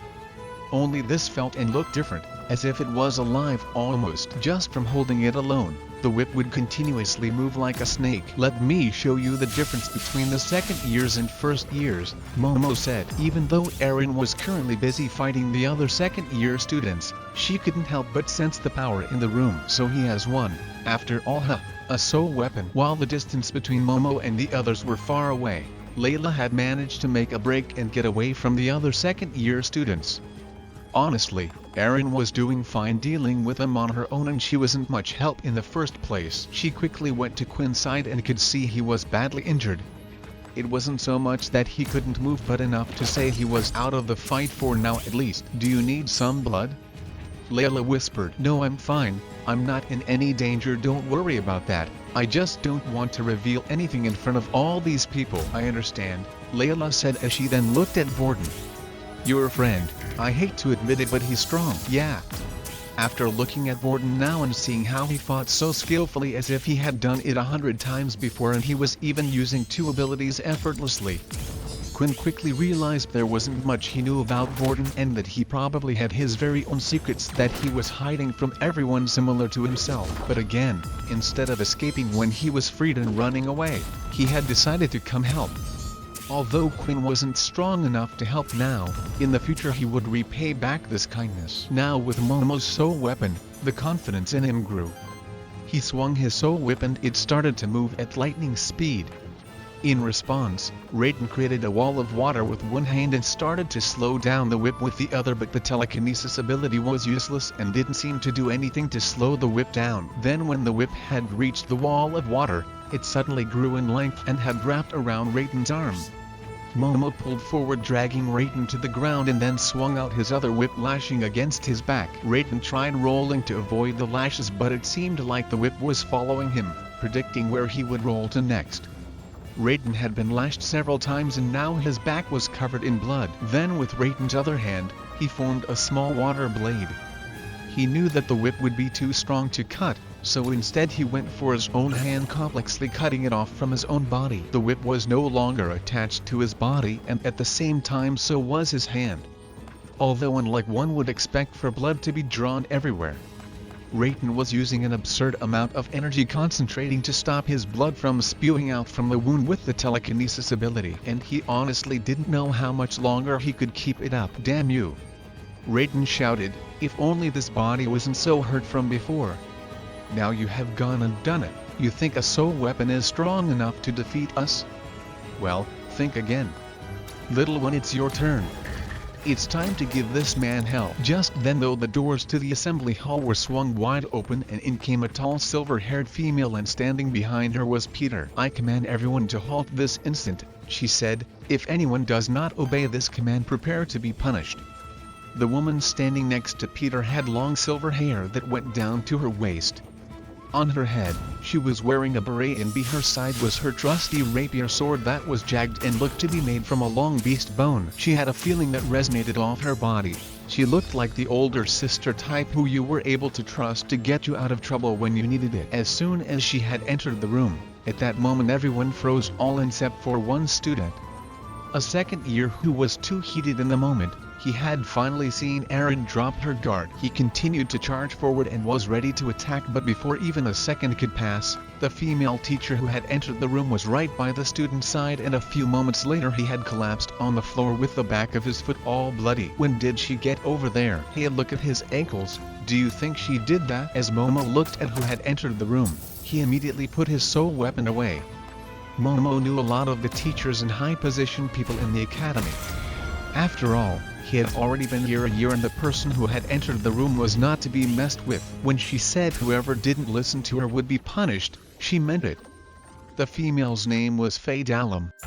She was a sergeant at the academy and was mostly in charge of squad training. Anyone else but her, Momo said. Not only that, but her ability was super speed, the worst matchup for Momo. No matter how far ahead he could see in the future, her speed was just too fast to react. Not that he had planned to go against her anyway. He had already made that mistake last year when Faye was still only a private at the academy. Those of you who are injured go to the doctor's office to be treated immediately, while the rest of you head to the dorms and stay inside until you are called out again. Do you understand? Faye said. Most of the first-year students were silenced. They had no clue who she was or what was happening right now. Then, from the lack of people answering her with a reply, Faye drew her rapier once more, and after seeing this the students immediately answered, "Yes, miss." Vorden had gone to the hospital carrying his arm in his hand. The second-year students went to their own separate part of the building that was located somewhere else to get treated, while out of the first-year students, no one was really hurt apart from Vorden and Quinn. This time Quinn had no choice but to head to the doctor's office. His clothes were all bloody and he had lost a lot of blood, but once he had been out of combat for more than 10 minutes, his body started to heal itself. After successfully attaching Vorden's arm back to his body, Haley, the school doctor, had gone up to check on Quinn. When she asked him to take off his shirt so she could directly heal his wounds, she noticed that the markings had mostly already healed. What is this? For this much blood, the wounds should be a lot bigger. Quinn started to laugh nervously. Yeah, my friend has a healing ability and managed to heal me a bit before I got here. Oh, another healer, Haley said, surprised. Well, if you get the chance, send them down here. Their ability is quite good and it looks like they have done a splendid job. I could do with help and I would love to have a student of my own. Sure, Quinn replied. Haley then proceeded to complete healing the rest of Quinn's wounds on his body. After she was done, there was not a mark on him. During Quinn's own healing process, his body had used up quite a bit of energy, and once again the message had appeared stating he was hungry. After consuming some blood from his blood bank, he no longer felt hungry and didn't have to worry about going on a frenzy for at least another 2 days. Once Quinn and Vorden had arrived back in their rooms, they were told not to leave until they were notified. Once in a while, a private would call out a student's name and they would be taken somewhere for questioning. Inside their own rooms was Vorden, Peter and Quinn. Thanks for calling the sergeant when you did. Otherwise me and Quinn would have been goners by now. No problem, Peter replied, still feeling bad by the whole thing. Although he had done the right thing by getting Faye, he still felt bad for having tricked Vorden into going to the hall in the first place. What do you think will happen to the second years? Quinn asked.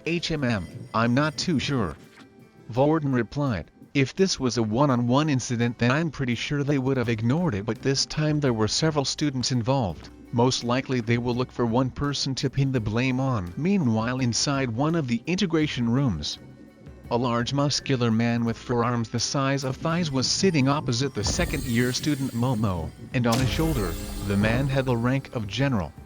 His name was Duke King and he was head of the second-year students. Of all the people, it had to be Faye to stop us, Momo complained. I did as you asked, and now I might pay for it. Will you relax? Nothing will come of this, I promise you that.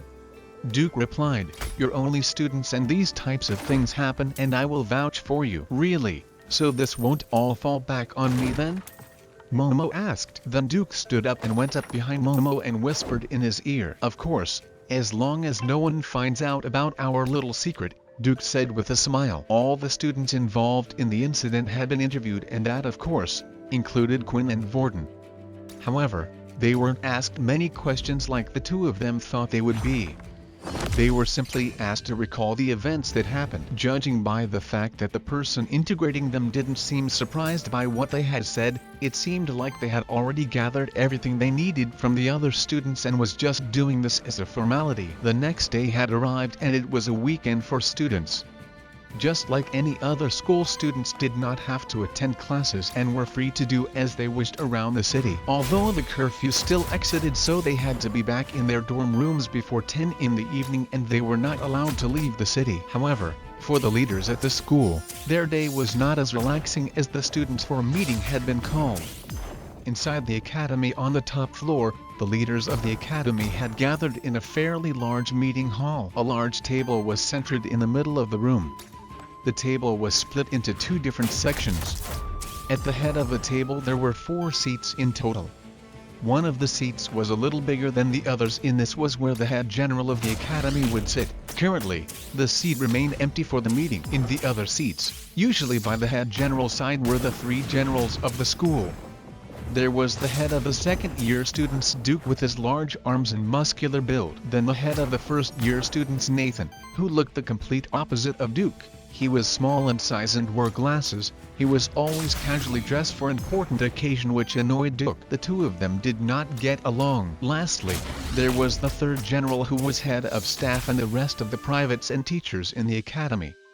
Currently, his seat was also empty. The 2 generals sat in their seats waiting for the others to arrive, and as usual, there was silence between the two of them. Then finally the doors opened and 8 people had arrived, all wearing the military uniform, and each one of them had the rank of sergeant displayed. Out of these 8 sergeants, it included Leo, the beast weapons teacher, Faye, the head of squads, and Haley, the school doctor. The 8 sergeants sat in their seats opposite to the generals, and finally it was time for the meeting to start. Faye was the first to stand and speak. We are here today to conduct the meeting on what to do with the second-year students, who were involved in the case involving primarily the first-year student known as Vorden Blade and the students who are part of Dell's class and Leo's beast weapons class. Faye then pressed a little button on a controller she held in her hand. In front of the generals and the other sergeants, a holographic report was being displayed to them. I believe you have all read the reports, but this is here just for your reference. I would like to ask your opinion on how these students should be punished. General Duke. Punished? Duke said, I see no reason for these students to be punished. If you look at the report, it seems like Vorden was the first to attack the others. They were simply retaliating. These types of things happen all the time. But then why gather the rest of the first-year students? Nathan casually added. It seems like to me other students had gotten involved. I agree, the students fight all time and we purposely do nothing to stop this, but this seemed a little too much. No? Fine. Further restrictions will be put on the second years and first-year students. They shall only meet when necessary. I will be in charge of issuing out the punishments to the second-year students. Is that okay with you, Nathan? Nathan simply shrugged as if he didn't really care about the matter in the first place. He had only made his argument to annoy Duke. I urge the rest of the sergeant to take extra precaution, said Faye. It was only recently we had the death of a student in our school. Unlike with Brandon, Vorden is an original. If his family was to get involved in it, would not be good for the academy. TCH, filthy scum, Duke said under his breath. The military didn't have a good impression of originals. When the war started, they were the ones who risked their lives to save the people of the planet. It wasn't until it truly looked like the humans would lose the war did the originals come forward and share their power with everybody, and not even all of them did that. Then Haley stood up. I would like to talk about the matter involving the 2 students with strange wounds on their bodies. Were there any reports about a beast escaping from one of the portals? Your father, who is not present at the moment, reported that there was no such thing.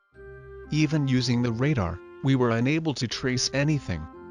Duke replied. If it wasn't the beasts, then just what caused those wounds? Haley thought as she sat back down in her seat. How is the preparation for the portal outing coming along for the first-year students? Leo asked. Yes, everything has been all set up. Nathan said. A green portal has been selected for the students to go through and the base has made preparations for their arrival. It should all go smoothly next week. Do you know what planet the expedition will take place on? Leo asked.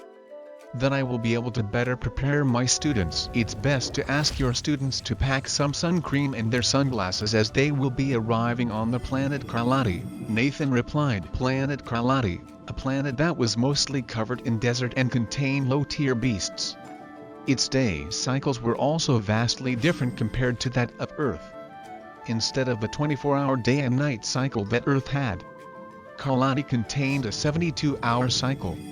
It was brilliant for those that loved the sunlight and heat.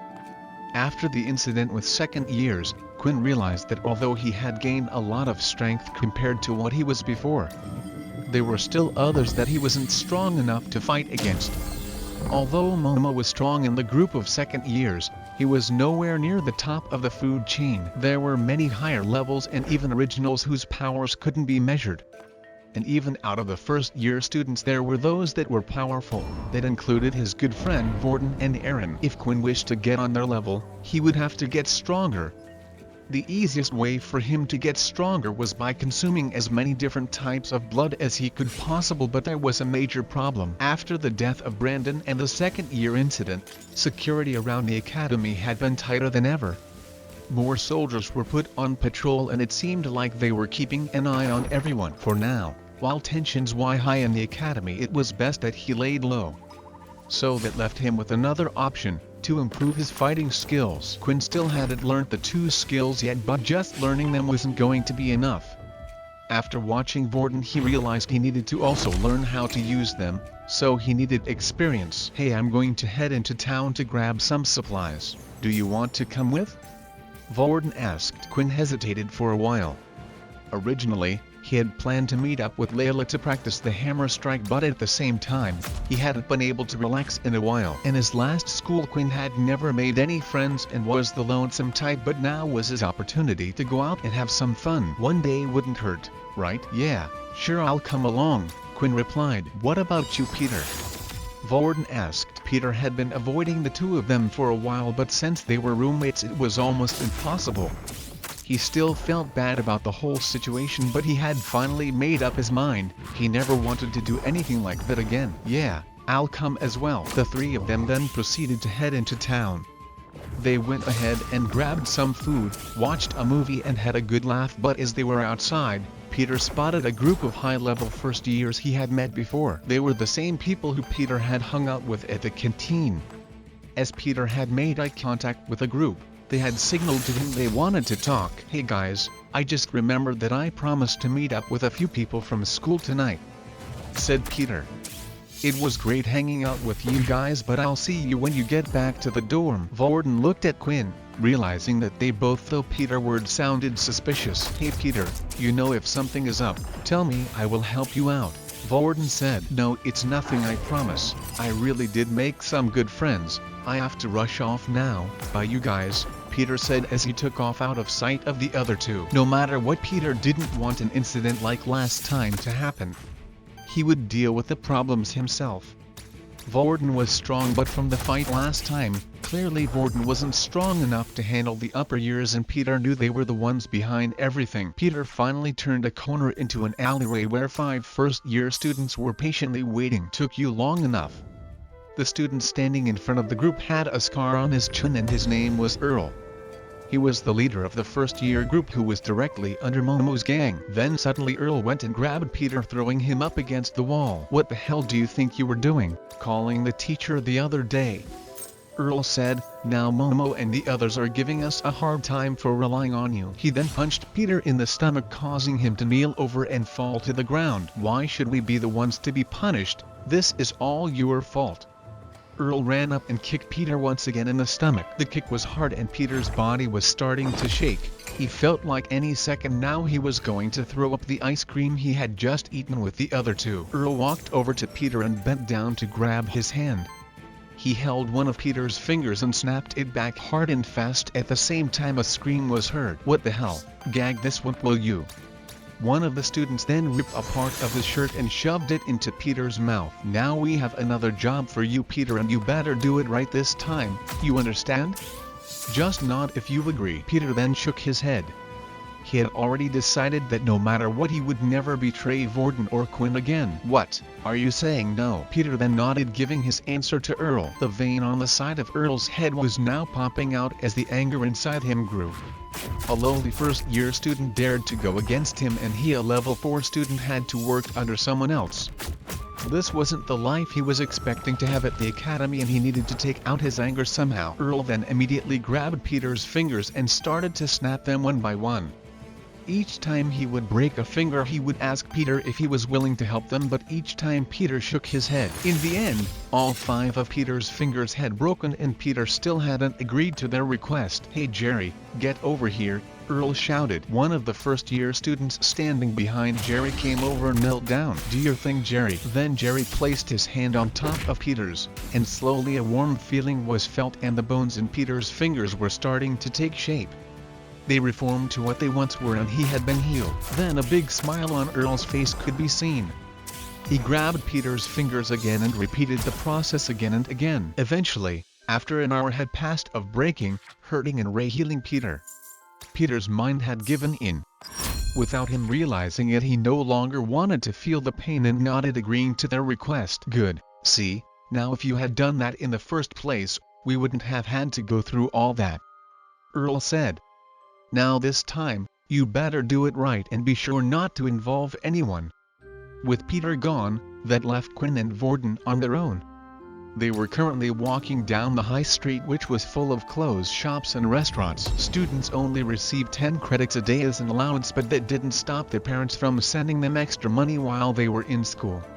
The richer students were free to spend and buy whatever they liked, and sadly the richer students were usually the stronger ones as well. Although the city didn't open up to any regular civilians, it was still open up to all the workers. The city was full of military personnel, but not all of them were soldiers. There was still cooks that were needed, admin staff, engineers, building workers, and even general people who would run the shop. They had all been granted special access from the military, and in return were given nice living accommodations and didn't have to worry about life on the outside world. So although they worked for the military, they weren't required to be relied on for fighting unless absolutely necessary. While the two were walking, Quinn couldn't help but think back to the fight between Vorden and Momo. "Hey Vorden, I know you said your ability resets every day, but you never said you could wield 2 abilities at once?" Quinn asked. "Didn't I?" Vorden said with an awkward smile. "Well, there are some in my family that can even hold 3. "Really? So how does it exactly work?" "Well, if I told you our family secrets, Quinn, you would have to become a part of our family. Either that or I'd have to kill you." For a second there was an awkward silence between the two, as Quinn wasn't sure if Vorden was joking or not. "Relax, will you?" Vorden said, "But yeah, I honestly can't tell you anything, you know, of Original's rules and all." Vorden belonged to one of the original families that had decided to keep their ability within their family, meaning the only people that knew how to copy other abilities were the Blades. Of course, Vorden wasn't allowed to talk to anyone about their ability. "Yeah, sorry about that, but if you don't mind me asking, if you copy an ability you've never received before, how are you able to fight with them so well?" "Let me show you something," Vorden said. The two of them continued to walk down the high street, which was filled with shops, until Vorden eventually stopped just outside a game store.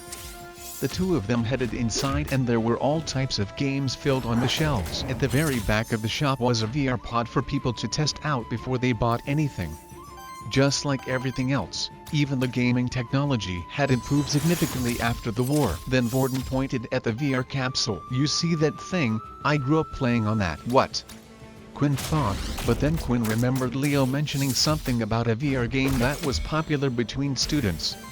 He said if he wanted to get fighting experience, it would be good if he played a certain game. Is this what he was talking about? There's a popular game played in the outside world and within the military schools called Power Fighter. The game is simple. It gives you an open empty room and the two of you fight until one loses. Although it sounds simple, the game itself is used to help people train. The VR capsule can record all attributes of your body. Anything you do in the real world you can do in the game. The only thing that it can do is record your ability. Varden then walked up to the capsule and touched the front of the capsule where there was a round ring. A holographic display appeared with the game settings on the top. Varden then placed his hand on the holographic display and a notification sound was heard. "Welcome user ID VBCOPY," the machine said. As Varden logged into the game, his user ID's information could be seen along with a dummy model of his fighter which looked nothing like Varden. It displayed the total amount of fights Varden had, and how many wins and losses. Although Varden quickly went of that screen onto another, too quick for Quinn to see anything. Then Varden was suddenly on an ability tab. The list seemed almost endless. "Wait, I thought you said the game couldn't record your ability?" Quinn asked. "It can't, but so the game was even more realistic and so it could be used as a training tool. It uploads into its database every ability that is shared out there in the world that we know today. Of course, only the ones that are made public. So original abilities and abilities that have yet to be discovered aren't on this list, including my own. However, I can select any ability I want. Even if I can't perform it in the real world, I can practice with it in the game." Quinn finally understood how Varden was able to become well versed with multiple different abilities. This was something that would only greatly benefit someone like him who was able to use whatever ability he wished. Most people who were playing the game would want to get stronger and better at using their abilities. That meant they would usually only select their own ability. What was the point of selecting something that you could never use in the real world, unless you just wanted to have the experience? The game is actually very popular with the other military schools. Varden continued to explain. So much so that the military has designed its own servers so it only connects to other schools, but you can also just play with the outside world as well. Before you enter the game you can even input your power level. This way it will match you with those people around the same level. People can lie about their level, but those type of people will never get better at fighting, bullying those weaker than them all the time. Quinn then walked up to the capsule and started to inspect it. It sounded amazing and was exactly what Quinn needed. This way he was able to practice against other students without others realizing it was him. Then when Quinn lifted up the tag on it, there were more zeros on the thing than he had ever seen before. There was no way he could afford such a thing. Maybe some of the other students who could be sent credits from their family, but not Quinn. Varden started to laugh. "Don't worry about it, you don't need to buy one yourself. The academy has a room full of them." "Really? Come on, let's head back and give it a go." The sun was starting to set outside, so it was just the right time for Varden and Quinn to head back to the academy, and when they did, they immediately went over to the VR room. Just like the capsule in the shop, it was a room filled with rows and rows containing capsules, and off to the side was a small shop and counter where students were able to buy snacks and refreshments. The room was currently packed with students. Just as Varden and Leo had said, the game was incredibly popular. Looking at the excitement in the students' eyes and faces, Quinn started to feel upset. It felt like there was a world he never got to experience growing up just because he was poor. The two of them went up to the front counter that was stationed next to the small cafe. "Hi, we would like to rent out 2 capsules please," Varden asked. "A single capsule will cost you 10 credits per hour," the female replied. Hearing that number made Quinn gulp. For some reason, he had expected the capsules to be free, but of course, they would have to pay to rent them. With Quinn's 10 credits he received a day at most he could play the game for was an hour a day. He didn't need the money for anything else. After all, the school provided the accommodation and 3 meals a day for them. "Alright, are you ready?" Varden asked. What did you pay?" "Yeah, don't worry about it, come on let's go." The woman behind the counter had handed Varden 2 tags numbered 23 and 24. The two of them walked around the room until they had found 2 capsules next to each other. They both had large numbers displayed on the front of the capsule in big bold ink. "Here we are," Varden said. "With these capsules they're only able to link to the military servers. You can fight with others from other schools, but you won't be able to connect it to the normal servers. You will need to buy your own capsule for that. When you log into the game you can play as a guest for now and just search for the IDVBCOPY and join my room when you can." With that, the two of them slowly climbed into the VR capsule. When the machine sensed they were both comfortably inside, the capsule lid slowly started closing on the both of them. Then before they realized it, their minds were completely transported to another space. Quinn was now in a large empty white room. There were no walls in sight and it looked like the room was endless. Suddenly a screen appeared in front of them. "Welcome to Power Fighter. Would you like to?" As Vorden had suggested. For now Quinn decided to play as a guest. Then he went on through the system and started to search for Vorden's gamer ID. Once he had selected to join the person's room, he patiently waited for Vorden to accept. Room invite accepted, transporting in 3, 2, 1. Then in an instant, Quinn had been transported to another empty white space room, only this time Vorden was there as well, but Vorden didn't look like himself. He looked like a completely different person. Both his hands had been wrapped in bandages and on his face, he wore a scarf. He looked like an ancient ninja. Vorden, is that you?" "Oh sorry," Vorden said, and the next second he looked like the ordinary Vorden at school. "What was that?" Quinn asked. "That. The game allows you to customize your character so you can make it look like whatever you want. The clothes I was wearing a type of skin, although they cost credits so I wouldn't worry about that." The sound of the game was just getting even better for Quinn.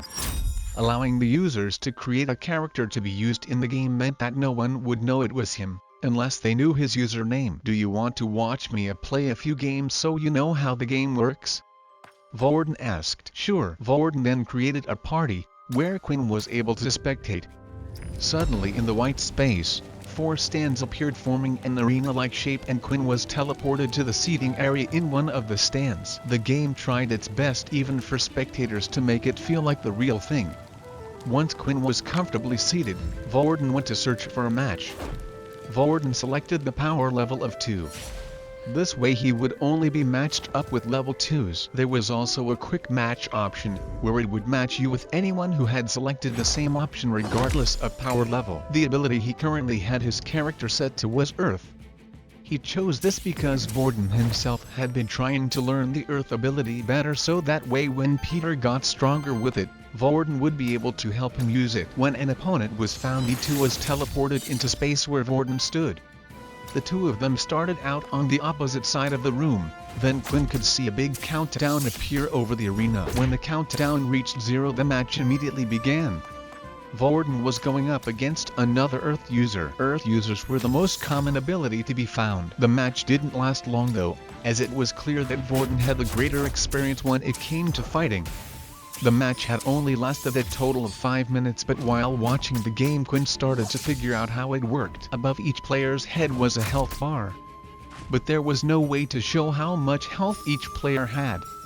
Judging by what Vorden has said, this was most likely because everyone had a different set of health depending on what the VR headset was able to read from the body. Quinn himself knew this because of his inspect skill. Every time he would look at the stats of a different person, some of them had different amount, and that included him. The next thing he noticed was the fact that there wasn't actually any damage done to the player. When Vorden would strike or stab a person, the system would cause the player to react to these by startling the player, but it wouldn't permanently damage the person like it would have done in real life. Similar to a game, it would treat hits on vital parts as a critical hit, but the player could continue to fight like normal as long as their health points didn't hit 0. After that, Quinn continued to watch Vorden play a few more games, and before they knew it, their time was up. Although Quinn didn't have the time to play today, he couldn't wait to try out the machine tomorrow. It was getting late and it was almost time for their curfew, so Quinn and Vorden decided it would be best to head back to the dorm rooms. When they arrived, they noticed that the lights were out and Peter was already in the room fast asleep. "Does he look okay?" Quinn asked, as he noticed Vorden was looking around to see if he could see any markings on his face or body. "Yeah, he seems fine, but even if he was getting bullied, he could have gone to the doctor's office before coming here," Vorden replied. "Well, I still think we should keep an eye on him. There's no way higher levels would just become friends with a lower level for no reason," Quinn said. Vorden cleared his throat loudly and started to look at himself. "Of course, there are some exceptions," Quinn said, smiling. With the other two now fast asleep, Quinn was still awake, messing around with his system. He was busy watching the tutorial videos of the hammer strike. He didn't have enough points in agility to learn the flash step, but with the gauntlets, he did have enough for the hammer strike. The video contained the blonde man demonstrating what to do step by step. It was incredibly detailed, showing everything in slow motion to the point where it also described the feeling the user should have every step of the way. Quinn repeatedly watched the video, as he wanted to learn and test it out in the game tomorrow. After finally remembering all the steps and believing he had a confident grasp on the skill, he shut his eyes and went to sleep. The next day Quinn had woken up earlier than the other two. He immediately wanted to go to the game to create his character and test out the skill he had been learning all night. Just in case the others wondered where Quinn was, he left a note before leaving. When he finally arrived, the VR room was emptier than it was yesterday, most likely because it was early in the morning and not a lot of students had woken up yet. Quinn then went on to do the same as Vorden had done yesterday. He went up to the pretty lady who stood behind the counter and asked to rent a capsule, only this time for 2 hours. There wasn't much use for his credits other than buying late-night snacks, and at the moment, not even this satisfied him. Ever since he had his first taste of blood, food was starting to taste bland. He still got hungry like everyone else, but the taste of ice cream and sweets just didn't have the same rush effect it once had. To get that feeling again, he could only get it from blood, but Quinn made sure to only consume blood when he needed to or to get himself stronger. He was afraid that he might become addicted to the feeling, and if he did, it would only cause more problems for him. Before entering his capsule, Quinn looked around the room and noticed some students carrying their beast weapons with them. Not all students used one like Vorden.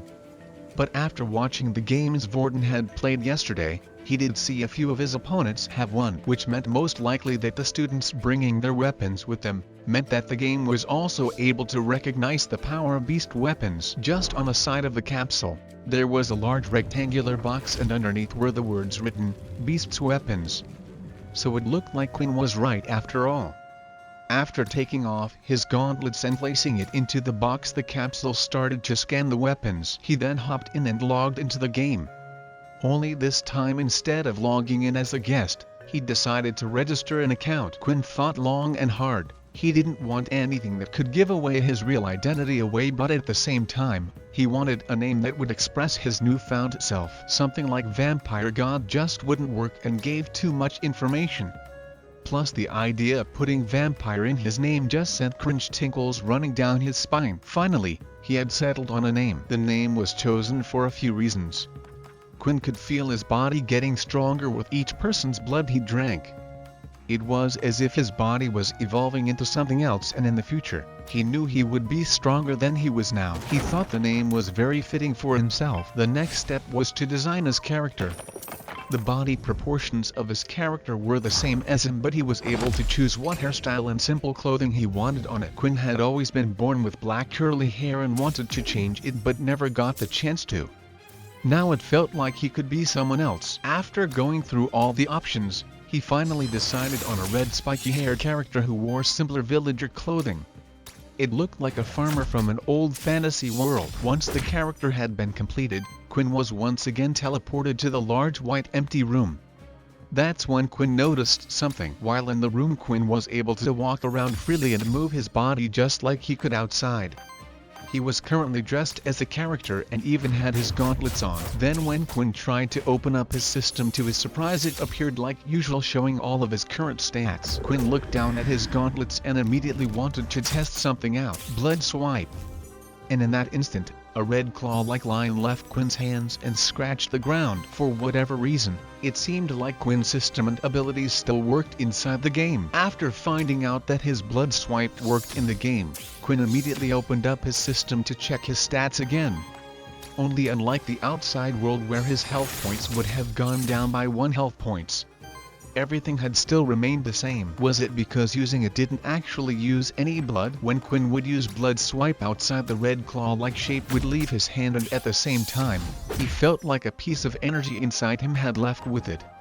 The minus in his health points would indicate that it took part of his life force or his blood. But inside the game world, the attack did no such thing.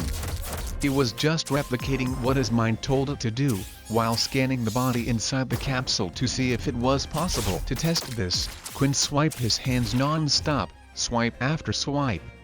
Red lines left his fingertips in a flurry, but at the same time, no health points was lost. Just in case, Quinn opened up the game system and checked, and right next to his name where there was a section to fill in your ability, there were the words written "none" in the box. However, another thought came to Quinn's mind.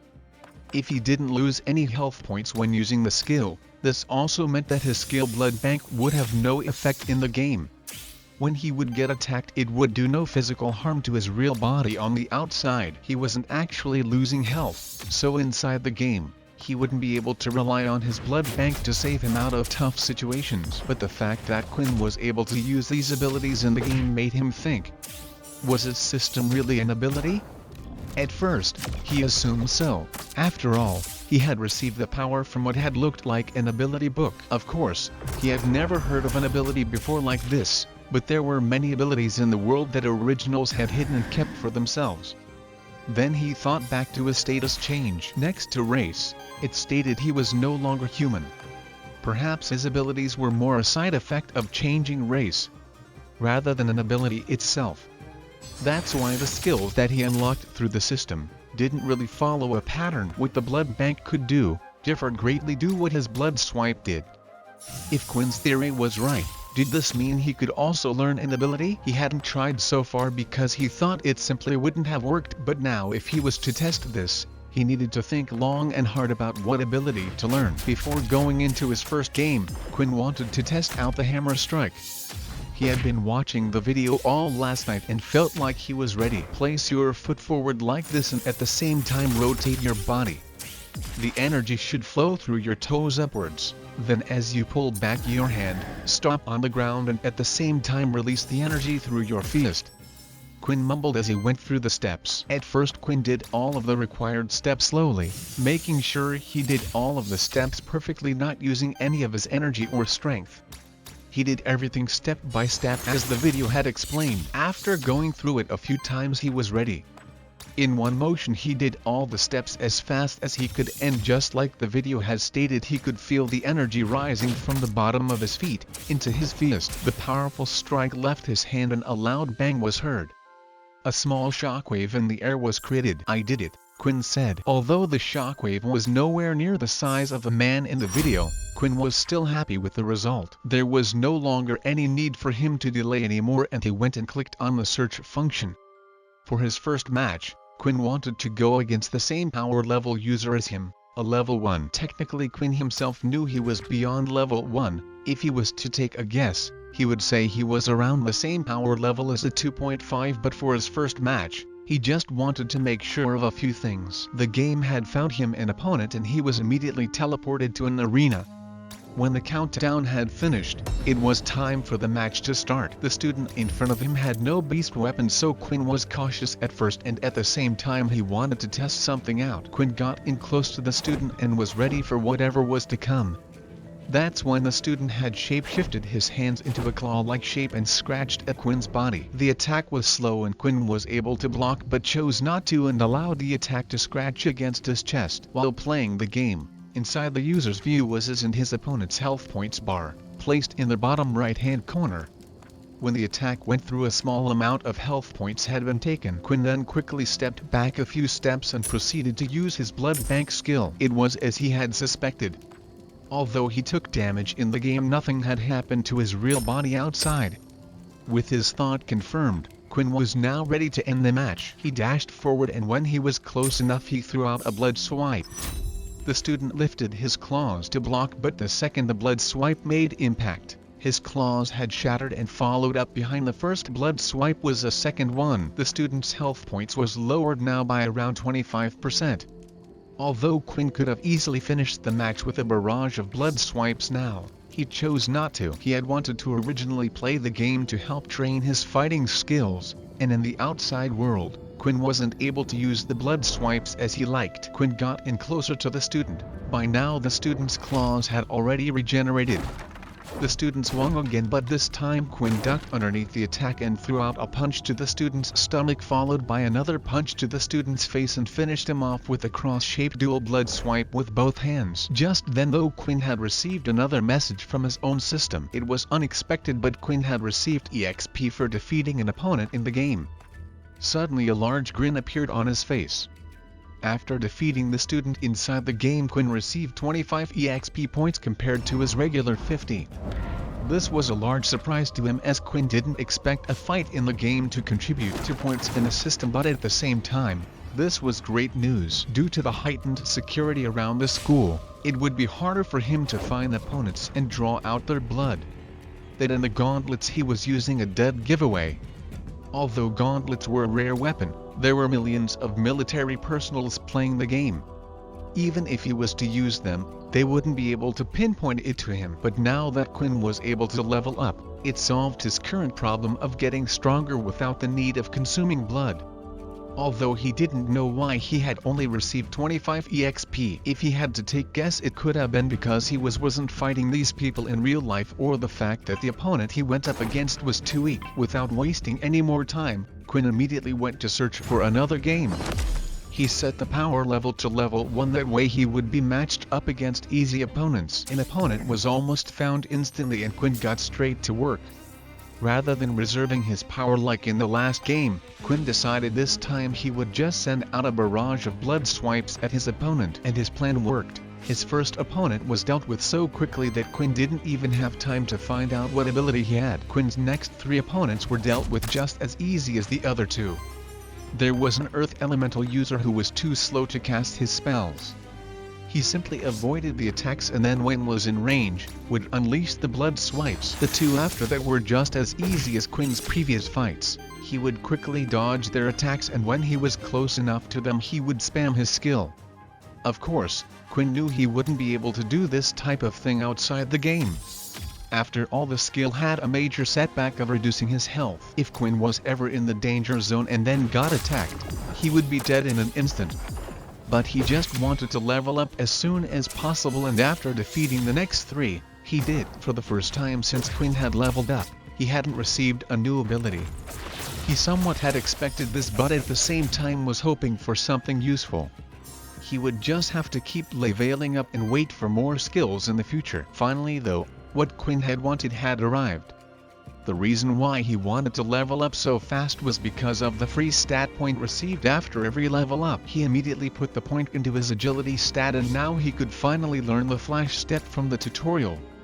This time, while following the tutorial from the blonde man, Quinn was able to follow him step by step along with the video, unlike when learning the hammer strike, where he had to watch it repeatedly and was unable to do everything. After several minutes of Quinn practicing the flash step, he finally had a stroke of success. Yes! Quinn shouted. However, what Quinn did notice was while he was in the white room on his own, his body would never feel tired. He was able to perform the flash step as many times as he wanted without feeling tired. This did not apply to when he was in a match though. Using the blood swipe did take up Quinn's stamina. He felt this affecting him after sending out attack after attack during a match. It meant the white room acted like some type of training room, where they were unaffected by their physical body's restraints. With the flash step learnt, Quinn finally wanted to experience a fight with a tougher opponent. Instead of searching by power level, Quinn decided to select quick match and would let fate decide the level of his opponent. In the real world, you wouldn't be able to choose who you went up against, so it was important for Quinn to have experience fighting in all sorts of situations.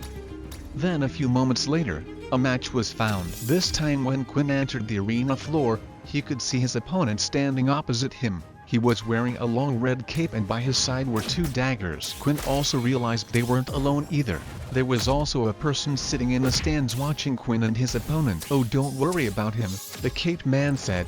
"He's just my senior. He's watching me fight so he can give tips." Quinn then tried using his inspect skill on his opponent to see what power level or ability they had, but there was no luck. The inspect skill didn't seem to work in the game. But before the match began, Quinn made sure to open up his status screen and decided to leave it open and off to the side.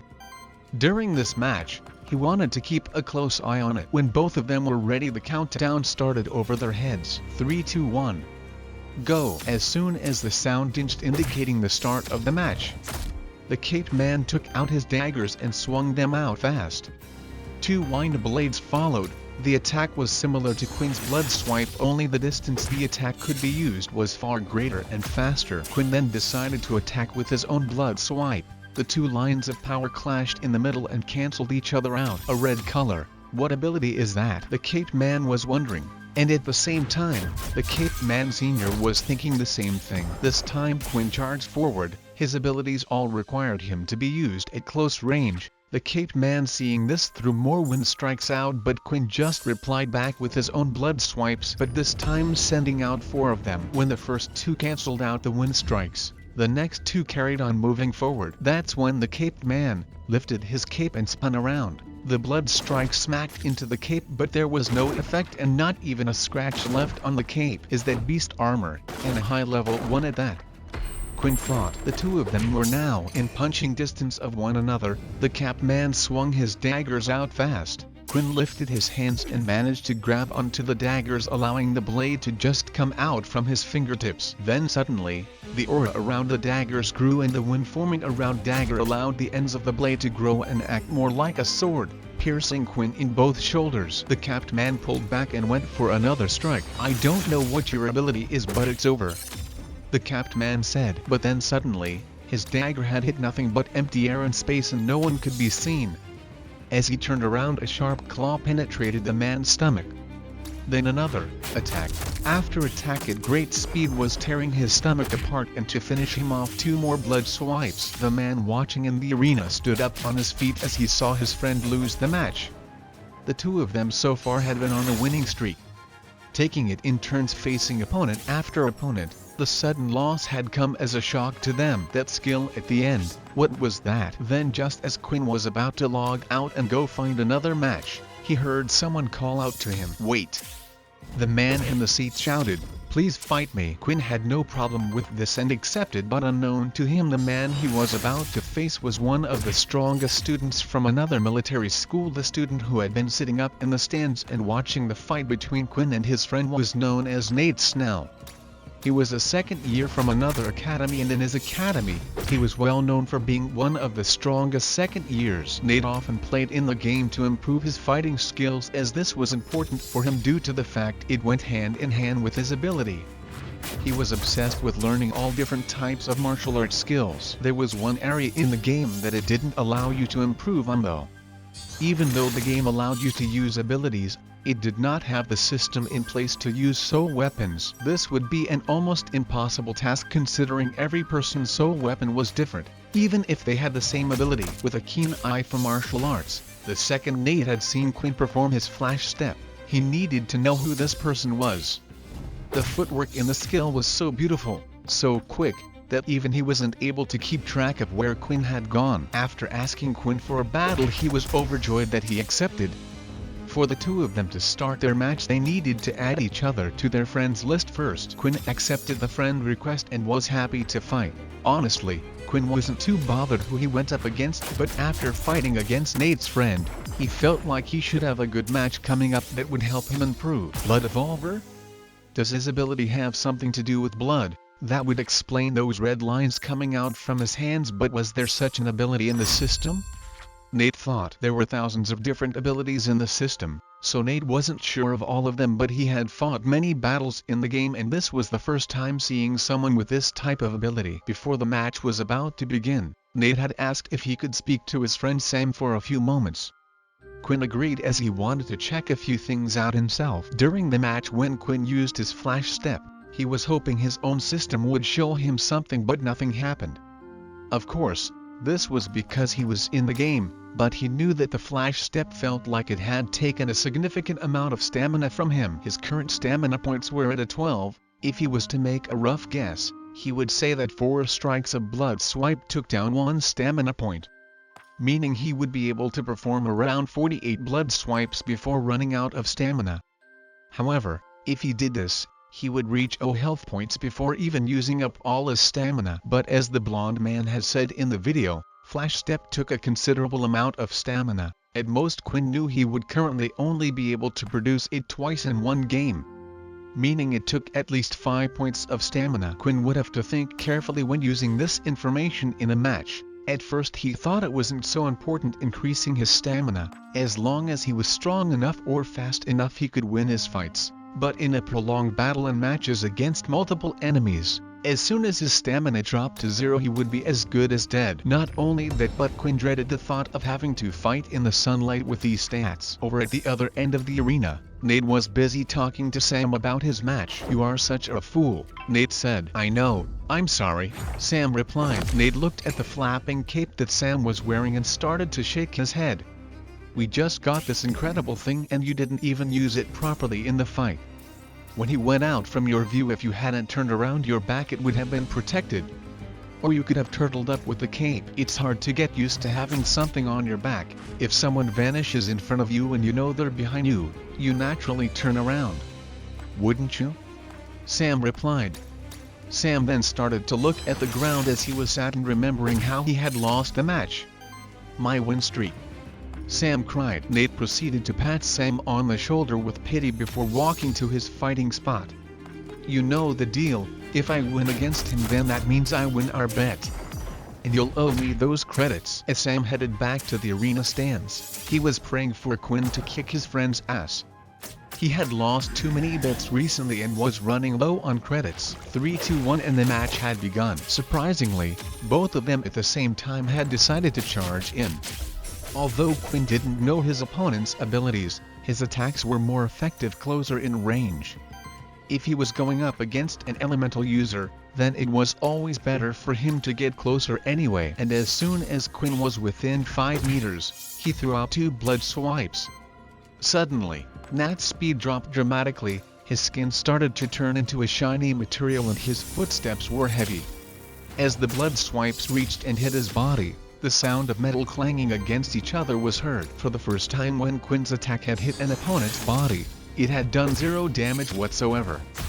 The metal shine from Nate's body seemed to shift and now was concentrated in his arm.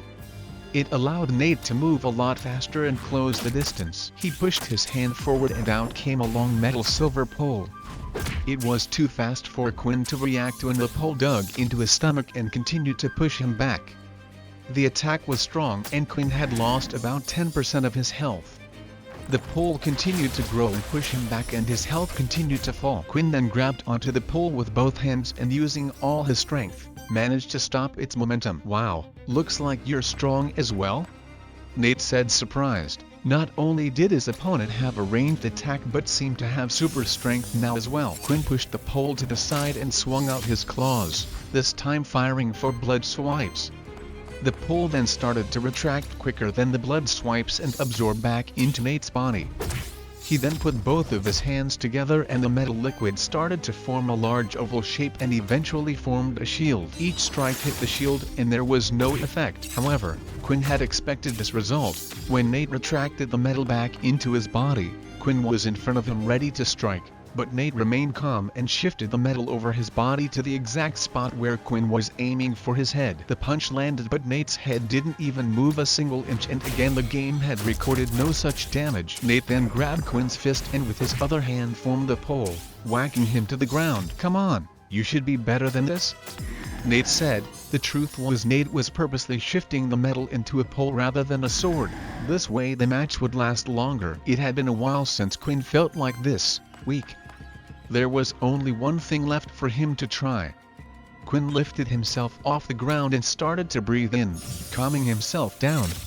Anger would only distract him. Then he was ready and Nate could see it too. "Come on," Nate said as he shifted the metal pole back into his body and into one of his fists. Quinn once again charged forward and threw out a blood swipe. Nate blocked the attack easily, lifting his arm and knocking it away, but it was only meant to serve as a distraction in the first place. When Quinn got close enough, Nate threw out his fist and at the same time, he responded with flash step, avoiding the strike and appearing behind Nate. Too predictable. Nate had prepared for this after watching the last match and made sure his back was already fully covered in the metal-like alloy. Quinn then lifted his foot off the ground, let the energy go through from his toes up into his fist. As he stomped down with one foot, he pulled back one hand and let out another fist. Bang! The sound of 2 solid objects hitting each other sounded loudly in the distance. For a brief second the two of them was frozen in place and for the first time, Quinn was able to do damage and it was a lot. Nate's eyes grew in shock as he saw the attack bring his health down by nearly half. Nate knew he was in danger and he could no longer take the fight as easy as he did before. He swung his body and at the same time had shifted a piece of metal into a sword. But once again, Quinn had used the flash step to avoid the strike. Damn it, again, how is he so fast? As Nate turned to look at where his opponent was, he was surprised to see Quinn collapsed on the ground. Quinn was breathing in heavy. He could no longer move. The use of using flash step twice, including the fact that he had used hammer strike, he had pushed his body way beyond its limits. Let's do this again sometime, Nate said as he stabbed Quinn on the ground, ending the game. Although the match had ended in Nate's victory, he was more excited than ever. Looks like the military tournament is going to be a fun one this year. After finishing his intense battle with Nate, his hour using the VR capsule was up and Quinn was no longer able to participate in any more matches. Although he had lost his match, he felt satisfied. He had learned a lot during his battle with Nate. His attacks, including his blood swipe, were not strong enough to do any damage to Nate while he using his metal ability. However, his hammer strike skill was.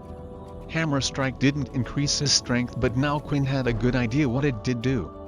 It was an attack that focused on the inside, an internal attack, the perfect counter to those with abilities who hardened or transformed their bodies. Quinn couldn't wait to find out what the other tutorials the blonde man had in store for him, but he had no idea how to unlock them. The blonde man had simply said when he was ready, they would unlock for him. There were two things this meant. One might be when Quinn's stats were high enough to complete the fighting skills requirements, or when Quinn was a high enough level. The second lesson the fight had taught him was how important stamina was. The flash step was an incredible skill that allowed him to avoid a strike in an instant, but if he used it more than twice, then he would be done for, and if he was out in the sun, he wasn't even sure he would be able to use the skill at all. This made Quinn think long and hard about what to put his stat points into in the future. Perhaps going for an agility or strength-based character wasn't the best thing after all. With that in mind, Quinn has set up an important meeting with Layla today. There was one thing he needed to learn about more than anything, especially if he wanted to get stronger in the future. It was a Sunday, so Quinn still had the rest of the day off, before having to go back to the standard military lessons for the week. The sun was out bright and early and Quinn was standing outside the school gates patiently waiting for Layla. Even though it was the weekend, Quinn still wore his school uniform, for he didn't have any other clothes other than what was provided to him, and he had long grown out of his old school uniform. This damn sun, Quinn said while his body was covered in sweat. Ever since he had evolved from a human into a halfling, the sun seemed to bother him even more. He was covered in sweat even though it wasn't that hot, and he was starting to have ringing headaches if he stayed outside too long. Finally, after waiting a while, Layla had arrived. She was wearing a beautiful red dress that showed off her long legs nicely along with her short hair. She still carried her bow and had her quiver by her side, and on her back was a fairly large bag. "You ready?" Layla asked, smiling. Quinn looked at the large bag on her back. It must have been heavy, he thought. "Do you want me to carry that for you?" Quinn asked. Although with his stats halved and his strength draining from his body, he was hoping she would say no. "It's okay, the bag is lighter than you think. I'm using my ability to make it lighter," Layla replied. Quinn really wasn't sure if she was being truthful or not and didn't really know what to do in these types of situations. Were you meant to insist and be pushy? Or be a gentleman like and offer a hand, or listen to the girl? If she said she could do it, then she could do it. In the end, Quinn didn't want to think too hard about it and decided to just let Layla carry on holding the heavy bag. If she wanted him to really carry the bag, then she should just ask him. The two of them walked out of the school's premise and carried on walking until they eventually reached a nice quiet park. There were some students outside messing around playing with their abilities, and at the same time there was some military personnel relaxing on the benches. "Peaceful, isn't it?" Layla said. "Yeah, it's kind of nice." Then a thought came into his head. Of all the news he had heard on TV, about what life was like during the war, how it could start up again any second, and finally the death of his parents.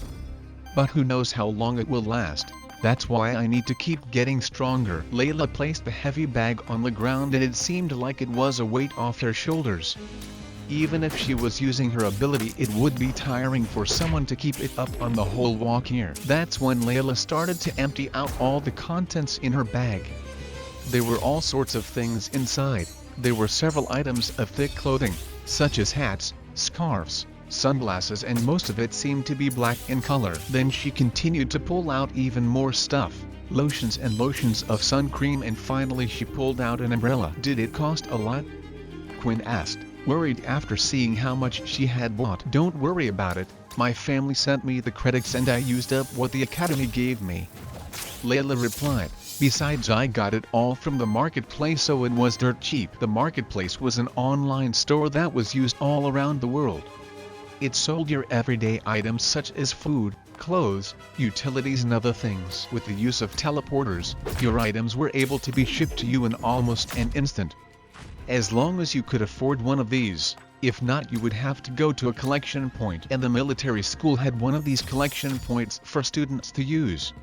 But other than just your everyday items, the marketplace was also used by people to sell and buy beast weapons, skill books, ability books and all sorts of things that would be beneficial to you in battles. However, to access this part of the marketplace you would either need military personal ID, which all students got a temporary one to use during their time there, or if you were a traveler. Travelers were people who didn't work for the military but worked for a private company and often went into portals to explore different worlds. So what do you want to try first? Layla said, holding the sun cream in her hand. The two of them had gathered in the park, not just for a casual chat and peaceful evening, but there was a goal in mind. And although Quinn usually found Layla obsessive, it seemed like her crazy strange self would come in handy. The whole purpose of today was to find out if there was any way to either reduce the effect that the sun had on the system, or even temporarily stop it altogether, and there was no one better than Layla for the job. She knew everything about vampires, having grown up reading about them. She ordered whatever she thought might have been effective. Quinn looked at all the items that she had brought over. He then noticed a few more things on the ground with her. There was a metal-shaped cross, a clove of garlic and even a piece of silver jewelry. Oh, those are for later, Layla said, embarrassed noticing Quinn staring at her stuff. We should also try to find out if you have any other weaknesses of normal vampires as well. Alright, why don't we just try the umbrella first? Quinn said as he knelt down to pick it up. He then stood still and popped open the umbrella. It was solid black in color to make sure that most of the light didn't penetrate or get through it. Quinn then adjusted the umbrella a few times to make sure his body was completely covered in the shadow. Then, to his surprise, while Quinn was fully covered under the shade, his stats had returned. Then he lifted his hand and placed it outside the shade zone ever so slightly, and as soon as the tiniest part of his finger was outside, the same usual status screen had appeared. Well? Layla asked. It works, but even if a little bit of my body is in the sun, then I start to feel weak. This wouldn't do. Holding the umbrella, although would return his stats, it would be difficult to use in a fight. One hand would be occupied holding the umbrella while the other would be free. Also, it was a big weak target that the enemy could easily destroy. But at least he found out that if he just carried an umbrella with him, he would no longer feel weak. It was a good idea to keep one on him for now. That's a special umbrella, Layla said. It's one used to block out the UV from the sun, although at most it can block out about 90%. It's not perfect. To be honest, I'm surprised it worked. Is the UV rays why I feel weak then? Not necessarily. I mean, vampire lore is all over the place, but these myths had to grounded somewhere, right? Layla then looked at the ground and picked up the sun cream.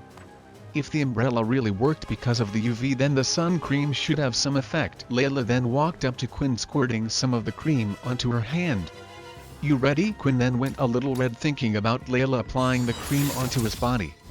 Looking at Layla now out of her school uniform, he realized she was kind of cute. So what, she was a little strange and knew too much about vampires. Everyone had their geeky thing they knew about and was obsessed with. Then Quinn felt something cold on his leg. She had taken Quinn's silence as a yes and started to slather the cream all over his body. After making sure everywhere she could see covered in cream, to finish it off she placed sunglasses over Quinn's eyes. Although we can stop the UV on your eyelids, we can't on your eyeballs, Layla said. Well, anything? This time, there was no such result. When opening up his status, the UV cream hadn't even made a little bit of impact. Quinn still felt incredibly weak and his stats were still halved, so it looks like it's not to do with the UV then. Although the umbrella worked, it can only block so much of the UV, and same with the cream, so I was hoping it would have some effect, but this means it's most likely some other property in the sun that we don't know about. To be honest, Quinn was thankful that the sun cream didn't work. The idea of waking up every day and doing it is a daily routine. At some point the cream would wear off too. He also couldn't imagine in the middle of the fight asking his opponent to wait to lather and cream himself all over. He had pictures in his head of asking Vorden to cover for him, while he brought out a bottle of sun cream. Finally, it was time for the last test. This one Quinn was dreading the most, the clothes test. He was already sweating and feeling hot as it was and couldn't imagine putting on a load of black clothing. But he thought it was best to get it over and done with as soon as possible. First Quinn placed a sweater over the top of his body, then a pair of black thick trousers. On his feet, instead of trainers he changed to black boots, then on his hand a pair of leather black gloves. Finally, on his head, he had a large back top hat. Looking at him, Layla could barely hold in her laughter. He looked absolutely ridiculous. Breathe, Layla. She mumbled, well, anything? No, not yet anyway. Well, we might as well try the rest. Layla then continued to place clothes onto Quinn. This time she had covered his face with a balaclava, and even where his eyes were, she had put a sleeping mask on. More hats were placed on and now every inch of his skin was covered. Anything? No. Quinn shouted, but it sounded muffled through the clothes. However, Layla didn't give up yet. She felt like if the umbrella had worked, then this had to work as well. She continued to place all the remaining clothes she had brought with, and then finally, while Layla was piling on the clothes, Quinn managed to shout something. Wait, it's working, Quinn said. Although the clothes had worked, Quinn was around 3 inches thick in black clothing. Layla quickly helped Quinn take off all the clothing as it seemed like he was a bit wobbly on his legs and was going to pass out any second now. Once the two of them were finished, Quinn opened up the umbrella and the energy started to restore back into his body again. The two of them sat down on the clean-cut grass and were discussing the results of the test. Well, you can't go out like that, Layla said. You couldn't move in the thing. Agreed, but at least we know that the most important thing is to stop the sun hitting me. Quinn started to feel the umbrella, wondering if perhaps he could get clothes made out of the same material. Then the problem would be the material would be too weak. Most likely the reason the clothes didn't work so well was because they didn't block out the sun enough. He needed more solid but flexible material. There was some stuff out there that might have worked, like a black latex suit or something, but these weren't strong enough for fighting. It could easily be torn or ripped and then he would be back to being normal weak Quinn again. Suddenly a thought had entered Quinn's mind. He started to remember the fight he had inside the VR game. When he had gone against Sam, he had used a cape that was able to block his blood swipe. The material was not only flexible but strong as well. The cape was most likely made from some type of beast, from one of the portals. If Quinn could get enough of this material, maybe he could make a suit of some kind that could not only protect him from the sun but also be strong enough to be used in combat. A smile started to appear on his face. He now couldn't wait to be transported to hunt some beasts. After finishing the test with the items, Layla was eager to try out a few of the other things she had brought along with her. Do I really have to worry about something like this? Quinn said as he picked up a clove of garlic. Not really, to be honest. I just wanted to try out everything. Garlic always acted more as a repellent in the first place, and the fact that you're holding it like that would suggest it wouldn't hurt. While Quinn looked at the piece of garlic, he decided to use the inspect skill on just to be sure.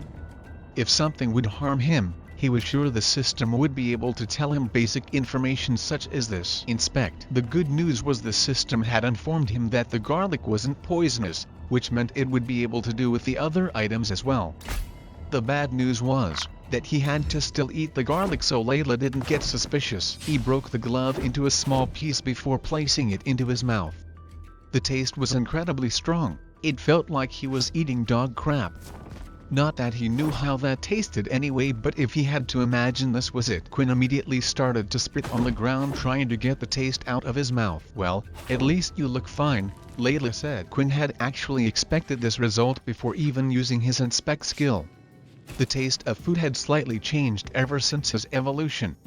Sweet food such as ice cream and cakes now tasted bland. It was the same with fruit. The only thing that still tasted fine for him was meat. Although everything seemed to taste slightly saltier than before, it was the same with other herbs as well. Although there was one thing that drastically changed for him, and that was blood. It was a greater taste than anything he had before and was sweet as caramel itself. Just thinking about it, Quinn wanted another taste, but he was still able to control himself just fine. It was the same way when someone thought about chocolate. They suddenly wanted chocolate but they didn't need it. Before touching any of the other items, Quinn made sure to use his inspect skill on each one. First was the metal cross, a religious symbol that has no effect. The system said. Then the chain, a sliver chain that is made up of 92% silver. Wearing the item can be used as a fashion accuracy. With both the items there was no such warning. Quinn then proceeded to pick up both of them with no worry.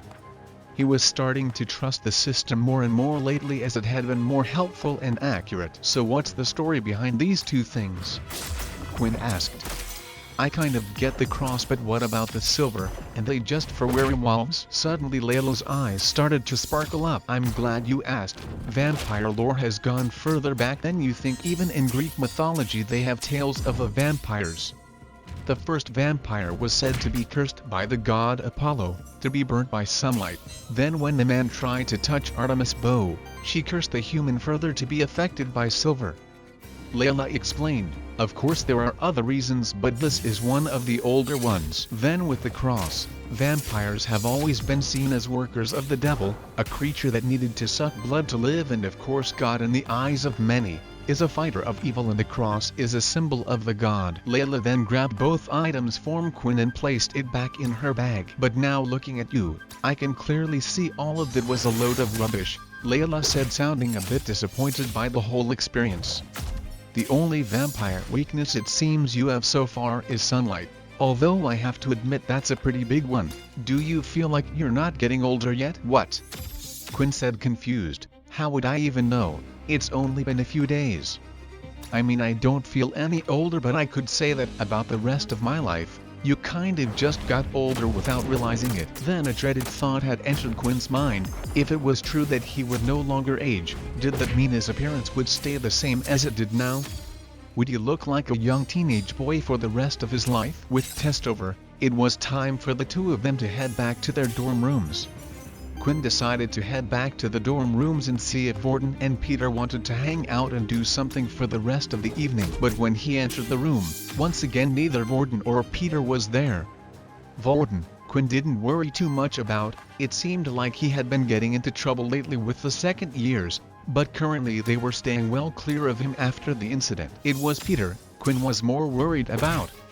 He couldn't help but shake the feeling that these new friends of Peter weren't actually friends of his, and was wondering what to do. With that, Quinn decided to sleep for the night and wait till the next day. When he woke up, he was happy to see that the other two had managed to return to their rooms in the middle of the night. For once the three of them had decided to head down to the canteen together, and in a long time, the three of them casually eat food and chatted about what they had done yesterday. Once the three of them had finished eating, it was time for them to head to their homeroom classes together. On Monday morning they were to attend a morning class with their teacher Dell. This lesson would be a theory-based lesson, either the history of the human race or even notice about what would happen. The three of them sat in the back of the class as usual, while Layla sat at the front with Aaron by her side. The students waited patiently until Dell had finally arrived. Alright class, I have an important announcement to make. The preparations for your first portal outing has been complete. It's time for you kids to go explore the universe a bit more. Before Dell was to inform the students about the portal training they would be participating in, he needed to explain to the students how the portals worked. After all, it would be a first for nearly every student there apart from a few of them. Portals allowed humans to travel to and back from locations that they had been to before. They were often used to travel to other planets. The technology was obtained when humanity managed to take down their first Dauki ship and discovered a portal inside. Usually, when such advanced technology was discovered, people wouldn't be able to dissect and replicate it so easily. Just because you had the technology didn't mean you understood how it worked. But thanks to a legendary scientist named Richard Eno, he had easily been able to dissect all of the equipment found on board of the ship, another great contributor to the war against the Dauki. Some people assumed that he had an ability of some sort that helped him along the way, but these were just rumors and no one knew for sure. However, one thing for certain was he was a great man. Once he had found this technology, he distributed it not only to the military but also to private companies as well. He made sure that such power wouldn't just end up in one group's hands. Back then the world and humans were fighting together, but who knew what would happen once the war had ended? In today's world, there were generally 3 different groups of people who had and owned portals. The military was the first group, next were private corporations. They usually had powerful originals backing them. Many of these companies would also form a faction, a group of powerful travelers just for exploring other planets. And lastly was the group known as Pure, a group that didn't believe in the use of abilities. There were 3 types of portals, each different in color. There was green, orange and red. Each of these portals meant a different thing. Green meant that the planet it led to had already been explored and there were human shelters that had been built. These allowed people to live there if they wished, or just stay there temporarily. The next was orange. This meant that the planet hadn't been fully explored yet. There were some shelters in place, but the level of the beast could be too high in certain areas, or they just hadn't explored everywhere yet. And finally, the red portals. These were unexplored planets. There were no shelters for regular humans to live in. Only travelers or military personnel would usually go into these portals for exploration, and the worst thing about them was they didn't know if the Dauki were on the planet as well. After all, the Dauki had the same technology, so it wouldn't be too strange to run into them, and although under a treaty, if a few people were to go missing on an unknown planet, it was hard to prove something had happened and the humans weren't ready for another war just yet. And that is all the information you need to know about portals, Dell said. A student then raised his hand who seated in the center of the class. Yes. Dell said. What about the beasts that were discovered on those planets? Will we learn about them? The student asked. For now, that's all you need to know about the portals. Yes, this also led us to discover beasts on these planets, and they are what we use to create our beast weapons, but you will be told more detail about that when you arrive. Dell explained. Although I will tell you now that you can also thank Richard Eno for the discovery as well. Dell then closed the presentation that was playing behind him. Now for the important part. The portal expedition will take place next week, but before even that, you will be required to form your own team of 5. Although on this trip you will travel as a class, you must have a squad and stick together. Even the green portals are a dangerous place filled with beasts, and the trackers on your watch will not work outside the academy. We will have no way to come and save you. The same student once again raised his hand, and Dell had a look on his face like it was starting to get annoying. Yes. Do you know where we will be going? That information will be revealed to you on the day. Many of you here have family members who, if they knew where you were, would send guards out to protect you on these planets, but that wouldn't be fair, especially since we will also be assessing you on this. The student once again raised his hand, but Dell this time stared at him back, forcing him to slowly put his hand down again. Now if there aren't any more questions, your combat classes for today are cancelled. Today you are to form a team of 5 and report back to us by the end of the day. Dell then left the room to attend to other business while allowing the students to form their own group of 5s. Vorden then turned his head immediately. Hey Quinn, you want to be on the... But standing by Quinn's side already was Layla, who had sprinted from the front of the class to the back. Hey, do you want to make a team with me, Quinn? Layla said, smiling. Sure, Quinn answered truthfully. Quinn wanted to ask Layla to be on the same team. They didn't know how long their first assessment was going to take, and if he was to get hurt or injured, he was going to need a blood source of some type. Even if Vorden didn't like it, he knew this was going to happen. Hey, Quinn, you mind if I join as well? He said, smiling, trying to hide his annoyance. Of course, and Peter as well. Peter's face was a little shocked at hearing the sound of his name, and at the same time his feelings were confused. Yeah, that would be good, Peter said. Then when the others were just thinking about who the 5th member should be, Aaron had approached Vorden of all people in the room. I want to make a team with you. Not only were Quinn and the others shocked that Aaron had approached Vorden, but so was the whole class. In Dell's class, Erin was the strongest student there. Nearly everyone wanted her on their team, but over the last few days, when people had tried to approach her, she had always given a cold response. It seemed like she was disinterested in everything apart from getting stronger. "I'm sorry," Vorden said, "but I've already decided to make a team with these guys." Vorden's response to Erin seemed to be even crazier to everyone else as well. They had seen Vorden fight that day when they were surrounded by the second years. After witnessing that, no one would say he was any weaker than Erin. If the two of them were to combine powers and found a few other strong people, it meant they could easily come up with the strongest team in the class. Erin then looked at the group of people who Vorden pointed at. To be honest, she didn't seem to recognize any of them. "Who are they?" Erin said. "What? We took the test together. I even helped you out at the assembly hall." Layla complained. The truth was Erin never took the time to remember people's faces. She only cared about those who were strong.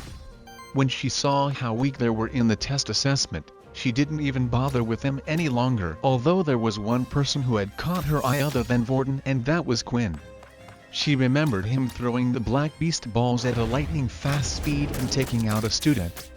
Then when she looked at his wrist, she saw he was only a level 1 user. "Why would you stay with these weak people? Surely you can get a better grade if you join me and a few others," Erin said. The first assessment and future assessments in the portal outing would determine their final grade. For those who had a cozy family to get back to, it didn't matter too much, but to rest it determined their future. The grade they got when they left military academy would decide whether they could join a strong private company, or whether they would just end up joining the bottom of the barrel, being treated even worse than now. "I don't care about the grades, I just want to have fun while I'm still in school," Vorden replied. But Erin was determined to not give up. "Fine, I can accept the girl and the strangely strong boy, but I can't accept him," Erin said, pointing at Peter. Peter's heart suddenly started to thump louder. A fear started to take over him as he heard Erin speak these words. If he didn't get in Vorden's and Peter's team, he would be in huge trouble. "Why do we need you anyway?" Vorden said. "Wait a minute," Layla interrupted. "I think she would make a good addition to the team. Besides, Vorden, doesn't your ability rely on those around you to be strong as well? As far as I remember, Beast doesn't have abilities, so you would have to rely on us, and we don't exactly have strong abilities." "Layla, I understand what you are saying, but for once I agree with Vorden," Quinn replied. "I don't care how strong she is, she can't just come in and kick one of us out. She can join the team, but only if Peter stays." It was good to have strong allies, but it would cost. If Quinn was to kick out Peter to replace him with a stranger, he would just be as bad as everyone else who had treated him like crap just for being weak. He didn't want to change into one of those types of people. Erin then started to look around the room before looking at Vorden once again. She thought back to how Vorden was able to deal with Momo quite well before the use of the soul weapon. After looking around the room, there didn't seem to be a single person in Dell's class that matched up to him. "Fine, I will join, but I wish for the 5 of us to have a retesting to see where we stand," Erin asked. "Perhaps we can go visit the training center, display what we can do to the rest." Layla and Quinn looked at each other with a half-worried look in their eye. The 5 of them then headed down to the training center. It was the same place that Layla had first spotted Quinn, who had sneaked in the place at night. Right now the room was filled with multiple different people from all sorts of different classes.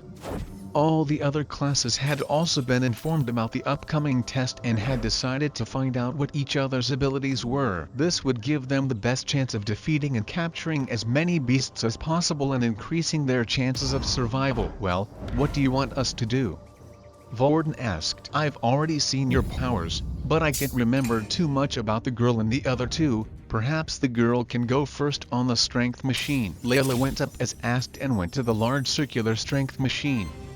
She concentrated her mind and threw out her fist. At the same time, she used the force of her telekinesis to push her hand as strong as she could. The numbers slowly went up on the machine's display until it had eventually reached number 8. "Damn it, same as last time, looks like I haven't improved much," Layla complained. "For a level 2 that's quite a weak strength score, but judging by the bow you're a ranged user anyway, it will be quite handy to have someone like you on the team," Erin said. She then walked up to the 2 boys, Quinn and Peter. "Well, I'm hoping that both of you can at least get the same score as her. Quinn was starting to get annoyed by all her taunts, but he took a deep breath and held it in. With her on the team, it would cause fewer troubles with the others. Even if they did defeat beasts and obtain their crystals, there was a high chance that another team might target them and try to steal them. But just having Aaron on the team would stop that. Peter walked up to the machine holding the mud staff in his hand. Looks like he's still level 1 then, Aaron said. Level 1 Earth user didn't have the ability to extract Earth from the ground. All they could do was reform the Earth in their hand. They could only control Earth they were touching rather than the Earth around them. As Peter went to punch the machine, the Earth around from the pole started to form around his fist. As he hit the machine, the numbers started to go up and finally, it stopped at 8. The same score as Layla. Well, what are you waiting for? Aaron said, looking at Quinn. As Quinn walked up to the strength machine, all he wanted to do was punch the machine as hard as he could. He wanted to shut up the arrogant Aaron who felt like she was better than everyone else. Why did she choose to act like this? Simply because she had a better ability than others? Because her family was well off enough to buy her a strong ability book? But Quinn couldn't reveal himself here, especially in front of the others. They all had seen him on the test day and they all knew Quinn still didn't have an ability apart from Layla. He looked at the machine and started to wonder, if he performed Hammer Strike using all his strength, would the number rise up? Surely the number would be above his 16 strength. He readied his fist and redid his footwork. The gauntlets were equipped on his hands and Quinn let his fist out. He tried controlling the power output, hoping to achieve a similar score to the other two. Bang! His fist collided with a large drum-like machine and the numbers slowly started to rise. 8, 9 and then finally the number had stopped at 10. Quinn estimated if his current strength with the gloves was 16, then he needed to use half his strength when hitting the machine to get an 8. But such macro-level control was nearly impossible to get right and he had managed to go slightly over. Hey man, didn't you get stronger? Vorden said, surprised. I thought you got a 5 on the test last time. You've been working out or something? Quinn started to laugh, trying to come up with something. Actually, it was thanks to that game you showed me. Quinn replied, I met someone who really helped and showed me how to activate the beast weapon's strength properly. I worked hard hoping I wouldn't be useless for you guys.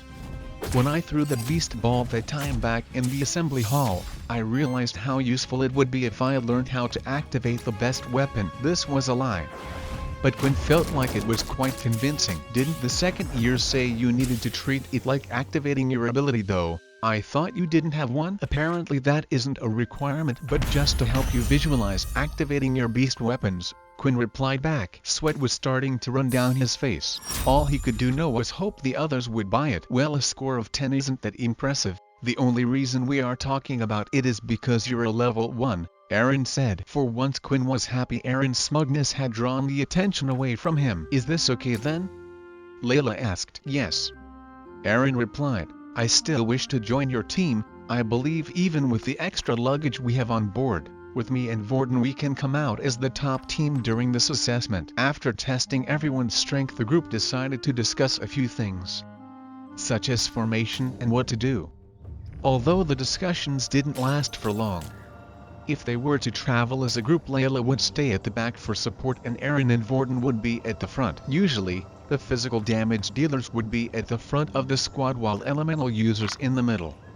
But in this scenario, Quinn and Peter were considered so weak that they were placed in the center for protection. Aaron felt like it was quite useless to practice anything else after finding out how weak the other two abilities were. So the group's meeting had ended early and she decided to go off on her own to train somewhere. Well, if combat classes have been cancelled for the day, is there anything you wanted to do? Vorden asked. Actually, I was planning to head to the VR capsules, Quinn replied. I've been trying out a bunch of abilities so I can decide what ability to pick in the future. Suddenly Vorden started to shiver. You can go ahead, Vorden said. I know I showed you how to play the other day, but to be honest I'm sick and tired of that game. I played it so much growing up and all. With Quinn heading off to the VR room, that left Peter and Vorden all on their own. Hey, so do you want to practice a bit more with your ability? I know you're saving up so you can buy a few more skill books. Maybe we can get you to a level 2 before heading off into the portal. Peter looked around the room at the other students before giving an answer. Sure, that sounds like a good idea, Peter replied. But Peter's strange actions didn't go unnoticed, and Vorton had a feeling it had something to do with those students he went to hang around with a few days ago. Quinn had finally arrived at the VR center. He paid his 10 credits for an hour and got into his pod as usual. At the moment, it was the easiest way for Quinn to level up and get stronger. He decided while inside the capsule he would split his session into 2 halves. For the first 30 minutes, he would spend it facing against level 1s. On average, it took him around 5 minutes to defeat an opponent in the level 1 stage. Gaining 25 experience points for each opponent he defeated would allow him to gain around 150 experience points. Then for the second half of the session, he would use it searching for quick matches battling against opponents of all different strengths. This would improve his fighting IQ out in the world. Quinn entered the game and started his first match with his plan. He did the usual, avoiding the enemy strikes and dealing with his opponent with either the strength of his 2 fists or by using a barrage of blood swipes. That's when Nate noticed that the ID Blood Evolver was online. Nate was still interested in this person and decided to check him out. As long as they were in your friends list, you were able to spectate their matches. Nate then was suddenly transported into the arena and began to watch Quinn's matches one by one. And all that he witnessed was Quinn defeating weak level 1s in a matter of minutes. But it was strange, for someone as strong as him, just what on earth was he doing? When Nate thought of him, he never imagined Quinn to be the type of person to bully the weak. Let the grinding begin, Quinn said as he took down his next opponent. Nate continued to observe Quinn and his fighting style and wondered just why he didn't fight the same as when he fought against him. Quinn repeatedly went into match after match and would only go up against level 1s. It was clear to Nate that he had purposely set the system up this way. Now some players would do this if they perhaps were trying out something new, but from watching Quinn, all he could see was Quinn doing the same thing over and over. He would enter into a game and then immediately dash, and either using a barrage of the red line attacks of his or a flurry of punches, not caring whether he got hurt or not. It was clear he was beating them with pure strength and trying to win the matches as quickly as possible. Unknown to Nate though, Quinn was purposely doing this. He didn't have much time left between now and when he was to go out onto his portal training. So the only thing Quinn could do was grind a few levels to get stronger using the system. Finally, 30 minutes had passed and Quinn himself was growing tired of repeating the same thing over and over again. The only thing that kept him going was seeing his experience go up little by little. That's when Quinn noticed that he had a spectator. Nate, who was sat in the seats, gave a wave back. Oh, it's him. I wonder what he's doing here. Then a thought came to Quinn's mind. The fact that Nate was watching gave him the chance to ask him something. He then went onto the game system and sent out a part invite to Nate. At first, Nate was just planning to spectate and watch Quinn play a few games. He wanted to study Quinn a bit more before asking him to another duel. But when he saw the party invite, he was quite surprised. The game only allowed for one-on-one battles, so the party invite feature was only really used between teammates for practicing or if they wanted to chat and were far away. In the end, Nate was too curious and wanted to know what Quinn wanted and decided to accept. The arena ground disappeared and now Nate and Quinn were in a single white room once again. Hey, how you doing? I hope you're not planning some type of revenge, are you? Nate said as he proceeded cautiously towards Quinn. No, actually I wanted to ask you something. The person who I fought with before, your friend, I wanted to know more about his cape and where he had received it from. Oh, Sam's cape. That's why you wanted to talk to me? Nate then looked at Quinn standing in front of him. On his hands, he wore his gauntlets. That's when Nate suddenly realized something. The gauntlets that Quinn were using looked horrible. They must have been only at the basic tier. Wait a minute, are you a first year? Nate said. Yeah, I will be going on my first portal outing. I thought if you could tell me what type of beast you got it from, I would be able to look for it. Nate was suddenly a little surprised. He went back and thought to how Quinn was able to damage his solid body even though no one had done such a feat before. He was sure the person would have at least been a second year. Let me give you a piece of advice then. On your first outing they always use the green portals. You have the chance of going to one of 3 places: Kalati, Almpin and Bartni. Out of these 3 planets, you want to go to Kalati. They're in the desert. There is a winged creature. I can remember the name of the winged creature, but there aren't many in the desert, so I'm sure if you see one that will be it. That beast core is what we made the cape out of. Wait, did you say a desert? Quinn asked. Yeah, what's wrong with that? Usually, the word desert meant the place came with heat. The idea of having to journey through that, Quinn was starting to get tired just thinking about it. Nothing, don't worry. Thank you so much for the information, you have been a big help. I'm going to play a few more games now before my time's up. Oh, sure, go ahead. Do you mind if I watch?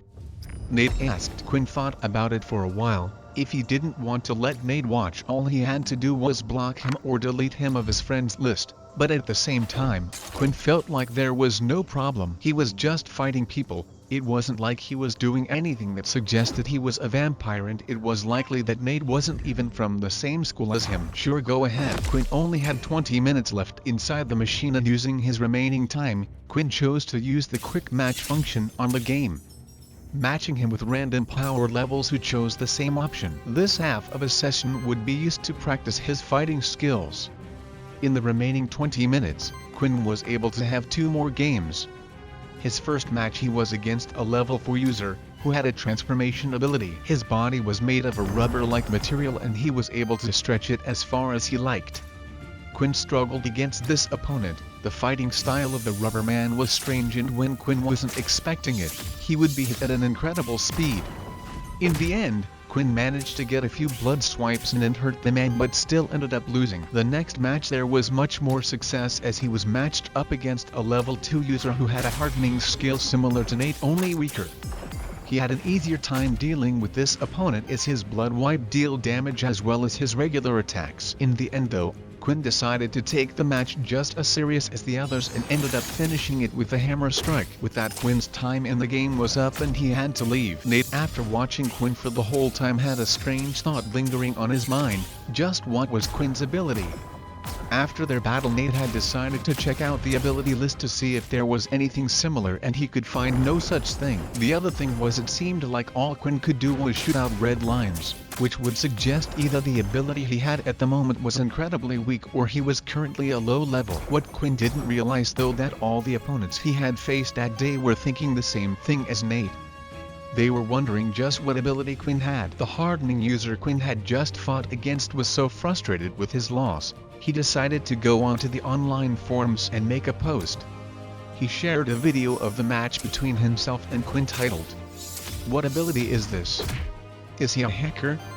The online forum had started to gain some traction with users who had fought against Quinn.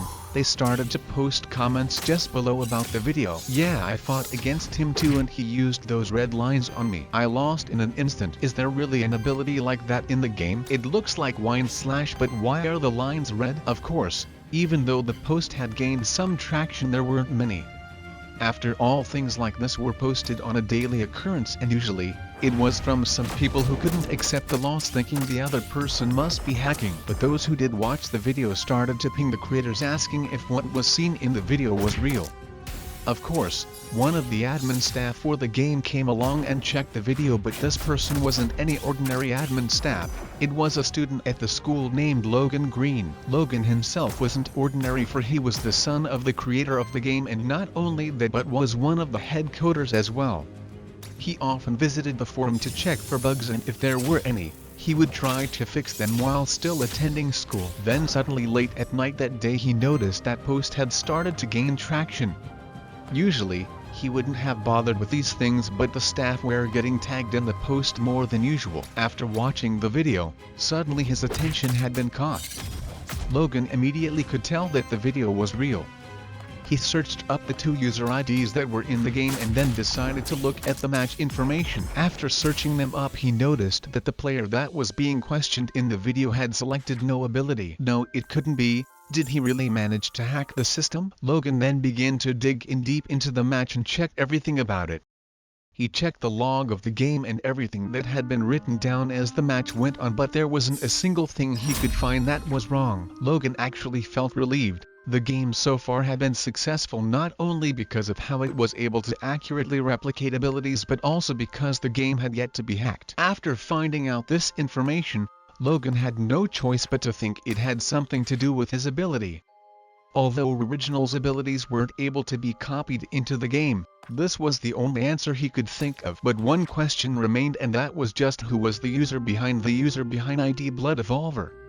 It was company policy to not keep records of any of the users in the game. The data was scrambled so not even he could get access to it. But that wouldn't stop Logan. The next day combat classes had resumed back to normal. Layla the other day had gone to register the team with Del, and even he was surprised at who was written on the list. The group became the talk of the class. After all, they were the only ones with such a huge difference in power levels between the team. Something that hadn't happened in the school before. In the combat class, the group were told to continue training independently, and if they wished to spar with a partner they could politely ask. Leah would go around giving tips to the students when he could. In the afternoon, after classes were done, Quinn would head to the VR room to continue his daily routine. He continued facing low-level ones and used the second half to train. But the more people Quinn played against, the more traction the original forum post was getting, and all of this was unknown to Quinn. He didn't even know there was an online forum for the game. Quinn had never had any of these things in the past. He had access to the TV and internet but didn't really know much about games. It was only thanks to Vorden showing him everything, he knew what to do. Another day had passed and Quinn repeated the process. Not only was Quinn quickly gaining EXP, but he also felt like he was getting the hang of his abilities more. He knew when was the right time to use Flash Step and also learned how to combine these two skills, so he would be able to disappear and reappear while using Hammer Strike. In 2 days, Quinn felt like he would be ready. Inside the second year's office, a group of first years had been called into the General Duke's office. Standing at the front of the first years was Earl, the same boy who had recently been hanging around with Peter, as well as the one who had broken his fingers. "I have made sure that the room will be empty for you tomorrow. Make sure you do as I asked. I need you to get rid of them." Duke said. "Yes sir, we promise." Good Duke replied as he threw over a couple of beast crystals as well as a skill book.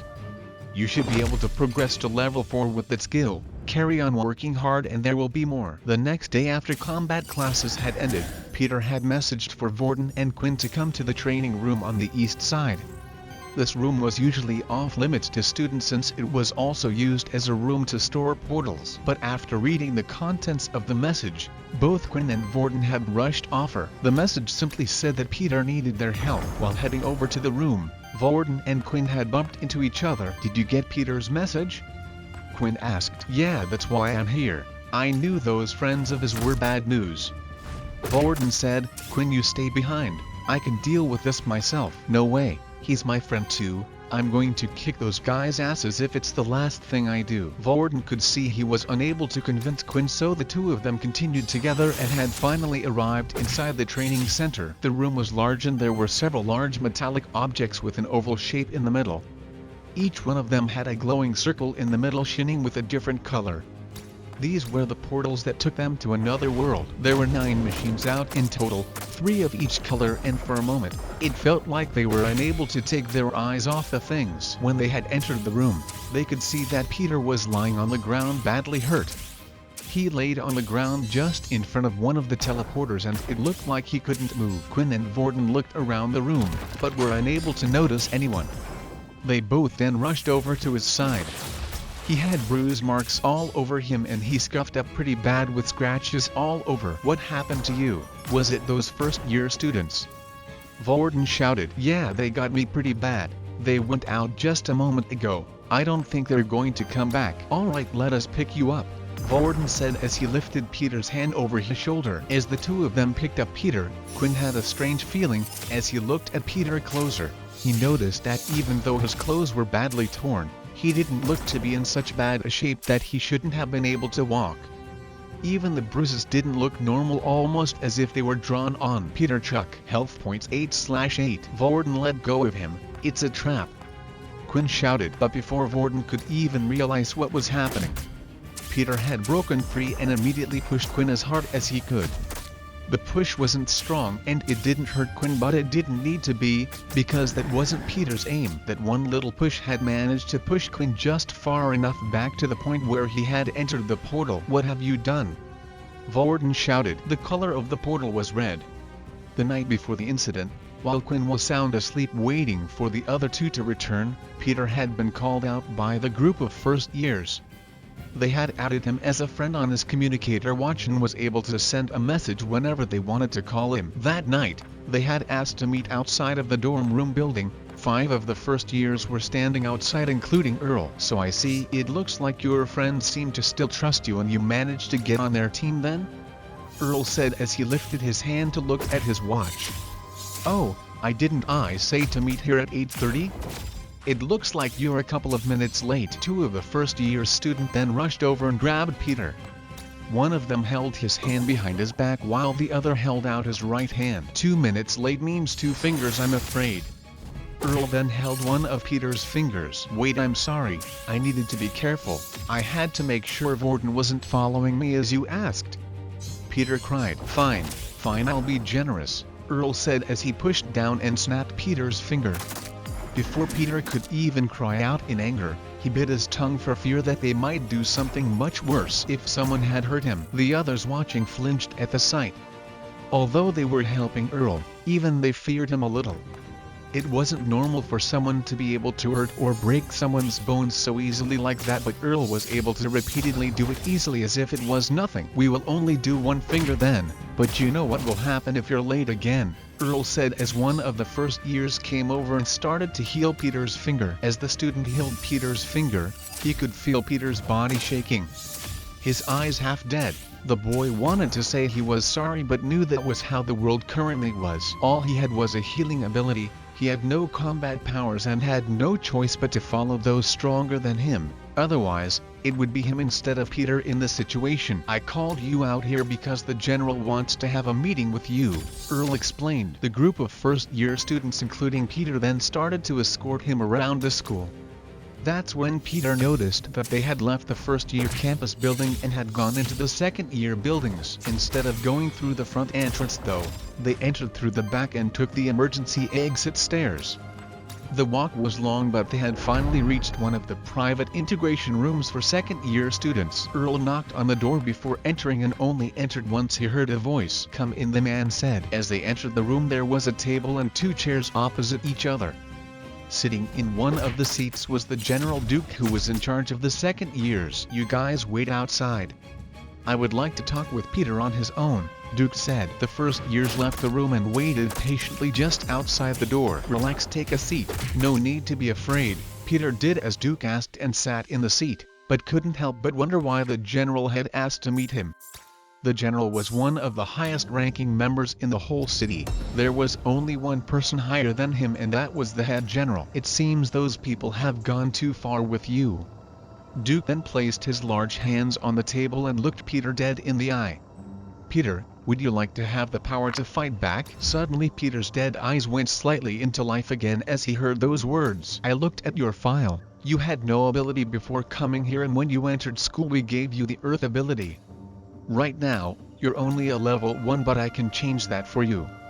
Duke then pulled out several Earth skill books and threw them out on the table. "I know you've been saving up trying to get your hands on these. With this, you can finally get out of the level 1 power range and with that, your troubles would go away. You would be able to graduate the school with a good grade, join a company to go hunting and earn a good wage for the rest of your life. Sounds nice, doesn't it?" Duke said with a huge smile on his face. Peter couldn't keep his eyes off the skill books in front of him. These skill books were ones that only the military had a hold of. Now that Peter had the Earth ability, the only way he could improve his power was through these skill books. Then finally, he would no longer have to live his life in fear. Of course these things don't come for free. The world doesn't work like that.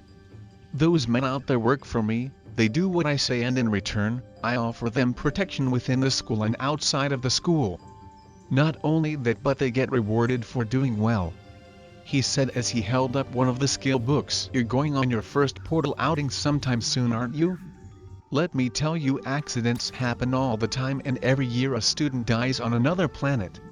Now rumor has it that maybe this year someone from that team of yours will go missing. You're a smart boy so I think you can understand what I'm saying. Now maybe that person will be you, maybe not.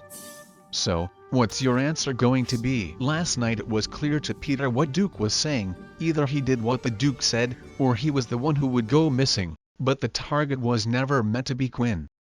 The target was always Vorden. When Quinn shouted and had somehow found out Peter wasn't on the plan, he panicked. He didn't know what to do and had pushed Quinn into the portal. His hands were now shaking as the realization had hit him. What the hell have you done?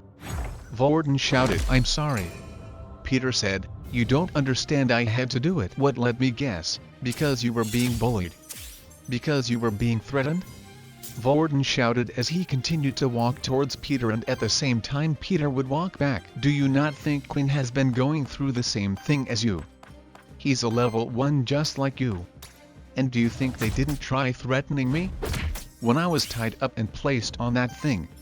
So what if they hit you, they punch you and make you bleed? You can fight back. As long as you are alive you can always fight back. Vorden then pointed towards the red portal. But what you have done, you have basically sent Quinn to death. No matter what, there is no coming back from death. He can't fight back now. Did you even try to fight back? Peter then fell to his knees as his mind was in a mess. Did Vorden and Quinn truly know what it was like to live his life? All Peter wanted was a normal school life, to go through it without any troubles, and someone was offering that to him. Maybe he took the easy way out, but he didn't feel that way.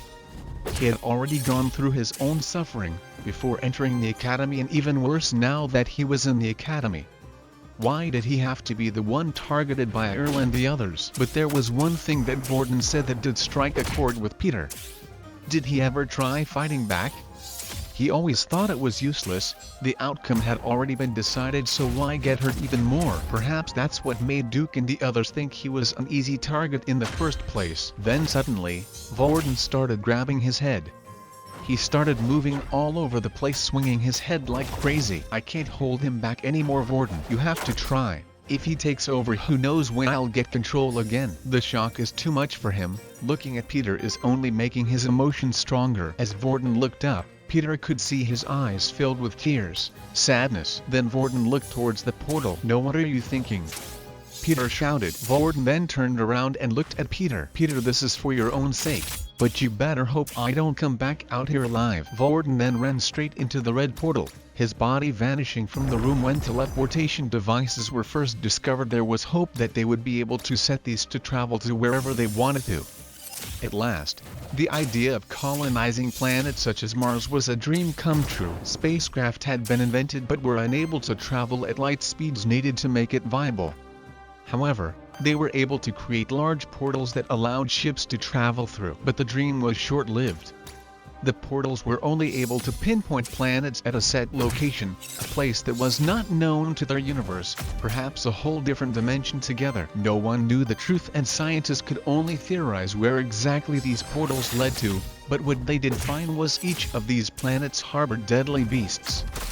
Beasts that had never been seen before. Then when the first beast was killed and harvested for research, the beast crystal located inside it was discovered. Inside the crystal contained a power far greater than anyone could imagine. Although many would say the success of defending against the Dalki was due to the discovery of the originals, this wasn't exactly true. Their abilities only took them so far in the war. There weren't many with powerful abilities strong enough to go against the Dalki. Their technology was too advanced compared to humans. Nuclear weapons would be portaled out somewhere before they even hit the ships, and bullets did no harm to Dalki skin. But then a new discovery was made with the Beast Crystal thanks to Richard and No once again, and that was the discovery of beast weapons. Human combining their abilities with powerful beast weapons was the true turning point in the war. But not many people remember this fact, as they were too fascinated with the discovery of abilities that happened nearly at the same time. As Varen jumped into the red portal, he felt a tingling sensation all over his body. The world around him started to warp and displace, and his mind felt like it was melting. It wasn't a horrible feeling. In fact, the feeling received when traveling through the teleportation device even felt addicting to some. A few moments later, and Vorden had arrived at his destination. He opened his eyes, and the first thing he noticed was the place was incredibly dark. The sky was black, and the only light source available was from the two moons out in the distant sky. Around him were crumbled down buildings and structures, as if at one point the place was used to live in. Varden still had his hands held by his head, but when he opened his eyes the pain started to go away and his mind started to clear up. "It seems like the little one has finally calmed down," Varden said. "Any longer and he might have come out and done something." "What does that matter?" Rayton argued. "Do you even know where we are? You jumped through that red portal." Varden then started to look at his surroundings. It was strange to see building structures around them. Buildings were the sign of human or an advanced civilization, and so far when discovering other planets there had been no signs of this. When there was building work, it would usually be Dowki structure, but this was clearly not Dowki based. "Aren't the red portals meant to be in sheltered planets? This place looks like a broken shelter." "I think you are forgetting something," Rayton said. "While orange may mean it's in the process of being taken over and sheltered being places, red can also mean it's too dangerous to build a shelter in the first place. You have basically given us a death sentence." "What do you mean?" Varden asked. "Are you really being so stupid? Sure, you might have run through that portal so you didn't kill your friend, but what's the point if we die instead? The only ability we have right now is that weak level 1 Earth ability. If we run into a deadly beast we're doomed." That wasn't the only problem. The place wasn't exactly thriving with people. Not many people had access to teleporters in the first place. Only green teleporters the public were able to use, and they were strictly monitored by the company that owned them, meaning the only people that would be around here would be travelers. With no people around and only beast, Varden was stuck with his one ability and it would only last him 24 hours. Then a thought came to Varden's mind.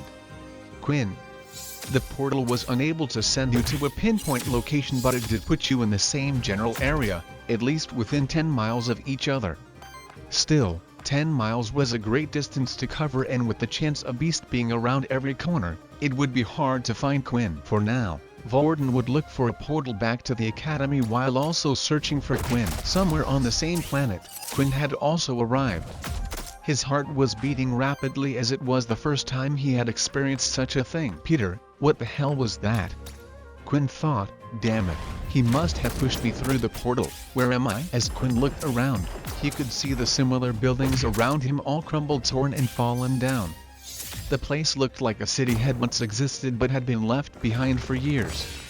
However, there was one saving grace about the whole thing. On the planet it was currently nighttime, meaning Quinn didn't feel weak and had a better chance of surviving. However, before Quinn had even moved from the spot he was in, he spotted something from the corner of his eye. He was standing in the middle of a street surrounded by crumbled buildings on both sides. But whatever was moving around was quick and was using the buildings as cover. Quinn tried to follow whatever it was with his eyes, but it would constantly move around until it had eventually stopped just underneath a pile of rubble from one of the buildings. In the movies, this is where the person would go check it out, Quinn thought, but there was no way he was going to do that. He was on an unknown planet and all alone, and whatever it was clear it didn't want him to see it. Quinn started to back away, making sure to keep an eye on where he last saw the figure. Then when he was a safe enough distance away, he finally turned around. In that instant, a sound could be heard from behind. Quinn immediately turned around and could see a horrible figure running towards him. It clearly wasn't an ordinary animal and something he had only ever seen in books and TV. It was a beast. Suddenly, Quinn could hear the sounds of something scurrying towards him at an amazing speed. As he turned, the beast was now in full sight. It was the same size as a large dog with the head of a rodent, black in color and running on all fours. He would have said it looked like a giant rat, however its body parts were muscular around its arms, while its body remained incredibly thin. So much so that the outline of its ribs could be seen. When the creature was a few feet away, it leapt in the air and claws appeared from the creature's two front limbs. Quinn, almost out of instinct, swiped his hand, letting out a blood swipe. The attack managed to hit the beast and send it flying back. The attack had caused a large cut to appear on the creature's stomach and black blood started to leak from the wound. While the beast was taking the time to recover, Quinn decided to use his inspect skill. Unlike with humans, when Quinn used the status screen it would show their health points and blood type, but in this case, he had only received a name and the level of the beast. Seeing the tier of the beast though, Quinn started to feel a little less frightened. He was in an unknown place, and just because the beast was small in size, didn't mean it was a low tier. However, something like the Rataclaw, even Quinn should be able to deal with it. The Rataclaw had recovered and charged straight for Quinn once again. Seeing how the blood swipe was effective, he waited for the beast to get close once again. Blood swipe, but Quinn had underestimated the speed and the responsiveness of the Rataclaw.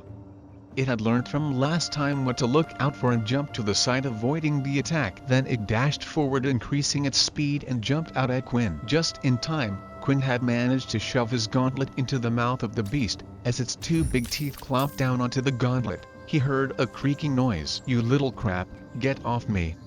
Quinn shouted as he started swinging his arm, trying to shake the beast off, but the beast had clomped down hard, refusing to let go. With the beast stuck to his arm, it was too dangerous for him to use blood swipe and too close for him to perform a hammer strike.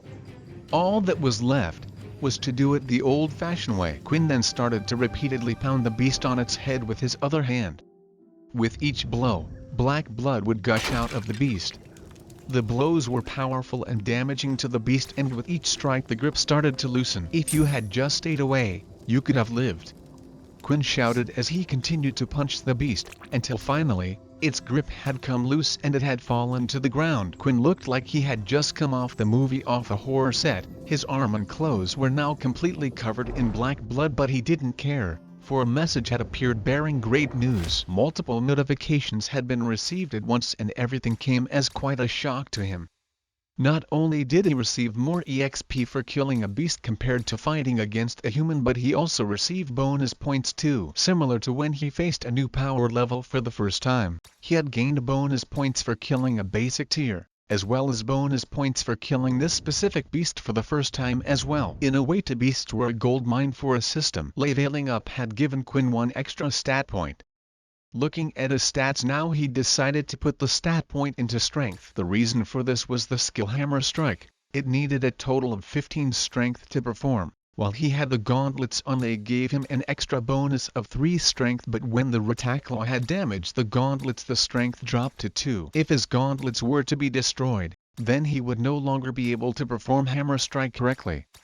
So first Quinn decided he would get his strength up to 15 before focusing on stamina and agility. But the system still had one more surprise for him. The skill reminded Quinn of a shotgun he used to watch from the old movies, where the small pellets would spread out, hitting multiple targets. The problem was the cost of the skill. 5 health points was a huge amount, and even with his blood bank, Quinn would have to be careful when using it. The plus side was that it was a skill designed to hit more than one opponent. If Quinn had Layla around, he would like to test the blood spray out, but he didn't know how long he would be stuck here, so it was best to reserve his health points and as much blood as possible. Quinn then walked up to the dead beast on the ground. He had punched the creature so hard in the skull it was indented and blood was leaking everywhere. Looking at the black blood, it didn't seem appetizing at all. He wasn't drawn to it like regular human blood, and it didn't give off a sweet fragrance either. Still, there might come a time where Quinn was required to drink it, so he needed to test it out. Inspect. It was expected. The signs were a giveaway that his body was telling him to stay away. "I wonder why does my body only accepts human blood?" The system had been oddly specific when his body started to require blood. This made Quinn think that even the blood of animals wouldn't work, even though some were red in color just like humans. Of course, there was one person who did know the answers behind everything, and that was the blonde man in the video. The last thing he needed to do was rip or cut the body open and look for the beast core inside. It was a small crystal located in a different part of the body depending on the beast. This could be used to either create more beast weapon and armor or even be sold for credits. Both of these would be a big bonus for him. Suddenly though, the sound of something running was heard again. As Quinn looked up, the sight of 10 Rataclaws were running in his direction. Although basic tier creatures were weak, it was odd for them to travel alone, and Quinn had just gotten lucky. After struggling to face just against one, he knew he had no chance against 10. All he could do was run. He ran down the empty street not knowing where he was heading, but the Rataclaws were fast and would soon catch up. That's when Quinn spotted a building, one that was far less damaged than the others. He went inside, but the space was still too large. He then spotted a stairway to his right nearby. After quickly running up the stairway and reaching the first platform, he stopped and turned. He knew he had no choice but to fight back. The staircase was narrower than the rooms and he had the high ground. With his palm open facing downward, he was ready. Time to test you out. Standing on top of the platform, Quinn had a clear view of the giant rat-like creatures coming towards him. He aimed carefully, and then when they were about halfway up the stairs, he activated his skill, Blood Spray. His arm jerked back as the skill activated and a strong force of blood left his hands spreading out. The 5 rats out in front were sent flying back and toppling down the stairs.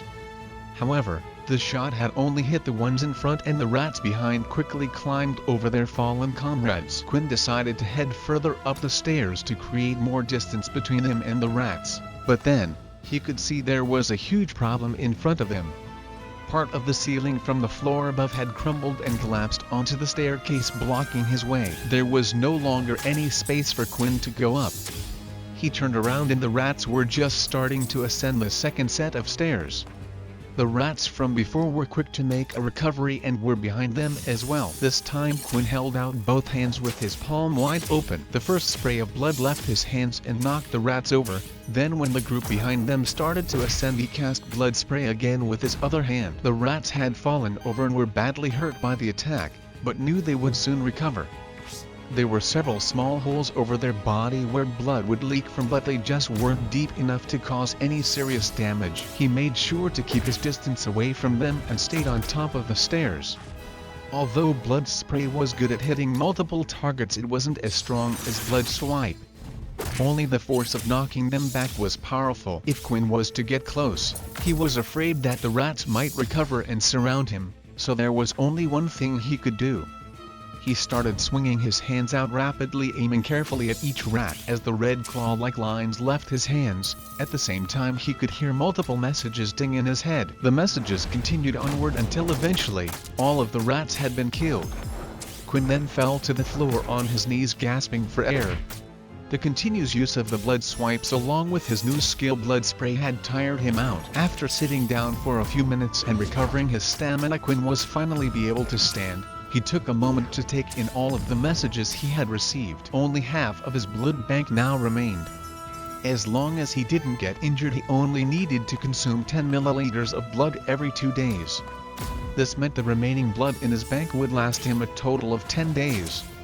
He didn't know how long he would be on this planet, but he needed to be careful about choosing his skills. If he got into a situation where he needed to fight, he needed to use his fists, and only rely on his blood skills in an emergency like in this scenario. Who knew if there was another human being on this planet? There were only 2 good things that had come out of the whole situation: the fact that his blood swipe skill had leveled up. There was no change in the description on how it worked, but assuming it had now leveled up, he hoped it was now stronger. If the system was like a game, then it meant the more he used the skill, the quicker it would level up. The only thing Quinn was unsure about was whether or not using the blood swipe in the game had helped it level up quicker. There was no way for him to tell, as there was no experience bar for his skills. The second good thing that had come out of this was the EXP he had gained.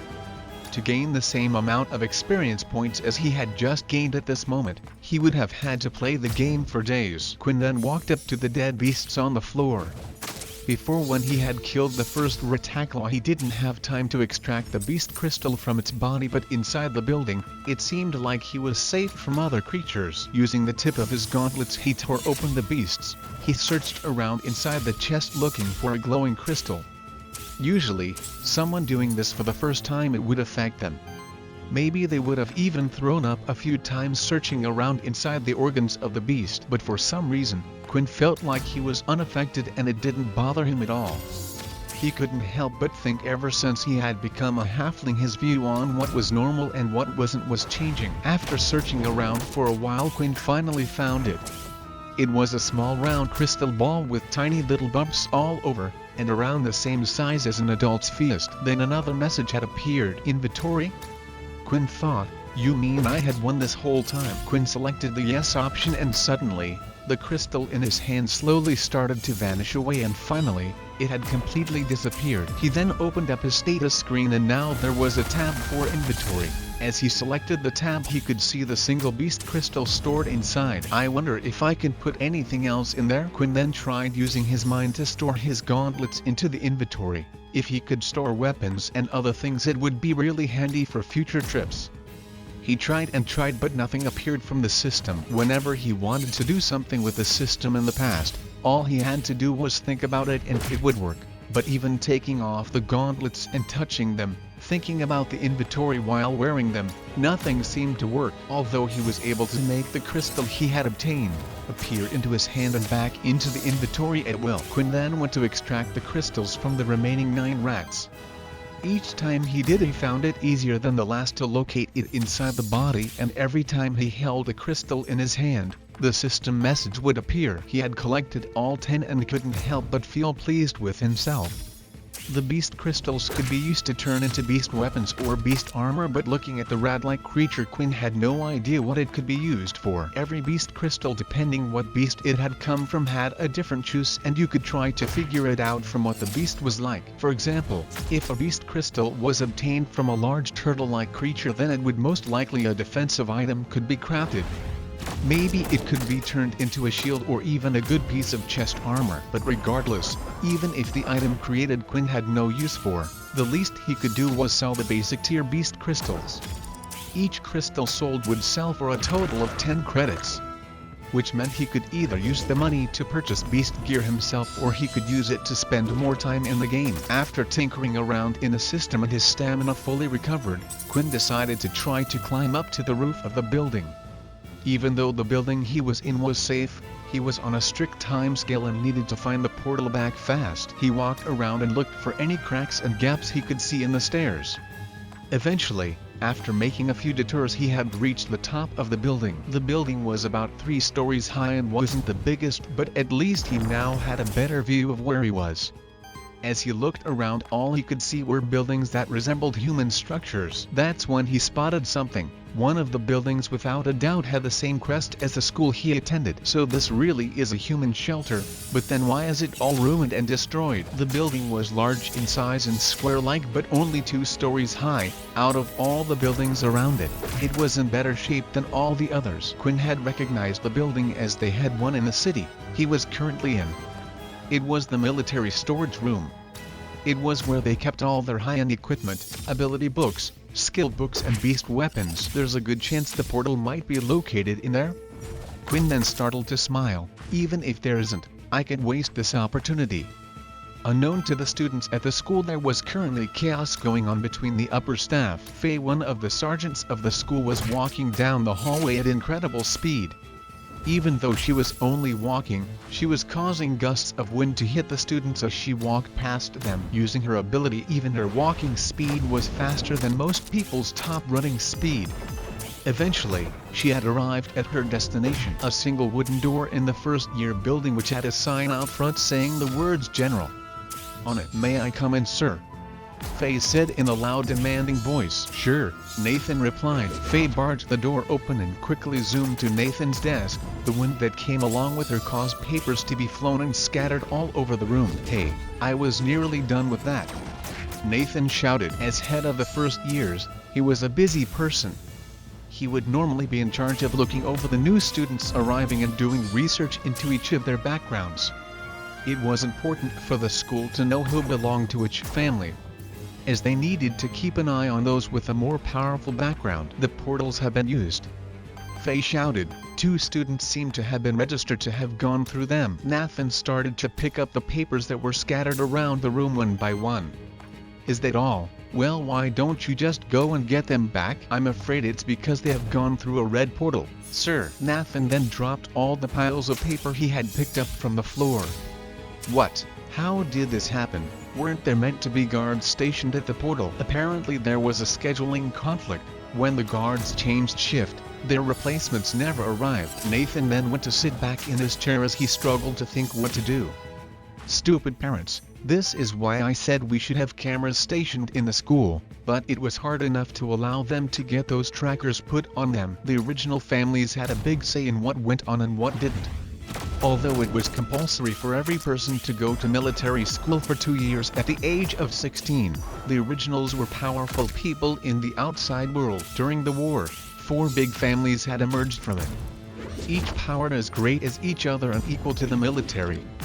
The structure of the world had changed, money hardly meant anything anymore, and a new system was put in place. The credit system. Those who were strong and able to contribute to the world earned credits. An example of this would be those who could kill high-level beasts and obtain their crystals to make weapons, while the others too weak to complete a task such as this were continued to be treated as trash and a waste of space. Of course, the families hated the idea of the military spying on their children, afraid that they might try to learn their secrets. Do we know which students have gone through the portal? Nathan asked as he picked up his cup of coffee and started to sip it. The first one is the student by the name of Quinn Talen. Hearing this name meant nothing to him.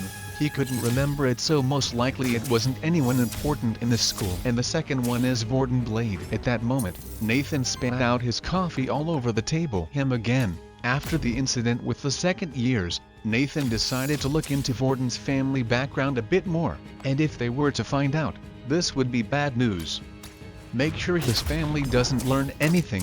We have to keep this a secret for as long as we can. The next day, morning classes had started. Today was the day of the group assessment, and the first year students would be heading off to their first portal outing. As class had started for the day, Layla noticed that Vorton and Quinn weren't in their seats.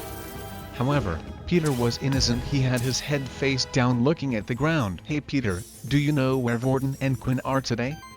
she asked. Peter had completely ignored her. "Hey, Peter," she said as she placed her hand on his shoulder. All she could feel was Peter's body shaking slightly. "I didn't do anything," Peter snapped. "Huh, what?" Layla said, confused. "I was asking if you knew where Quinn and Vorton was. Did they not come back to the dorm room yesterday?" "Oh, sorry, yeah, they were there when I went back," Peter said with his voice all shaky. "I don't know why they haven't come to class this morning." Layla noticed that Peter was sweating like crazy. It was normal for Peter to act a little strange, but he was acting extra unusual today. She decided that it was most likely nothing for her to worry about and sat in her seat as usual. "They wouldn't miss today. We're meant to go out portal hunting as a team." Just then Del had entered the room. He didn't have his usual teary face on and instead had a bland, serious look. "I'm afraid that I have to inform you all that today's portal outing has been cancelled for now." Upon hearing the news, the students groaned and complained. "What? But I wanted to test out my new beast weapon." "Yeah, I was hoping to maybe kill a beast as well." "Quiet down," Del said loudly. "This isn't permanent, but at the moment the school staff are busy with another matter, and until they are free, we will be unable to go on the outing." A single student then raised his hand in the center of the class. As Del looked at the student, he sighed. "Yes, what matter are they dealing with?" "Now if I could tell you that, I would have told you, wouldn't I?" The class then continued as normal. A few of the students were still annoyed, but then a big question was on everyone's mind. What happened and why was it suddenly cancelled? Layla, on the other hand, was more concerned where Vorton and Quinn were. Why hadn't the teachers said anything about them not attending class? If they were injured in a fight last night, then the guards should have picked them up and taken them to the nurse's office. There was also a strict curfew for them and no one skipped class. Yet Del hadn't mentioned a single thing about them. As class ended, the students continued to speak, and it turned out that Layla wasn't the only one who was concerned about where Vorton and Quinn went. Aaron had then come over to where Layla was. "Any idea about the other two?" Aaron said bluntly. "No, I have no idea. Do you want to go look for them with me?" Layla asked nicely. The two of them didn't know each other well, and their interactions with each other so far had been short. It actually surprised Layla that Aaron had come over to her in the first place. "No thanks," Aaron replied. "Now that the portal training has been delayed, I am in no rush to find them, but I came over to tell you some news I heard some students talking about." Layla leaned in to listen carefully. "Yesterday, while I was walking by, 2 students said they overheard the sergeant shouting at the general, something about 2 students going into the portals. My guess is that's the reason why this whole thing has been delayed in the first place." Layla then stood up from her seat and grabbed Aaron by the shoulders. "Wait, What did you say? Erin had moved her head slightly back. She was startled and confused by Layla's actions and felt a little uncomfortable. Don't you see, Varden and Quinn have to be the missing students. No wonder Dell didn't say anything about them. Then suddenly, it felt like she was being handed pieces of a jigsaw puzzle one by one, but there was still one missing piece and she knew exactly the person who could give her the last piece. As she turned her head, she looked Peter dead in the eye. Peter felt like Layla was staring into his soul. This whole time he had been worried. What if someone had seen him leave the portal room? What if the other first years reported it was him? He hardly had any sleep last night and couldn't concentrate on anything. Then when Layla had spoken to him in the morning, he slipped up. He was trying so hard to act natural it had the opposite effect. And now the look in Layla's eyes told him she had figured out something. As soon as Layla took a step forward, Peter got out of his seat and ran for it. Erin, we have to get Peter. He knows something. What makes you think that? Erin asked. A person who isn't guilty doesn't run away for no reason. Blood was dripping from the top of his head and started to trickle down to his eyebrow. He lifted his hand to wipe the blood while holding a dagger made of mud in his other hand. What did I say? You got us killed, Varden. Will you shut up, unless you want to fight the damn thing instead? On the floor in front of Varden was a single defeated Rataclaw, and next to it was another one unarmed and injured. When Varden had arrived, he had encountered a Rataclaw out in the wild. Knowing that there were likely more basic beasts in the area and not wanting to attract their attention, Varden had run into the closest building. It was mainly a large empty warehouse with several broken crates and scrap metal piles all over the place. With only one entrance, he had no choice but to fight. His skills fared him well. Even though he only had the level 1 Earth ability, Varden was skilled. He placed his hand on the ground early on as soon as he had stepped foot on the planet and had transformed a piece of earth into a dagger. It was the weapon he was most comfortable with. He managed to dodge the rat's attacks at the right time and slice at the beast.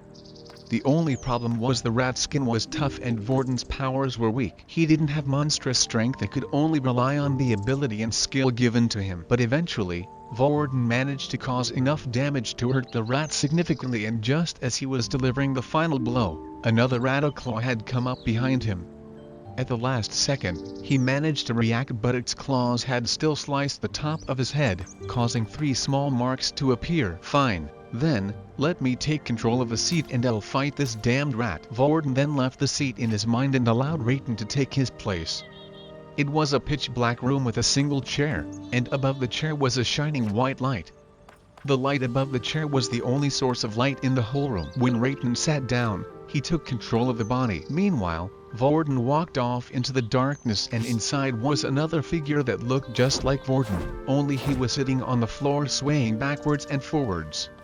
Their fingers would constantly roll around each other and part of his shirt was in his mouth. How are you holding up? Are you feeling better? Varden asked. Yeah, is Quinn going to be okay? He said as he continued to sway backwards and forwards. I'm sure he's fine, you know he's special.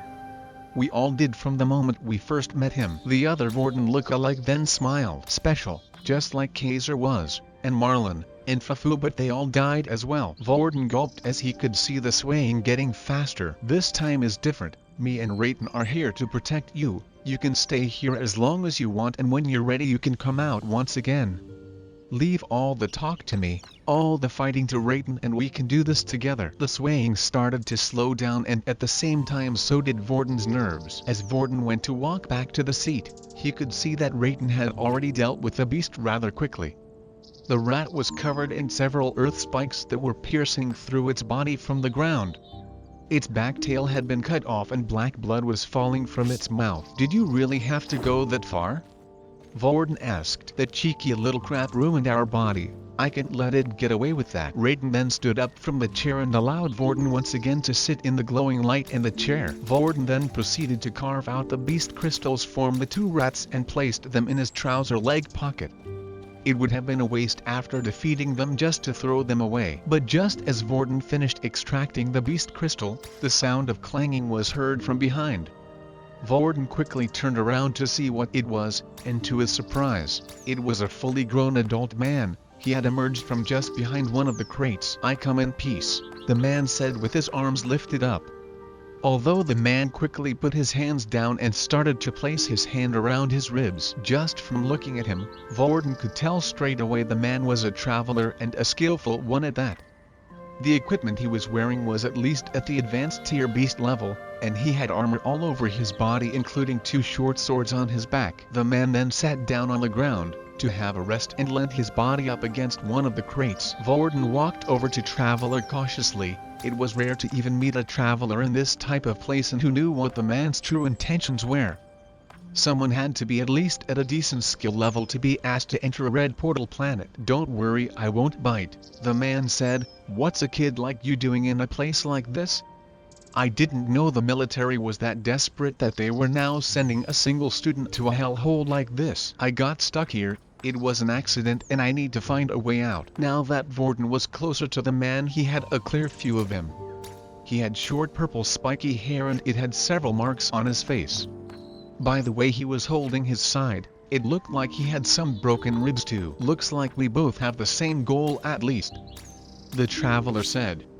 "The name's Ian. I came through another portal and was hunting out a beast in the wild. I was badly hurt and too far away from the original portal, so in a last-ditch effort, I decided to come to this abandoned shelter. I was hoping to either find some medical equipment that could heal me or maybe even a portal that led back to Earth." Ian then looked at the 2 dead Rataclaws on the ground. "You're quite skillful to have defeated 2 of them on your own, especially for someone as young as yourself.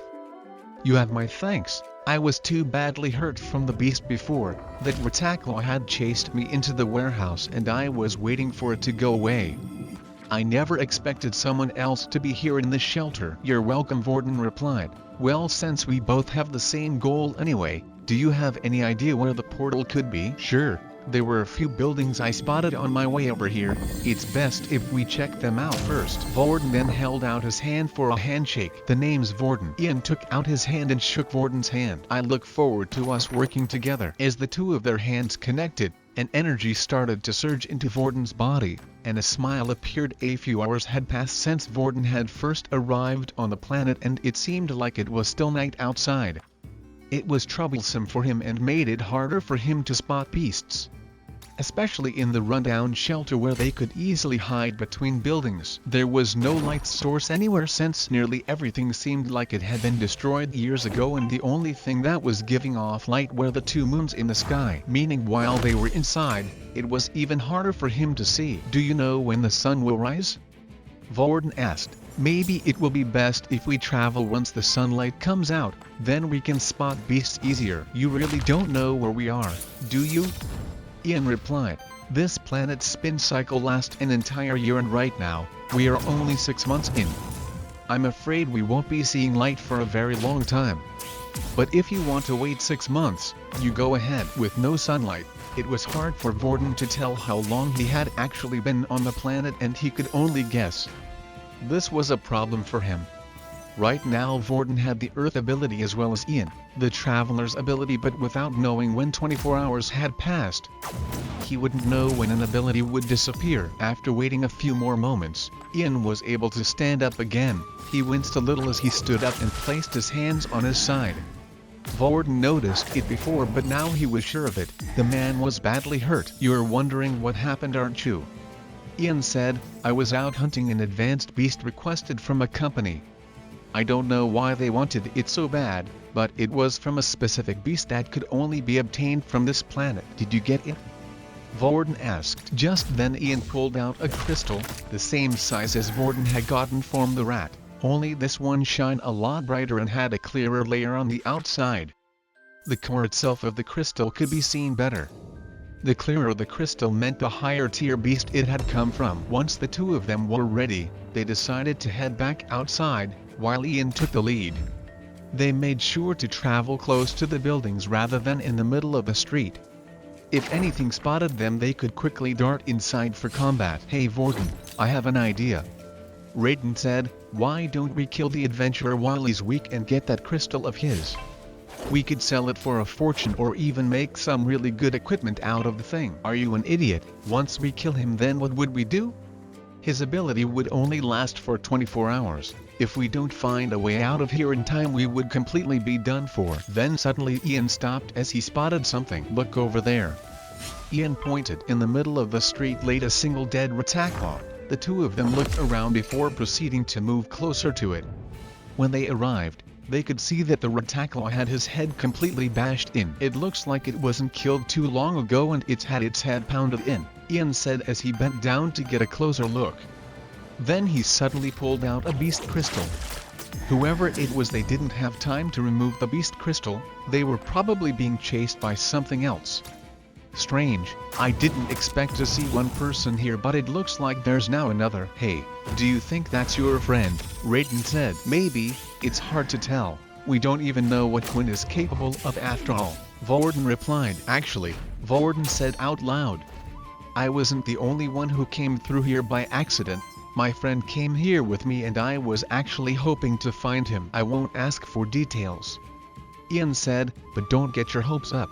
I was surprised to see you alive, never mind your friend. After hearing from Vorden that there was another student here, Ian felt like he should try and help out. At least confirm whether or not this friend of his was alive. He knew that the Rataclaws rarely traveled solo, which meant most likely he was chased by a few more after defeating the first one. He started to inspect the Rataclaw on the floor and found a trail of black blood. Single drops leading somewhere. Come on, let's go see if we can find that friend of yours. The two of them continued to follow the trail until it eventually led them to a 3-story building. As they entered the first floor, it was mostly empty with no signs of anything, but Ian decided to continue to follow the trail of black blood that led up the set of stairs. What happened here? Ian thought. As they walked up the first set, they could see more and more black blood splattered everywhere on the walls. Then when they walked up even further, the two of them were stunned at the scene. Lying on the ground were 10 Rataclaws dead, completely still, each one with their beast crystal carved out. Who did this? Are there more people here, maybe another team on a mission? Ian said. I'm sorry, I thought perhaps the Rataclaw outside was killed by your student friend, but it looks like I was wrong. You would need at least a small team to take out 10 at once like this. Even Ian, who was a well-established traveler, felt like he would struggle taking out 10 at once.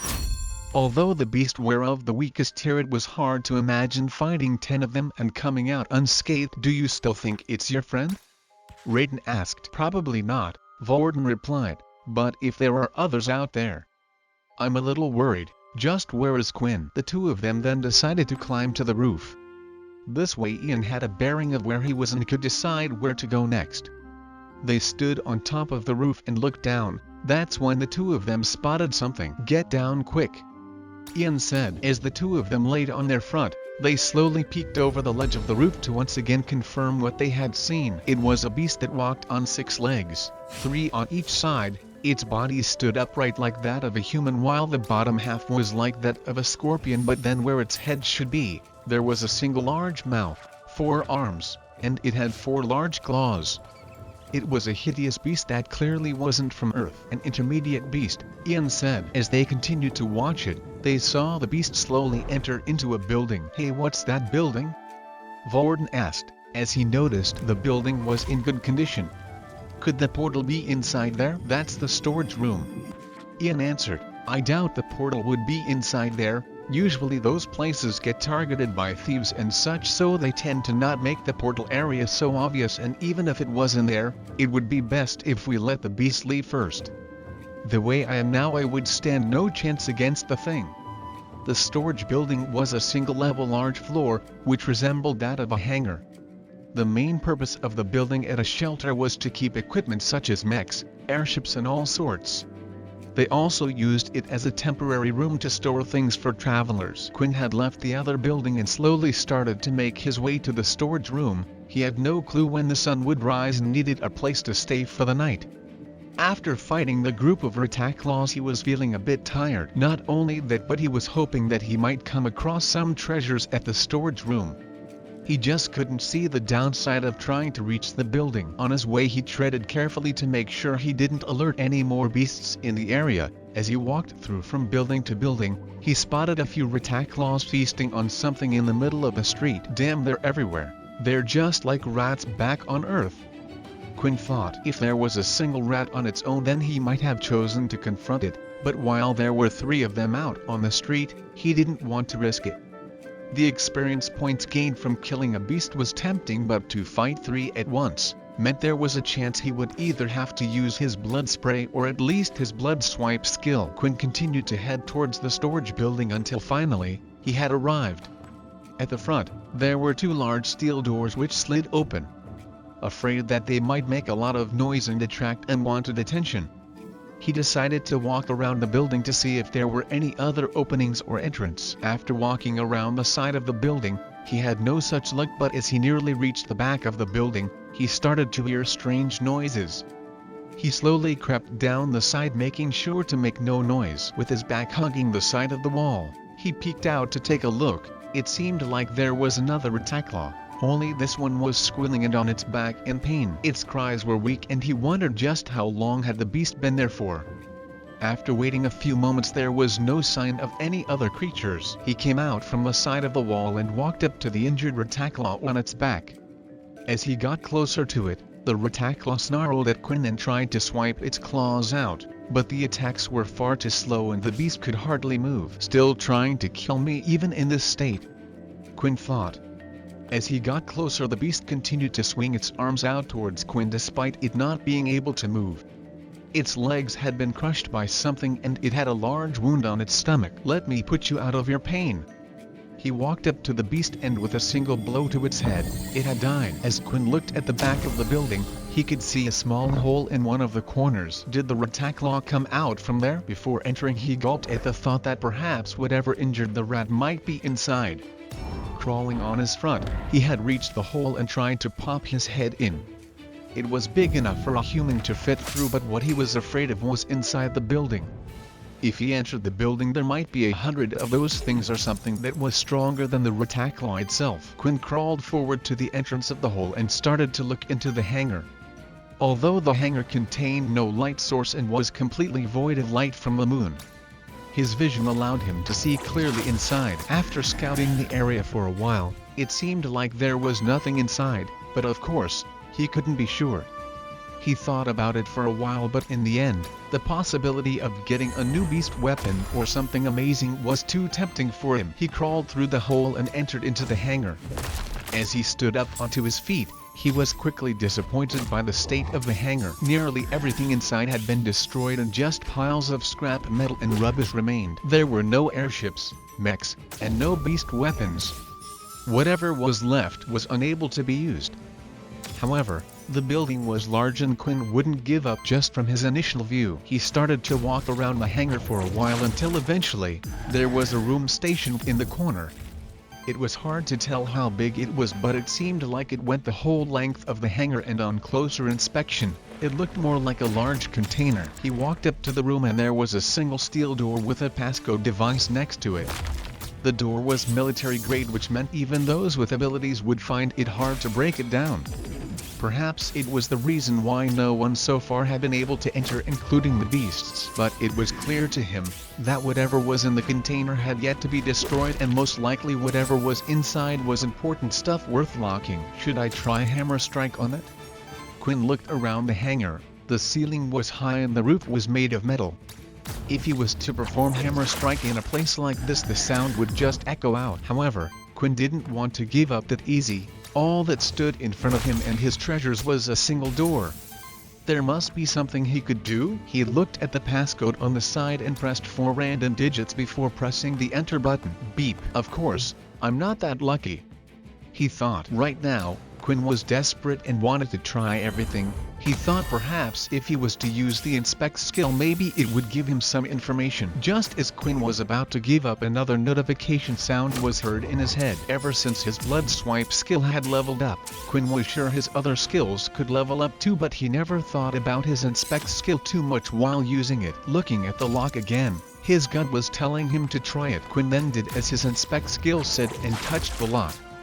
Nothing happened, but then he used the inspect skill one more time. Quinn immediately tested out the number the system had given him. Beep, ka-chuck. The door then made an unlocking sound and swung open. Seeing that the intermediate beast was patrolling around the storage room, Ian and Vorden had decided to go to a different part of the shelter.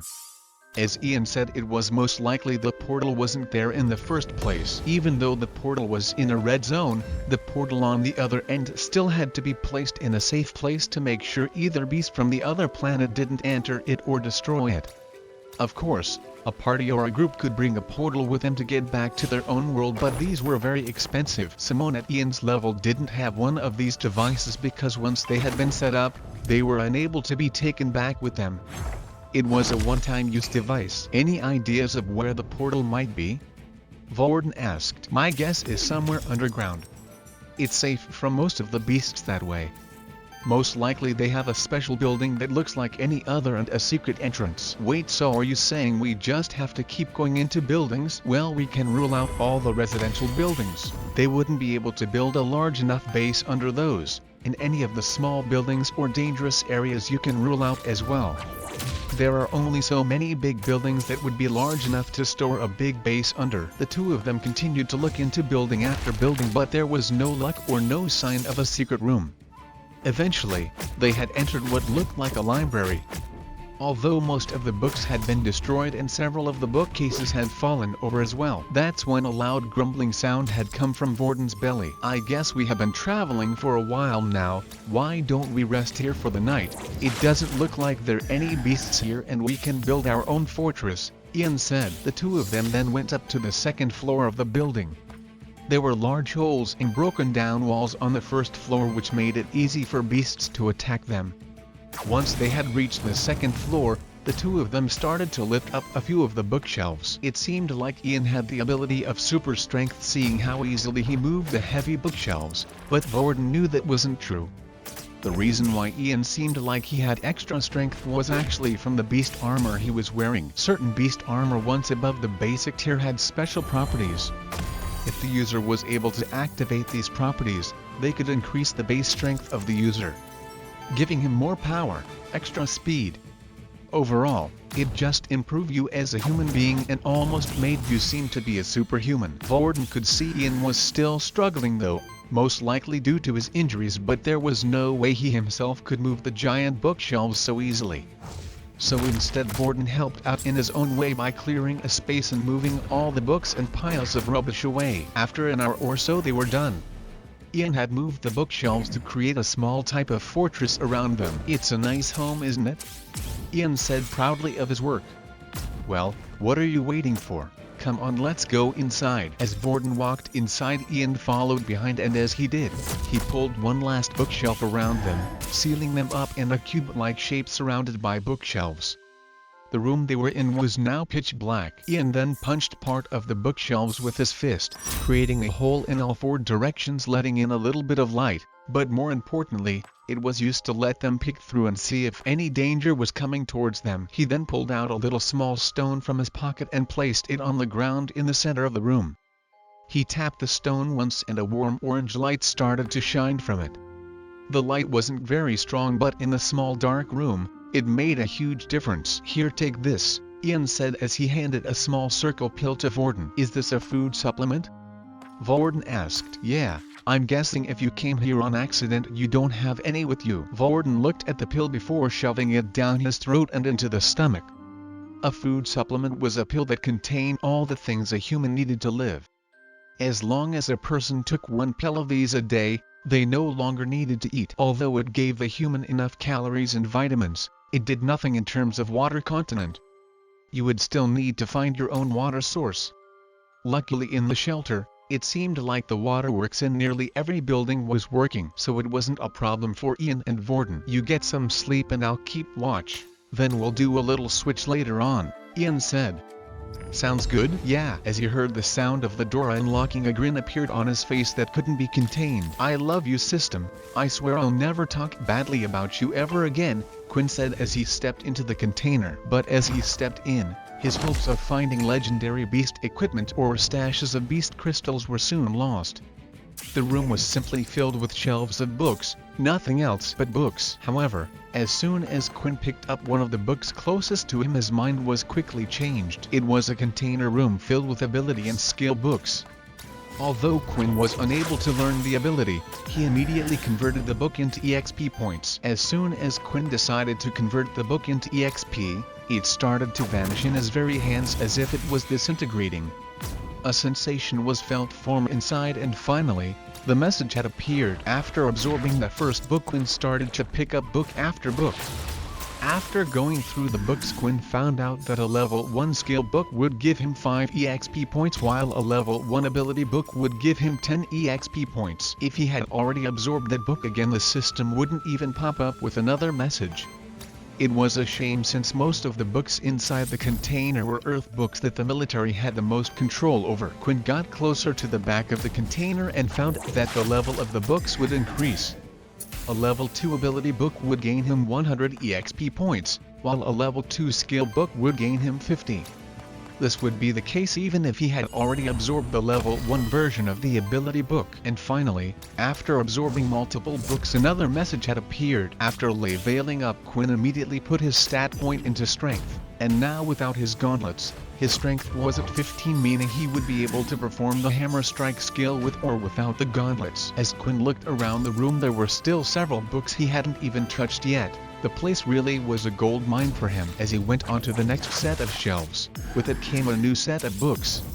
He placed his hand on the first one, and it was the first level 3 ability book he had come across. Quinn placed the book down and picked the book up, making sure he had heard the system right, but once again the numbers he had received were correct. The level 3 ability book was offering him 1000 experience points. Without hesitating, he had decided to absorb the book right away. Quinn then picked up the skill book right next to him, and as he though it too had offered him 500 EXP points. So far it seemed like a skill book would offer half the amount of points that an ability book had to offer. He once again went on rampage, grabbing every book he could on the shelf, absorbing those that he couldn't and tossing the others on the ground. Although he would have loved to take the books with him, as they would have sold for a healthy price, the books so far were unable to go into his storage like the crystals, and carrying them would just be more trouble than it was worth. After going through all the books, Quinn was able to level up a total of 2 more times. No new skills were unlocked, but Quinn still obtained the regular stat points for every level up. Now that his strength and agility were at level 15, he decided he should finally increase his stamina points. If there was a fight that needed him to perform flash step and hammer strike multiple times, he would definitely be in trouble. After putting the 2 points into stamina, his stats were now looking a lot more even, although the EXP needed now was getting further and further away, which made Quinn think if there was even a cap to his leveling, or would the EXP amount increase so much so that it was no longer possible to achieve. Quinn had now nearly touched every single book that was in the storage room. Unfortunately, the highest ability Quinn was able to find so far was a level 3 ability book. The further he went into the container, the higher the levels, but for the last few shelves, it didn't seem to be the case. It seemed like they were just duplicates of the other level 3 ability books. As Quinn picked up one book, the system message didn't go off. It was because it was a level 3 Earth ability book that he had already absorbed. Hey, maybe Peter could use this? Quinn thought. It was only one book. Quinn was sure he would be able to carry it safely with him. But as soon as he thought about Peter, a memory entered his mind, and it wasn't a good one. Peter was the whole reason why he was in this place, and he still didn't know how long he was going to be here or if he would even be able to survive. To be honest, Quinn was just trying to make the best out of a bad situation at the moment. As he thought about Peter, anger started to enter his mind and body, and he ripped the book up. He was willing to hear Peter out if he ever got out of here alive, but Quinn would no longer help him. If someone like that betrayed you once, for whatever reason, it only meant there was the chance that the same thing could happen again. Then as Quinn looked around the container, he noticed there was one shelf at the very back of the room where he hadn't been yet. He didn't bother going over there yet because it looked empty from a distance, but as he got closer, he noticed there was a single book that had been placed on there. As he touched the book on the shelf, a new message appeared. After seeing the first message appear, Quinn couldn't wait to see how much experience points a level 6 ability book would give. Perhaps it would finally shoot him up to level 10 and he would unlock the use of the shop in the system. But then something unexpected had happened. Out of shock, Quinn dropped the book back onto the shelf and took a step back. Out of all the books in the room, it was the first time he had ever received a message of this kind. He wasn't even sure it was possible, but the system was clearly telling him he could learn the ability. Then Quinn started to think back to the name of the ability, Shadow Element. It was something he had never even heard of before, and Quinn was quite knowledgeable about the abilities of the world. He then picked up the book once more just to make sure, and the same message had appeared. After thinking about it for a long time, he decided he would try to place the book in his storage. It hadn't worked with the other books previously, but he thought it might work with this one, and to his surprise, it worked.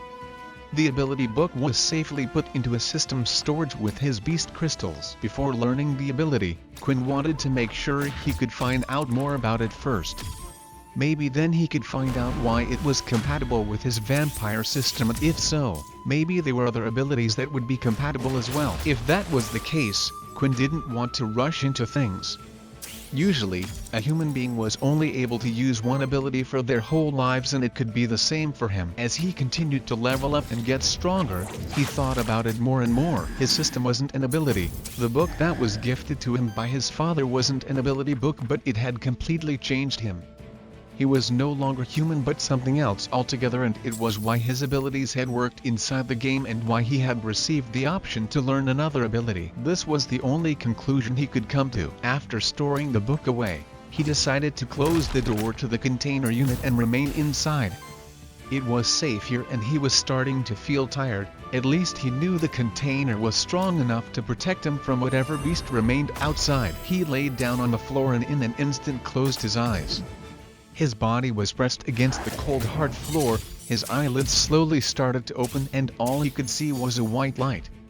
For a moment while Quinn was sleeping, he had forgotten about everything that happened. But as soon as he looked around him and realized where he was, and he knew that everything wasn't a dream. Right now he wasn't at the school but was on a completely different planet miles away from home. As he stood up and started to stretch, there was no way for him to tell how long he was out for, but his body felt good. It was a surprise that he slept so well on the floor without a bed.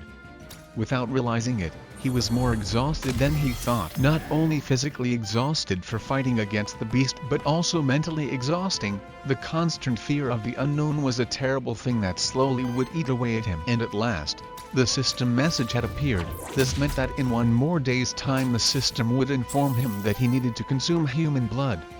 He was okay for now, as he still had 50 milliliters of blood in his bank. As long as he didn't get in any more fights, he would be fine. The most important thing for him to do now was to find that portal. As he went to open the steel door, Quinn was half expecting that the sun might be out. After all, the message appearing meant it was a new day.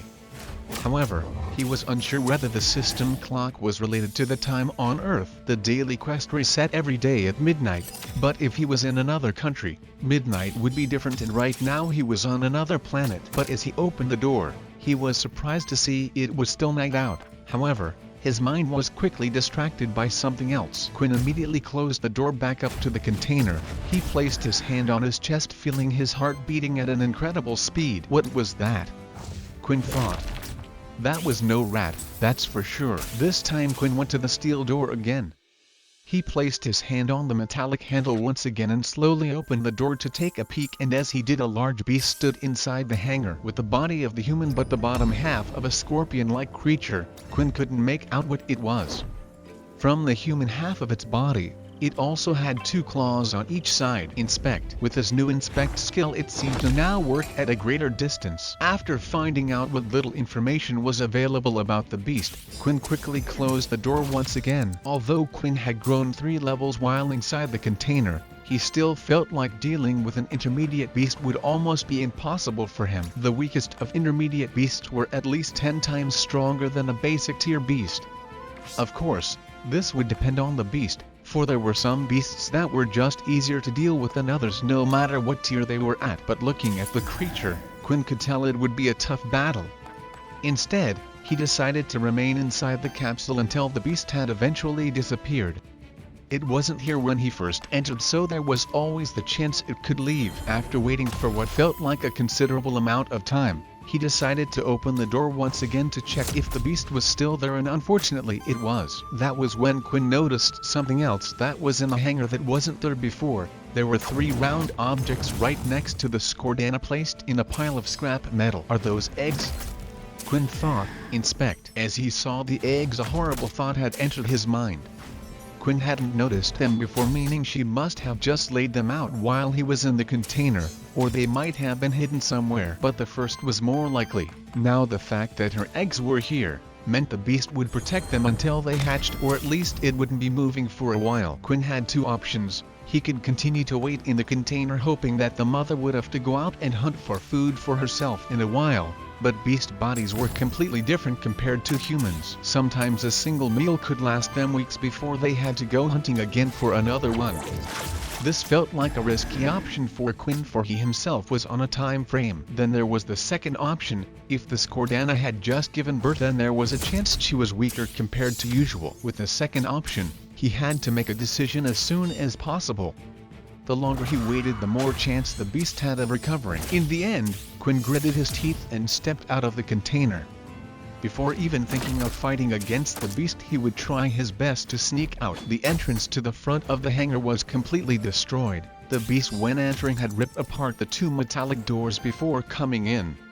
The problem was the beast was blocking that exit, but that still left Quinn with the small hole in the wall from where he had entered. Carefully moving in between piles of scrap metal and rubbish, Quinn slowly moved across the room to the other side where he had first entered. Then when he finally had reached the hole, he could see something else entering from the other side. It was a Rataclaw. Oh no! As soon as the Rataclaw pulled its body through the small hole, it immediately looked up to see Quinn. Before he even had a chance to run away, the Rataclaw started squealing like mad. "Shut up! Why did you have to come here now of all times?" Then the sound of several steps was heard from behind. Quinn didn't have to turn around to know what it was, but he did so anyway, and as he did, a giant claw was swung down towards his head. Flash step. At the last second, Quinn performed his flash step skill, avoiding the claw, but he couldn't say the same for the Rataclaw. It had been completely hammered and smashed to the ground in a single strike. "I guess we're doing this then." Now that the Scordana had spotted Quinn, he had no choice but to stand his ground and fight. In a red portal planet, there would be more dangerous and higher tier beasts than an intermediate one. Although he could make a run for it and head outside, the commotion caused might attract even more dangerous beasts, and that was the last thing he wanted. Looking at the squashed Rataclaw, he could tell the beast was powerful and he needed to avoid getting hit by those claws. Already using the flash step had taken a considerable amount of stamina, and at most, he was able to perform it one more time during the fight. As the scorpion creature turned, it immediately started charging forward. Hoping to scare it away and do some damage, Quinn let out two blood swipes. This time the attack was more powerful than before.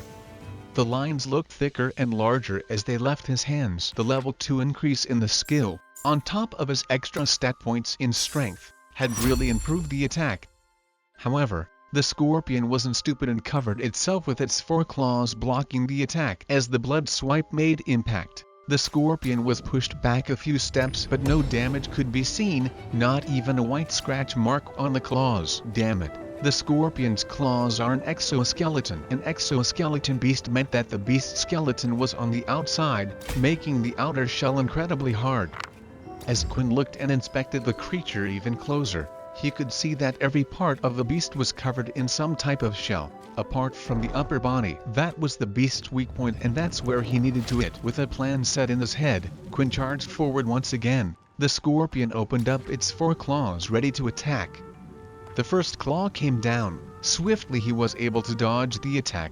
Then the next set of claws followed. Avoiding the claws was difficult, but right now Quinn was in full concentration mode. As the fourth claw came out to attack him, the beast's body was now wide open. Then as Quinn readied his hand to cast his blood swipe skill, he felt a sharp pain in his back.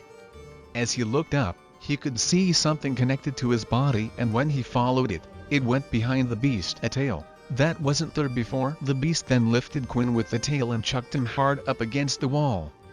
As he fell to the ground, his health points had taken a huge hit. As Quinn looked into his stomach, he could see a large puncture had been created and blood was quickly flowing out of his body. As the blood continued to leak out of Quinn's body, so did his health points. In order to stop his health points from continuing to drop, he had no choice. As he absorbed the blood, the puncture in his stomach slowly started to heal, but it wasn't going to be enough. He needed more blood, and with the Scordana charging towards him, he needed it fast. Just use it all. With his health nearly full, his wounds had healed up almost instantly, and Quinn was able to move once again. Looking at the scorpion, he noticed the tail truly wasn't there. Is it able to take it into his body and out at will? This is going to be a pain. If it wasn't for all the levels up he had received while in the container, he would have already been a dead man, and with no more blood bank, Quinn was unable to take another blow. There were no more second chances. Hoping to stop its charge forward, he threw blood swipe after blood swipe. The beast held up all four of its claws and crossed it against its body, protecting it at all times. But the beast was powerful and continued to push through despite the blood claws coming towards it. It got closer and closer, but Quinn never stopped using his blood swipes. A battle of strength was being displayed between the two. The red swipes were powerful and started to knock the beast back, and eventually, even the claws started to crack, but neither of them gave up. But Quinn couldn't keep it up. If he carried on using the blood swipes, then he soon would completely run out of health points. He had no choice but to change his plan. When the beast was close enough, finally the tail was revealed from above. While its claws covered and blocked its body from the swipes, its plan was to attack from above with its long large tail. As it fired its tail downward, just before the tail could pierce Quinn again, flash step. Suddenly, Quinn was no longer in front of the scorpion and now was directly behind it. He gathered all his strength from the bottom of his body. It rose up into his fist, and as he slammed down his foot, at the same time he pulled back his hand and released all the power he had into his attack. Hammer strike. As soon as the blow had hit the beast's soft human upper body, a large hole was created. It was around the size of a human head, and the chunk had been taken out, allowing him to see completely through the beast to the other side. Then a few moments later, the beast had collapsed to the ground, and so had Quinn, completely exhausted. As he lifted his hands, his gauntlets had completely shattered. They were too damaged from the attack claw's bite from before, and it was unable to take the impact of his hammer strike. The gauntlets no longer gave Quinn the extra attack power it did before, but it was hard for him to be upset for long, for a number of messages had appeared. Although now that Quinn was a higher level, it took a considerable amount of EXP to level up once more. Right now he had a serious problem. His health was incredibly low, 1345 health points, and with his blood bank empty there was no way for him to heal it back to normal. Then a thought had come to his mind: if his system was like a game, if he leveled up, would his health heal back up? As he looked around the room, he noticed the 3 eggs still there in the metal pile heap. After waiting a few moments for his stamina to rise back up, he walked up to the dead Scrodana's body. He had no hard feelings tearing the beast's body apart as he looked for the beast crystal inside. Before, the old Quinn might have shown compassion and been respectful, but the fight he just had was showing him that even on other planets, the strong ruled. Before, even when he got bullied at school, it was never like this. Of course, the strong ruled at school and he couldn't do anything about it, but he never came close to dying. He just took several beatings, but for the first time, he truly felt like he was close to death. Finally, after tearing and rummaging through several limbs, the beast crystal was obtained and stored in his system once again. Now Quinn looked at the eggs in the room. As he went forward, he lifted one of the eggs. They were large and about the same size as football. He took a few steps back before lifting it into the air and slamming it into the ground. Black blood had been splattered all across the floor, and a little half-grown scorpion could be seen inside. To Quinn's surprise, the system had counted the egg as a new beast kill, so he also received the bonus points for that too. He then went over to the over 2 eggs and threw them both to the ground, similar to the first one. As Quinn looked at the information displayed, for the first time he was unplaced with a level up. The system hadn't given his health back like he thought it might have done. Although his health points had increased, nothing else had changed. It made him realize that although his system was like a game, it wasn't. This was real life, and the next message made him realize that even more. Due to Quinn's energy and most of his blood being used in the fight earlier, his body was now no longer naturally healing itself. He was too hungry to heal and would need blood. As Quinn looked at his system, a certain number stuck out to him and it was all he could hear in his head, the number 13. With 13 points, that's 13 hours before I reach 0, and that's only if I don't use any of my skills or get injured along the way. He was really struggling with what to do. Should he sit and wait? Perhaps the school would send someone after him, or should he walk around and try to find the portal? If he did, there was the chance he could run into more beasts on the way. I have no choice, I have to try to find the portal, Quinn said. This was his only option. In reality, he would have liked to think the school would have sent someone after him. This might have been the case if Quinn had a strong family backing him or he was a potentially high-level user, but Quinn was none of those. He was an orphan with no family backing and the school still believed he was a level 1 user, someone with no ability. Why would they bother risking their lives for someone like him? It just didn't make any sense even to him. He had no choice but to soldier on. Before leaving the hangar, Quinn had to think hard about just where the portal would be. All he knew was that they had to place it somewhere safe. Somewhere the beasts wouldn't be able to get to it. The shelter was a big place though, with many buildings. It wasn't as big as the city the school was in, but still big. To get from one side of the shelter to the other it would take him at least 2 hours, and that was walking at a decent pace. As he walked through the city, he decided to tread very carefully.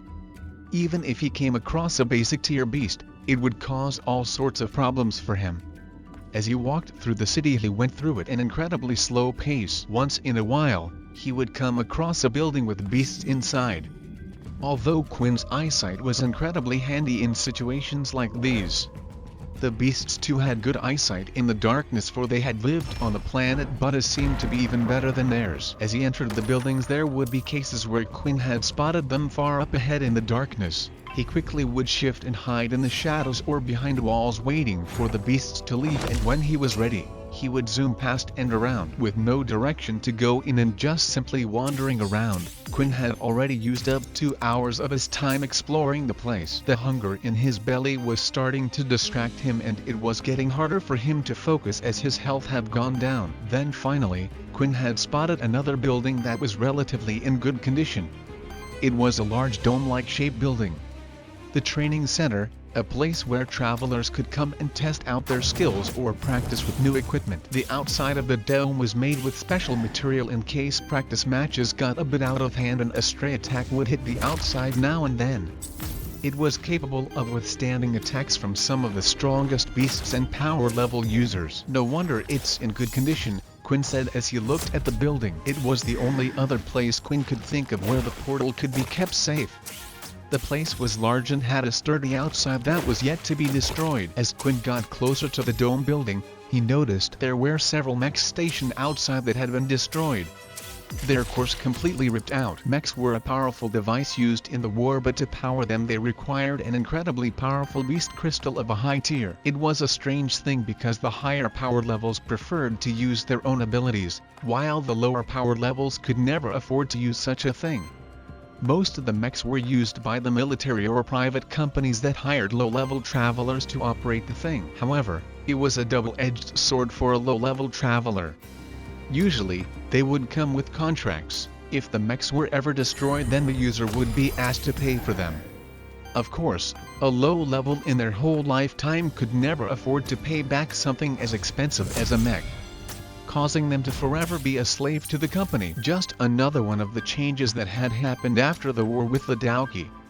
During the war, humans were brought together to fight the common enemy, but once the treaty was signed, the greed of humans were shown. If the Dauki knew how united Earth was at the moment, Quinn was sure Earth would lose the way it was right now. That's why he needed to get stronger, to protect himself. As he reached the entrance of the training center, he could see that 2 Rataclaws were standing out in front of the building. Before entering, he decided to walk around the large dome carefully to see if there were any other entrances, but there were none besides the first one he had seen. He returned back to the entrance and was hidden behind one of the destroyed mechs around 30 meters away from the entrance. Even though he had walked around for about 30 minutes, the Rataclaws remained there unmoving. He decided to wait a little longer, hoping that the Rataclaws might move, but as he saw the message bring his health down once again, he was only getting even more aggravated. The rats didn't look like they would be leaving anytime soon, and Quinn needed to come up with a plan. As Quinn looked around him, he found a broken piece of the mech nearby. It was a long metal shape, looked similar to a pole, but he had no idea what part of the mech it was used for. He picked it up and looked off into the distance. He aimed carefully at another mech that was destroyed, far up ahead and off to the side of the entrance. Using all his strength, he threw the piece of metal a great distance. It was an amazing feat and looked almost superhuman. Of course, Quinn was only able to perform this because he had super strength compared to others. The piece of metal landed exactly where he was aiming for, making a large clang sound as it fell on the mech.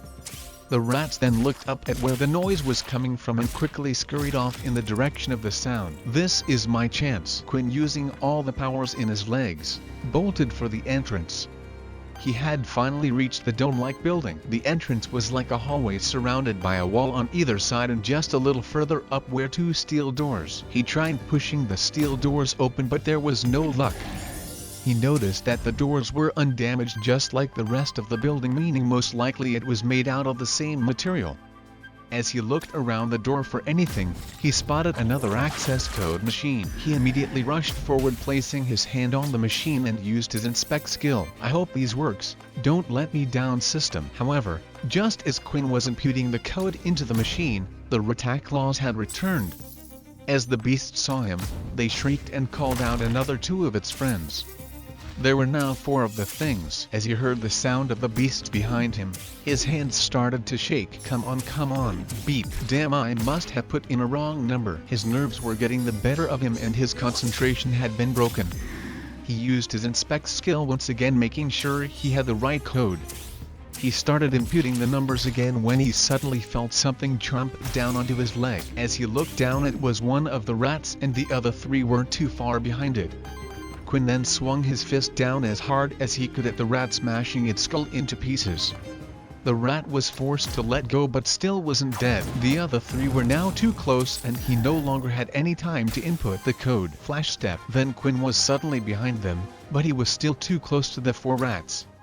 Flash step only had a distance of 5 meters at most. The rats turned and all ran forward towards him. "I have no choice." He held out his palm and fired. Blood burst. A shotgun-like spray of blood was released from his hand and it had knocked back all 4 of the rats, killing the already injured one. He then rushed forward to one of the rats on the ground, held both hands together and slammed it down on another rat's head, killing the second one. Now the other 2 rats had recovered and were quickly after Quinn once again. Out of desperation, he swung his hands and activated his blood swipe.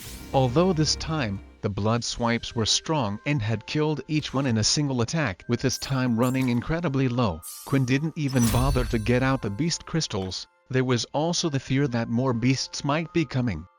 He went up to the door this time, inputting the code correctly, and as he entered, he shut the door behind him, making sure it was locked. He was now in what looked like a reception area, a canteen of sorts with several seats and a desk at the front. It was in top condition compared to the rest of the city. In fact, it looked like an entirely different place. There were 2 hallways, one leading to the left and one leading to the right, both with the words Training Center written on them. With his health running low, he had less than 2 hours to find the portal. He entered the main training hall. It was a large room with several seats in the stands. It reminded Quinn of the game as it looked similar. Everything was white in color and had a modern, empty look to it. But as Quinn stared at the empty field in the center, all he could see was disappointment. The arena down below was completely empty. There was not a single thing down there, not even a scrap of metal, never mind a portal. Quinn fell to his knees in despair. He felt like this was his last chance. There was no way he had the time to go walking around the city looking for another room with a portal. But he didn't give up yet. He lifted himself up the ground and searched around the training center. He searched in the preparation rooms, the offices, the gym, and even back in the reception area, but nothing. There wasn't a single thing he could find. He now laid there on the floor in the center of the arena, looking up at the ceiling. The pain in his stomach was too strong. His vision was now blurring up and he could no longer think properly or move. "So this is how my life ends, huh?" Quinn said. "Mom, Dad, why did you leave me on my own? Why did you give me this book? I thought when I got this book maybe I might be able to change something, but I guess not. Then the final hour had passed. That night Vorden struggled to sleep just like every other night. He couldn't remember the last time he got a good night's sleep. Some nights he was able to sleep peacefully and dream just like any other person, but then there were times where his mind was sent to the black room. At that time no one was sat in the chair. No one was in control. Lately, this was happening more and more frequently. In the black room, the three of them would usually talk to each other while the body rested, but he always had a worry when he was in that room. The chair was empty. Any point in time, one of them could sit in the chair and take control. For now, Vorden acted as the gatekeeper, but that was only because the little one allowed him to. That's when he felt a slight tug on his arm. "Hey, wake up, kid. It looks like you were having a nightmare," Ian said. As Vorden opened his eyes he looked around and noticed that he was still in the pitch black room. "Oh, sorry about that. I hope I wasn't making too much noise," Vorden replied. "Well, this is a scary place. A kid like you shouldn't be here on their own to begin with, so don't worry about it," said Ian. "Do you mind if we swap for a bit?" Ian then switched places with Vorden. While Ian lay on the cold, hard, uncomfortable floor, Vorden would look out of the gaps in the bookshelf, keeping watch. In almost an instant from behind him, Vorden could hear the sound of Ian's loud snores. Unlike him, Ian was able to get to sleep almost instantly. "Hey Vorden, so if you aren't going to kill him now, what about when we find the portal?" Raiden asked. "The advanced crystal he is carrying would be very helpful to us and no one would find out. You've seen how weak he is, and now we have his ability. It would be easy to finish him off. While I'm in charge nobody gets hurt," Vorden replied, getting annoyed. "Fine, but one of these days when we're in trouble, I won't be coming to help you, and when he sees you're doing a bad job, I will be put in charge instead, and I am not going to let you decide a single thing." When doing nothing it was hard to tell how much time had passed. Vorden didn't even know how long he had been asleep for, and with the sky always showing black, he had no way of knowing. After waiting what felt like an entire day, it seemed like Ian had finally woken up. As he lifted himself off the ground, he continued to wince in pain and hold onto his ribs. "I'm telling you, I can't wait to get home," Ian said. Vorden turned around to look at Ian. Seeing that he was struggling to get up, he offered his hand once again and pulled him up from the floor. But as Ian got off the ground, his face suddenly dropped. In one of the holes he had made, all that could be seen was a single large eyeball looking through. Ian immediately went to his waist and grabbed a small dagger, throwing it at the beast's eye. Using all his strength and the added stats of the equipment he was wearing, the dagger flew right through the eye and out the other end, killing it in a single blow.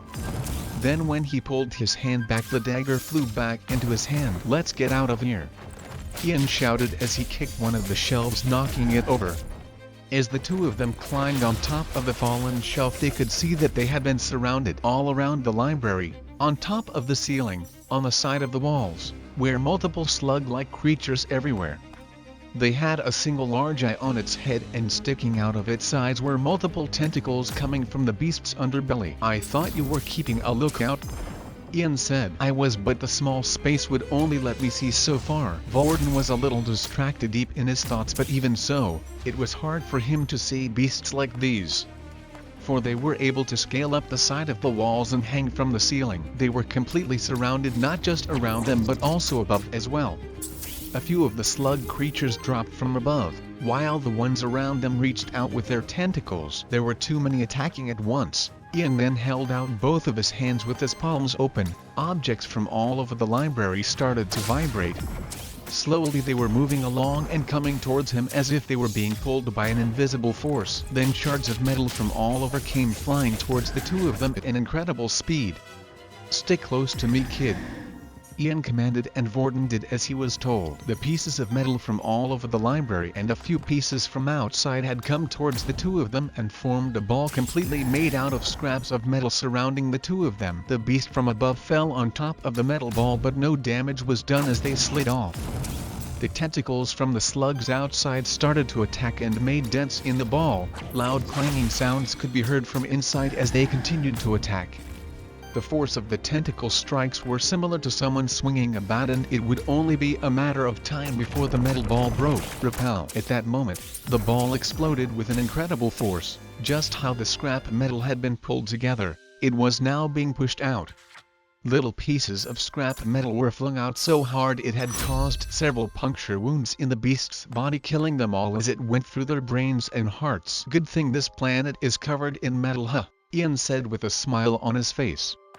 "Come on then, let's not waste these crystals." The two of them went up to the dead slugs and started to carve out the crystals. At that moment in time when the slugs had surrounded them, Vorden had tried to activate his earth ability that he had gotten from Peter on one of the beasts, but there was no such luck, which meant that he had at least been on the planet for 24 hours now. However, he still had Ian's ability handy. Touching him in the library had reset the time frame, so even if Ian was unable to fight or they got separated, Vorden would still be able to use the ability for another 24 hours. After gathering the crystals, Ian had handed Vorden half of them. "Here, take it." "I can't. I didn't do anything." "Look, these are only basic tier crystals. I could earn these in my sleep." "Fine," Vorden said. Although Vorden had agreed, he had no space to put the crystals anywhere. He hadn't brought a bag, a pouch or a storage unit with him. After all, it was an unexpected visit. For now, Ian said he would keep the crystals until they returned back to Earth. Finally, it was time for the two of them to leave the library and search for the portal once again. The two of them made sure to not attract any beast on their way, and to their luck they hadn't come across any more dangers. Then finally the two of them spotted something. "You see that? Now if I was going to put a portal anywhere, I would put it in there," Ian said, pointing at the large dome building. "What is it?" Vorden asked. "It looks like a training center." "That's exactly what it is, and it looks like it was well built. The beasts around here haven't even been able to scratch it, and it's big enough to build a secret base underneath." The two of them continued walking forward with their next destination in sight, the training center just outside the large dome-like building. Vorden and Ian were preparing to enter. The front of the dome was an open field filled with all sorts of junk. It looked like a battle had taken place outside. They carefully made their way along the field of broken rubbish and mechs, keeping cover while inching their way closer and closer to the entrance. After looking left and right for any beasts nearby and seeing that there were none there, they decided to make a dash for it. As they ran forward, they reached the hall and moved towards the door, but stopped just outside as something had caught their eye.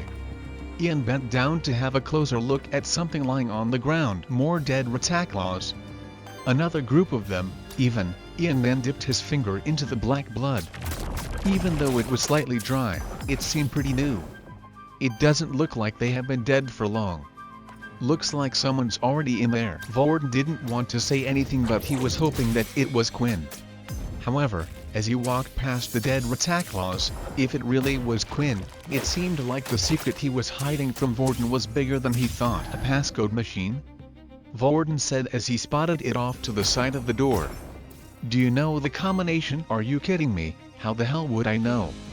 Ian then held out both of his hands as he looked at the door. He started to concentrate. After a while, Vorden could see a vein bulging on top of Ian's head. "Damn this door, it's so strong." Ian continued to use his powers, but the door was tightly shut and wasn't going to be so easy to break. But then, slowly, the door started creaking and the locks behind the door started to bend. But the sound of the metal door being pulled apart had attracted some unwanted attention. 3 Rataclaws started sneaking around, following the sound until they spotted the 2 humans by the entrance. "Ian, you better hurry up. Just deal with the rats yourself," Ian shouted. As Ian put more strength into opening the door, part of the door started to bend. But as it started bending, the loud clanging only attracted more unwanted attention. Soon another 4 Rataclaws joined. "There's too many." Vorden then quickly turned to the door and held his hands out as well. "What are you doing? At least hold the back or something," Ian said, but suddenly, the door was easier to move than before. It was being much more responsive. As Ian looked at Vorden, he could see he too was visibly sweating. It couldn't be. With the two of them using their powers, they were finally able to tear the door apart, creating a hole just large enough for them to get through. They quickly ran forward and jumped through the small gap. Now inside the building, they turned back around and held out their hands once again, focusing all of their power. The Rataclaw closest to the entrance leapt forward, and its head had just managed to get through the hole. "Close, damn it!" Vorden shouted. Just then, the door bent back, sealing the hole and slicing the Rataclaw's head off. A loud thump was heard as it hit the floor and slowly rolled away. The two of them, now inside and with the door shut, noticed something. It was incredibly dark inside the training center. There were a few small white LED lights that were placed on the floor up against the wall, but other than that, the lights above were completely out. As Ian took a step forward, he could hear the sound of glass cracking. Now why would someone go to the trouble to take out all the lights? Ian said, "These places are built to last hundreds of years with the power they have, and the outside looked like it was untouched. Maybe it was the person who came in before us, maybe." "Here, take this," Ian said, as he chucked over a small pebble-like item. Varden noticed that it was the same item that he had used when they had made their temporary shelter in the library. As Varden tapped it once, a small orange glow emitted from the stone and surrounded him. "What about you?" Ian then pulled out another stone, tapping it before putting it on his waist. "Now, are you going to tell me about what just happened, or are you going to keep that secret as well?" Varden let out a little nervous laugh. "No secrets. My ability allows me to copy other abilities. I copied it when I saw you use it at the library." Varden had no reason to lie to the man. He already knew he could use the same ability, and what were the chances that Varden had the same rare ability as the man? However, Varden wasn't going to reveal the fact that he needed to touch the man to copy his abilities. That part he would keep to himself. "That's kind of cool. I wish I could do something like that," Ian said. "Come on, let's go." Varden was surprised by the man's actions. He thought he might yell or complain that he had done something without his permission, but this was something that he hadn't experienced before. The two of them continued to walk along the dark hall.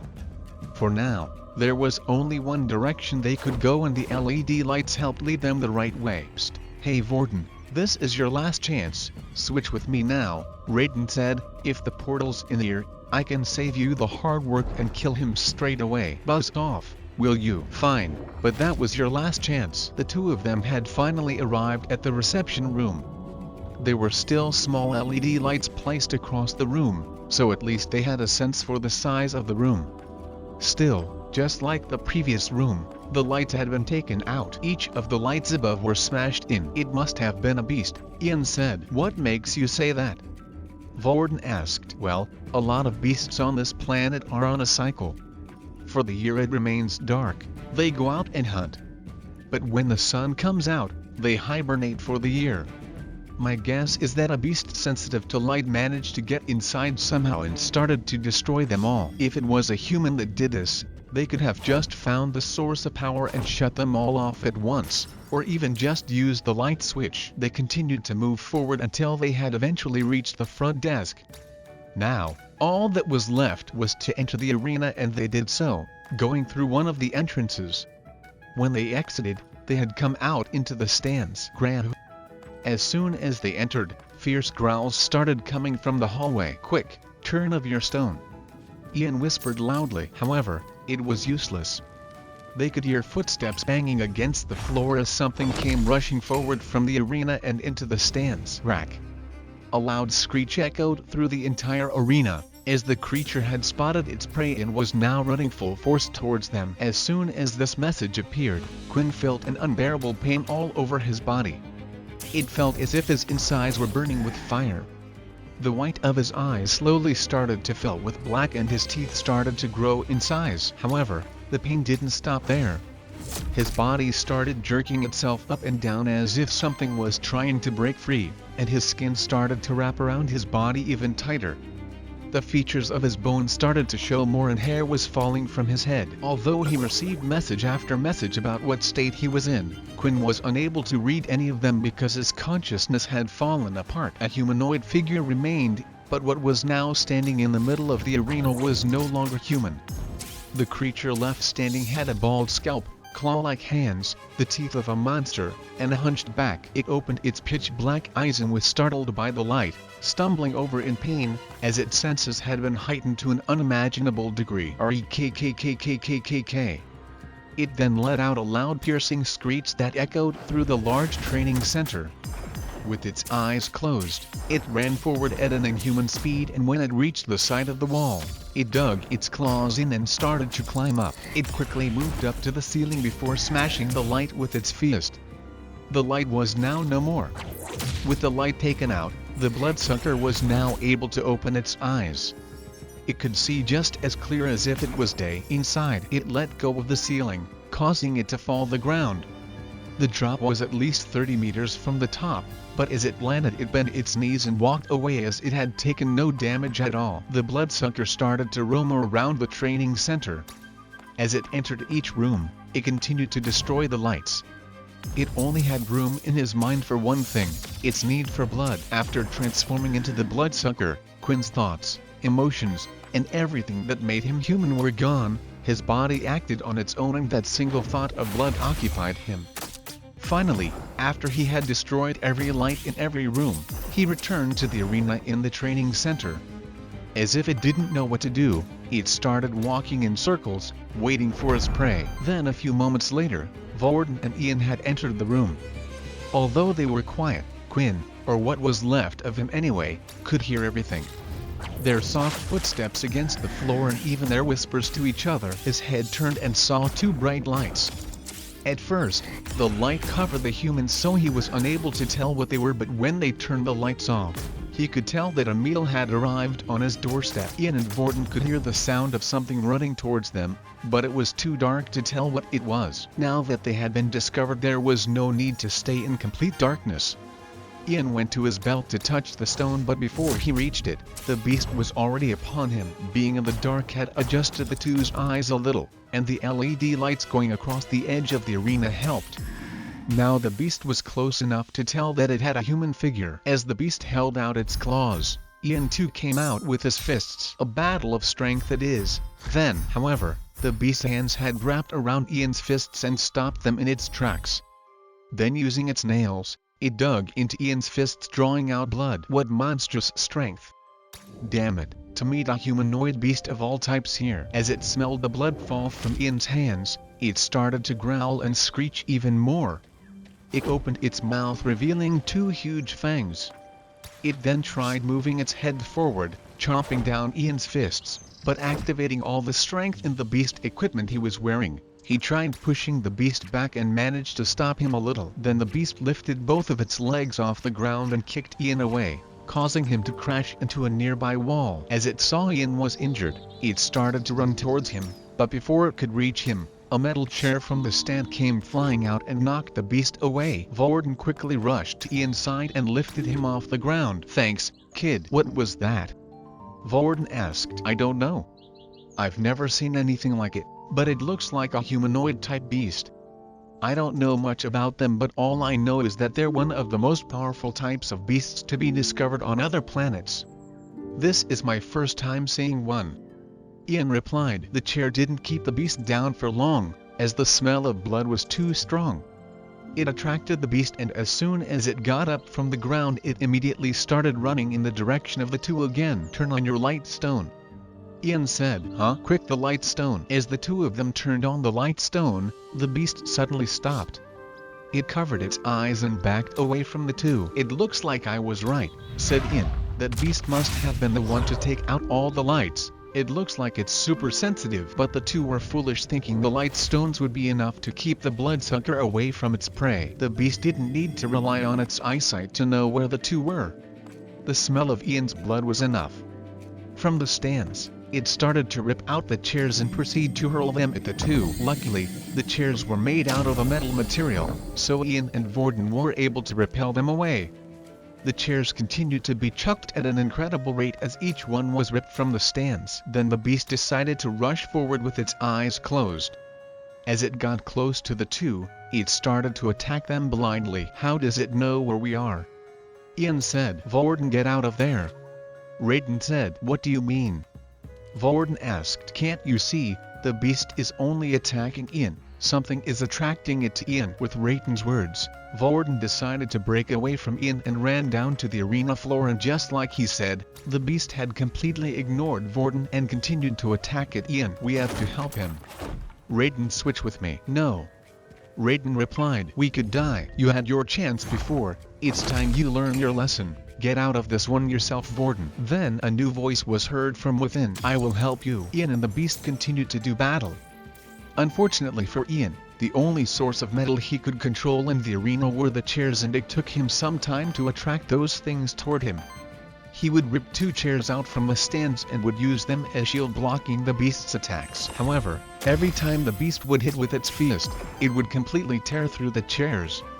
The attacks were too powerful. Then the beast leapt through the air with its fangs wide open. Ian had no choice but to shove his forearm into the beast's mouth, hoping to avoid a fatal blow. He screamed in pain. Ian could feel the beast sucking onto his arm. He wanted to push and hit the beast off him, but as soon as the fangs penetrated his skin, it felt like he was under a paralysis effect, and his body was unable to move. As the beast was busy feasting on its meal, it was unable to notice the sharp object flying towards it. Like a spear, a flying metal object had come out and pierced the beast's shoulder. The blow was fast and powerful, enough to knock him off Ian. As Ian stood up, he looked into the center of the arena and could see Vorden standing there, surrounded by multiple metal chairs from the arena. "I just want to find my pet, Quinn," the little one said. The paralysis effect from the bloodsucker was slowly starting to wear off, and as it did, Ian lifted himself off the ground to have a look at just what was going on. In the center of the arena, the area was lit up by the small glow stone where Vorden was standing. But he wasn't just standing there on his own. He had multiple chairs that had been taken from the arena surrounding him. How was he able to use the ability so well already? "Even I will struggle to do something like this if I was in top condition. Didn't he only copy my ability a while ago?" As the bloodsucker lifted himself off the ground, he pulled the metal object that had been lodged into his shoulder and dropped it onto the floor. 20/25 health points. RAKKKK. The bloodsucker snarled out. Its attention was now fully focused on what had caused him pain. Instead of going in straight for an attack and charging though, the bloodsucker dug its claw into the wall and started to climb upwards. "How are we meant to see him now?" said Vorden. "It's too dark and the beast can attack from anywhere. I have no time to play games," the little one said. He lifted his hands and started to crumble up each of the chairs into several metal spikes, all looming above his head. Then he waited. The beast jumped down from above, and as soon as the little one could hear and see him, he immediately repelled all the spikes in the direction. However, as the beast was falling through the air and the first spike came towards him, it spun around and grabbed the spike, throwing it back at an incredible speed. But the little one had prepared for this too. He had already gathered a pile of chairs from the arena and mushed them together to form a shield. He placed this on the ground so he could easily pick it up when needed. As the spike came towards him, he lifted the shield, but what he didn't expect was the blow to be so powerful that the spike had managed to still penetrate the shield he created, which was at least 6 inches thick with metal chairs. "Haha!" Raiden started laughing. "Looks like I really missed out on this one. Did you see how strong it was? I would have loved to deal with this guy." Vorden, you would have been killed within seconds. Although the beast was able to throw back one spear, while in the air he was unable to move. The other spears that were targeted had managed to penetrate him, going through his body and sticking him to the ceiling of the dome. 10/25 health points. The beast no longer caring for the damage that had been done to its own body, it lifted its legs up against the ceiling and pushed with all its strength, allowing the spikes to completely go through his body. However, the hole marks that could be seen in his body quickly healed up. Although it didn't add to the beast's health, it would still allow him to fight as if he had never been hurt. He landed in the arena stands and began hitting a few chairs as he landed. As soon as it stood up, it began to rush forward recklessly towards Vorden's direction. "This thing, why isn't it dead yet?" Vorden said. A few more chairs had been turned into metallic spikes and he threw them towards the beast once again. This time the beast continued to run forward and moved out of the way of each spike. Its eyes were slowly adjusting to the light that had surrounded Vorden, and now it could see the spikes as it left his side. As soon as the spike left Vorden's side, the beast would react and move out of the way of each blow. "Is it me or did that thing just get faster?" Vorden said. "This is bad. The little one isn't at full strength." Raiden added, "If only there were 2 more ability users nearby." The bloodsucker continued to move forward, avoiding each and every spike thrown at it. Then when it was close enough, it swung its claw out. The shield was raised, blocking the blow, but as the claw hit the shield, it was completely shattered, unable to be used again. Now, with no more metal surrounding the little one, the beast was able to freely attack. As it took a step forward though, it felt something sharp pierce into its foot. As the beast looked down, it was another metal spike. It looked in the distance and noticed that Ian had managed to recover.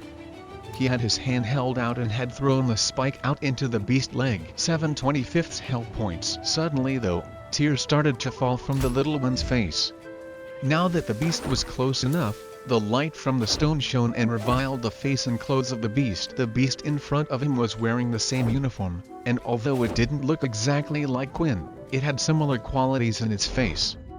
He didn't know what happened to make Quinn turn into a creature like this, but he could feel that the beast and Quinn was the same person. "I've done it again, I have hurt another one," the little one said. "What are you doing?" Ian shouted. "Kill it." Ian then crumpled up another nearby chair and threw out another spike, this time aiming for the beast's head. It came flying through the sky and was on target to it, but before it did, it stopped midair. "No." The little one then moved its hand, throwing the spike to one side, then using its other hand it pulled the other spike out of its leg. The beast was now free to move around. It instantly looked at the last person who had hit him and immediately started to run towards Ian's direction. Ian was still under the effects of the paralysis when he had thrown the previous spike. When he threw the spike, he had originally aimed for the beast's head but missed.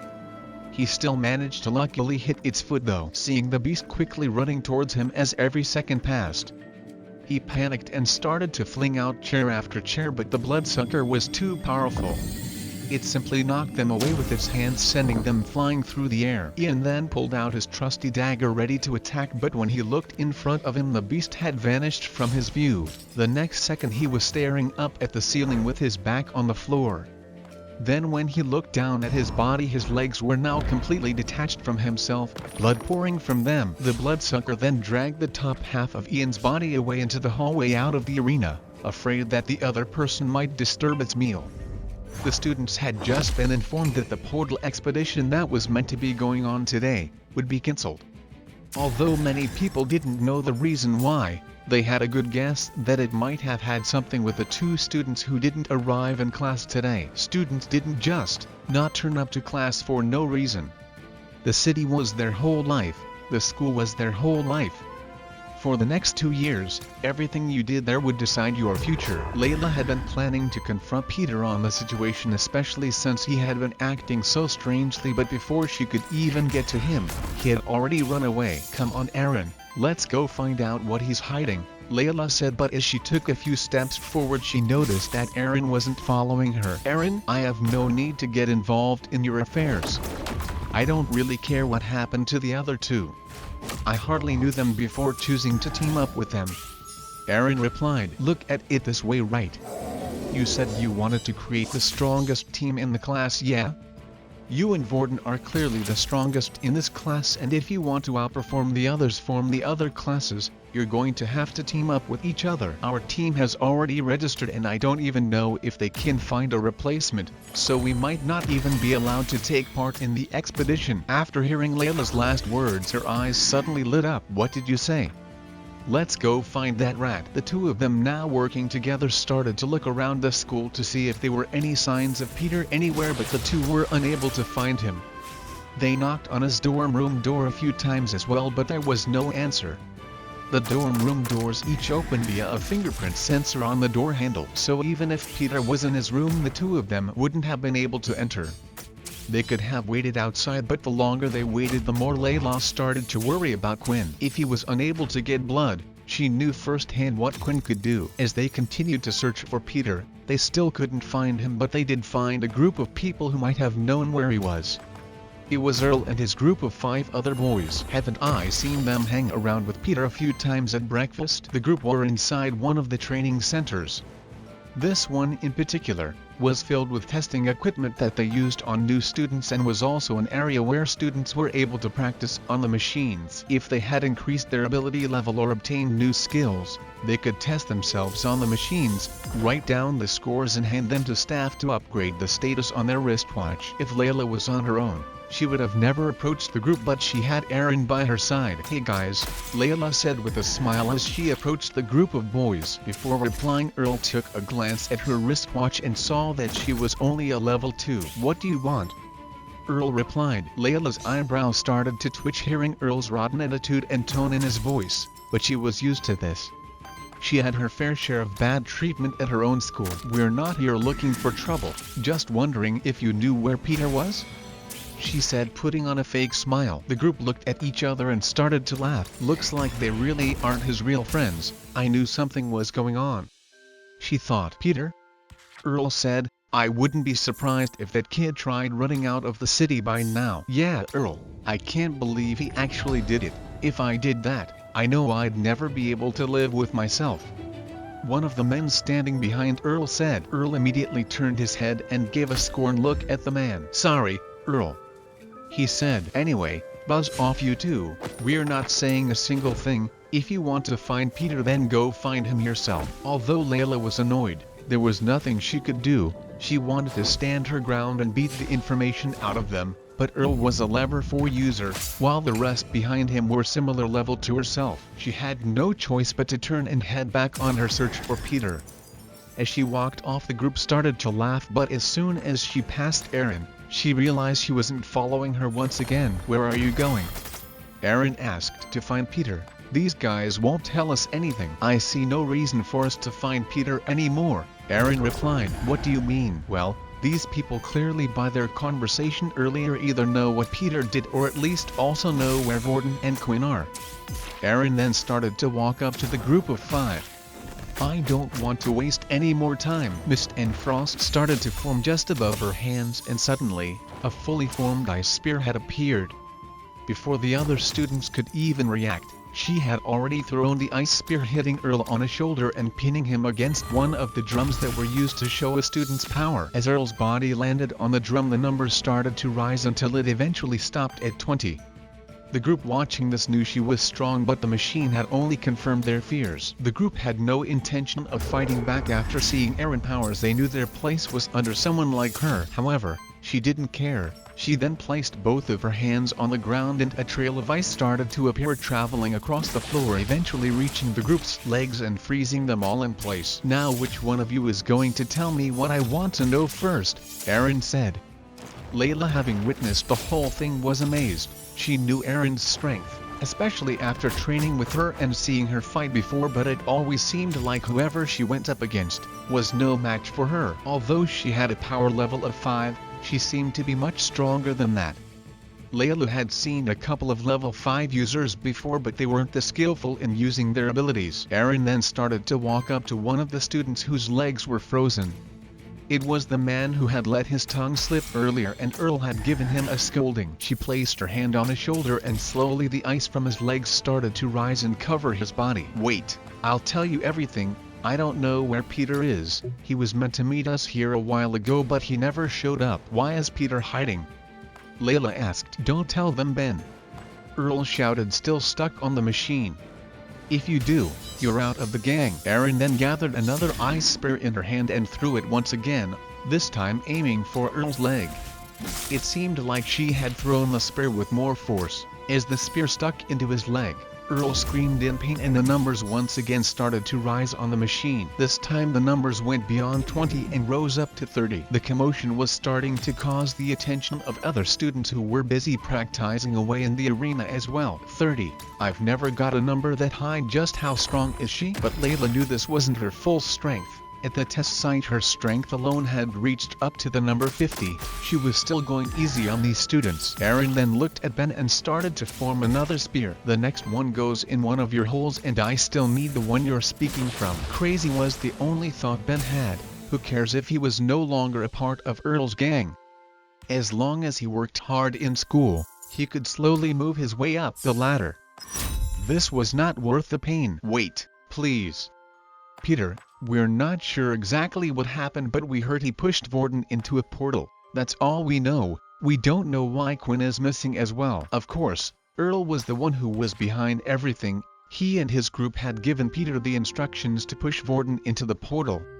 When they had heard the news that 2 students were missing and confirmed Vorden was one of them, though Peter had done what he asked. Unknown to them, Peter hadn't actually pushed Vorden but Quinn instead. After hearing their answers, Aaron did as she said and walked away from the group. "Wait, aren't you going to free us?"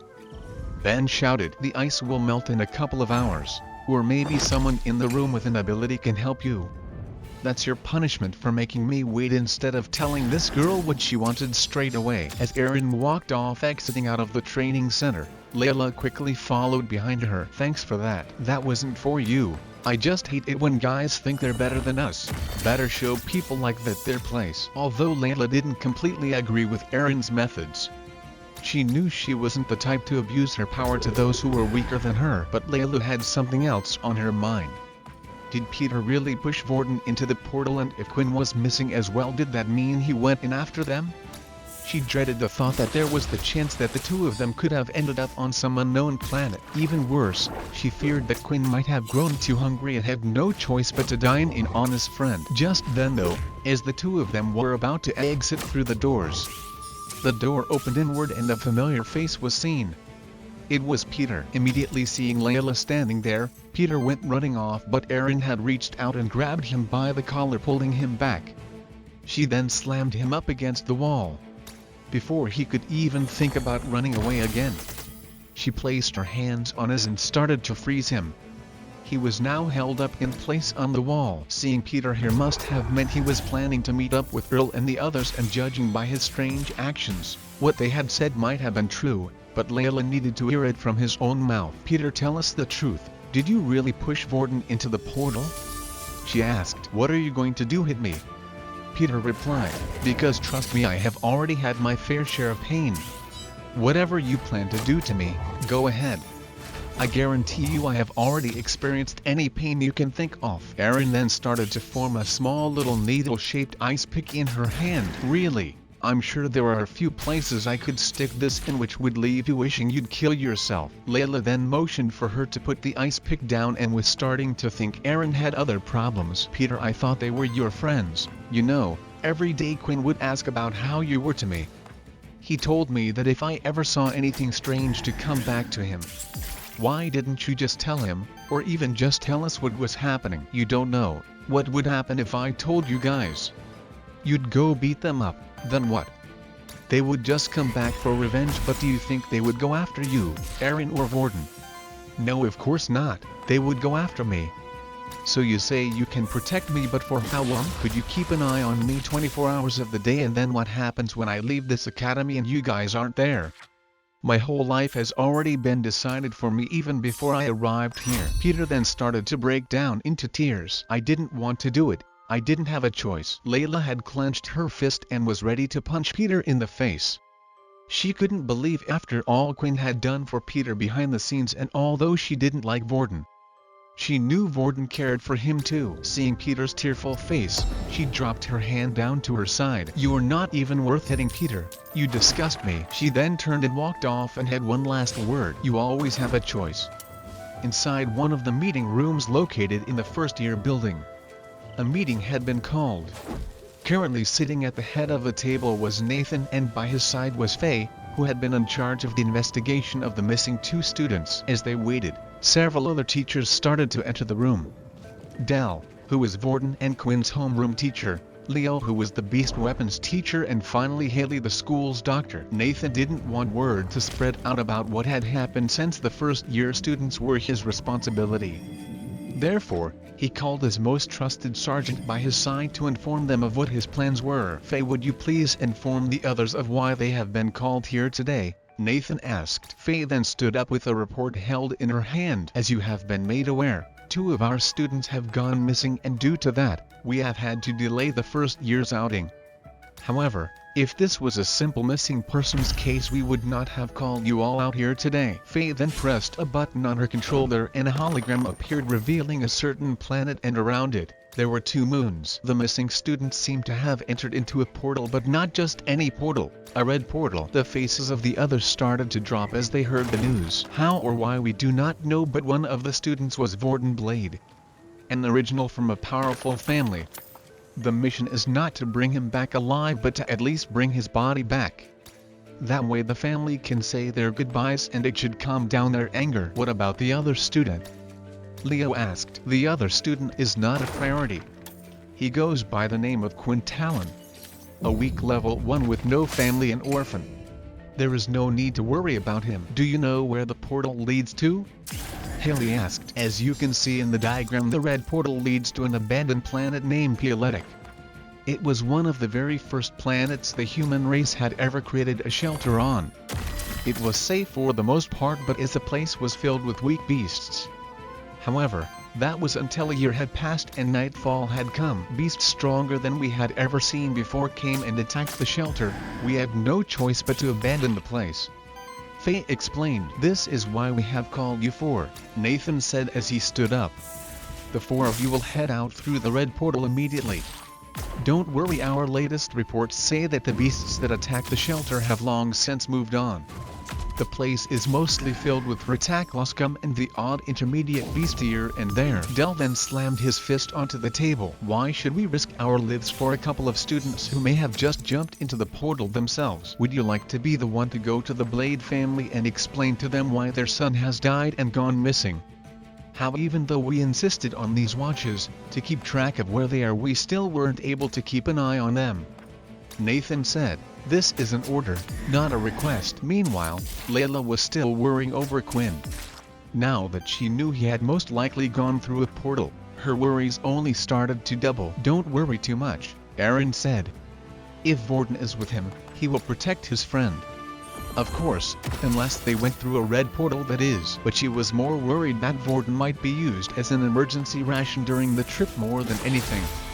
Without any food or water supplies with them, perhaps Quinn would suck him dry. As they were walking through the hallway, they noticed that a group of students were gossiping, and as they walked past, they heard Vorden's name being mentioned. What did you say? Layla asked. Would you mind repeating that? The girl looked slightly nervous as Layla was directly in her face. We were just talking about the missing students. Dumbo here has the ability of super hearing and had heard in on the meeting saying that Vorden was stuck on a red portal planet. After hearing those words, Layla felt her blood pressure suddenly rise. Damn, maybe I shouldn't have jinxed it, said Aaron. Do you remember anything else? The name of the planet, if another student went with them? Aaron said, now shaking Dumbo, who was standing next to the female student. Yeah, they said the planet's name was Paleolithic, and they said something about Quinn being there as well. Layla then got out of Dumbo's face and immediately started rushing towards her room. I'm sorry, Aaron, I've got to run somewhere. Thanks for all the help. I wonder what that was all about. With her two teammates stuck in another world and nothing else for Aaron to now do, she decided she would continue training while she waited for them to return. Layla had rushed off towards her dorm room as quick as she could after hearing about what planet they were on. As she entered the room, she locked the door behind her and placed a chair on the handle. Her roommate luckily wasn't in at the moment, which meant she was free to do what she had planned. She then bent down under her bed and pulled out a small little box. As she opened the box, a circular black sphere-shaped ball was inside. I already checked the room for any microphones and there didn't seem to be any, said Layla. I guess the other families really did put pressure on them not to invade privacy so much. She then tapped the top of the sphere and a clicking sound was heard.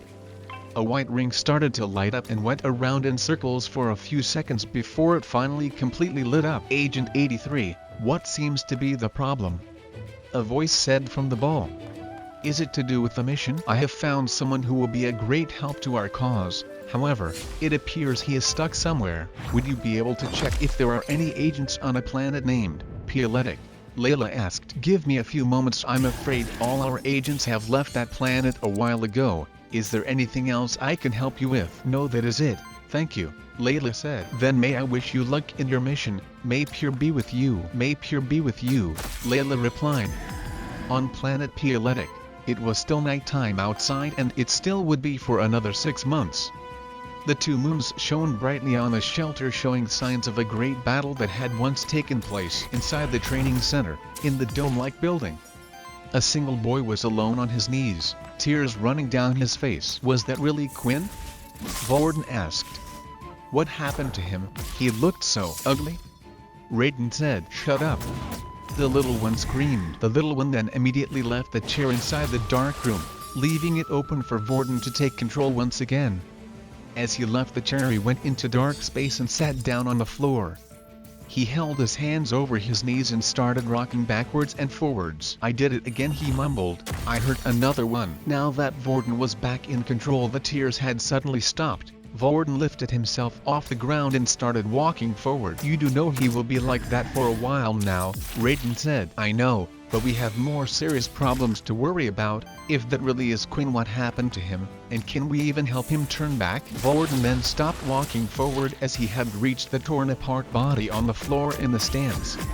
All that was left of Ian was his two legs that had been torn from the waist down. "Well, at least you aren't the one that has to kill him anymore," Raiden said. He then continued to walk forward following the trail of blood. The beast had taken the top half of the body, which left a trail behind which made it easy to follow. "Hey wait, check the man's trousers. He had that advanced tier beast crystal, don't you remember? Now that he's dead, we may as well take it." Although Vorden didn't like disrespecting the dead and didn't often agree with Raiden, in this case it made sense to not let such a precious thing go to waste. People's abilities only went so far. Apart from original abilities, the ones that were known to the public went up to 8. But even beyond the level 8, there was a power difference between them all, and the simple reason for that was beast crystals. The equipment that could be made from different beast crystals could heavily sway the favor of the fight to one person. It was the whole reason why the peer group was such a threat to begin with, even though they chose not to use abilities. After searching Ian's trousers, though, there was no such luck and no crystal was found. "Do you really think it's a good idea to follow that thing?" Raiden asked. "I need to see if that thing was really Quinn. You know, if I don't, the little one will punish us." Vorden then looked around and held out his hand, attracting one of the chairs from the stands and held it in his hands. He held it in front of him like a shield as he walked forward. "Like that's really going to do anything? Did you see the same monster as I did?" Raiden complained. "Why does he put an idiot like you in charge?" The bloodsucker continued to drag Ian's body across the floor, looking for somewhere safe to eat its meal.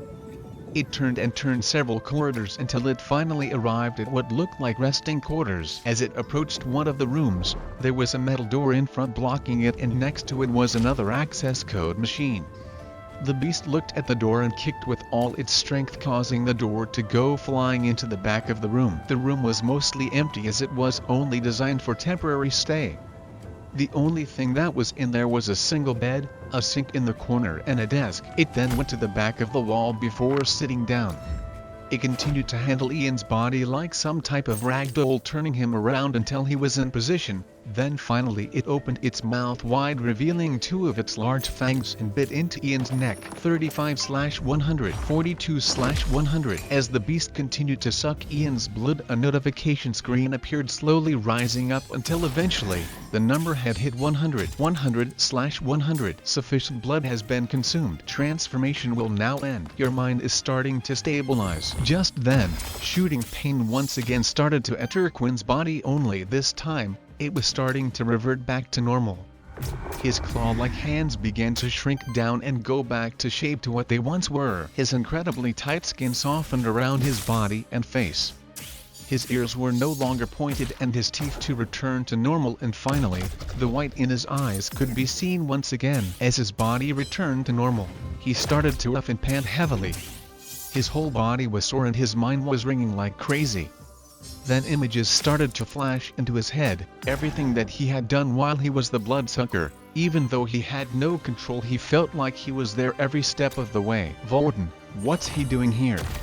Then more images started to flash into his head, and finally, he remembered slicing a man in half. As he opened his eyes and the ringing pain had stopped in his head, he looked in front of him. He could see a half-torn, eaten man, with 2 large puncture wounds on his neck. That was me. First human killed. High-level user detected. Reward: instant level up. Although Quinn was still in shock that he had killed a human for the first time, he didn't have much time to think about it, as the system had hit him with multiple messages at once, and there were even more to come. Congratulations, you are now level 10. Evolution process has begun. Evolution process? Just then Quinn's heart started pounding harder than before. His veins all around his body started to show as the blood rushed through. Quinn could feel every little part of his body, but it wasn't a nice feeling.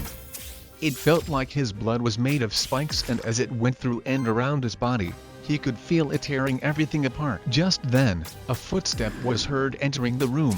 Vorden had arrived. Quinn? The room looked like a prison cell brawl gone bad. Inside was the top half of Ian's body on the floor, blood still oozing from the bottom half and his guts spilling out. If Vorden had never seen a scene like this before, it would cause a normal person to throw up all over the place. Then when he looked up, he could see Quinn kneeling on the floor in pain. It was as he thought, the creature that attacked him before was him. Although he no longer looked like the beast anymore, it was clear. The damaged uniform, the dead body on the floor. "Hey Quinn, are you alright? Is something wrong? Do you need anything?" Vorden asked. "Get away." Quinn groaned out as the pain continued to shoot through his whole body. "Maybe I can help?" I said. "Get away." Quinn's voice sounded deep and dark, and as he lifted his head, Vorden could see his eyes were now glowing red. "Hey Vorden, I think you better listen to the kid. He could be turning into that thing again," Raiden said. But it was too late. Vorden had taken one step too many and was now within striking distance. Quinn lashed out, flinging his arm at Vorden. However, he was able to lift his metal chair up in time, blocking the attack, but it didn't do much. The metal chair was immediately ripped by Quinn's hands and the attack managed to graze Vorden's chest, flinging him backwards. "Blood!" Quinn screamed. "Give me blood!" The smell coming of Vorden's chest was so sweet. "What did I tell you? That chair was useless," Raiden complained. "Quick, seal the door shut." Vorden no longer hesitated, and using his abilities, he pulled the broken door back in place and using all his powers quickly sealed it up. Quinn was no longer chasing after Vorden but instead knelt on the floor crying in pain. Vorden stayed there with his hands held up holding the door in place, fear that whatever was inside or whatever was happening to Quinn would come out again and attack him. The screams continued for a good 15 minutes until they eventually died down and stopped. "Quinn?" Vorden called out softly, hoping not to startle him. "Is everything okay?" "Yeah," Quinn replied. "Just give me a few moments, I'll let you know when it's okay." The pain had finally stopped and Quinn really did need a few minutes to get a hang of everything. For the system was revealing so much new information to him in one go. "Congratulations, evolution was successful. You are now a vampire. Level 10. Race: Vampire. 0-100 EXP. Health points 60/60. Strength 15. Agility 15. Stamina 15. Charm 5. Blood family bonus 0. Just looking at his status screen alone, so much had changed. Quinn had yet to put his extra stat point, but it seemed like two more options were added to the stat screen. The first one being the charm stat and the second being a blood family bonus. Although with no explanation, Quinn was clueless to what these two things did, but what he did understand was that he had gone from a halfling into a full-fledged vampire now. Quinn had expected this change might have happened as he continued to level up. He only hoped that it didn't happen so soon, for there was the worry, now that he was a vampire instead of a halfling, what happened when he stepped into the sun? However, there were even more messages to come from the system. Skill: Blood Ritual unlocked. 0 Habs members. New skill: Daze. This skill has no cost and can be used on the opponent to stun them between 0.2 seconds and 0.5 seconds at a time. Must have direct eye contact with the opponent. The skill has a chance of failing, depending on the strength of the enemy and on the user's charm points. The more the skill is used on an opponent, the higher chance they have of resisting. 2 new skills had been unlocked, although there was no description at all for the first one, which just left Quinn confused. However, now he knew there was some use for the charm stat. But the messages didn't stop there. Shop has been unlocked. New tutorials have been unlocked. System level 2 will now activate. Just then, a screen had appeared in front of Quinn, and once again it was the handsome blonde man he had seen the last time, the man who had taught him the hammer strike and the flash step. "Congrats," the man said. "You have now officially joined the family. I thought maybe a simple human wouldn't be able to make it this far, but it looks like my little experiment was a success. Now that the system has been upgraded to level 2, I had a good friend of mine install an AI system with my voice. It's amazing, right? Now you'll never feel alone again, and if you ever have a question about the system, just ask." "What?" Quinn thought. Why wasn't the system like this from the beginning? Now you're probably thinking, why didn't I design it this way from the very beginning? The truth is, you needed to be able to get this far on your own. From your own mistakes along the way, They can only make you stronger. For some reason, Quinn felt the urge to punch the man if he ever met him in real life. Now before I leave you, although the AI system will help you answer any questions you have about the system, it is not able to go beyond that, so here are my final recorded words. I'm sorry, but now that you are a vampire, others will come looking for you. They have already blended into society, so it's almost impossible to tell who is one and who isn't. If you want to live a life of freedom as I did, then get stronger, create a force of your own and fight back. Good luck, my friend. With that, the recorded message had ended and the screen had disappeared. Quinn had many questions he wanted to ask the man, but he knew it was impossible. With the new system upgrade and the shop unlocked, he wanted to check out all the new things, but as he looked at the dead body in front of him, reality had hit him. I'm really not human anymore, am I? Quinn wanted to get stronger to protect himself and others from the abuse of those above, but now he had just killed a man, but for some reason, he didn't feel sad about it. In fact, it felt like it was just something he needed to do to survive. Before Quinn was to check out all the new things the system had revealed, there was one more problem he needed to face, and it was on the other side of the door. It was time to confront Vorden. Around 10 minutes had passed since Vorden had last heard Quinn say anything, but he preferred this over the screaming Quinn.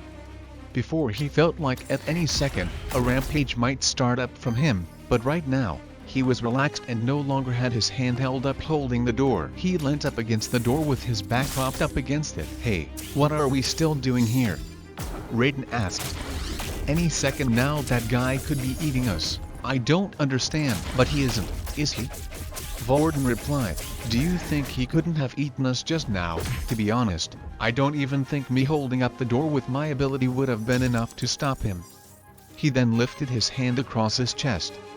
The wound had dried up and was starting to scab over. Then, movement from the other side of the door was heard as Quinn started to lift himself up from the ground. Vorden, you still there? Quinn asked. Yeah, I'm here. You alright now? Yeah, I'm okay. You probably want to know what just happened, don't you? Well, I would be lying if I said no. Quinn then took a deep breath as he prepared to tell Vorden the whole tale. It was hard for him. Unlike Layla, who had been so accepting of it, not everyone was like her, and he was afraid of Vorden's reaction. He slowly started at the beginning about how he had obtained a book, and after using it felt different all of a sudden.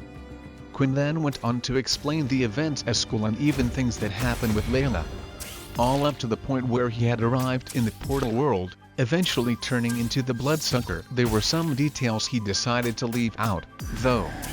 There was no reason for him to reveal anything about the system or the blonde-haired man, but he did tell Vorden about how he grew stronger the more blood he had. These mysteries were his own problem to deal with, and he only needed to tell Vorden what he needed to. There was silence between the two for a few moments as Quinn finished his story. Vorden was, of course, shocked by the whole thing. Vampires. He didn't even know there were such things, and if Quinn had told him this before, he would have thought he had gone mad. But Vorden had seen it. He had seen what Quinn had turned into, and Ian's dead body in the room was proof of that. You know, I knew you were different from the moment I met you, said Vorden. What do you mean? Quinn asked. Do you know how abilities work? Every person has a number of mutant cells inside their body that they can activate. The more cells a person can activate, the stronger their ability level. My ability allows me to replicate these cells from one person into my own body. That's why if someone is only a level 1 Earth user, I can only copy the same number of mutant cells from them. But when I shook your hand, I felt the different cells in your body, Quinn. Just for whatever reason I couldn't replicate them. It tried and tried forming and breaking down, but every time they would end up in failure. It was the first time something like that had ever happened. Are you scared of me? Vorden? Scared? Quinn, everyone has their own secrets that they don't want others to know, some more so than others. It's understandable why you hid it. The government, military and the big families would all be trying to get their hands on you, trying to use your power for themselves. Vorden then turned around and moved the metal door out and into the corridor. The metal door was placed to the side, and when he lifted his face, his mouth remained wide open. To his surprise, Quinn looked almost like a completely different person. He had a whole new energy surrounding him. Quinn had grown a few inches in height, His skin looked super smooth and had gone slightly pale, while his face looked a little more masculine. Now this might be a tough one to explain, Vorden said. Before leaving the room, Vorden went to check on Ian's body. He continued to search and search but could find no sign of the advanced tear crystal. Was he lying about it? But what he did see was 2 bite marks on the neck of Ian. Right now, Quinn looked completely normal, but looking at the bite marks on Ian's neck, it reassured him that everything Quinn said was the truth. The two of them went looking around until they had come across a toilet. Inside was a mirror for Quinn to look at himself. The changes weren't so drastic that you couldn't tell it was Quinn, but it looked like he had just gone on a 12-week model training course. They continued to walk around and ended back in the arena where the two of them fought. The two looked at the mess they had caused, Quinn thinking about when he was a bloodsucker and Vorden thinking about the little one. There were scraps of metal all over the place, multiple broken chairs and across the floor blood.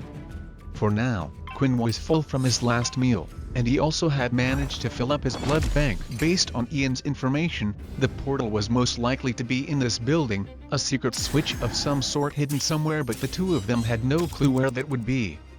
After searching around for a while and no success, the two of them sat down on the arena floor. Quinn asked why Vorden was even here in the first place, and was given the simple reply of "I came after you."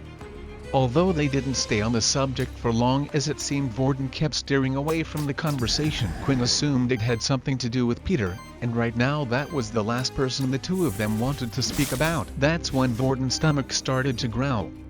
It had been a while since he had eaten the last food pill. "You hungry?" Quinn asked. "Aren't you?" For a second, there was another awkward silence between the two. "If you want, I can give you some of my blood," Vorden said. "You know, I do eat normal food as well." The two of them started to laugh and joke about a few things as time passed by. "It's a shame you can't use your abilities in school.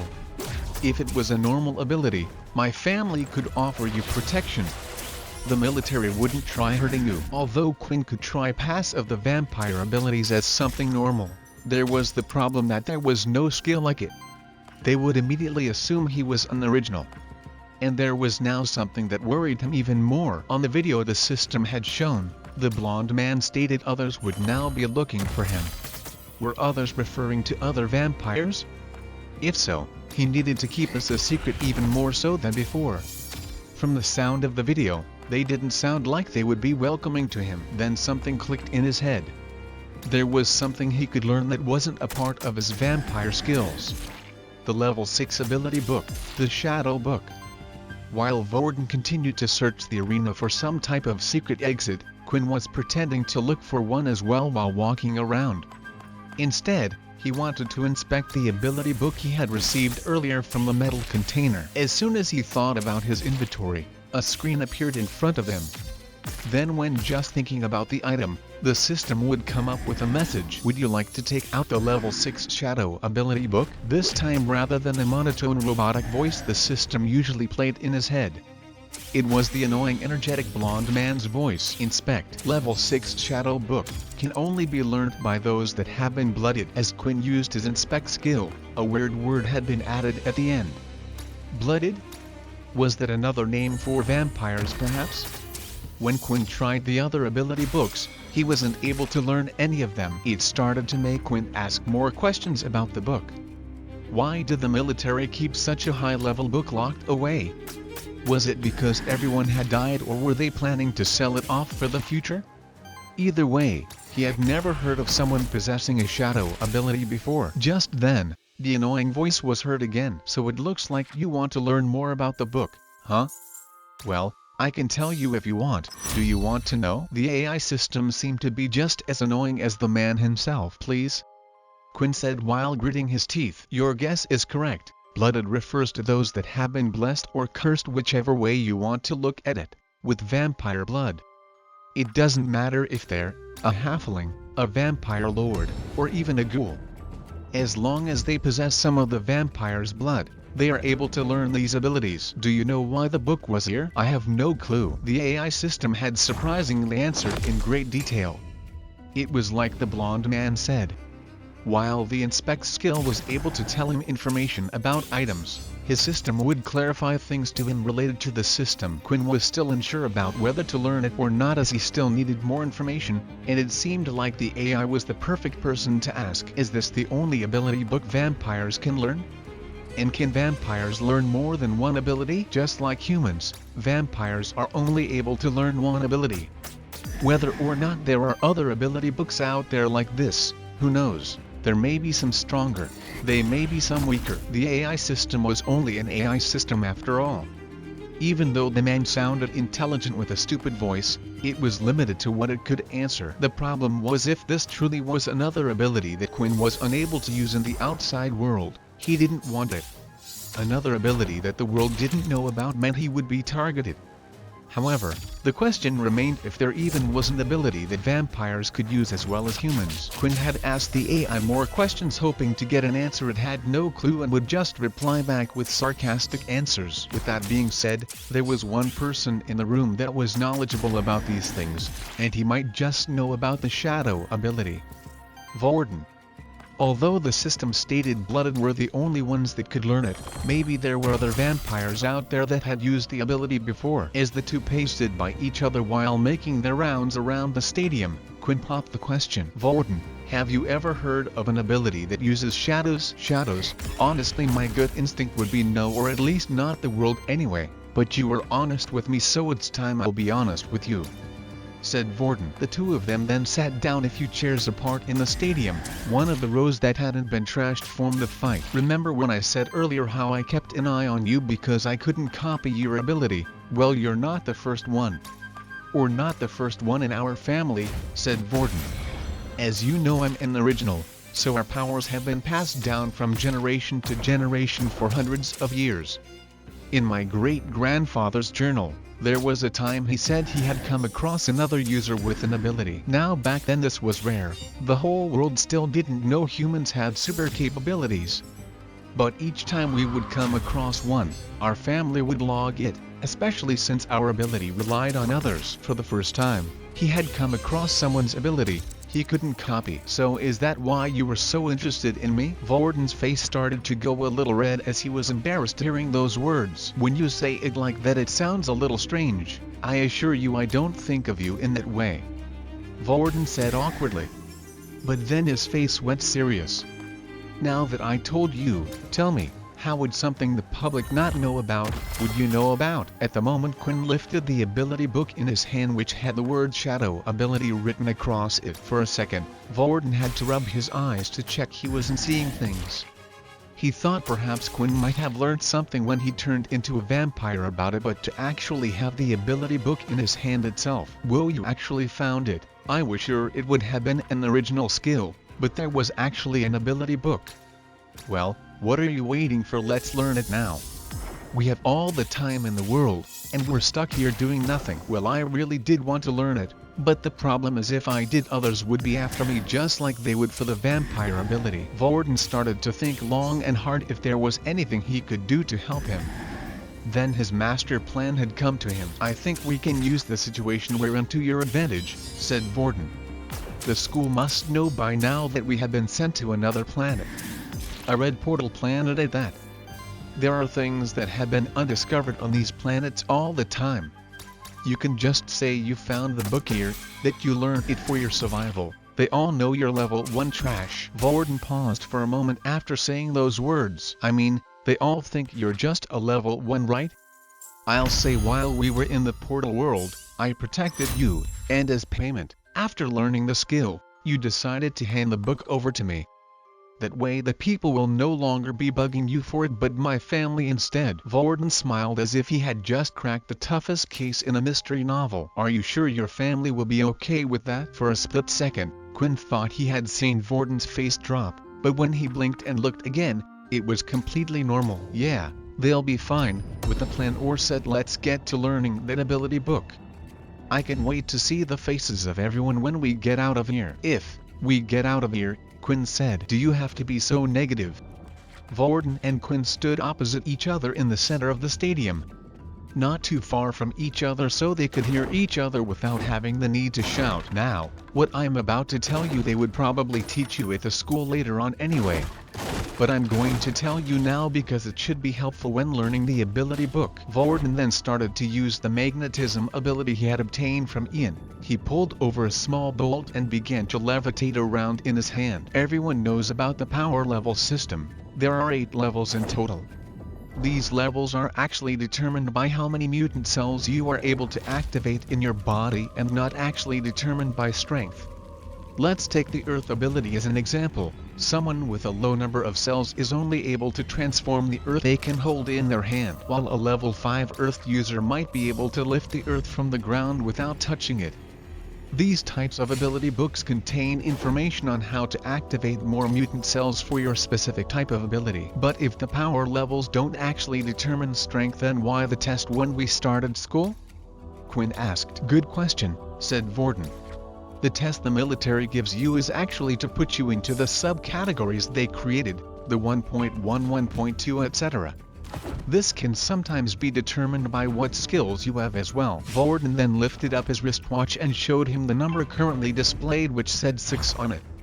Quinn was suddenly confused because he was sure he had seen the number 5 on it before. These watches are the answer.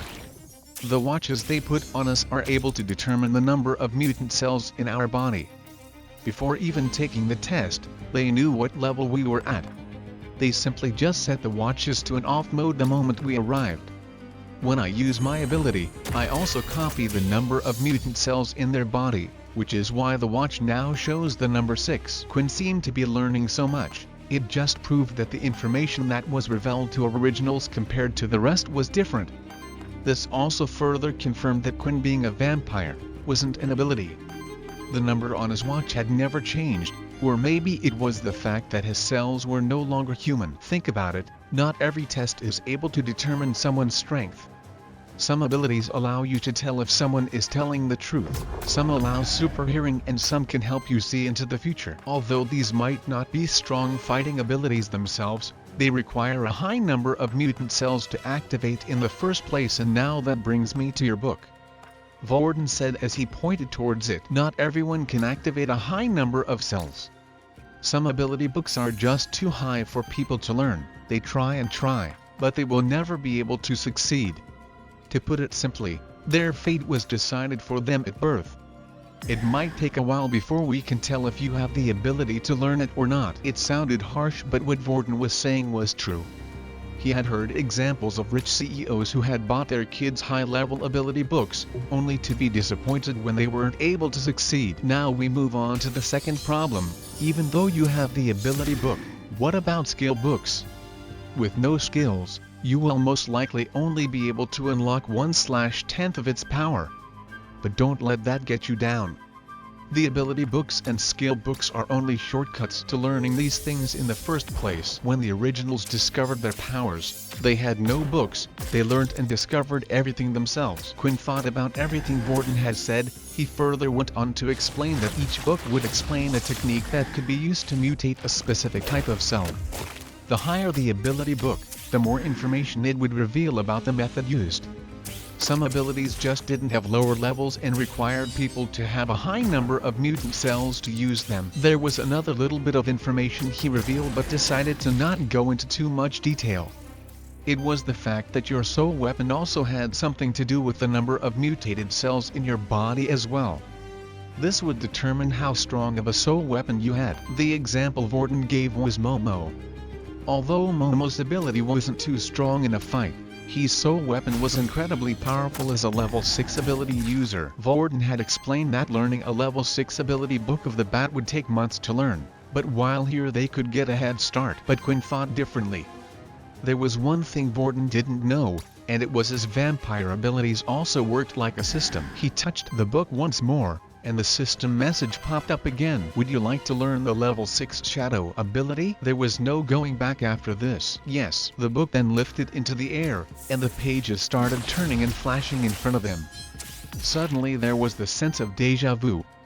Vorden stood on the sideline and took a step back.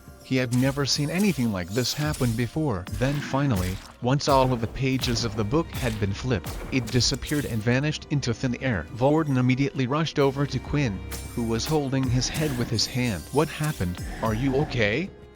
Vorden asked. "Yeah, I'm fine." As the pain in his head slowly went away, he looked up, and in front of his vision, he was greeted with multiple messages. "Congratulations, you have learned the level 6 Shadow ability. You have now unlocked the Shadow Skills tab. You have unlocked the Mutant Cell stat. 10 skill points have been added. New Shadow Skill Dimensional Storage has been activated. New Skill Shadow Control Level 1 has been added." The ability book had vanished once again, just like the old book he had received. This time he had also been given an entirely new tab that was dedicated only to his shadow ability in his system. "Hey Quinn, what's wrong? Did something happen? Where's the book?" Vorden asked. Quinn then went to tap his head a couple of times with his finger. "Inside?" said Vorden. "What, you mean it's inside your head?" Quinn nodded. Vorden was surprised but at the same time not. He had learned so many crazy things today, and this one was probably one of the least shocking. He could imagine that maybe whoever created the Shadow Book might have put a condition on it. Maybe once it was learned to vanish or disappear, it would also explain why many weren't found or how none were sold on the market. Vorden didn't ask too many questions and gave Quinn a few moments to sit down and rest. He didn't really understand what he meant by it was all inside his head.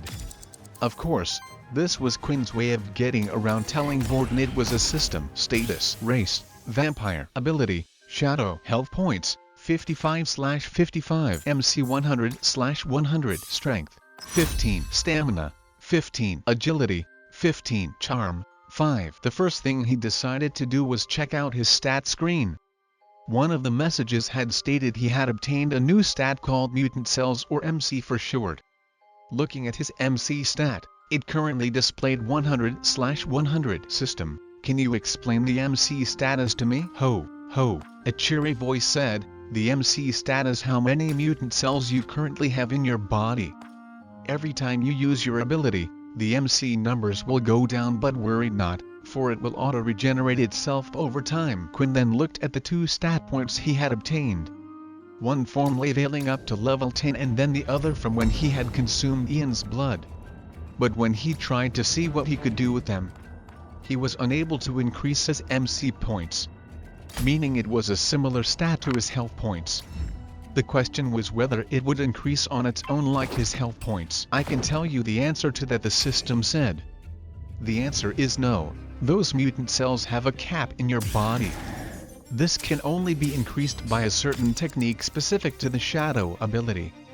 You would either have to find a higher level ability book or a teacher." With it said, Quinn decided to put his stat points into strength and agility as he has been doing so far. Right now, he only had one skill that required the use of charm, and he didn't know how useful it would be. Strength 16, agility 16. As he increased each stat point, he could feel the changes in his body ever so slightly. The feeling was starting to become addictive. But he was still a long way off from the others. Aaron, who was a level 5 ability user, was able to produce a score of 50 on the strength test. That was also without the use of any beast gear to improve herself. While Vorden was still giving him space and walking around the room, it also gave Quinn the time to check out a few of the other things he had unlocked earlier. First, there was a new tutorial video. There was a single video called Combination Skills. The video was a long watch as it took time to explain the process. Quinn didn't have time to watch it now and would watch it later. The next thing was the Shop tab. When selecting this tab, he was able to search by category, and there was a whole bunch of items, weapons, armor, rings, and all sorts, but there were no skill books or ability books. The only problem was all of the items were grayed out, not allowing him to select any of them. To the side of the screen, it showed his inventory, where he had 16 basic tier crystals, 1 intermediate crystal and also an advanced tier crystal as well. He didn't know when he had obtained them, but at some point, he must have done. Was it while I was a bloodsucker? But Quinn couldn't remember killing anything other than Ian. It was the only explanation. When he had murdered Ian, did all his crystals transfer over into his system? The section to the right allowed him to select the item. He first chose the Ratakklaw crystals. The shop auto-sorted itself and gave a message in the center. No items can be made with these crystals. Then, when selecting the other 2 crystals, items had appeared up in the center this time. Although these items were still grayed out, but Quinn now knew the reason why. 3 intermediate crystal required to create this item. The items required several crystals to make them. After searching through the shop more, he realized there were some weapons and items that only needed a number of crystals, while others were more specific and needed a specific type of beast crystal. When selecting the advanced tier crystal, the shop auto-sorted itself once again, and a ring was shown on screen. 1/10 advanced tier deathbat crystals. Effects: allows the user to walk in the sun for 3 hours without being affected by the sun. This was a fantastic discovery.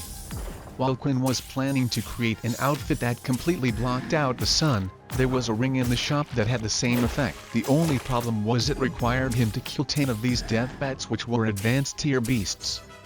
Thinking back to how he had nearly died from the intermediate beast, there was no way he would attempt to kill an advanced tier beast. Then there was a second problem. Beasts, especially on the higher tiers, were quite specific to what planet they lived on. At some point, if Quinn wanted to earn the ring from the shop, he would have to come back to this planet through the portal. All in all, the shop was a good find. Quinn started to question the AI system further on how the shop worked, and he had explained that as long as he brought the items that it asked for, it would be able to auto-create it and give it to him. This was another excellent find, as usually after obtaining beast crystals you would have to take it to a beast weapons crafter who would charge for the making of the item. Then a question hit Quinn's mind. Crystals could only be turned into one type of item, which all had the same effect. The quality of the item created would depend on the crafter, but if the item was destined to be a ring, a sword was unable to be crafted from the same type of crystal. Did Ian know what item the deathbat crystal would give him? And if so, why would Ian need such a thing? It might have not even been Ian in the first place, but whoever had hired him and taking down the deathbats with no way of getting any of the items from the shop. For now, he decided it was time for him to check out the Shadow tab. A whole new section of his system that had been added as soon as he obtained the ability. Underneath the tab was a list of around 10 different skills, each one grayed out apart from the 2 skills he had learned previously. Below he could scroll down further, but everything just appeared as several question marks. The first skill, Dimensional Storage. This skill will allow the user to store items into its shadow storage. As long as there is a shadow nearby, you can take out and put in items as you wish. This includes your very own shadow underneath your feet. If only I had this skill sooner, Quinn thought. Back in the storage room, there were many items that Quinn wished to bring with him. There were multiple skill books and ability books that he had already converted into EXP and wouldn't be able to gain anything again. At the time he wished to bring them with him to at least sell on the marketplace, but was unable to carry them. If he wanted to do that now, it meant leaving from the safety of the training center and heading back outside where the beasts were. While Quinn's system allowed him to store crystals and specific ability books inside, it did not allow him to store anything else. So the dimensional storage was a great skill to have. The second skill, Shadow Control Level 1, allows the user to control their own shadow. The description was short and didn't really reveal much. Even if he could control his own shadow, what use was that? But the significant difference with the skill compared to the last skill was the fact that it had a level by the side. If it was like Quinn's blood skills, then as long as he carried on using it, it would eventually level up, maybe even allowing him to create shadows or use his own shadows. Quinn then looked at the skills tab again. At the moment, he was able to see 10 skill in total while the rest were covered. Next to each skill was a number. Shadow Cloak Level 10 skill points to unlock. There were multiple skills, but Shadow Cloak was the only one that he was able to unlock right now. He only had received 10 skill points and wondered how he would be able to obtain more. Judging by its name, perhaps the skill would be able to surround him like some type of shadow. He started to wonder if it would also be able to block out the sunlight, which made him feel so weak. His excitement got the better of him, and as long as he could unlock the other skills later on, what was there to worry about? You have successfully unlocked Shadow Cloak Level 1. This skill allows you to use your own shadow to surround you into the darkness. Few opponents will struggle to see you depending on their level of perception. Best used in the shadow or at night. It wasn't exactly what he was expecting, but it seemed like it was a type of invisibility cloak, one that would work well on beasts that were weak but not those of a higher level. Quinn then stood up from the ground and was ready to test out his skills. He could see that Vorden was still walking around the stadium, seeing if he could find anything.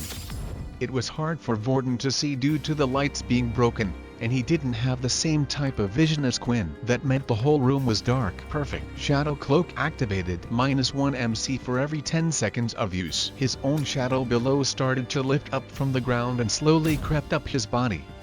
From his toes, to his knees, all the way to the top strands of hair on his head. Now when looking from the outside, a strange foggy-like mist could be seen covering him. As Quinn walked around the arena, he could see that his MC stat was like a bar. While using the skill it was slowly going down. He crept up slowly to Vorden in the stands going between the chairs, and it seemed his skill was working. While Quinn was stood around 10 meters apart, it looked like Vorden had no idea he was there. But then when he took another step closer, Vorden immediately jumped back and attracted a chair into his hand. Although Vorden was struggling to see what it was, he could feel strange energy disrupting the flow around him. The hairs on his body were standing up. Then when he concentrated, he could see something shifting in the air. Vorden went to repel the chair, throwing it in Quinn's direction. The chair flew right past and into the stands. "Hey, wait, it's just me," Quinn said as he deactivated his skill and could be seen duck down. "What the hell, Quinn? You almost gave me a heart attack. Do you not remember just seconds ago I was fighting to the death against you?" Vorden complained. "I've been on high alert since." "Sorry," Quinn said as he let out a little nervous laugh. "But man, you already know how to use the shadow ability already? And that seemed like a skill?" Vorden asked, amazed. Usually, it would take months to learn how to use an ability and some skills even longer. Yet here Quinn was being able to handle everything straight away. "Like I said, when I read that book, it seems like all the information was inserted into my head. All I have to do is think about it, and I can do it." Vorden then walked over towards Quinn and took out his hand. "Do you mind this time?" Vorden asked. "Sure, go ahead." The two shook hands, and the same message had appeared as last time. "An ability has been detected. Ability has been blocked." "What's the meaning of this?" Quinn asked inside his head to the AI system. "The system will try its best to do whatever it can to help the user. It will tell you when abilities are being used on you and all sorts." "Can I temporarily cancel the feature?" Quinn asked. "It's not really a feature, it's just informing you of what your vampire body is naturally doing. Besides, even if the boy could copy your ability, he wouldn't be able to use it." "What do you mean?" "That skill book you used is specific for vampire cells. Inside your body right now, are vampire mutated cells. This is the reason why he could copy it. Your body structures are completely different. But you could always turn him into a blooded one." "Would you like to activate skill blood ritual?" "Yes." No. Quinn was wondering what the blood ritual was. After all, there wasn't much information revealed about it.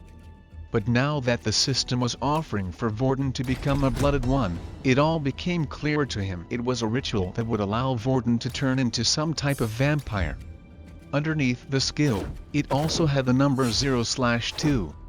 This would assume that at most, he was only able to turn 2 people. This number might increase in the future, but for now, that was how it was. "I can just turn Vorden into a vampire. He would have to deal with the same crap that I had to deal with."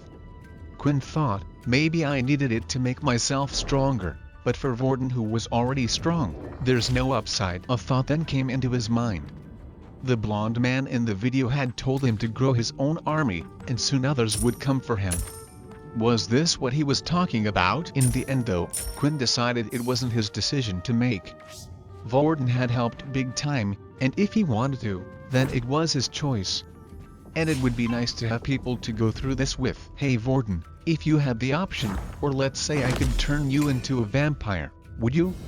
Quinn asked. "I don't want to hurt your feelings or anything like that, but the answer would be no," Vorden replied. "Being weak for most of the day, sure it's fine while we're on a planet like this, but besides what would happen to my ability?" Quinn waited for the AI to answer his concern. The AI actually started to seem smarter than he first thought. from what he said earlier and also giving him the option to use his skill. Meant it was listening in on everything that was being said. Fine, I can see you're waiting for an answer. His whole cell structure would change, and he would then become a vampire. Or something like one anyway. Which yes would mean he would no longer have his ability. Not only that, but it might be a while before he could learn one as well. What do you mean? Quinn asked. You didn't learn the shadow ability the conventional way. There is no longer an ability book to learn from. It would be nearly impossible for you to teach it to him. Then you would have to wait until you found an ability book compatible with your vampire cells. Yeah, sorry Vorten, it probably would get rid of your ability, Quinn said, scratching the back of his head. I just thought I would ask. You might have been one of those types obsessed with vampires. There are people like that? Vorten replied. The two of them then started to head down the stadium floor, an area that was designed for combat. They had been looking around the room for an hour now, and it seemed like they were unable to find a place where the portal could be. They needed to make a decision. Whether or not to leave the training center and head outside to look for another place. But before deciding any of that, Quinn wanted to get the hang of his new skills. Vorten was also interested and thought he might be able to help since he had experience with using elemental abilities before. The first test was his dimensional storage skill. Just like with his other skills, all he needed to do was think about it in his head, and it would activate. While activated, the shadow from his own body started to wiggle and swirl about a bit.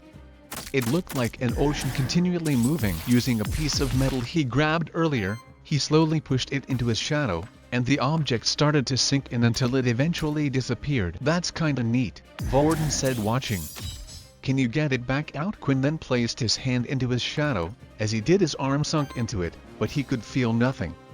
He then thought of the piece of metal, and suddenly he could feel something in his hand. He pulled, and out came the piece of scrap metal. The two continued to do more tests with the dimensional storage.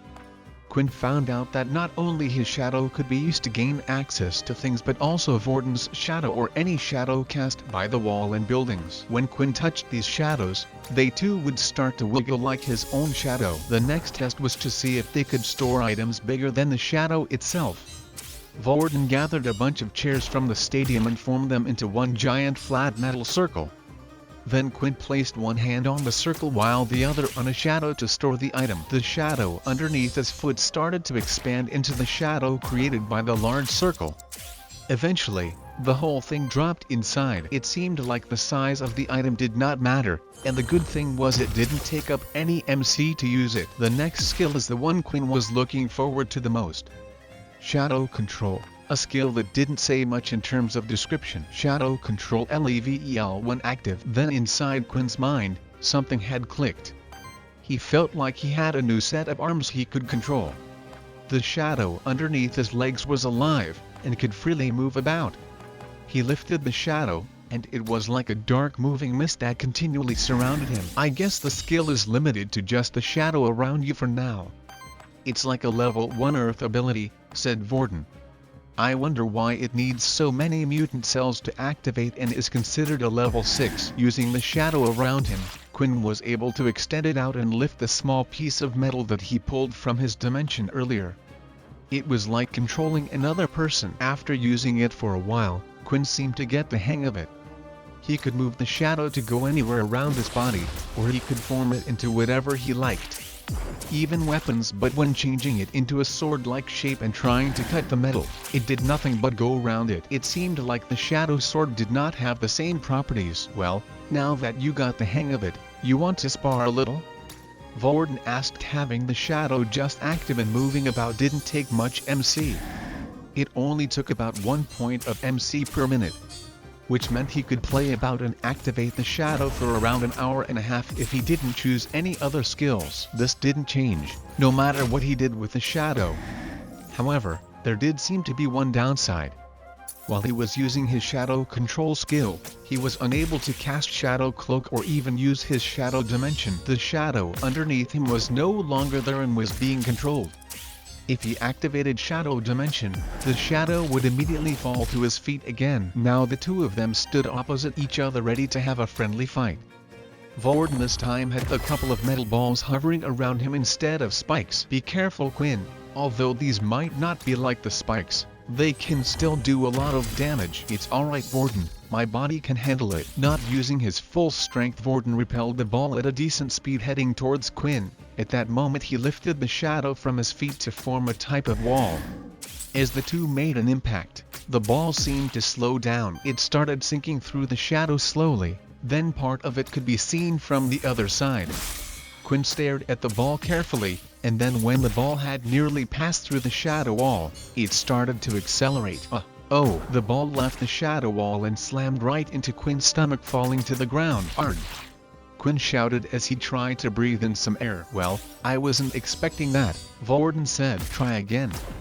Quinn groaned. Vorden then fired the second ball of metal, and once again Quinn lifted up his shadow shield, and the same result had appeared.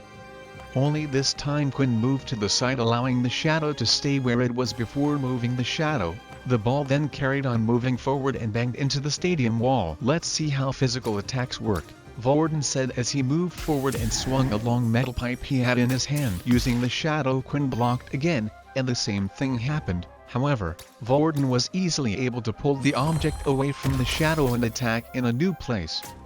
He also noticed that the shadow was only covering Quinn's front and was not big enough to go around his back. If he was to use his attract skill on one of the metal balls, he would easily be able to hurt Quinn right now. Vorden continued to attack with the metal pipe, and Quinn continued to block, moving the shadow in the areas where Quinn was attacking. That's when he released something. Every time Quinn would hit his shadow, his MC points would go down by a chunk or so. The same thing had happened when he threw out the balls. The stronger the attack, it seemed the more MC points would be used from the shadow. Then when Vorden was about to attack one more time, "Wait, stop, Vorden!" Quinn shouted. His shadow had vanished, and he had run out of MC points. The shadow acted as a type of shield. It wasn't solid enough to block attacks but would be able to slow them down. Later, when Quinn's MC points were restored a little bit, he did a few other tests. If Vorden was close enough, he could use the shadow to grab onto him like an extra pair of hands, or even grab onto his legs, slowing him down. But there wasn't enough of the shadow to use it in both of these ways. He could simply either use the shadow to attack or to defend. Well, I can see why your ability is a level 6 now, Vorden said. I think it's more to do with how freely you can use the shadow, and my example would be the skills. Normally a skill would just be a different type of attack, but your ability, your shadows, can actually be used to do entirely new things. A separate storage space, masking you in the night, and even as a defensive shield. It's almost as if you have 3 abilities combined into one. Quinn was happy with the results of the shadow ability, and hearing Vorden talk about made him feel even more confident. He couldn't wait to unlock the other skills in the shadow tab of his system. With the spar over, the two of them decided that once Quinn was fully rested and his MC points were back, they would exit out of the training center and go exploring again.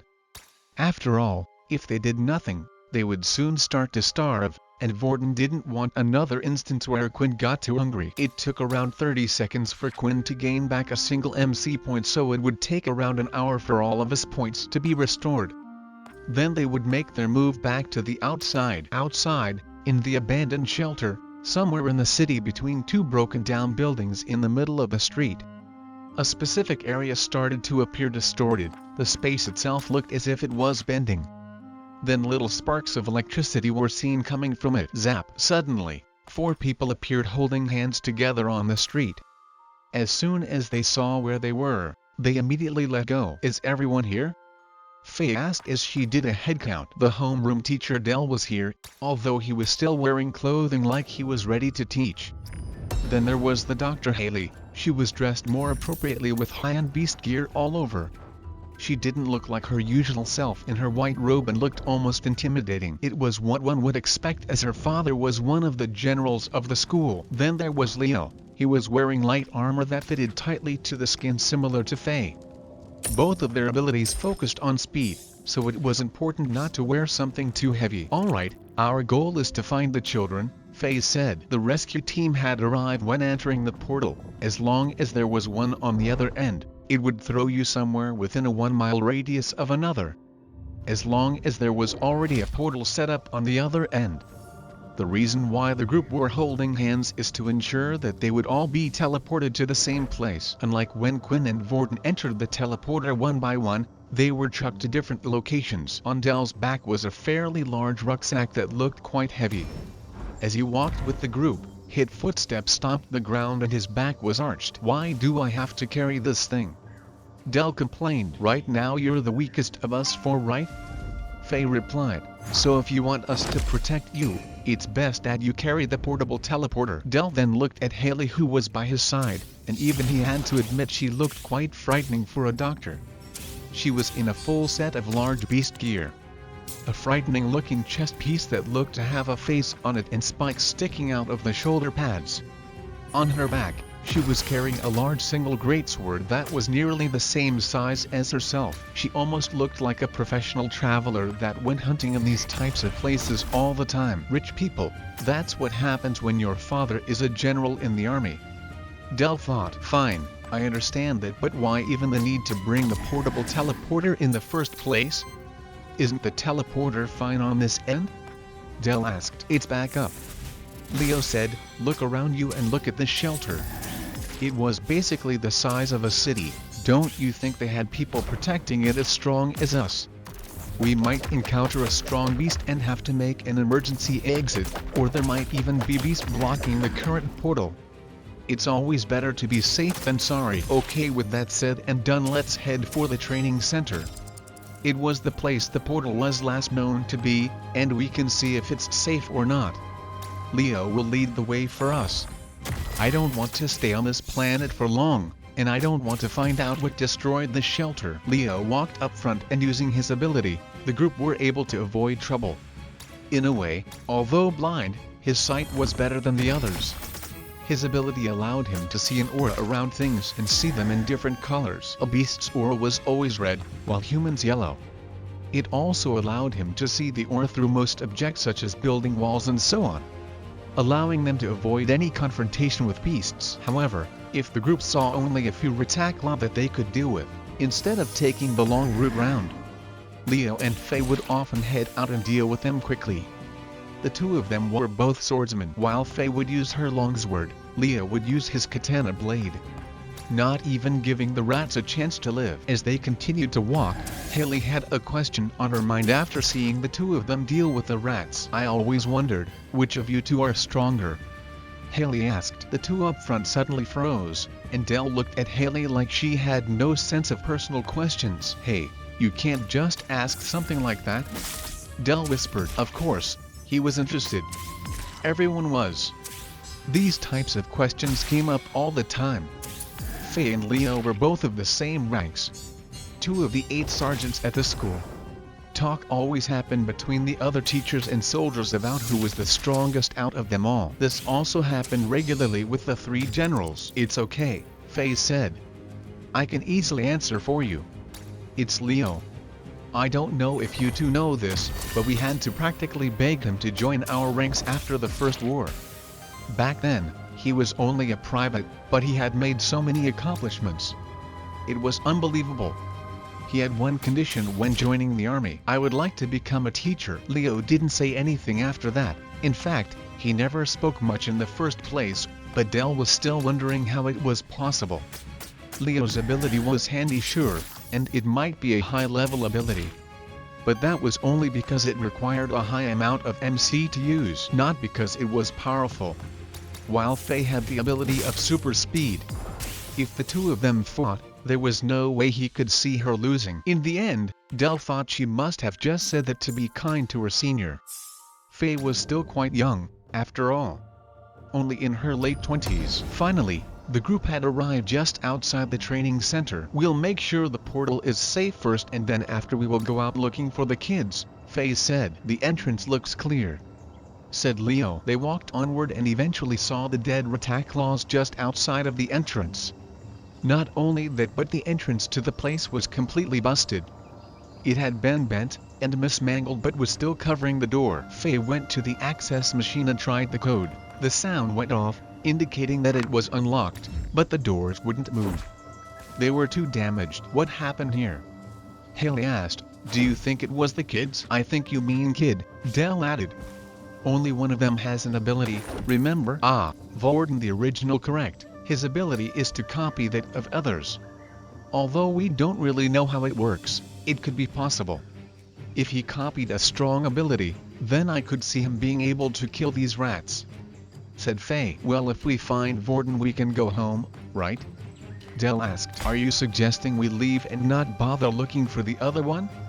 Leo asked. The mission stated to only find Vorden. Anyone else is considered a bonus. Would you risk your lives for one student? When I joined that war, what do you think I was doing? Leo asked. I was risking my life for the sake of everyone. For the sake of the human race's future, and you know what? That is these children. Enough, you two, Faye snapped. Technically Del is correct, but I see you are passionate about this. We will scout the nearby area using your ability. If we find nothing, then we leave. Fair? Leo didn't say much and started to walk up to the door. He drew out his katana blade and readied himself. Isn't that door made out of glathrium? It's one of the hardest materials we know of. It's why this training center remained unharmed in the first place. Del said, chuckling at the idiotic attempt Leo was about to make. I'm assuming you wanted to know why Leo is stronger than I am? Faye asked. Leo slashed the door with one swing. No sound was made, and it seemed like the door wasn't even touched. Then a few seconds later a diagonal slash was seen on the door, and the top half fell backwards onto the floor. That's why, said Faye after entering through the glathrium door. The group then went to lift the fallen part of the door up and place it back up. It was heavy, but with Haley's help, the door felt extremely light, and they managed to set it perfectly like a jigsaw puzzle. While it might not keep the beast out, at least it would deter them from entering. Del, watching the whole thing, hated to think just how high a level of beast equipment Haley was wearing to be able to lift the door so easily. They continued to walk in the hallway, which was covered in darkness. Although for Leo leading the way it made no difference. But while walking, Del couldn't get out of his head how easily Leo was able to break the door. It wasn't like Del was a student, he was a professor too. He had participated in the war back then as well and never saw anything like what he saw today. Could it be a demon-level weapon? He thought, but he quickly came to the conclusion that it wasn't possible. At the moment, there were only 2 demon-level beast weapons in existence. One of them belonged to the army, while the other belonged to the group known as Pure. However, it was clear to Del that what Leo was using was at least a top-level beast-tier weapon. They had entered the reception area, where several doorways were leading to different sections of the training center. At the front, there was the reception desk with 2 hallways leading to the arena. Then there was the actual reception room, which could also lead you to the canteen and the living quarters. Wait, stop, Haley said to Leo and Faye up front. She bent down and studied the ground. Can you see what this is? It's blood and leading that way, she said as she pointed to the living quarters. How can you tell which direction? It's coming from the stadium as well, Del asked. Well, the blood tail, you can see that it's heading in this direction, and there's a lot of it, almost as if someone was dragged this way. Come on, let's hurry. It could be one of the students, Faye said. They made sure not to rush but quickly headed in the direction of the blood, following the trail. If there was a beast inside, they needed to make sure they wouldn't startle it. Leo also no longer took the lead, and instead, it was Faye. Usually, Leo's ability would allow him to detect ores and abilities through walls and such, but it didn't work through glathrium, and the whole place was made of it. Although he could still direct himself, he couldn't tell if there was danger up ahead until actually seeing it. They followed the trail until finally, it led them to the hallway, with a broken door outside and a ripped-apart chair. Faye peeked her head into the room with the broken door and immediately turned away. Haley, I think you better take a look at this, Faye said, turning her head away. Haley took over and went inside the room, while Del also took a look and turned his head away. Did you see the body? Del said. Its body was ripped in half, guts spilling everywhere. Leo, who was standing next to him, turned his head and looked him in the eye. No, I didn't see anything. I haven't done so in a while now. Haley continued to examine the body. She went around the man's neck. Underneath his beast armor, she pulled out a colored dog tag. While holding the dog tag, she continued to inspect the body, and that's when she spotted something. Again, 2 bite marks on the neck, just like the other students. Haley thought, Is there really a beast inside the academy somewhere, the same thing that killed this man? Or is it something else? Haley then stood up from the body and walked forward. Do you want the good news or bad news? She said. Just tell us everything, Faye replied. Well, the good news is it's not one of the students. Haley then pulled out the tag which was attached to a chain and dangled it in front of the others. The bad news is he was from one of the big four families. Each person's face dropped as soon as they heard the news. Which one? Faye asked. The tag says True Dream. Faye immediately slammed her fist against the wall as she heard those words. Why them? Out of all the families, the big four families were the ones who had the power to rival the military. They were originals with immense power who chose not to share their abilities. However, the True Dream family were the most unique out of the four. They had the closest connection with the military, enough to even have a seat at the council table. This was all because of the head of the family, who had the ability to steal others' abilities. If anyone ever tried to rebel against the army, then they would get a visit from the True Dream leader, and they could never use their ability again. The only problem was True Dream could only take away their abilities but not use them. So he needed a strong ally, and that's why he got close to the military. Then when he felt safe and protected, he started to gather his own men. The abilities he had taken, he would give to those he trusted, and they were truly grateful to him. But there was always this fear in the back of his mind he could be betrayed by his own. With no powers for himself, he chose to stay by the military side. This fear kept people in line. This fear was what made people complacent with the system the military had today. Although many didn't agree with the cruel ways and the carrot and stick approach the current army had, they had no choice. We can leave him here for now, but it's best before we leave, we bring his body and take it to the True Dream family. It's a pain, but they should be thankful we brought back one of their own, Faye said. After leaving the body be, they decided to follow the trail of blood back outside and into the stadium, and that's when they spotted the two kids lying down on the floor. They're here, what luck, Dell said as he ran forward. Haley, Faye and Dell immediately went forward while Leo was the only one who stayed back. For in the center of the arena he could see a color of aura he had never seen before, one which was purple. Before the rescue team had arrived, Vorden and Quinn were both sitting down in the center of the arena. The two of them didn't have much to talk about, so they just chatted about their old lives at school. Quinn's life seemed horrible. He went on to explain how he was raised with no parents and how he was bullied since entering school. The bullying wasn't really bad until the treaty was signed. When there was no more war, that's when people started to go crazy. However, whenever Quinn would ask Vorden about his school life, he would give a simple answer and ask Quinn a question. The first few times, he didn't really notice anything strange, but then, Quinn started purposely asking questions that were harder to avoid. But again, Vorden seemed to avoid the question. In the end, Quinn decided to stop. It wasn't right integrating someone like this. If Vorden had something he didn't want to share, then it was up to him. Hey, I just noticed something, Vorden said as he pointed at Quinn's wrist. Quinn lifted his hand and looked at it, and even he was surprised by what he was seeing. The number on his wristwatch was still saying he was a level 1. I thought you said it would change when I activated my MC points. Well, that's what's supposed to happen. Vorden then placed his hand on his chin as he thought about it for a while. Do you think it's because you're a vampire? Just like how I can copy your shadow ability, the watch might not be able to measure your type of MC in your body. Hearing this news, Quinn was actually a little upset. With the use and gain of an ability as well as Vorden's plan, he was looking forward to being able to use his powers freely. As a level 6 user, people would no longer challenge him just as he walked around the school. But now, if he showed he had shadow powers and the number on his wristwatch still indicated 1, they would be just as suspicious about him. They would say the watch was broken and get him a new one, but it would just be the same result. I think it's best if you hide your shadow ability for now, said Vorden.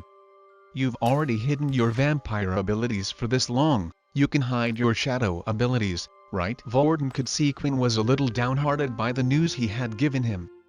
After learning what Quinn had gone through at his last school, it was understandable. In a way, Vorden thought he was helping him by getting revenge and attacking those second years, but it was just making him and Peter a bigger target. I'm so selfish, Vorden thought. Don't look so down, said Vorden. If we find someone in a school that's good at technology, we can get them to tinker with the watch. They don't need to find out about your cells, but just get someone to hack it, so it displays the number 6. Plus, look at the bright side, the military tournament is coming up, and it would be good if you hide your ability until then. Show everyone on the big stage. Besides, if you came back with a level 6 now, they would be more shocked about how you learned it so fast, so it works in our favor. Hearing those words did cheer Quinn up a bit. There was always a geeky person who was good at technology in the school. The only problem was approaching said person. Maybe this was something Layla would be better at doing. Just then the sergeants and professors had entered the room, and surprisingly the first person who ran up to the both of them was their homeroom teacher Dell.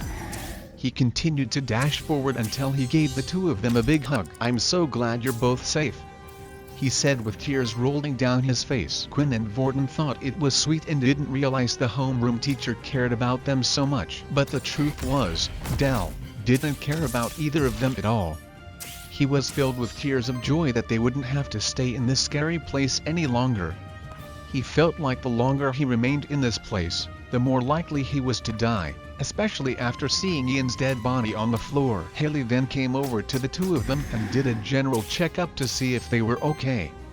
You look a little different from the last time I saw you, Haley said. You remember me? Quinn asked. Of course, I do. I remember you taking that girl to my office at that time. Not many people even remembered what Quinn looked like after seeing him the first time. Which is why the other teachers had no reaction when seeing him, so he was quite surprised. Boys your age do grow quick, you're looking like a man already, she said, smiling. She didn't know why, but as she was touching Quinn all over, she could feel his bulging muscles. His body was toned for his age, and a certain feeling was coming over her a little. Looks like the charm effect is working, the system said. It's a shame you didn't save up all your stats and put all your points into the thing. She would have confessed to you right here and now. At first, Quinn thought the system was joking, but looking at Haley's face, she really was taking a little longer to check up on him compared to Vorden. Suddenly she snapped out of it and took her hands away. After checking all their vitals were fine, she handed both of them a food pill.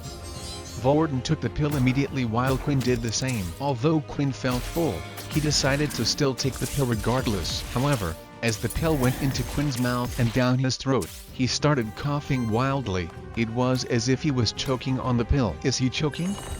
Dell asked. I highly doubt it. The pill is around the same size as a pea, and it dissolves almost immediately. Quinn continued to cough with his hands placed on his knees until he threw up all across the floor. Faye, who was standing by his side, had a worried look on her face. Haley, quick check up on him, there's blood in his vomit. Quinn hadn't eaten anything in the last 2 days. If this was the case with anyone else, then they would be starving with hunger. However, it wasn't the case for Quinn. Before eating the pill, he felt completely full, and he could guess the reason why. Ian's blood. The last thing he had eaten was the blood, and it was all he currently had inside his stomach. For some reason, as soon as he took that pill, it was like his body was rejecting it. Inedible substance consumed. 10 health points. 45 55 health points. Quinn had no trouble consuming foods before. Sure, his taste buds were bland compared to before, but he could always scoff the food down his throat no matter what it was. Haley rushed over to check on Quinn once again and placed him on the floor. She checked everything she could and even started to use her healing ability on his stomach. A soothing feeling came over him as the light emitting from her hands produced a faint glow. A healing ability has been detected. Unable to block ability. +1/+1. 55 55 health points. It was a relief to know that healing ability still worked for Quinn. In the future, it would be handy to have one in his circle if he was ever seriously injured. Thank you. I feel much better, Quinn said. Your hunger grows. Although she was able to heal him back up to full health, the healing ability could do nothing about the food he had just spilt all over the floor. Did you find out what's wrong with the boy? Faye asked. Not yet, Haley replied, but I would need to take him back to the doctor's office when I get back. Just then Leo had returned carrying something over his shoulder. As soon as he entered the room, Quinn was able to tell what it was straight away. The sweet smell was calling to him. Blood bank used 9100 milliliters. You are no longer hungry. After taking some blood from his blood bank, he no longer had the urge to go grab the body of Leo's shoulder. However, the sweet smell did still remain in the room. Are we ready to head off now? Leo said, staring in the direction of Quinn. Is he looking at me? Khepri right. He is blind after all. Now, you too, Faye said, looking at Vordan and Quinn. When we head back, I want a detailed report of what happened. Although we have already heard the other side of the story, we would like to hear yours, so it matches up. Vordan and Quinn looked at each other. You mean you know someone pushed us into the portal? Vordan asked. Yes, the second year who was responsible came forward and admitted it. General Duke is dealing with his punishment as we speak. The two didn't know why, but someone was covering for Peter. Which meant that Vordan and Quinn's suspicions were right. Someone had asked Peter to do this, and it wasn't just anyone.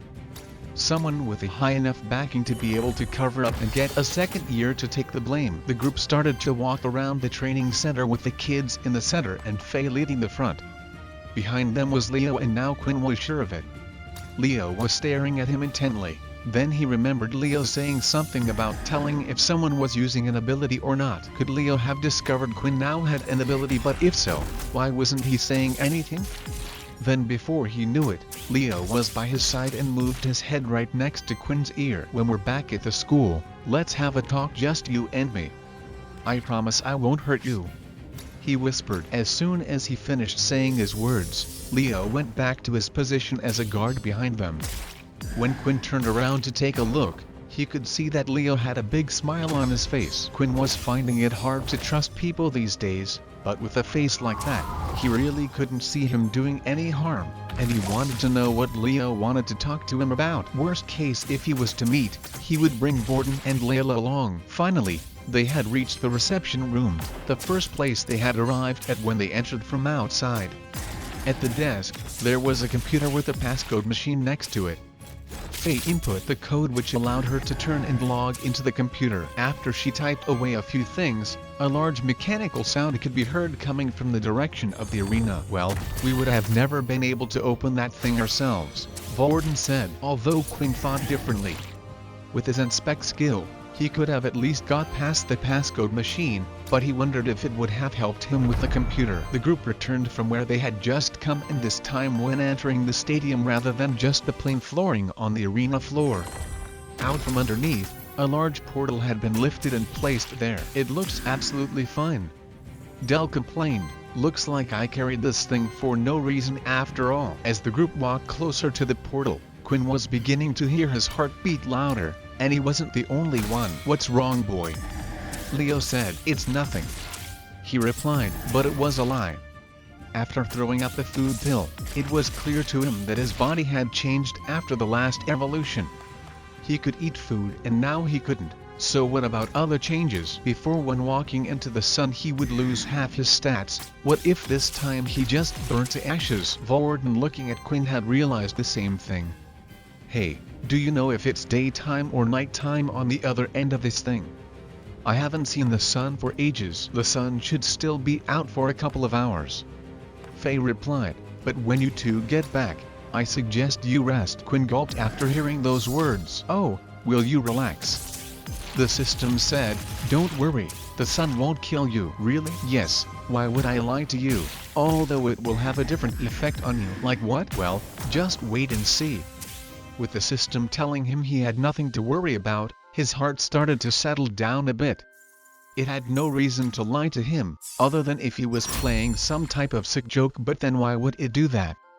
Although knowing the creator's personality through the videos alone, it was something he would totally do. The group stepped into the portal and exited out from the other end. As they opened their eyes, they could see they were in the training hall.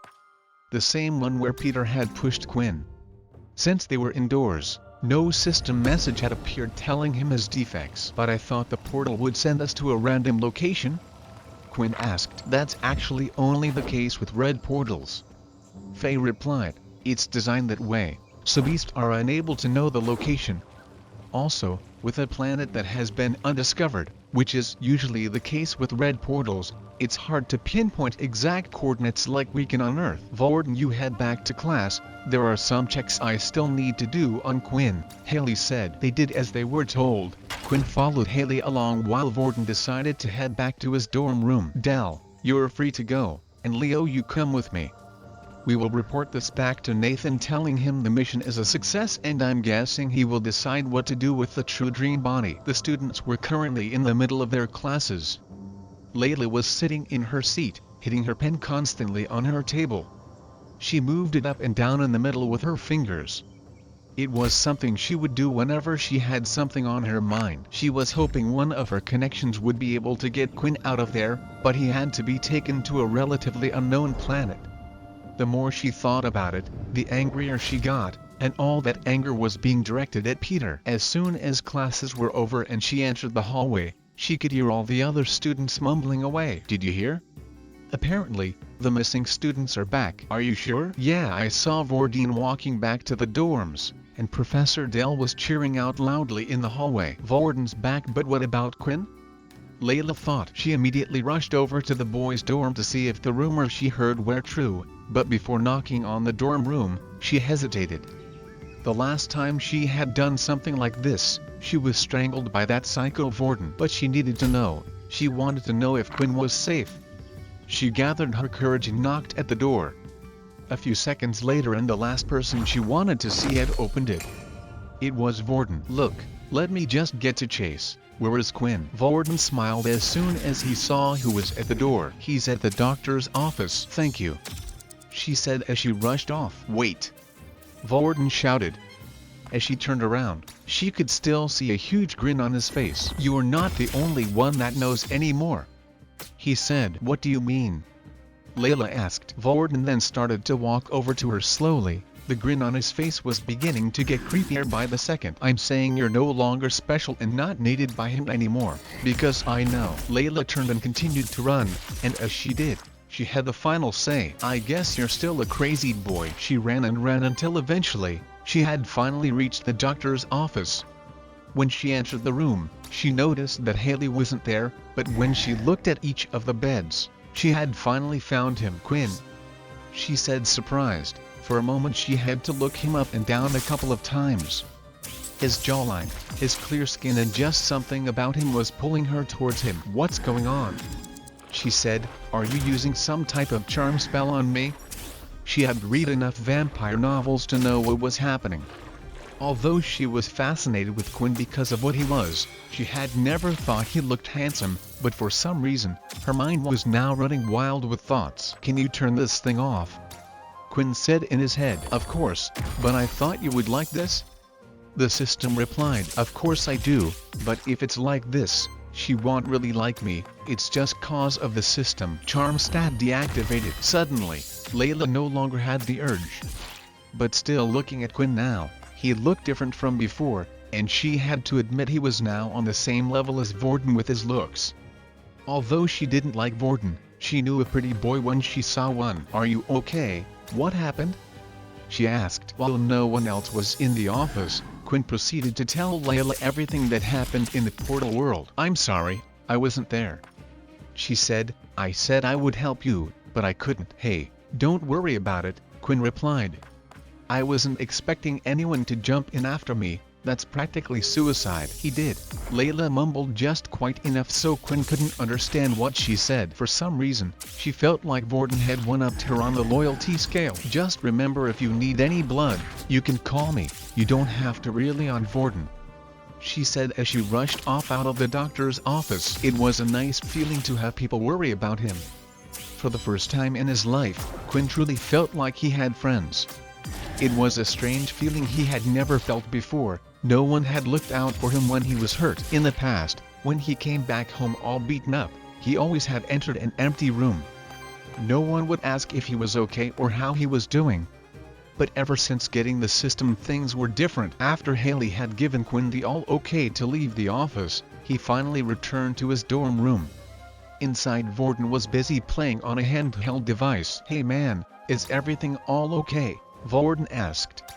They didn't find out you were a he looked around the room before finishing the last words vampire, did they? Yeah, everything was fine. She said she could find nothing wrong with me and my blood levels were normal.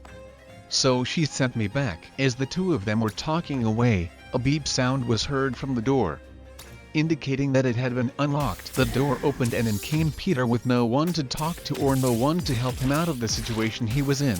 Peter would often go out for walks on his own around the campus. His mind was filled with regret and Layla's words. In a way, he felt like he should have been punished for what he had done, yet Layla had just left him there. He felt even less significant than before. He wasn't even worth being hit. After walking around school a couple of times, he decided to head back to his dorm room as usual. But as he entered, he had nearly experienced the shock of his life. The two people who he had thought had gone missing, possibly dead on another planet, were in the room. Guys, Peter started to say with his eyes watering up. Get out! Vordan shouted as he pointed at the door. What? I said, get out! Vordan shouted again. If you don't get out, Peter, I don't know what I will do to you. But this is my room as well, he cried. I don't care. Ask them to change rooms, but you are not staying here. Peter then looked to Quinn for help, hoping he would say something. But Quinn just turned his head away as his body was shaking. He didn't like what was happening, but it needed to be done. What Peter had done was unforgivable.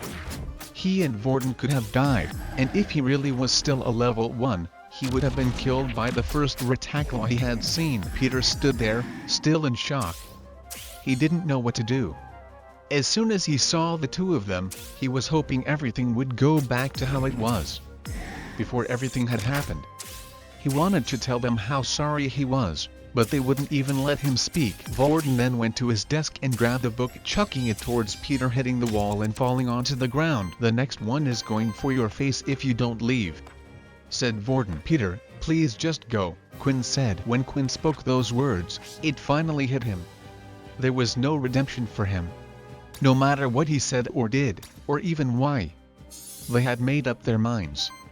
He was no longer their friend. He opened the door and closed it behind him as he left. Looking around, there was nowhere left to go. It was already night time. It was nearly curfew, so he couldn't go outside, and all the other parts of the building would be closed now. With nowhere to go and no one to rely on, he stayed in the dorm room hallway, curled up into a ball on the ground and cried himself to sleep. The next day when the two woke up in their beds, they could hear a commotion going on outside. As they opened the door, they could see a group had gathered just outside their room, and they were all circling around something. What happened to him? Look, the floor's wet underneath. Did he cry himself to sleep outside? I thought I could hear something last night. A boy from the group then knelt down and grabbed Peter by the hair, lifting his head off the ground and waking him up. Hey, so it was you that was waking me up in the middle of the night, the boy said. Before deciding to do anything, the boy looked at Peter's watch and noticed he was a level 1. The boy himself was only a level 2.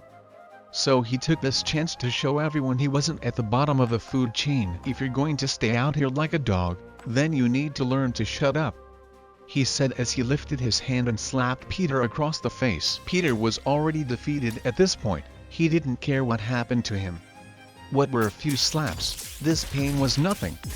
What was the point of fighting back? He would only get hurt more. The only people who had bothered to help him in the past, he had tried to kill them. This is what Peter wanted. He wanted to be punished for his actions. As the boy lifted his hand to slap Peter again, he felt something grab his wrist.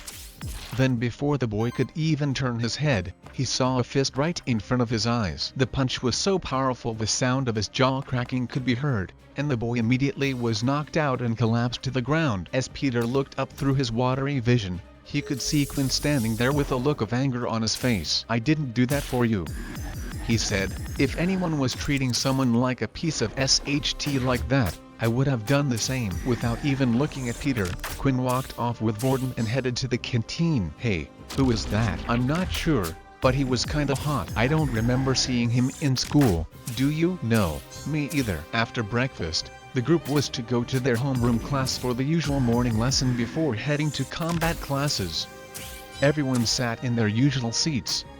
which meant that Gordon and Quinn were sat next to each other with Peter on the side. They really did come back. I heard they got pushed into a portal by some second year. It's amazing they managed to survive. All of the students were talking about the two who had gone missing for a few days.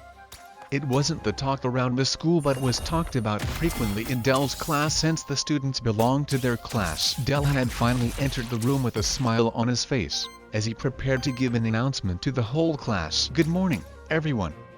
Now that everything is back to normal again, I am proud to announce that your first portal outing date has been confirmed and will now be moved to next week. So please prepare yourselves as best you can. Oh, and remember to practice with your teammates. The same teams that were registered before will be used for this outing. This meant that Peter would be on the same team as the others. Outside somewhere in the world, there was a city named Dreamland. The place was condensed, packed with buildings and skyscrapers everywhere, and there didn't seem to be a place of open land that could be seen.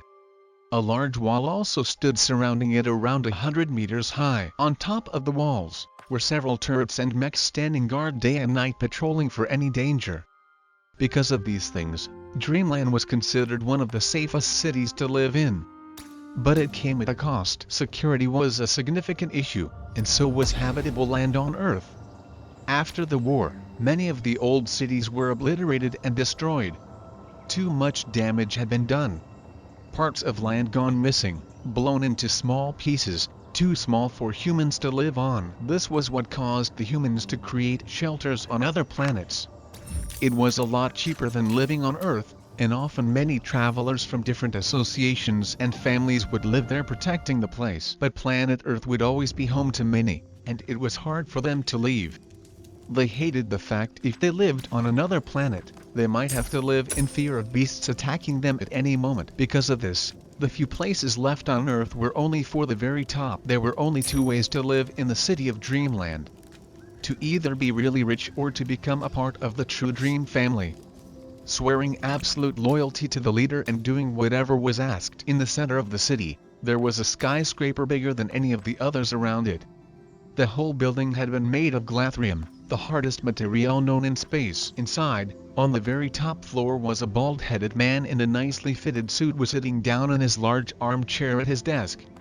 His name was Jack True Dream, the leader of one of the big four families. Just then, a female wearing business attire had entered the room. Sir, there has been a report that one of our family members have died. What rank was the traveler?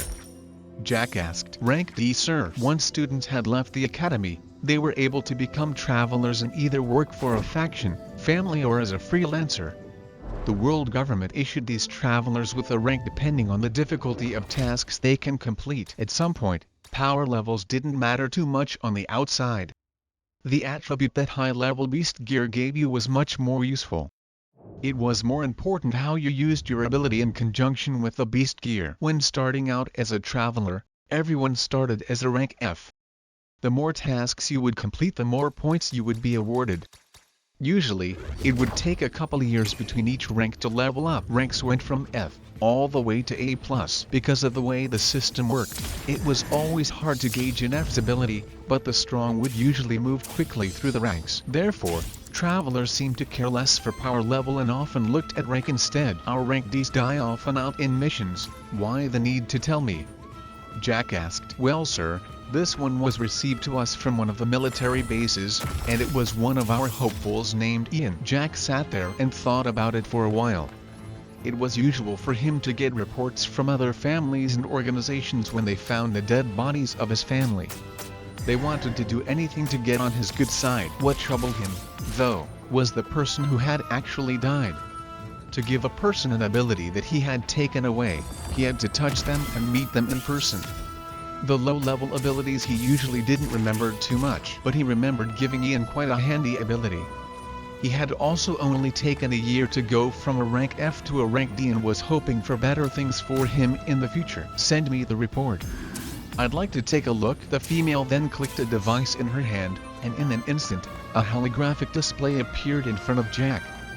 He used his hands to navigate through the pages and quickly read through the information. There were also some pictures attached of Ian's body. Well, what a bad way to die, Jack said as he looked at the picture of the body cut in half. But then he spotted something that interested him and started to zoom in, right on Ian's neck. Alexa, bring me up the report of 2 years ago on Danny Fletchman. Report has been found. His computer system said as it brought up another file. He looked through them once again and noticed that another family member had the same mark on his neck. Usually, Jack wouldn't remember details like this, but Danny Fletchman was a level 8 user and was a B-rank traveler, one of the strongest men that the True Dream had in their family. When he had died, it had come to a shock to him, and no one knew who or what had done it. Could these two cases be linked somehow? He thought. Apparently they coincidentally came across Ian when they out looking for 2 students. I don't know much of the details. Do you know what military base they are from? The worker then placed her hand on her glasses, and images could be seen in the reflection. Words and articles started scrolling past her eyes. Military base 2, sir. Perhaps it's time I pay a visit to them. It has been a while, and I could find out more information. In the meantime, find out what you can about Ian's last mission. Jack then stood up from his chair and closed his eyes. Inside of him, he could see around 10 little flames swirling around his stomach, each of them looking slightly different from the others. It looks like I'm running low on abilities again. I guess it will also be a good chance to stock up.